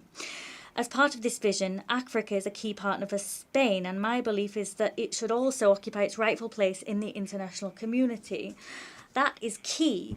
We need Africa as a partner in addressing major challenges, but also there are no more excuses. The time has come to give the African continent the place it deserves. It's this spirit that has driven forward our new strategy for Africa. What's at stake is not only strengthening bonds between countries in the region, but it's also about ensuring that our prosperity, security and progress are closely linked to the prosperity, security and inclusive progress of the African region. Humanity is facing many old challenges, such as those to which I've referred somewhat superficially. However, new challenges are emerging, such as those created by the expansion of AI. So often in the past, the emergence of disruptive progress creates fear and mistrust, and this isn't the first time this has happened. The discovery of writing, many said, would annihilate the acquisition of knowledge by memory. Many people said that the printing press would limit the depths in which we could think. Even electricity was seen as a silent assassin of peace in the home. All new disruptions feel somewhat overwhelming, but what makes a difference is our ability to take a firm hold of the reins of progress. We need to combine progress with unimpeachable ethical rectitude, and that will be vital as we move forward. A few days ago, we learned of the 7 key recommendations of the advisory body of the Secretary General for the Global Governance of AI. We must support these recommendations and continue with this joint effort to ensure that the decisions around AI do not remain in the hands of the few, and to ensure that the development of AI is done ethically and responsibly for the benefit of all of humankind. There are always harbingers of doom, but data tells us that we know how to control progress. And I want to share some data with you, ladies and gentlemen. In just over a century, child mortality has reduced from 50 to 4% across the globe. The number of university students has doubled in only 2 decades. The percentage of women holding seats in parliament now stands at 27%. That is double what it was in 1990. The world has doubled its installed solar capacity in only 4 years. At the same time, energy produced by fossil fuels is drastically reducing.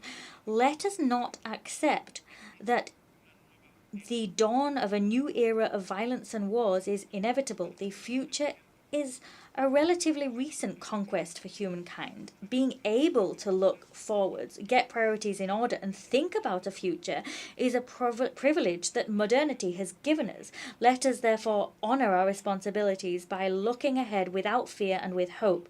Let us choose to recast multilateralism in such a way as to leave us with a much better future than that which we currently stand to leave our children. Let us confront this task with creativeness, audacity, with hope and ambition, the ambition that our age demands. Many thanks, ladies and gentlemen. On behalf of the Assembly, I wish to thank the President of the Government of Spain. The Assembly will hear an address by His Excellency Allama Halina, Prime Minister, Head of Government of the Republic of Chad. I request protocol to escort His Excellency and invite him to address the Assembly.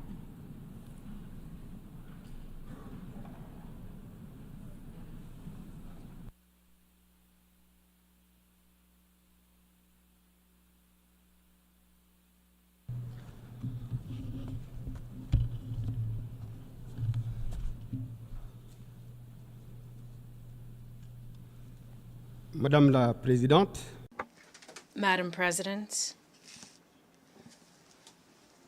heads of state and heads of delegation, ladies and gentlemen, at the outset, on behalf of the President of the Republic of Chad, on behalf of my delegation, and in my personal capacity, I would like to convey my warm congratulations to Philemon Yang, former Prime Minister of the Republic of Cameroon, and congratulate him on his brilliant election to the presidency of the 79th session of the General Assembly.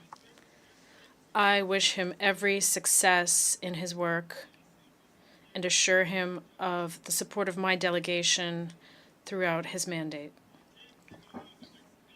I would also like to express our sincere gratitude and warm congratulations to Dennis Francis, outgoing President of the General Assembly, on the excellent work carried out throughout his term.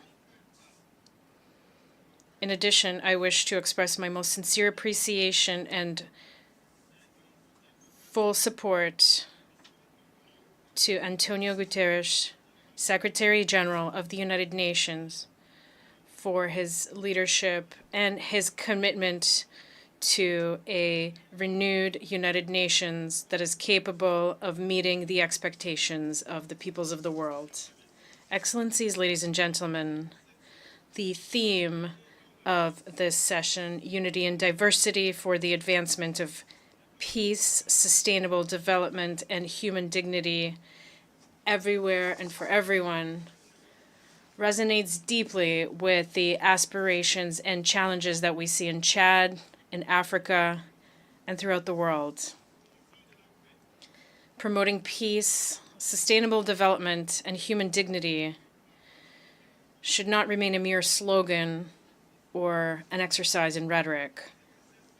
This session should inspire us to act with determination and compassion in order to together build a just and peaceful world where every individual and every community can enjoy prosperity and dignity.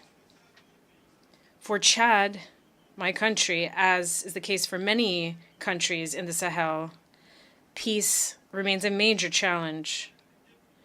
While we face challenges, it is essential to recognize the efforts being made by our states against terrorist groups whose origins and resources often remain unclear and who threaten our institutions, undermine our development efforts, and aggravate the hardship of our populations.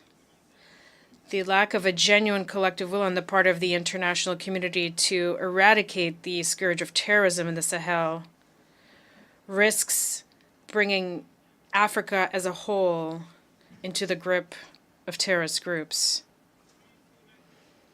We are convinced that a firm commitment is required from the international community in order to tackle this challenge. Together, we must win this battle against terrorism by strengthening our cooperation in order to promote stability on our continent and, as a consequence, that of the shared destiny of humanity. Excellencies, ladies and gentlemen, in 2030, we will together assess the results of the United Nations Agenda on Sustainable Development. Like many African countries, Chad finds itself at a crossroads of multiple challenges, such as climate change, which threaten our food security. Protracted droughts, desertification, and unpredictable flooding are undermining our economies and hurting vulnerable populations. We therefore call on the international community to honor its commitments on climate financing and climate justice, as well as on the transfer of green technologies.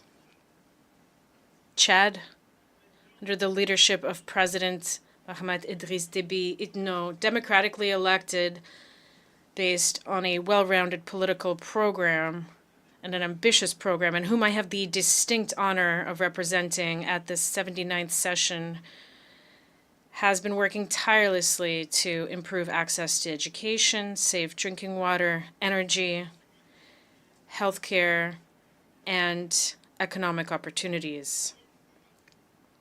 We must fight poverty and inequality,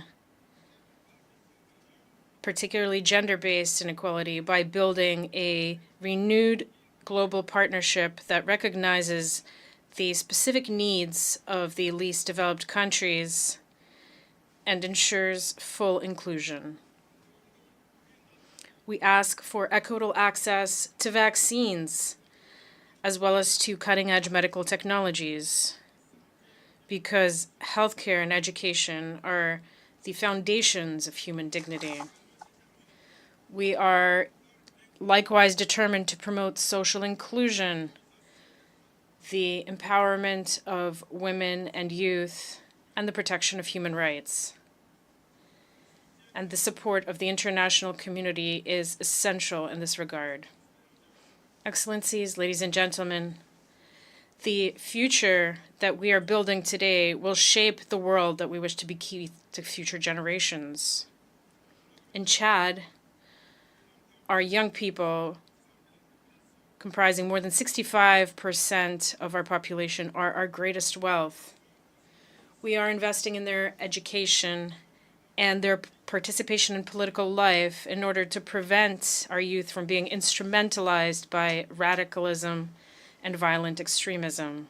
In addition, we call on the United Nations to support an open labor market and to ensure an environment that allows young people to flourish, because the reason for the migration of African youth is the great divide that separates our states, even though we share a common destiny. Excellencies, ladies and gentlemen, in the context of our domestic policy, we are proud of our political transition culminating in free, democratic, and transparent elections, which have resulted in the election of the President of the Republic, Mahamat Idriss Déby Itno, to the presidency of our country for a term of 5 years on May 6th. This milestone reflects our commitment to a peaceful, democratic, and inclusive governance of our country, thus strengthening our democracy. Excellencies, ladies and gentlemen, climate change also represents a major global challenge, with devastating consequences for vulnerable regions such as the Sahel. The recent floods in my country, which have affected more than 1.5 million people, make this reality clear. Given the magnitude of this situation, we call for international solidarity in order to address this emergency. Meanwhile, our country is hosting more than 2 million refugees, which represents nearly 15% of our population. This is placing a heavy burden on our resources and exacerbating the humanitarian emergency. This figure is due to a massive influx of Sudanese refugees caused by the crisis in Sudan, in addition to the hundreds of thousands of refugees coming from other neighboring countries. We call for strengthened solidarity on the part of the international community to support refugees as well as host populations. Excellencies, ladies and gentlemen, the ongoing hostilities in Sudan are prolonging the suffering of civilian populations in Sudan and exacerbating the humanitarian situation both in combat zones as well as in neighboring countries such as Chad, which continue to see a daily influx of new refugees. Chad regrets that the numerous calls for a ceasefire have not been heeded by the warring parties. My country is deeply concerned by the continuation of clashes in Sudan, which further worsen the humanitarian situation as well as its repercussions for neighboring countries, including Chad. Chad once again reiterates its urgent call on the parties to the conflict to immediately cease hostilities and facilitate unhindered humanitarian access to the millions of victims of this fratricidal war, and we urge them to reestablish a political dialogue. Chad remains convinced that the current crisis in Sudan cannot be solved by force. It can only be solved through peaceful means, through an intra-Sudanese dialogue aimed at achieving a lasting peace. Chad reaffirms its support for all initiatives currently underway to restore peace and stability in Sudan. With regard to the Libyan crisis, we call on all the parties to do their utmost to overcome the political impasse in which the country finds itself. Excellencies, ladies and gentlemen, conflicts are not limited to Africa alone. The situation in Ukraine, as well as the Israeli-Palestinian conflict, underscore the dangers of this inexcusable violence, which is claiming untold innocent lives against the backdrop of increasing geopolitical tensions. With regard to the Israeli-Palestinian conflict, we strongly condemn the violence and atrocities committed against innocent civilians and reaffirm our commitment to a two-state solution, as well as the inalienable right of the Palestinian people to self-determination, while calling for a peaceful solution and a negotiated solution to this conflict. The world cannot remain indifferent with a clear conscience, given the horrifying images that we see coming from Gaza and other areas of Palestine. This conflict has now spread to Lebanon, which is worsening the regional situation, and this escalation poses a serious threat to peace and stability, not only for the countries that are directly involved, but for the region as a whole as well. Chad also calls for the lifting of the embargo on Cuba, which harms the country's people and hinders its development. Excellencies, ladies and gentlemen, I reaffirm Chad's commitment to the common African position on the reform of the Security Council, as laid out in the Azulwini Consensus and the Sirte Declaration. We call on the sense of justice and solidarity of all nations to prevail in order to accelerate this much desired and eagerly awaited reform. Africa is asking for nothing more than the redress of a flagrant injustice dealt to an entire continent, a continent with more than 1 billion souls, a continent deprived of its legitimate place in global governance. Madam President, Excellencies, ladies and gentlemen, the path towards a future of peace, development, and human dignity is fraught with pitfalls. But it is our collective responsibility to follow that path. To conclude, Chad reiterates its commitment to the founding ideals and principles of the United Nations Charter and urges the international community to strengthen multilateralism in order to build a peaceful world, a world with greater justice, fairness, and solidarity. Thank you for your kind attention.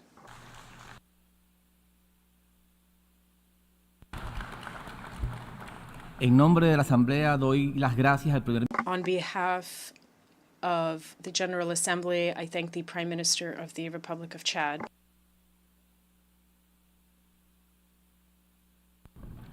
Doy ahora la palabra al excelente.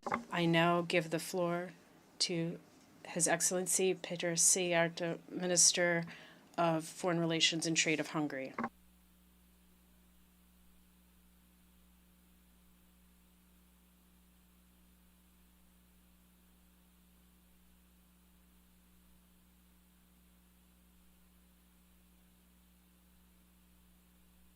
Permission, Your Excellencies, dear colleagues.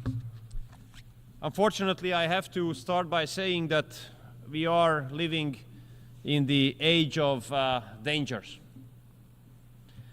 And 34 years ago, when we got rid of our communist oppressors and we shifted from a one-party dictatorship to parliamentary democracy, and we shifted from a planned communist economy to market economy, or 25 years ago when we joined NATO, or 21 years ago when we joined the European Union, we would not have thought that we will be faced once again with the phantom of Cold War.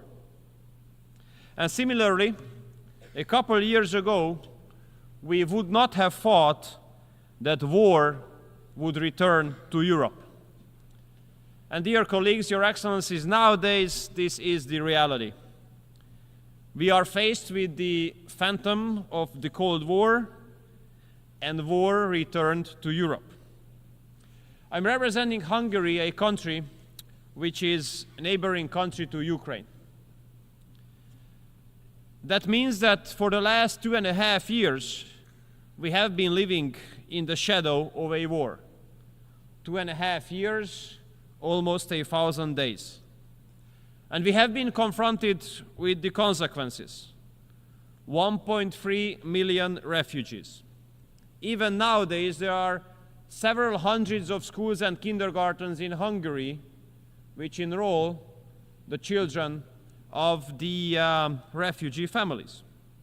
And we have been paying a price of a war which is not our war, and for the outbreak of which we do not bear any kind of responsibility. So I do believe that almost after 1,000 days, the real question is not what we do think about the war, but the real question is how peace could be made. Or even more precisely, Mr. President, the question is, which is the fastest way to peace? Because we have to pick that one, the fastest one. Because the later peace will be reached, the more people will die, the more destruction will take place, and more families will be torn apart. And we Hungarians don't want more destruction. We don't want more families to be torn apart. We don't want to see more videos about violent conscription. We don't want more people to die, especially putting into consideration the 150,000 Hungarians living in Ukraine, a community members of which have been mobilized to the Ukrainian army. Many of them have been deployed to the front line, and unfortunately, many of them have died already. And I think that after almost 1,000 days, this is high time to make an honest stock-taking and to analyze what has worked out and what has not worked out, what the international community or Europe has made as a reaction to the war. And if we are honest to ourselves, we have to say that practically nothing has worked out what international community and Europe has done as a reaction to this war. Nothing has worked out what was based on an assumption that there might be a solution at the battlefield. We have to raise the question honestly whether weapon deliveries have made any sense. And obviously, they have made no sense. No sense because weapon deliveries have not changed the situation at the battlefield, and they have not brought us closer to peace either. Weapon deliveries have only increased the volume of weapons on both sides of the front line, causing more casualties and causing the prolongation of the war. And I do hope that those who are still thinking about delivering more weapons to Ukraine will consider this impact and this consequence as well. And similarly, I hope that those who are supposed to make decisions whether the weapons delivered from the West would be allowed to be used against strategic depth in Russia will make a responsible decision. Because if Western weapons will be allowed to be targeted at strategic depth for Russia, that would cause a serious risk of escalation for sure. And I do believe that in case of such a crisis situation, we really have to put into consideration the weight, the significance of words. Because in such situation, words do have a much more serious significance than in peace times. And we are seriously concerned in Hungary about the open and shameless reference of possible use of nuclear weapons. So, dear colleagues, basically nothing has worked out of those measures which have been based on the assumption that there might be a battlefield solution. That means that solution must be looked after somewhere else. And if you raise the question, where should we look for this solution, then the answer is around the negotiating table. Therefore, Hungary argues in favor of an immediate ceasefire and the start of peace talks. This would be the fastest way to peace. And with this, with starting peace talks, many lives will be saved. I know it's easy to say, but very complicated to implement. Why? Because international liberal mainstream made peace as a cuss word. And whoever argues in favor of peace will be immediately attacked and stigmatized. And it's a huge mistake as well that diplomacy is now being given a diverted definition. Many would like us to believe that diplomacy is only about talking to those with whom you agree 100%. This is not diplomacy, this is something else. This is not an achievement. Diplomacy is a capacity to talk to those with whom you might not agree, to talk to those with whom you might disagree in everything. And here I do believe, Mr. President, that the United Nations should have a great role, because United Nations was not established as a group of like-minded countries. It was established to give platform for everyone to talk to everyone about everything. And UN gives a legitimate possibility even for those countries who are at war with each other to talk to each other. Therefore, we reject any kind of federalistic efforts which would limit or restrict us in whom we would like to talk in the framework of United Nations and what would be the topic. I'm representing a small or mid-sized, depends on the level of self-confidence, country coming from Central Europe, a landlocked one. And I have to tell you that we do consider it as nonsense and unacceptable that the representatives of the big powers are not ready to talk to each other. Because the fact that they don't talk to each other, that poses a serious security risk on us. And there's another risk that they don't talk to each other. If they don't talk to each other, then the world can easily be divided into blocks again. And that's a nightmare for us. Why? Because we have already experienced it once. We have lost 40 years of our lives, 4 decades, when the world was divided into blocks. Therefore, we have to speak very clearly. We don't want such kind of period to come back. We don't want the world to be divided into blocks again. And I would like to disillusion everybody. It would not only be us to lose everything, or almost everything, in case the world is going to be divided into blocks. Everybody would lose on that. I do believe that a civilized East to West cooperation could bring a lot of profit to the whole world. Therefore, we Hungarians argue in favor of connectivity. We wish the next period, the next part of global history would be not about a new Cold War, but would be about connectivity. And although we are a relatively small country, but we can serve as a good example. What a big growth potential is being represented by a civilized East to West cooperation. We have been carrying out a pragmatic, patriotic foreign policy based on common sense and aiming at reaching the national interests. And as an outcome of that, Hungary became a meeting point of East and West. The biggest corporates of the Eastern and Western economies are meeting in Hungary.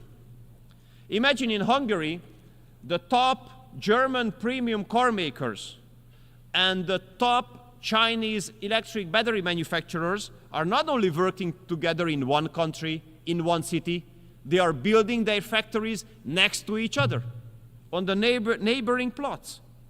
So therefore, I have to underline that the strategies of those corporates which have a determining impact on continental economies cannot be successful without free global economic cooperation. Dear colleagues, it has not been a long time ago that that time Federal Chancellor of Germany was speaking about a economic and trade cooperation zone starting from Lisbon, ending at Vladivostok. And it has not been a long time ago that European political leaders spoke about Eurasian cooperation. Unfortunately, nowadays, we are far away. But it's not impossible to return there. But there's one very important major precondition. Global politics must change fundamentally. What would that mean? It means in our reading that global politics must come back to the basis of mutual respect. And dialogue and diplomacy must return as the major tools here.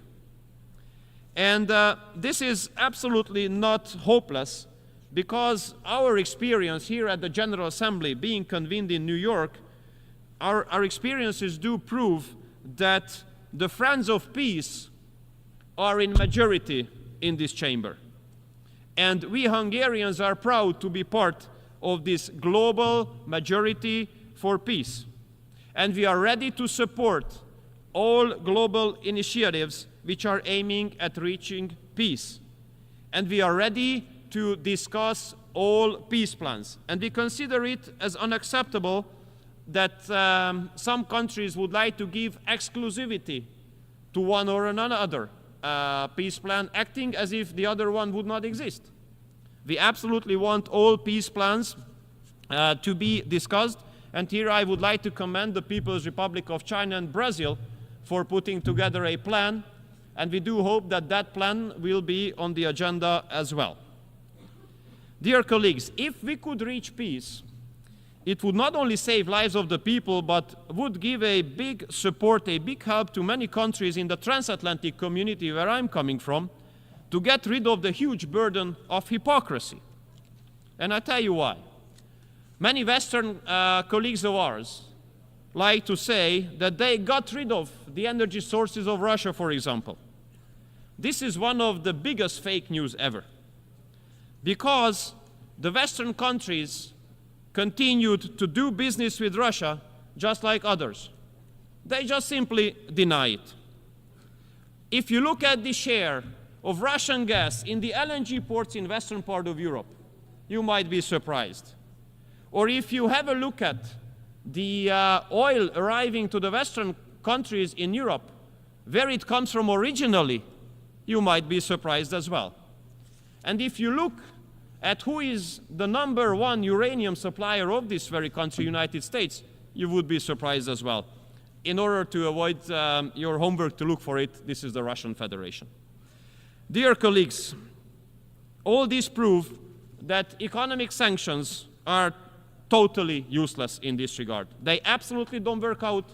They put much more harm on some European economies than on the Russian economy. Many Western countries and Western economies do evade the sanctions.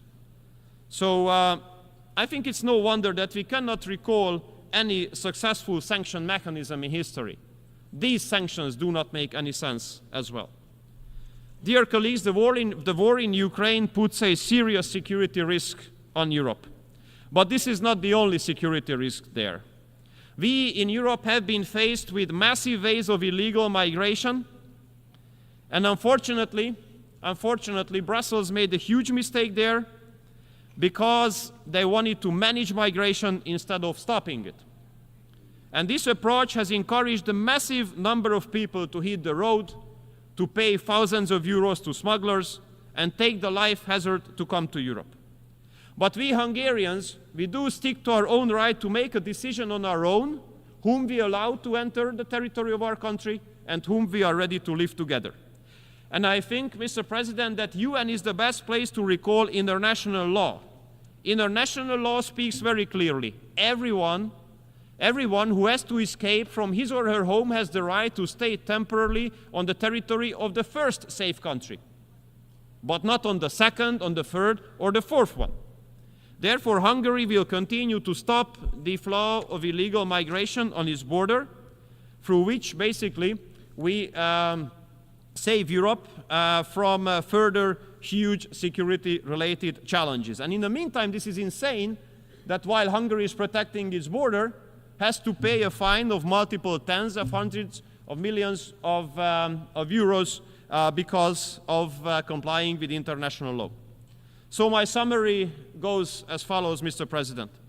In the last 10 years, Hungary has carried out a pragmatic, patriotic foreign policy strategy aiming at national interest and guaranteeing the security of our own citizens. And we will continue to do so, as we will continue to be always honest and open. And we will do always what we say, and we will always say what we think. It might be unusual nowadays. How it is possible? It is possible because there's an unusual political stability in Hungary, which is very unique in Europe. We have won all elections in the last 18 years, the one-party right-wing government. That means that people like what we are doing, they support what we are doing, and they give the approval to continue. And the government will continue. We will not have the intention to satisfy NGOs or external actors, but we will always have the intention to satisfy our own electorate, our own citizens, because we do believe that democracy is all about that, the people. Thank you so much for your kind attention.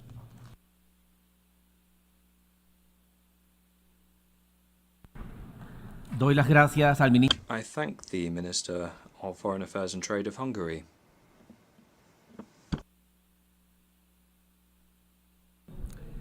Doy ahora la palabra al... I now give the floor to His Excellency Bakhtiyor Saidov, Minister of Foreign Affairs of Uzbekistan.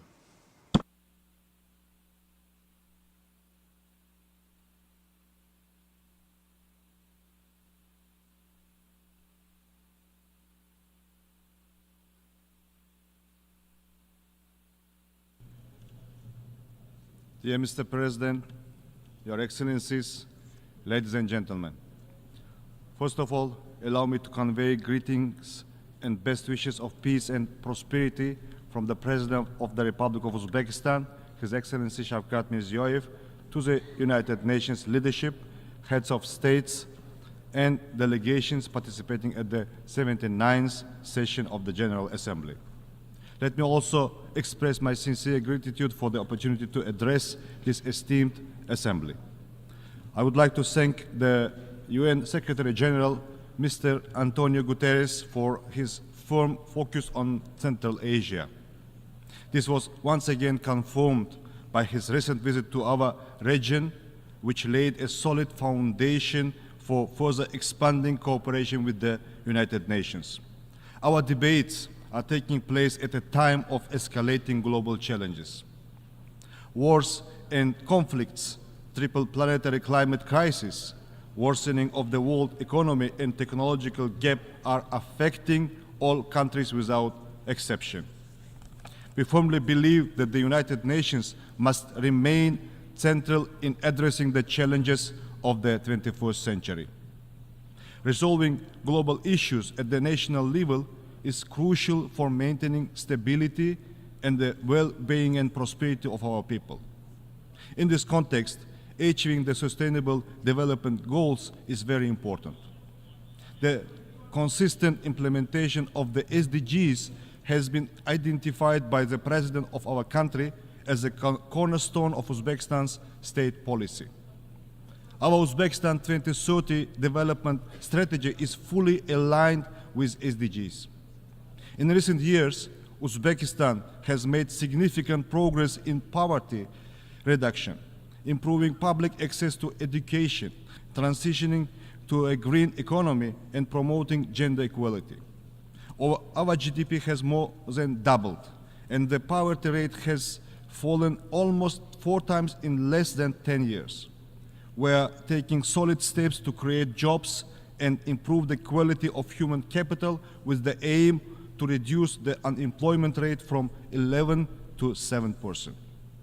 Full-scale implementation of the SDGs is impossible without attracting investments and advanced technologies.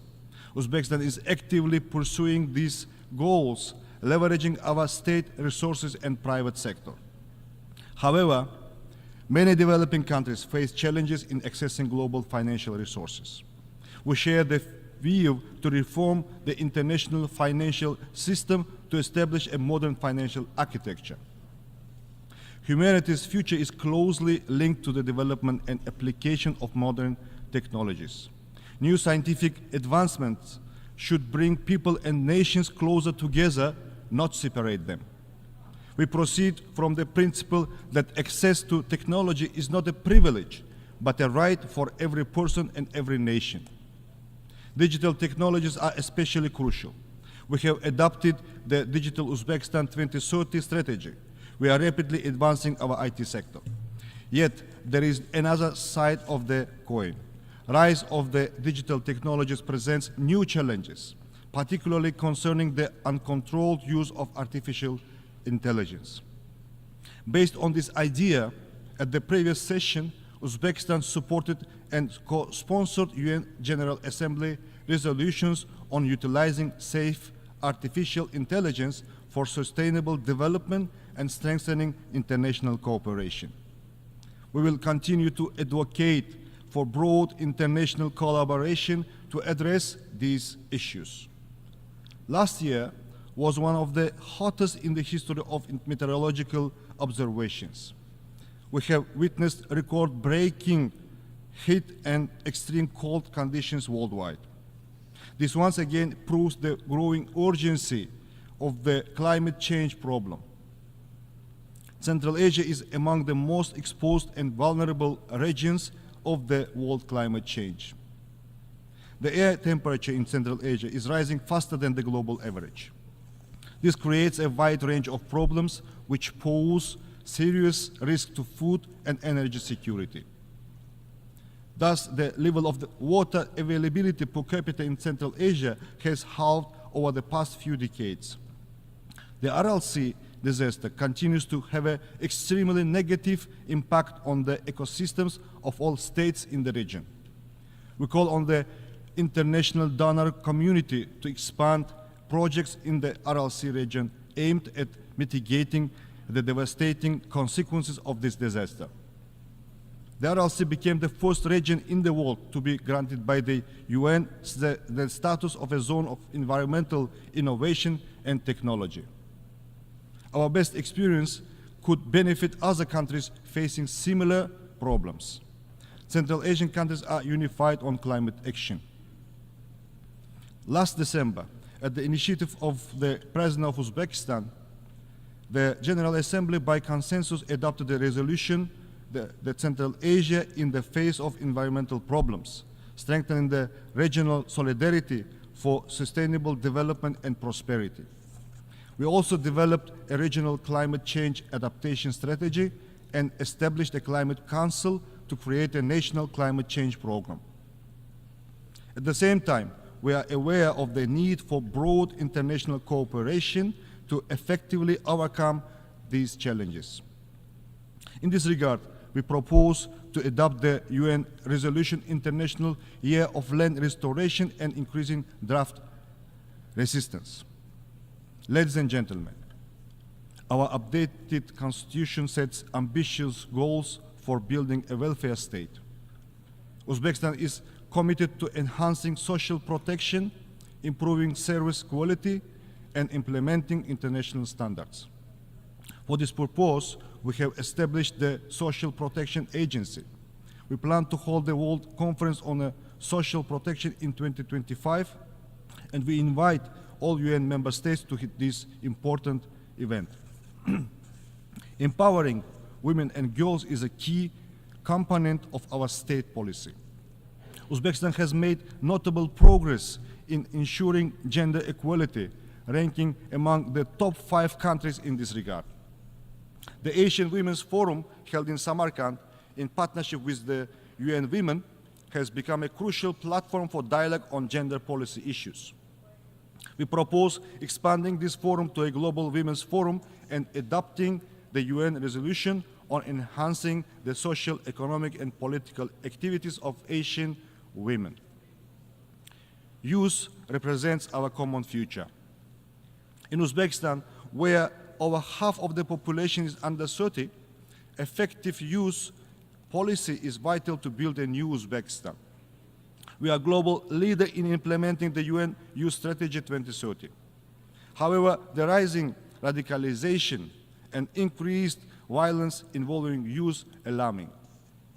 We must focus on fostering proper spiritual and moral education of young people to prevent their involvement in radical movements. We propose enhanced cooperation in this direction based on the UN General Assembly resolution, Enlightenment and Religious Tolerance, adopted at the initiative of our President in 2018. The global threat of terrorism requires unified international action.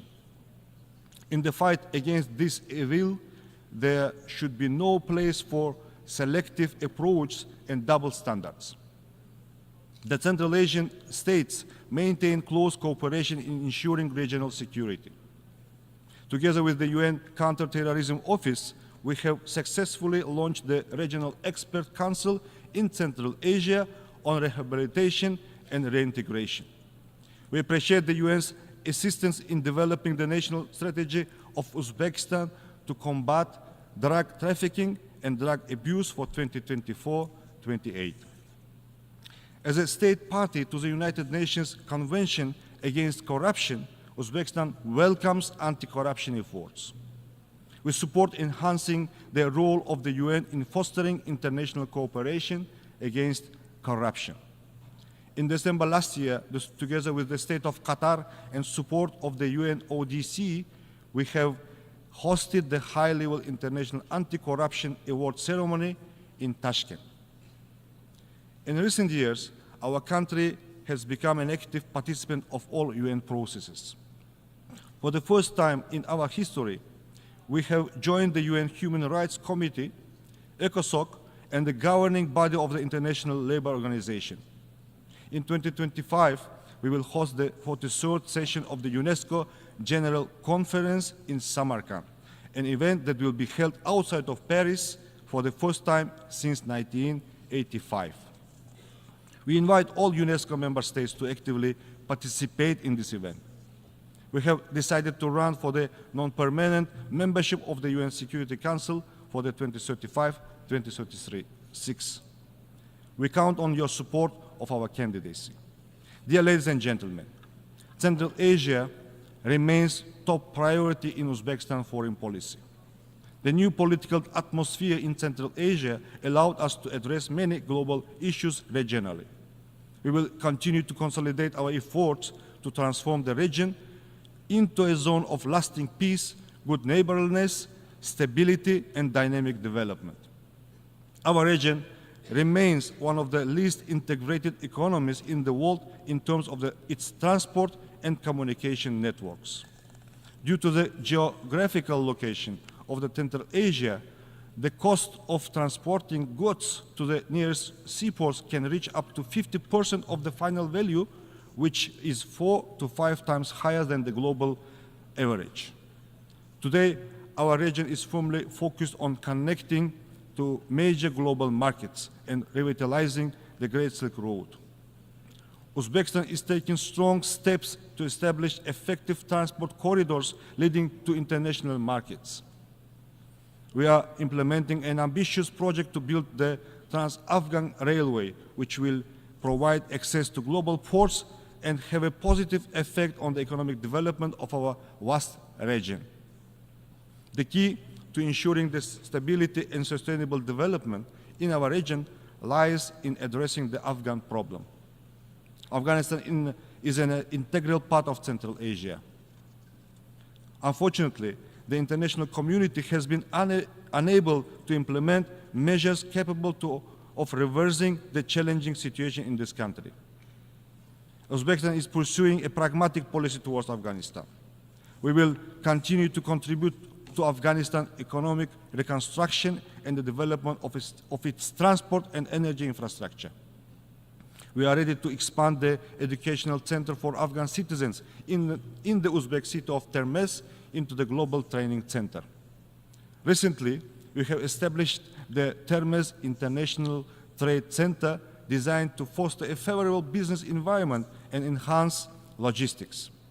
In order to achieve stability, it's crucial to uphold the UN's central role in resolving the Afghan issue and developing coordinated strategies to ensure sustainable development. Your Excellencies, in conclusion, I would like to once again emphasize that the challenges and threats we face today can only be addressed through comprehensive international efforts. Uzbekistan remains committed to actively participating in shaping the agenda for multilateral cooperation, achieving common goals, and supporting measures to reinforce the Central Asia role of the United Nations. I thank you for your attention.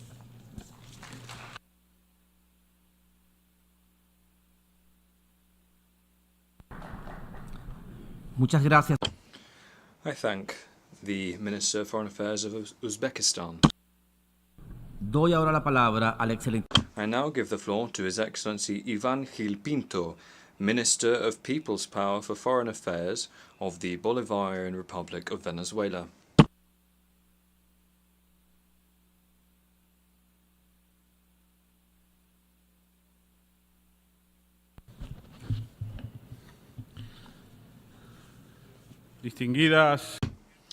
Distinguished heads of delegation, ministers, ambassadors, Mr. President.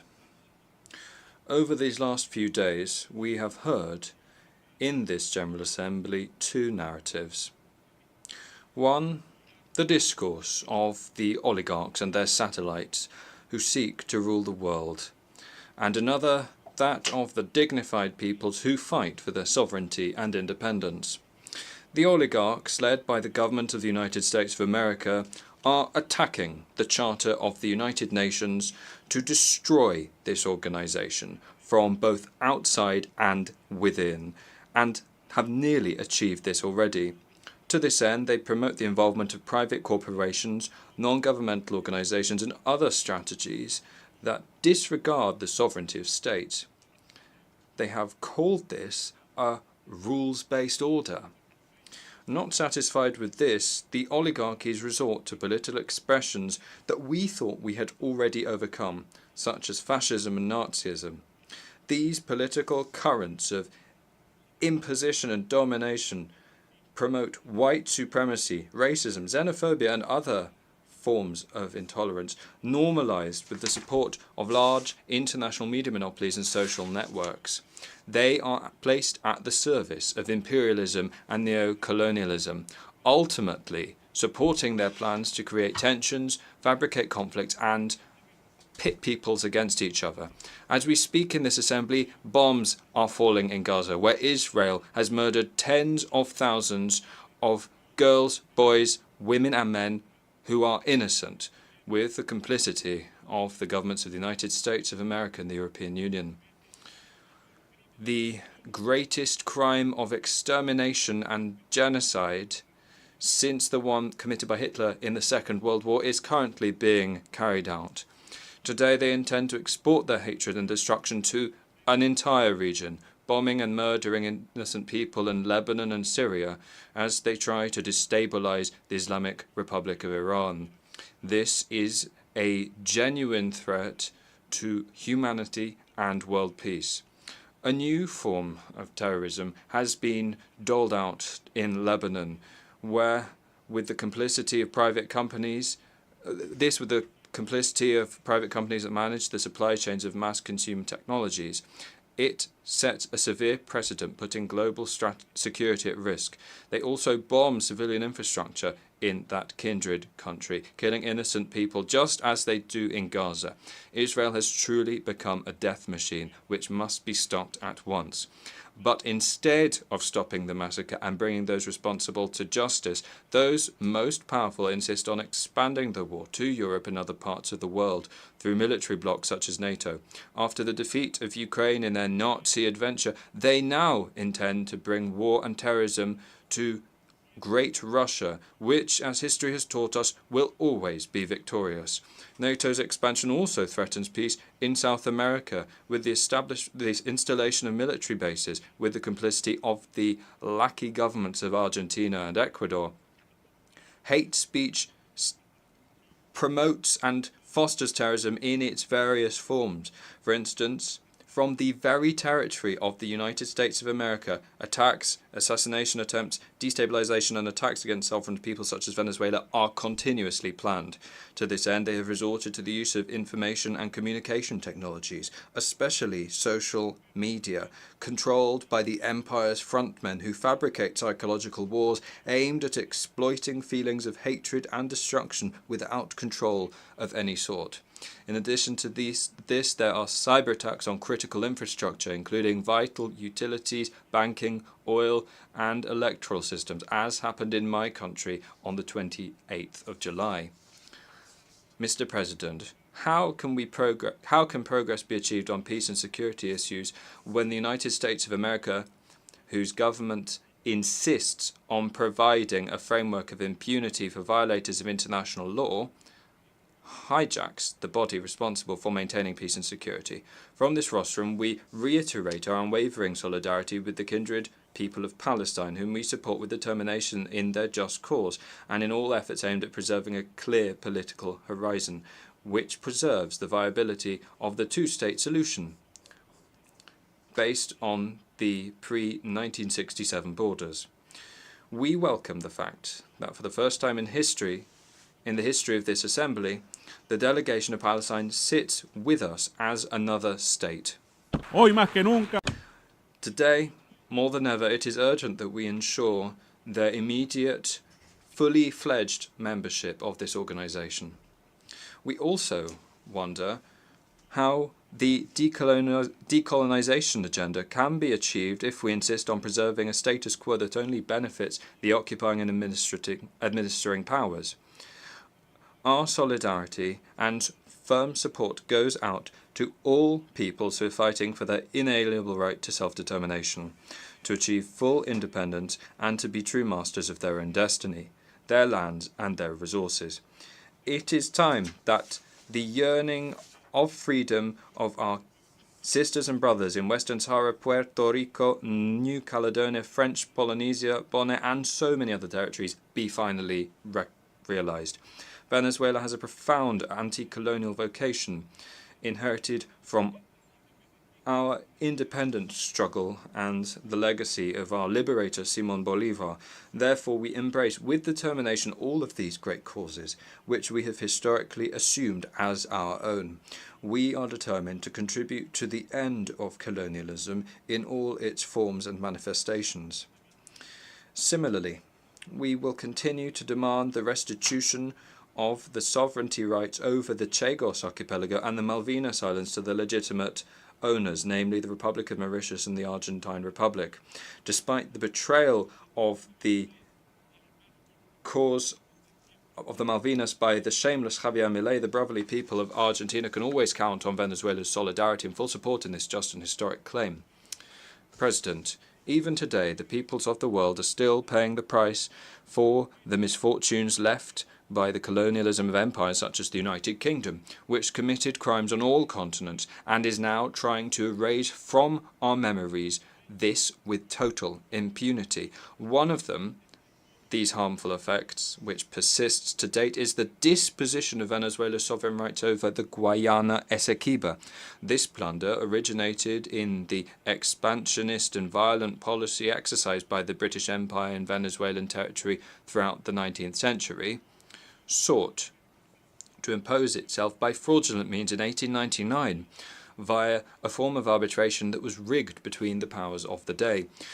On the 3rd of December 2023, the Venezuelan people expressed themselves clearly and decisively in an advisory referendum, granting an unavoidable and clear mandate to the Venezuelan state to recover the Guayaba Essequiba, a territory that represents a sacred inheritance of the struggles of our liberators.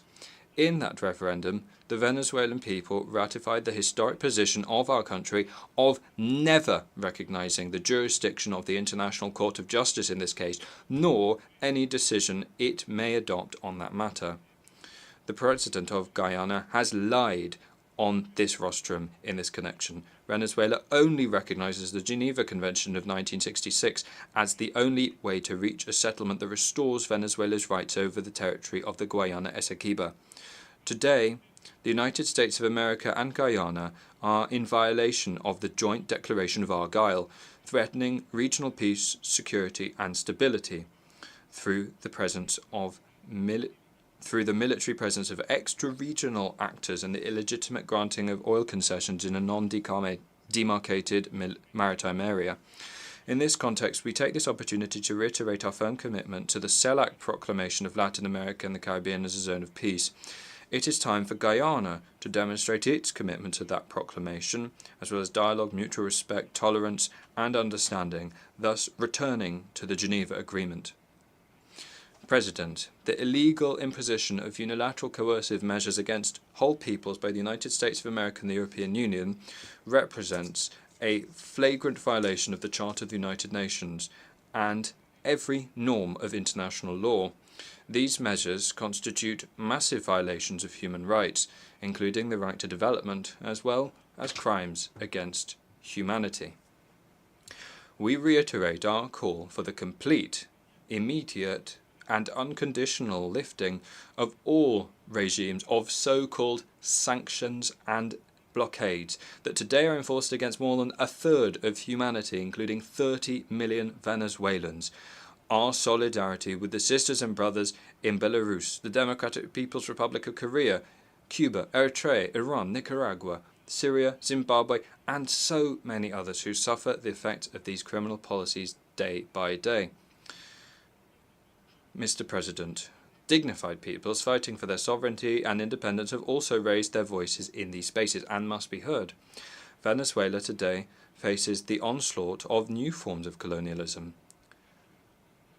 For several years now, the government in Washington has been carrying out a neo-colonial experiment which aims to destroy our democratic system, our institutions, our sovereignty, our independence, and the inalienable right of our people to self-determination in every possible way. This is a large-scale recolonization plan that attempts, based on a continued coup d'etat, to destroy our republic. For its execution, all options have been and continue to be on the table. Since the cruel, inhuman enforcement of a ferocious economic, commercial and financial blockade with almost 1,000 sanctions, which has cost our nation more than $642 billion in the last 7 years alone, to which we must add the losses of our state oil company, in Spanish known by the acronym PDVSA, amounting to $232 billion, and the theft of 31 tons of gold deposited in the Bank of England, as well as of other important assets owned by the Republic abroad. Not to mention the theft by Argentina and the Dominican Republic of aircraft in the service of the Venezuelan state. Venezuela is not the only one affected by this interventionism, which is deeply rooted in the colonialist tradition of the Monroe Doctrine, and which continues to cast a shadow over the expression of political independence on our continent. This is the case of brave Cuba and the blessed and always free Nicaragua. They also promote coup d'etat, as in Bolivia.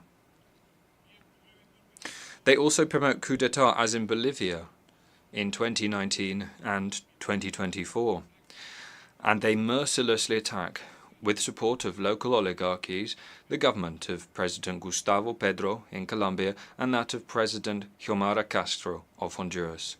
Our firm our firm support and unwavering solidarity with them too.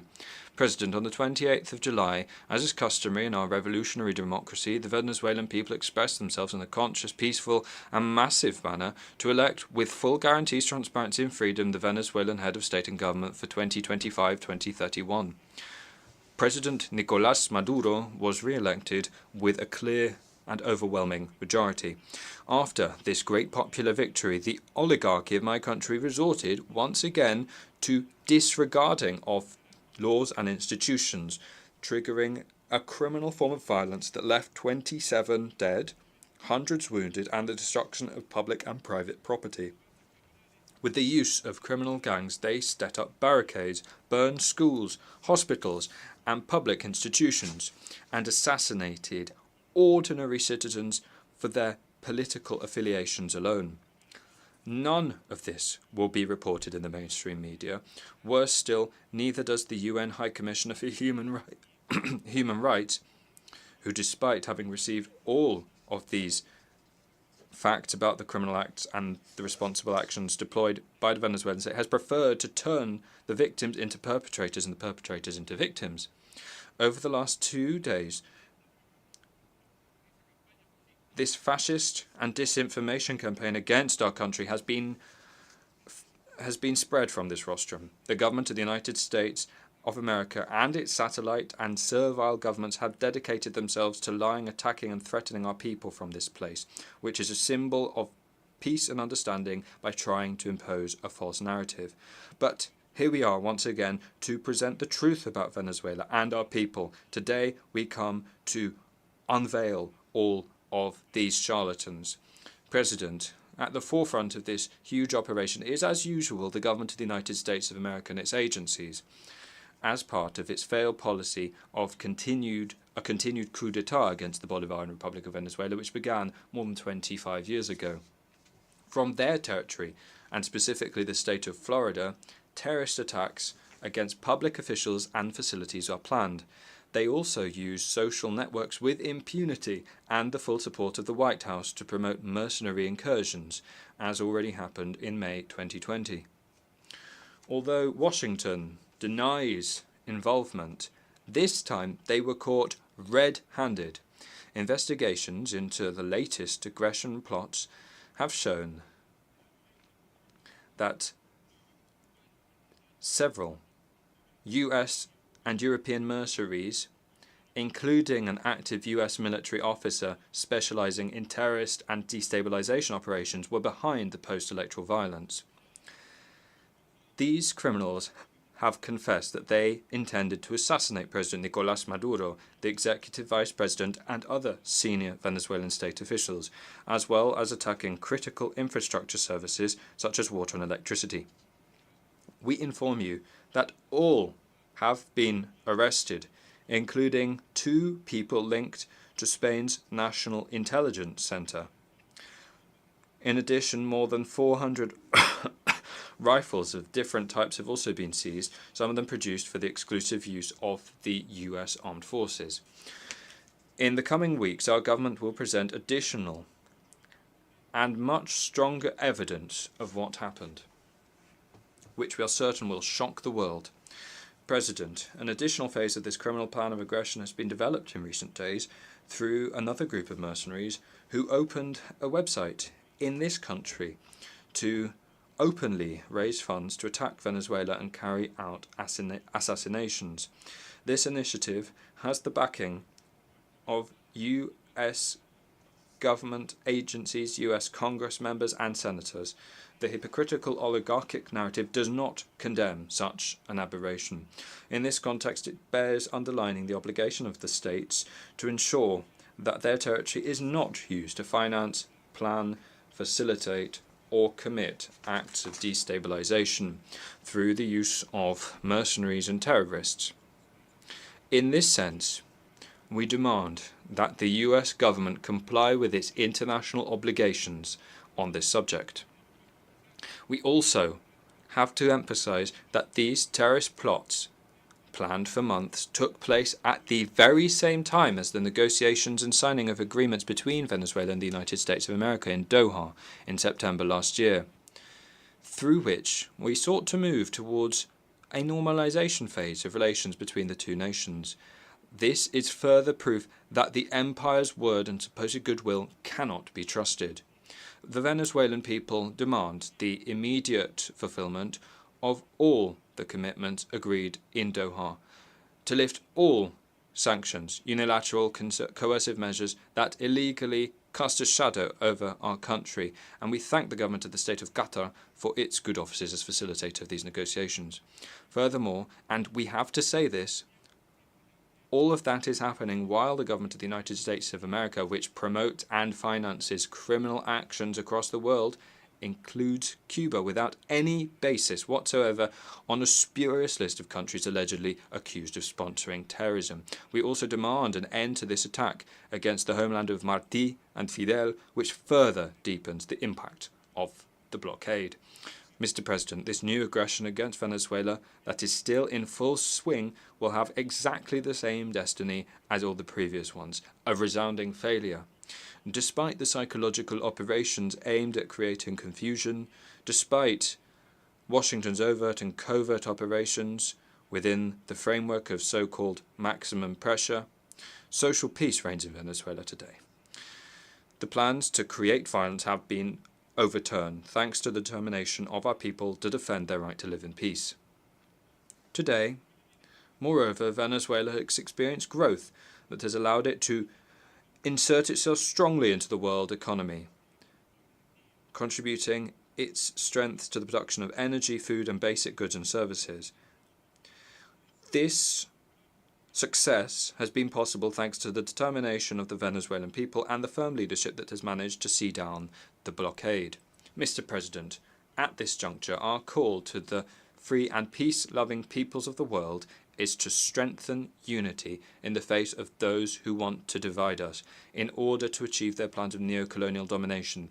It is the time for the global south. It is the time for the longed-for new world order. It is time to consolidate this new multipolar and multicentric world of peace and economic prosperity, free of hegemonies. It is time to rescue the founding principles contained in the UN Charter and to honour the promise that this organisation is at the service of we the peoples, as stated in its preamble. Venezuela puts its Bolivarian diplomacy of peace at the service of humanity to advance in that direction, as demonstrated by its leadership at the head of the Group of Friends in Defence of the Charter of the United Nations. These are the principles that constitute the narrative of free peoples, which are expressed in new forms of partnership based on the principles of solidarity and complementarity, as, for example, the Bolivarian Alliance for the Peoples of America, or ALBA-TCP by its acronym in Spanish, and BRICS, as well as other hopeful prospects for the emerging New World Order, in which our country seeks to insert itself at an accelerated pace. President, let me conclude by emphasising that in Venezuela we are still on our feet, waging battles hand in hand with our people in a permanent popular organisation and mobilisation in the struggle to continue consolidating our independence. No matter who is at the head of the US empire that speaks before this rostrum in a year's time, you can rest assured that the clear and rebellious voice of the people of the Bolivarian Republic of Venezuela will continue to be present in this forum under the strong leadership of President Nicolás Maduro Moros, as we stand determined to resist US imperialism. As Bolivar said, God grants victory to those who enshow constancy. Thank you.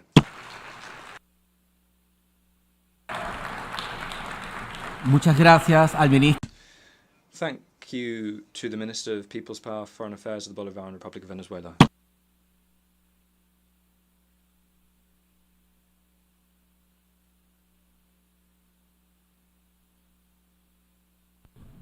Doy ahora la palabra.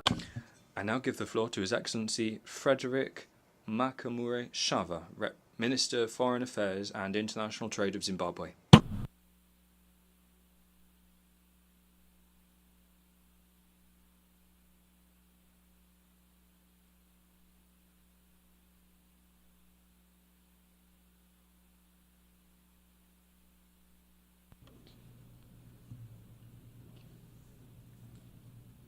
Your Excellency, Mr. Philemon Young, President of the 79th session of the General Assembly, Your Excellency, Mr. Antonio Guterres, Secretary General of the United Nations, Your Majesties, Your Excellencies, Heads of State and Government, distinguished delegates. Allow me to extend my heartfelt congratulations to you, Your Excellency, Mr. Philemon Yang, on your election as President of the 79th session of the United Nations General Assembly. We are confident that under your astute leadership, significant progress will be made on the critical global agenda that is before us. Please be assured of Zimbabwe's unwavering support throughout your tenure. I would also like to pay tribute to your predecessor, Ambassador Dennis Francis, for his exemplary stewardship of the 78th session of the General Assembly.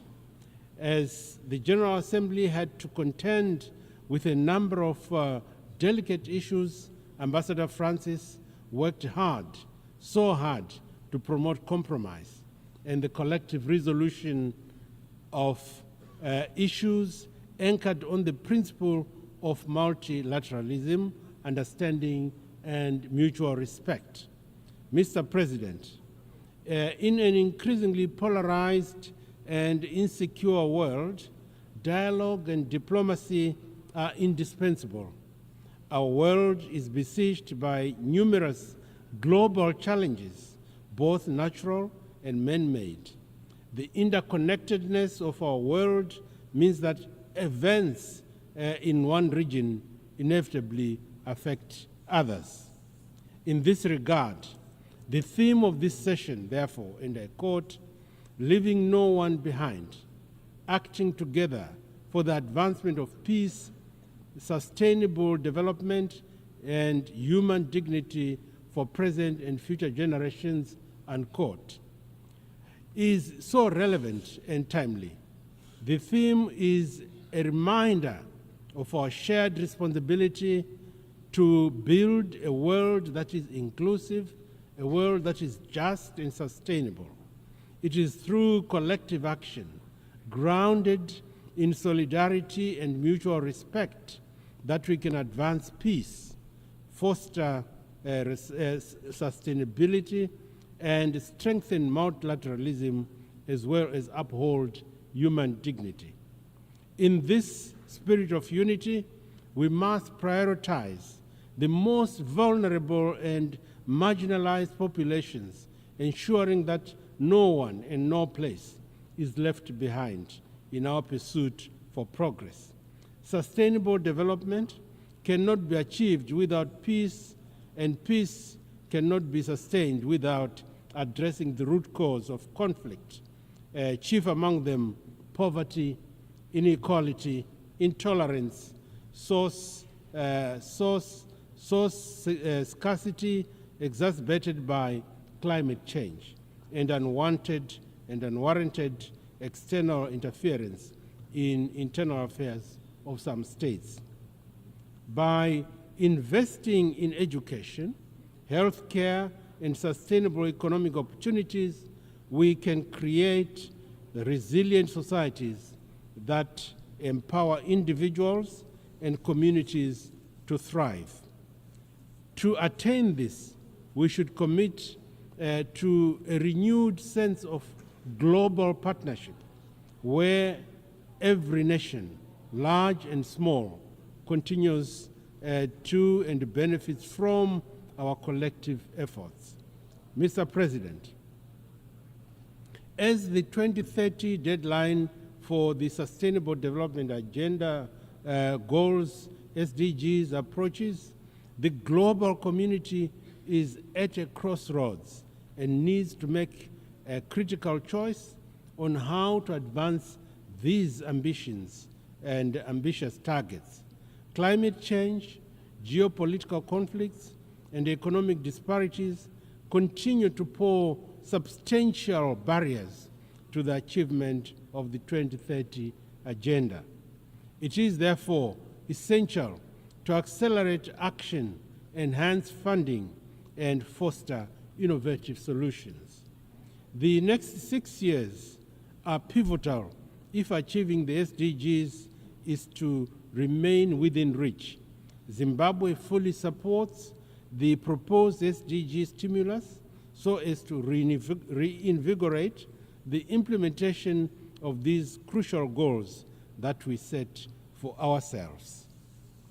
In this regard, the just held Summit of the Future was an opportunity and indeed an opportune moment for the international community to come together to forge robust frameworks and innovative strategies to address the complex and interwoven challenges we face. We must leverage this moment to reaffirm our commitment to multilateralism, sustainable development, and the principles enshrined in the United Nations Charter. It is imperative, therefore, that we adopt a holistic approach that integrates economic, social, and environmental dimensions, ensuring that we are all inclusive as we navigate the path towards a more resilient and equitable world. The devastating impact of climate change is our common challenge that requires collective action to enable vulnerable communities to adapt while at the same time mitigating the impact. Our SADC region has been affected by the El Nino-induced drought that has created a serious food and nutrition security. In that context, the SADC heads of states and government launched an international humanitarian appeal amounting to US $5.8 billion at the end of May 2024. That figure will go up as more countries of the region complete their own national assessments. The overreaching and overarching objective is to meet the immediate needs occasioned by the El Nino-induced drought, while at the same time building resilience for future shocks, including through the establishment of early warning systems. Excellencies, I wish to reiterate our steadfast commitment to the 2030 Agenda for Sustainable Development, spearheaded by our transformative Vision 2030. This national blueprint sets forth our aspirations to propel Zimbabwe to upper middle income status by the year 2030, focusing on robust economic growth, sustainable development, and holistic societal transformation. Our strategic thrust encompasses substantial investments in critical sectors that include infrastructure development, education, modern heritage-based education 5.0, model healthcare, and modernized agriculture, pivotal for ensuring the inclusive prosperity across all strata of our society.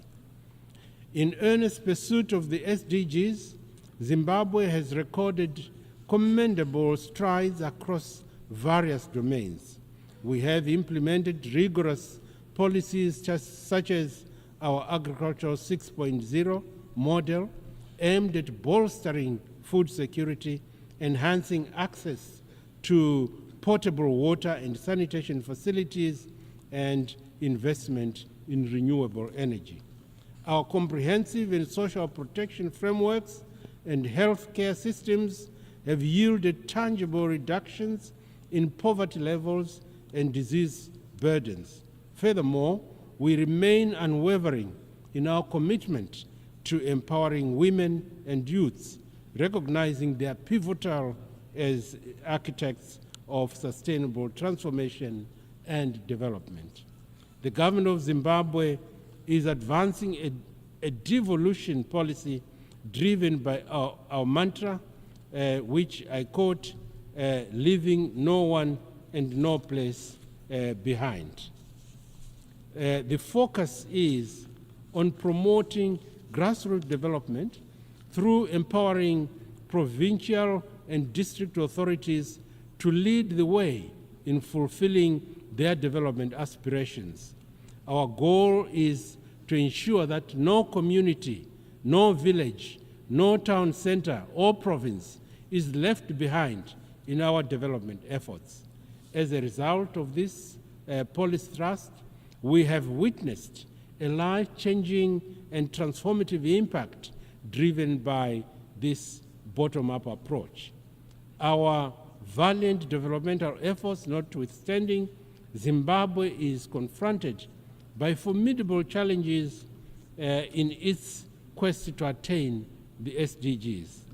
The adverse impact of the punitive, illegal, unilateral sanctions, compounded by the exigencies of climate change, present real threats and barriers to our development strategy.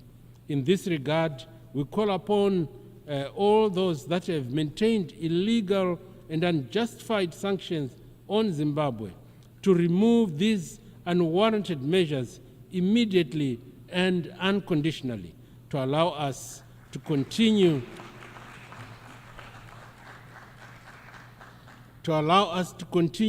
with our noble efforts to uplift the lives and livelihoods of our citizens. And in the same spirit, Zimbabwe stands in solidarity with the government and people of Cuba in their struggle against the harsh economic, commercial, and financial blockades.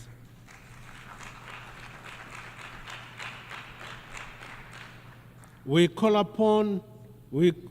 for the immediate lifting of this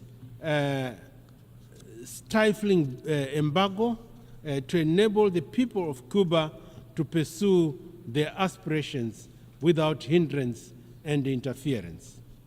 Mr. President, my country remains committed to supporting the self-determination of both the people of Palestine and Western Sahara.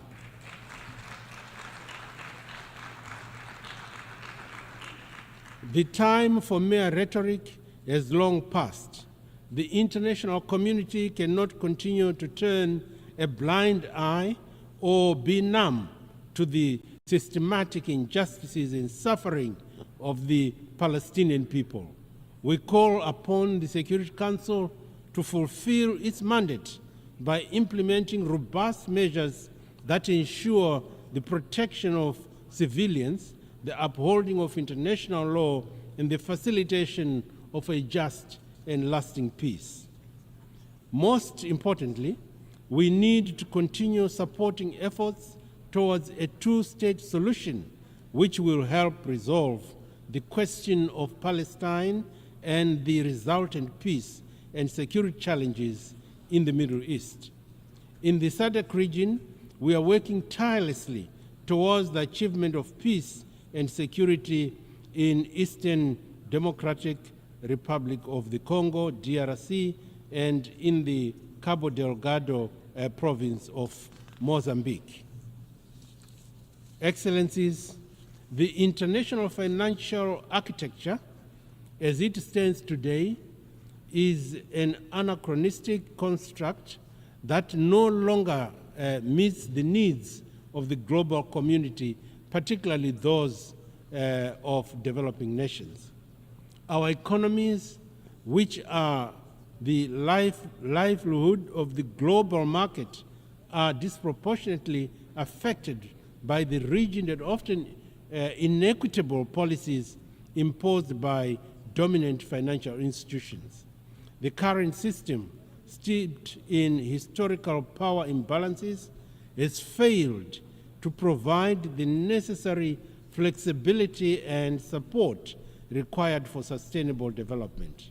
It is therefore imperative that we reform these structures to ensure that they are more inclusive, more equitable, and more reflective of the diverse realities that are faced by all member states, particularly in the global south.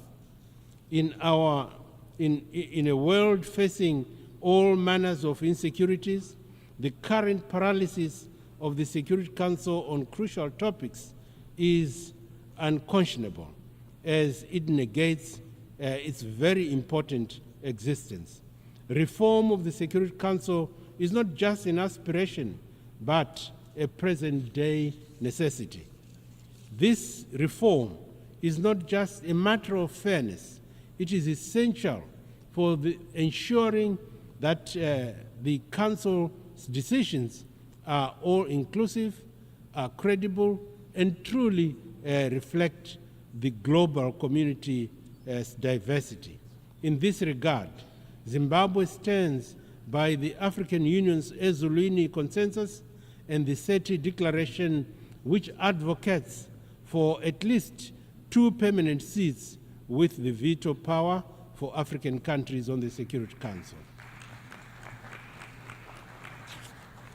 Excellencies, information communication technologies have transformed our lives for the better and can be harnessed for fast-paced development.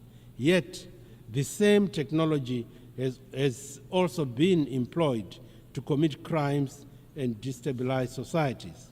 It is therefore prudent for us to come up with a global digital governance framework in order to guard against the harmful consequences of this otherwise transformative technology. Zimbabwe is fully committed and will contribute positively in all negotiations aimed at global cooperation in both harnessing the good from the digital world and also combating the negative aspects and abuse of the same. Mr. President, as I conclude, I wish to reaffirm Zimbabwe's commitment to the purposes and principles of the United Nations Charter. The challenges we face are immense, but not insurmountable. By acting together, we can advance peace, we can promote sustainable development, and uphold human dignity for the present and future generations. Zimbabwe stands ready to collaborate with all member states to ensure that our shared aspirations for a better world are realized. Let us work in unison, guided by the spirit of multilateralism, solidarity, and mutual respect in order to address the pressing issues of our time and to build a more inclusive and just and sustainable future. I thank you for your attention.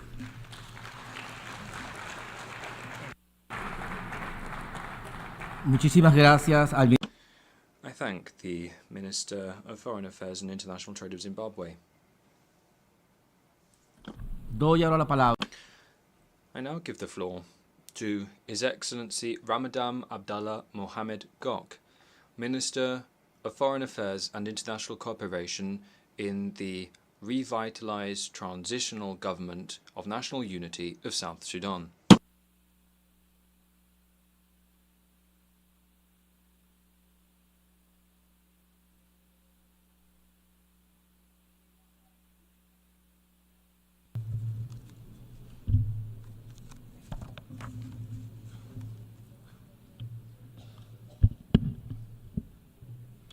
Mr. President, Mr. Secretary General, Excellencies, distinguished delegate, ladies and gentlemen, at the onset, allow me to extend warm greetings and congratulations on behalf of His Excellency Salva Kiir Mayardit, President of the Republic of South Sudan, to Your Excellency Philemon Yang on your election as the President of 79th Session of United Nations General Assembly. His Excellency President Salva Kiir Mayardit, President of the Republic of South Sudan, would have loved to be here, but could not due to competing demands back home. Republic of South Sudan stand ready to support you during your tenure as at the helm of the General Assembly. Allow me also to warmly bid farewell to His Excellency Ambassador Dennis, who was the President of the 78th Session of the General Assembly of United Nations for his stellar work in service of the ideals of the UN Charter, We are especially grateful for his proactive leadership as illustrated by goodwill visit to the Republic of South Sudan in June this year, which he undertook in support of the ongoing efforts to consolidate peace, security, and development in our country. Mr. President, the theme of the 79th session, leaving no one behind, acting together for the advancements of peace, sustainable development, and human dignity for present and future generations, speak directly to the present state of global affairs.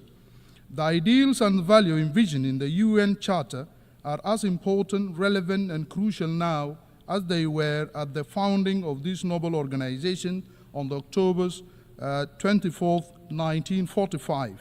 They remain essential to addressing serious global challenges from conflict, nationalism, geopolitical competition, food insecurity, climate shock, natural disasters, pandemic, and threat to the international peace and security. Mr. President, distinguished delegate, the revitalized government of national unity in the Republic of South Sudan, as repeatedly stated by the President of the Republic of South Sudan, His Excellency President Salva Kiir Mayardit, is fully committed to consolidating peace in our country. The implementation of the revitalized peace agreement on the resolution of the conflict in the Republic of South Sudan is primary vehicle for ensuring peace and stability in our country. Thus far, we have made tangible progress in our quest for durable peace and political stability in the country, but we have been constrained by resource challenges to fully meet key benchmarks of the agreement. Nonetheless, all the signatories to the peace accord remain steadfast in consolidating the gains made so far in the form of relative stability and joining hands to complete the rest of the outstanding elements. This unity of purpose was illustrated in the recent endorsement by the Cabinet, the revitalized Joint Monitoring and Evaluation Commission, the RJMEC, and the revitalized National Legislature of 24 month of extension of the transitional period, paving the way for the organization of free and fair general election that will be conducted in the Republic of South Sudan by the end of December 2026. The decision to postpone the elections, as previously scheduled for, was justified by the fact that essential security sector mechanisms and election-related institutions require more time to fulfill their mandate. Mobilization of funds to complete these important tasks that are critical to the conduct of free, fair, and credible election in the Republic of South Sudan also demands more time. Most importantly, the process of constitution making covers a series of activities and require an adequate time frame for effective consultation with all stakeholders to ensure that a broadly accepted constitution is adopted in South Sudan. We therefore call on the United Nations and the broader international community to join us in ensuring that this new roadmap for peaceful transition in South Sudan is met by availing the required financial and technical support for the process. Furthermore, I am pleased to report that the revitalized government is currently engaged in robust and promising negotiation with the All-Out Group through the Tumaini Initiative under the auspices of the government of the Republic of Kenya to address all grievances and guarantee the return of those opposition leaders to the Republic of South Sudan. Mr. President, distinguished delegates, over the last year, the conflict in Sudan is the country neighboring to South Sudan, has created one of the worst humanitarian crises in the world. As stated by the United Nations and other United Nations agencies, as an immediate neighbor, we have been impacted by this conflict with about over 800,000 refugees and returnees crossing our borders on a daily basis, coming to South Sudan, fleeing from the war and settling in South Sudan.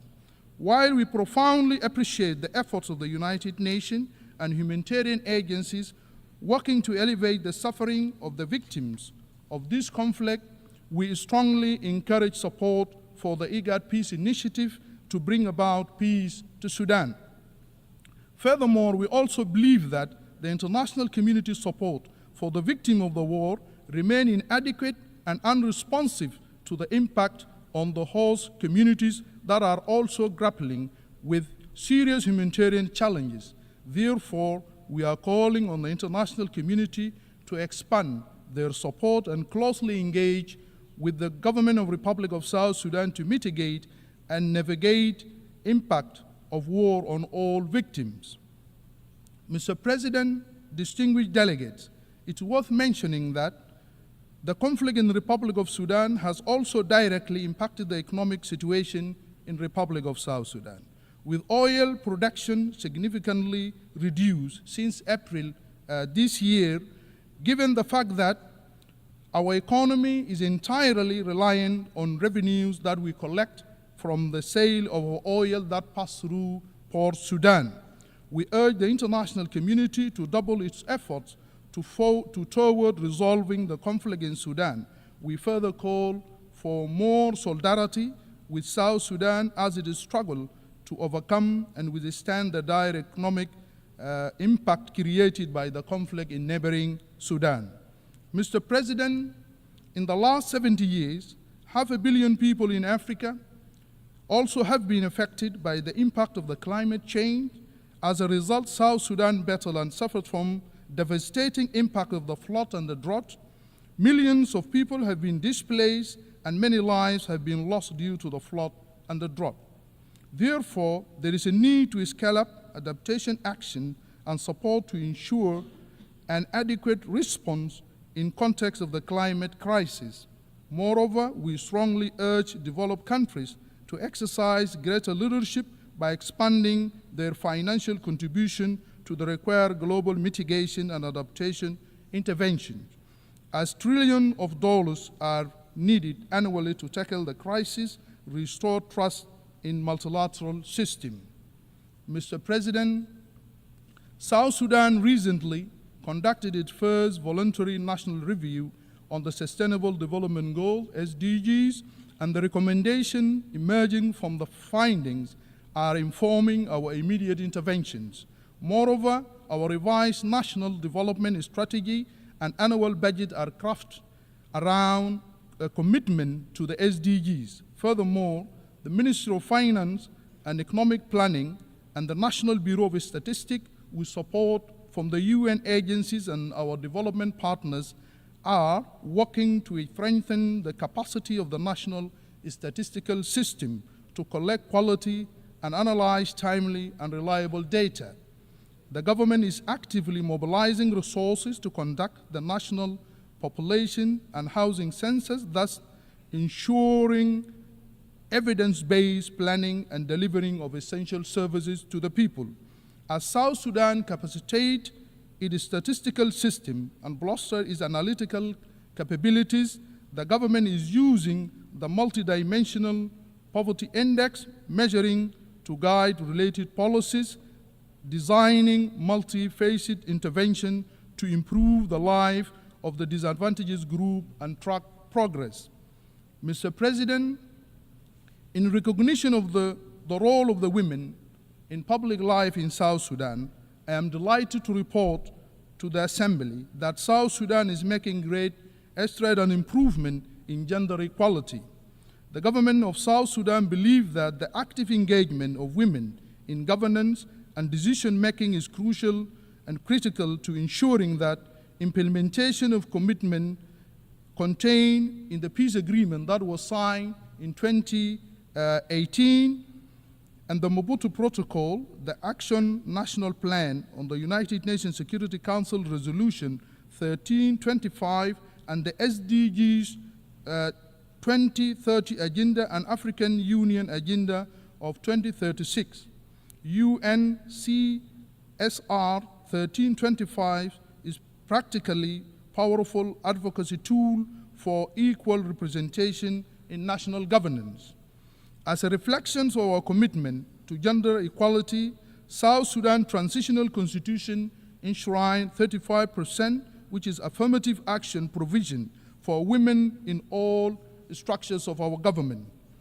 The peace agreement also mandated the establishment of Women Enterprise Fund to support our women, which shall serve as a vehicle for availing resources that can leverage the entrepreneurial and innovative energies of our dynamic female population. We strongly believe that all these initiatives align with the theme of leaving no one behind. Mr. President, distinguished delegate, South Sudan is a young country in terms of its population, with young people constituting over 70% of the population of our country. This demographic reality can be harnessed for a better future through proactive and progressive investment in the youth. The Republic of South Sudan aims to develop a robust education policy that is focused on unlocking this potential through job creation and innovation, and benchmark under the provision enshrined in the African Youth Charter and United Nations Resolution on Youth-Related Empowerment. The Ministry of Youth and Sport in the Republic of South Sudan and our National Assembly are jointly working on legislation for the National Youth Service and Youth Enterprise Development Fund that will enhance the capacity of our youth. Once these two documents are adopted, these two laws shall create the necessary condition for the empowerment of our youth. Therefore, we call on the United Nations and international community to augment our efforts to enhance the level of technical and financial support to the government in the spirit of common agenda and better future envisioned by the Pact for the Future agreed to at the recently concluded Summit of the Future here in New York. Mr. President, South Sudan Universal Health Coverage Service Index is among the lowest in the region and globally. This is attributed to conflict, economic crisis in the country, and consequence of climate change, resulting in a fragile health system. Maternal and infant mortality rates remain the worst in the world. As such, Government of Republic of South Sudan commit to invest in a durable, accessible, and standard strengthening health care system. We are committed to optimal health and well-being of our citizens via a primary health care approach as the most inclusive, equitable, and cost-effective path to universal health coverage.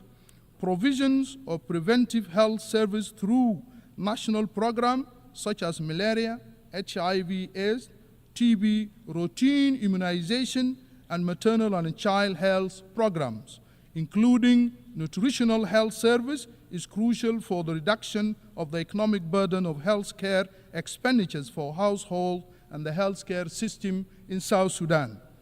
Pandemic preparedness and response through a multi-sector approach but put us on a path to tackle public health emergencies such as responding to the current mpox pandemic and other diseases epidemics in the country. Most importantly, our commitment to address the burden of both infectious disease and rising burden of non-communicable disease as we aim at reducing mortality rate remains our top priority. Succeeding to achieve all the above will promote sustainable development goals of health target of 2030, which will enhance the strategies for Africa we want by 2063. Mr. President, as part of our commitment as a country to transforming education and government of South Sudan recognize every child's right to quality education as well as addressing the issues of access, equity, and inclusion. Based on this premise, the government commitment has been translated into several actions or interventions. Primarily, His Excellency President Salva Kiir Mayardit reiterate that government policy of universal basic education for all children regardless of their background or gender in February 2023. This has made a considerable impact on not only in improving enrollment and retention in school, but also in combating early and forced marriages that have been compelled by many girls to drop out of schools. Consequently, we have achieved enrollment and retention of almost 3 million learners at the primary education level, almost attaining gender parity. Mr. President, as you are aware, His Excellency President Salva Kiir, President of the Republic of South Sudan, is the incumbent chairperson of East Africa Community, has consistently emphasized that need for maintenance of peace and security in the East African region. The Great Lake and the Horn of Africa is his role that is playing. The President's effort aligns with the theme of this 79th session of the General Assembly and the Secretary General call in the Summit of the Future. Mr. President, one of the main impediments of South Sudan's full realization of sustainable peace and security is the fact that the Security Council continues to maintain sanctions, individually target sanctions, and the arms embargo despite our call and the call from the African Union and IGAD for this sanction to be lifted. These punitive measures have created a negative impact, restraining South Sudan's full potential by preventing the government from maintaining effective deterrence against negative non-state actors that foment violence and insecurity in our country. Furthermore, potential investors in various sectors believe that South Sudan is under broad sanction and as a result refrain from investing in our country. As a country, we have experienced relative peace and stability for the last 6 years, and continued imposition of these punitive measures is not reflective of the progress we have made so far. Mr. President, for any meaningful peace and security to prevail in the world, we urgently call for reform of the Security Council to be fit for purpose in today's global dynamic and realities. The United Nations has been an integral element in this effort, but it has to evolve in its processes and structures to more optimally address contemporary problems. It is in this context that we join the call for expansion of the UN Security Council to incorporate the voice of the African people in an equitable way that reflects the continent's weight and relevance in maintaining of global peace and order and security. Therefore, I want to hereby state that South Sudan supports the African position and equivocally that most optimal way to restructure the Security Council. The reform proposal announced recently, which grants Africa 2 permanent seats at the Security Council without veto powers, is counterproductive and falls short of the spirit of inclusive and equitable global governance that we have been calling for. This only exacerbates that current inequalities and equities and fail to achieve the elusive consensus and cooperation required at the Security Council. South Sudan therefore called for a text-based negotiation which is more viable and will lead to the Security Council with enhanced credibility and acceptance. Mr. President, in conclusion, I wish to reiterate that our appreciation for your leadership of this 79th session of the United Nations General Assembly, as well as express our commitment to advancement of peace, sustainable development, and human dignity for present and future generations. I thank you. Muchísimas gracias al Ministro de Relaciones. I thank the Minister of Foreign Affairs and International Cooperation of the revitalized Transitional Government of National Unity of South Sudan. I now give the floor to Her Excellency Selinda Sosa Lunda, Minister for Foreign Affairs of the Plurinational State of Bolivia.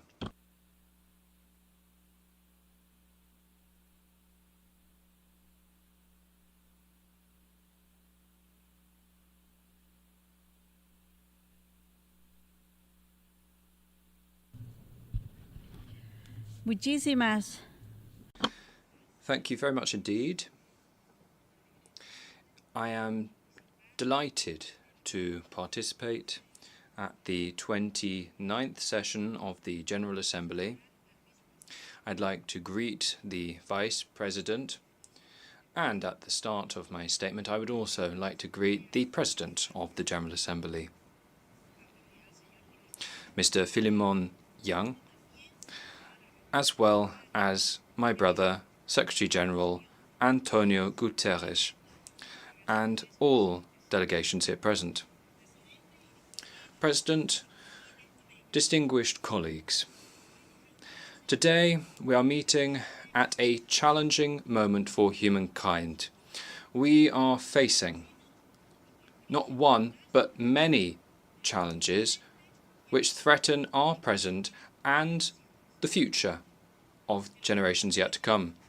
Climate change, inequalities, pandemics, geopolitical crises, and the democracy crisis, all of these are mutually self-reinforcing, worsening vulnerabilities and posing challenges which require urgent and coordinated solutions. We must do so collectively. The global economy today is becoming fragmented. The model of accumulating capital based on the hoarding of wealth in the hands of but a few. We have seen a rise in poverty, marginalization, and social instability in many places the world over. Meanwhile, financial markets continue to generate huge profits for the 1% of the global elite. Millions of people struggle to access the most basic resources. This crisis isn't only economic, it is also an ethical and social one. It highlights the deep structural rifts in the capitalist system and prioritizes profit over life and welfare and Mother Earth. Wars, the production of weapons, enormous military expenditure, and the dissemination of weapons doesn't only take massive resources away from sustainable development, it also fuels conflicts, exacerbating the suffering of human beings. Billions of dollars are destined to the production of weapons, while millions of people go without access to basic services such as education, health, food, and water.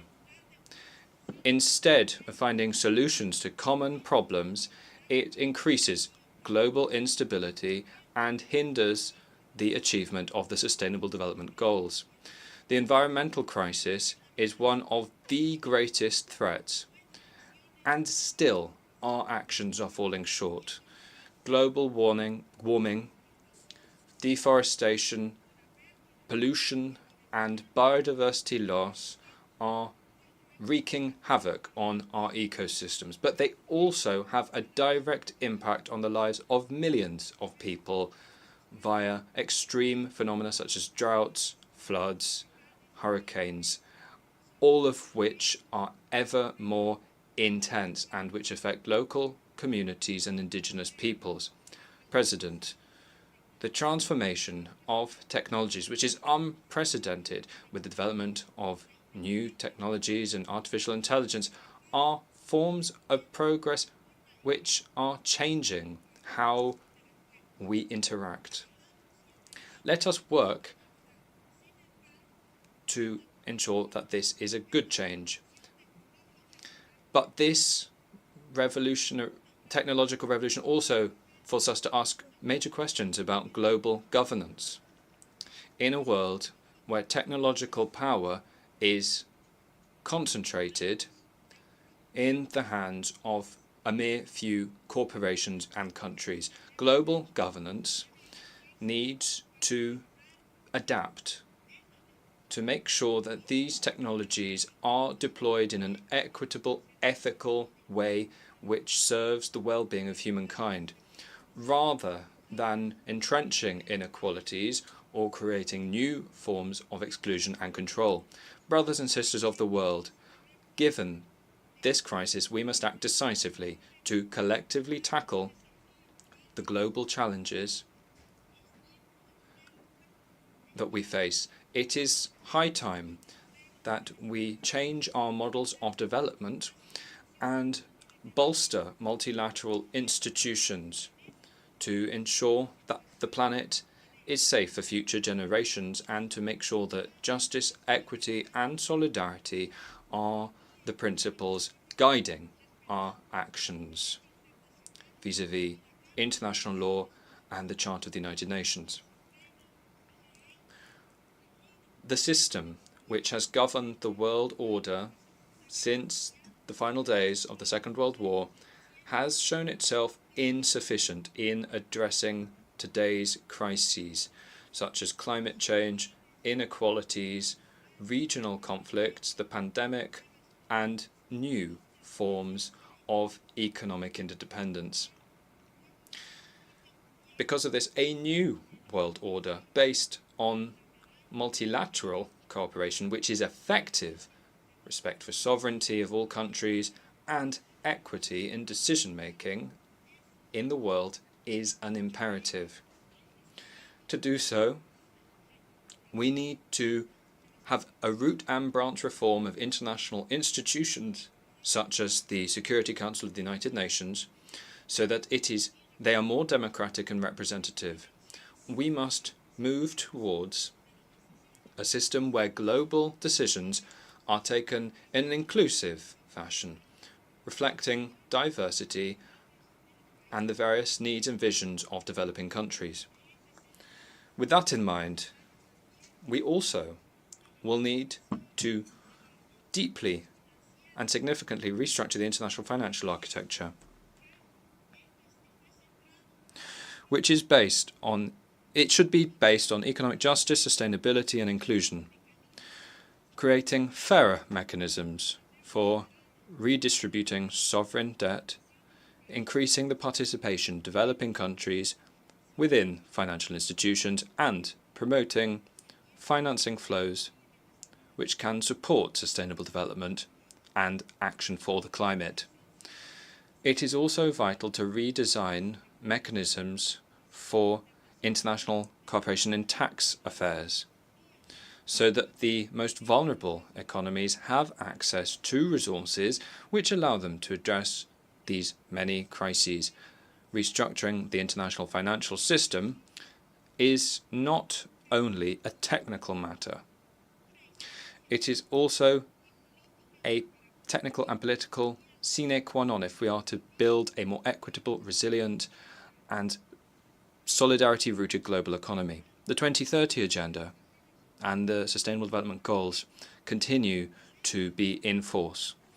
They represent our critical roadmap to addressing global challenges, including those which are most urgent.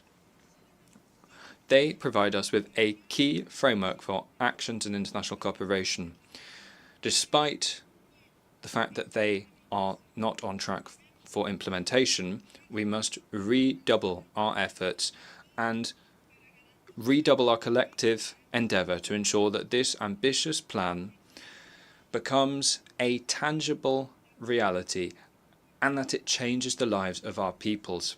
The Pact for the Future must be seized as a historic opportunity so that our destiny as humankind can be safeguarded. We need to commit ourselves to an agenda which addresses not only immediate problems, but which also fosters sustainable, inclusive and equitable solutions for future generations. The Pact of the Future can't be boiled down to a diplomatic meeting. Now it's up to us to push ahead with these decisions so that we give impetus to the Sustainable Development Goals and change the lives of all communities and cities in our nations. Sustainable development and climate change are two sides of the same coin, the same challenge, which will guide the future of our planet and generations yet to be born. Taking action doesn't just mean reducing emissions, it also means transforming our model of production and consumption, protecting biodiversity, and guaranteeing economic progress, leaving no one behind. Distinguished colleagues, Bolivia recognizes the international community as a space of solidarity and cooperation under the principles of international law and the Charter of the United Nations.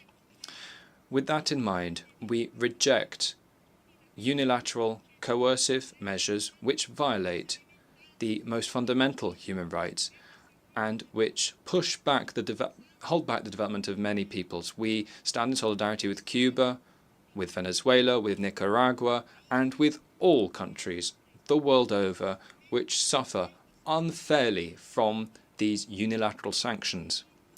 Similarly, we express in the strongest possible words our rejection of the illegal economic and commercial embargo by the United States against our kindred nation of Cuba. 60 years of justice have not been enough to punish those people who have valiantly seen down attempts to subject them to imperial domination.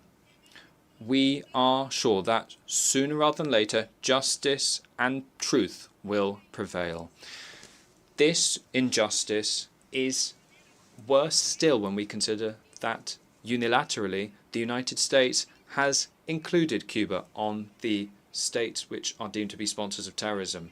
Cuba must be at the head of the list of countries which express the most solidarity in the world, and their people, showing solidarity, have reached all corners of the world, showing the best of their skills and showing them with humanity. For decades, Palestine has suffered from a protracted conflict which has shaken regional stability, and they have asked for their dream of lasting peace. The occupation, forced expulsions and genocide have led the people of Palestine to face devastation and destruction, creating an open prison where thousands of people live, including mostly women and children. Peace and security in Palestine will not be achieved without a genuine commitment to human rights and an end to the genocide. Bolivia reiterates its full support to the exercise of self-determination and independence in Palestine within the 1967 borders, with East Jerusalem as its capital.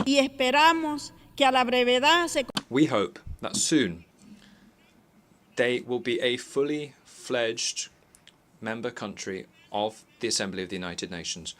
Brothers and sisters of the world, before this assembly, I would like to reiterate Bolivia's commitment to the founding principles of the Charter of the United Nations and of international law. We see the UN as the highest multilateral organization created for humanity, development, peace, and security, not just within our borders, but also internationally. Within that context, Bolivia once again reiterates our strong desire to abide by all decisions and resolutions of the judicial organs of the international system. Along those lines, Bolivia attended the International Court of Justice in The Hague in a trial linked to sovereign access to the Pacific Ocean. In that connection, the court urges Bolivia and Chile to continue with dialogue and exchange in a spirit of good neighborliness to address matters linked to a sovereign form of access to the Pacific Ocean. The solution to this has been recognized by both parties as a matter of mutual interest. The court issued an appeal to both countries, asking them to resolve their issues on the basis of discussions so that Bolivia can have sovereign access to the Pacific Ocean,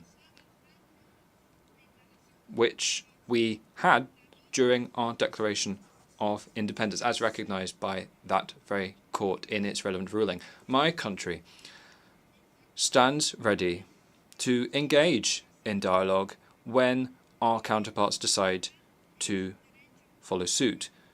We believe that this is a right of the Bolivian people.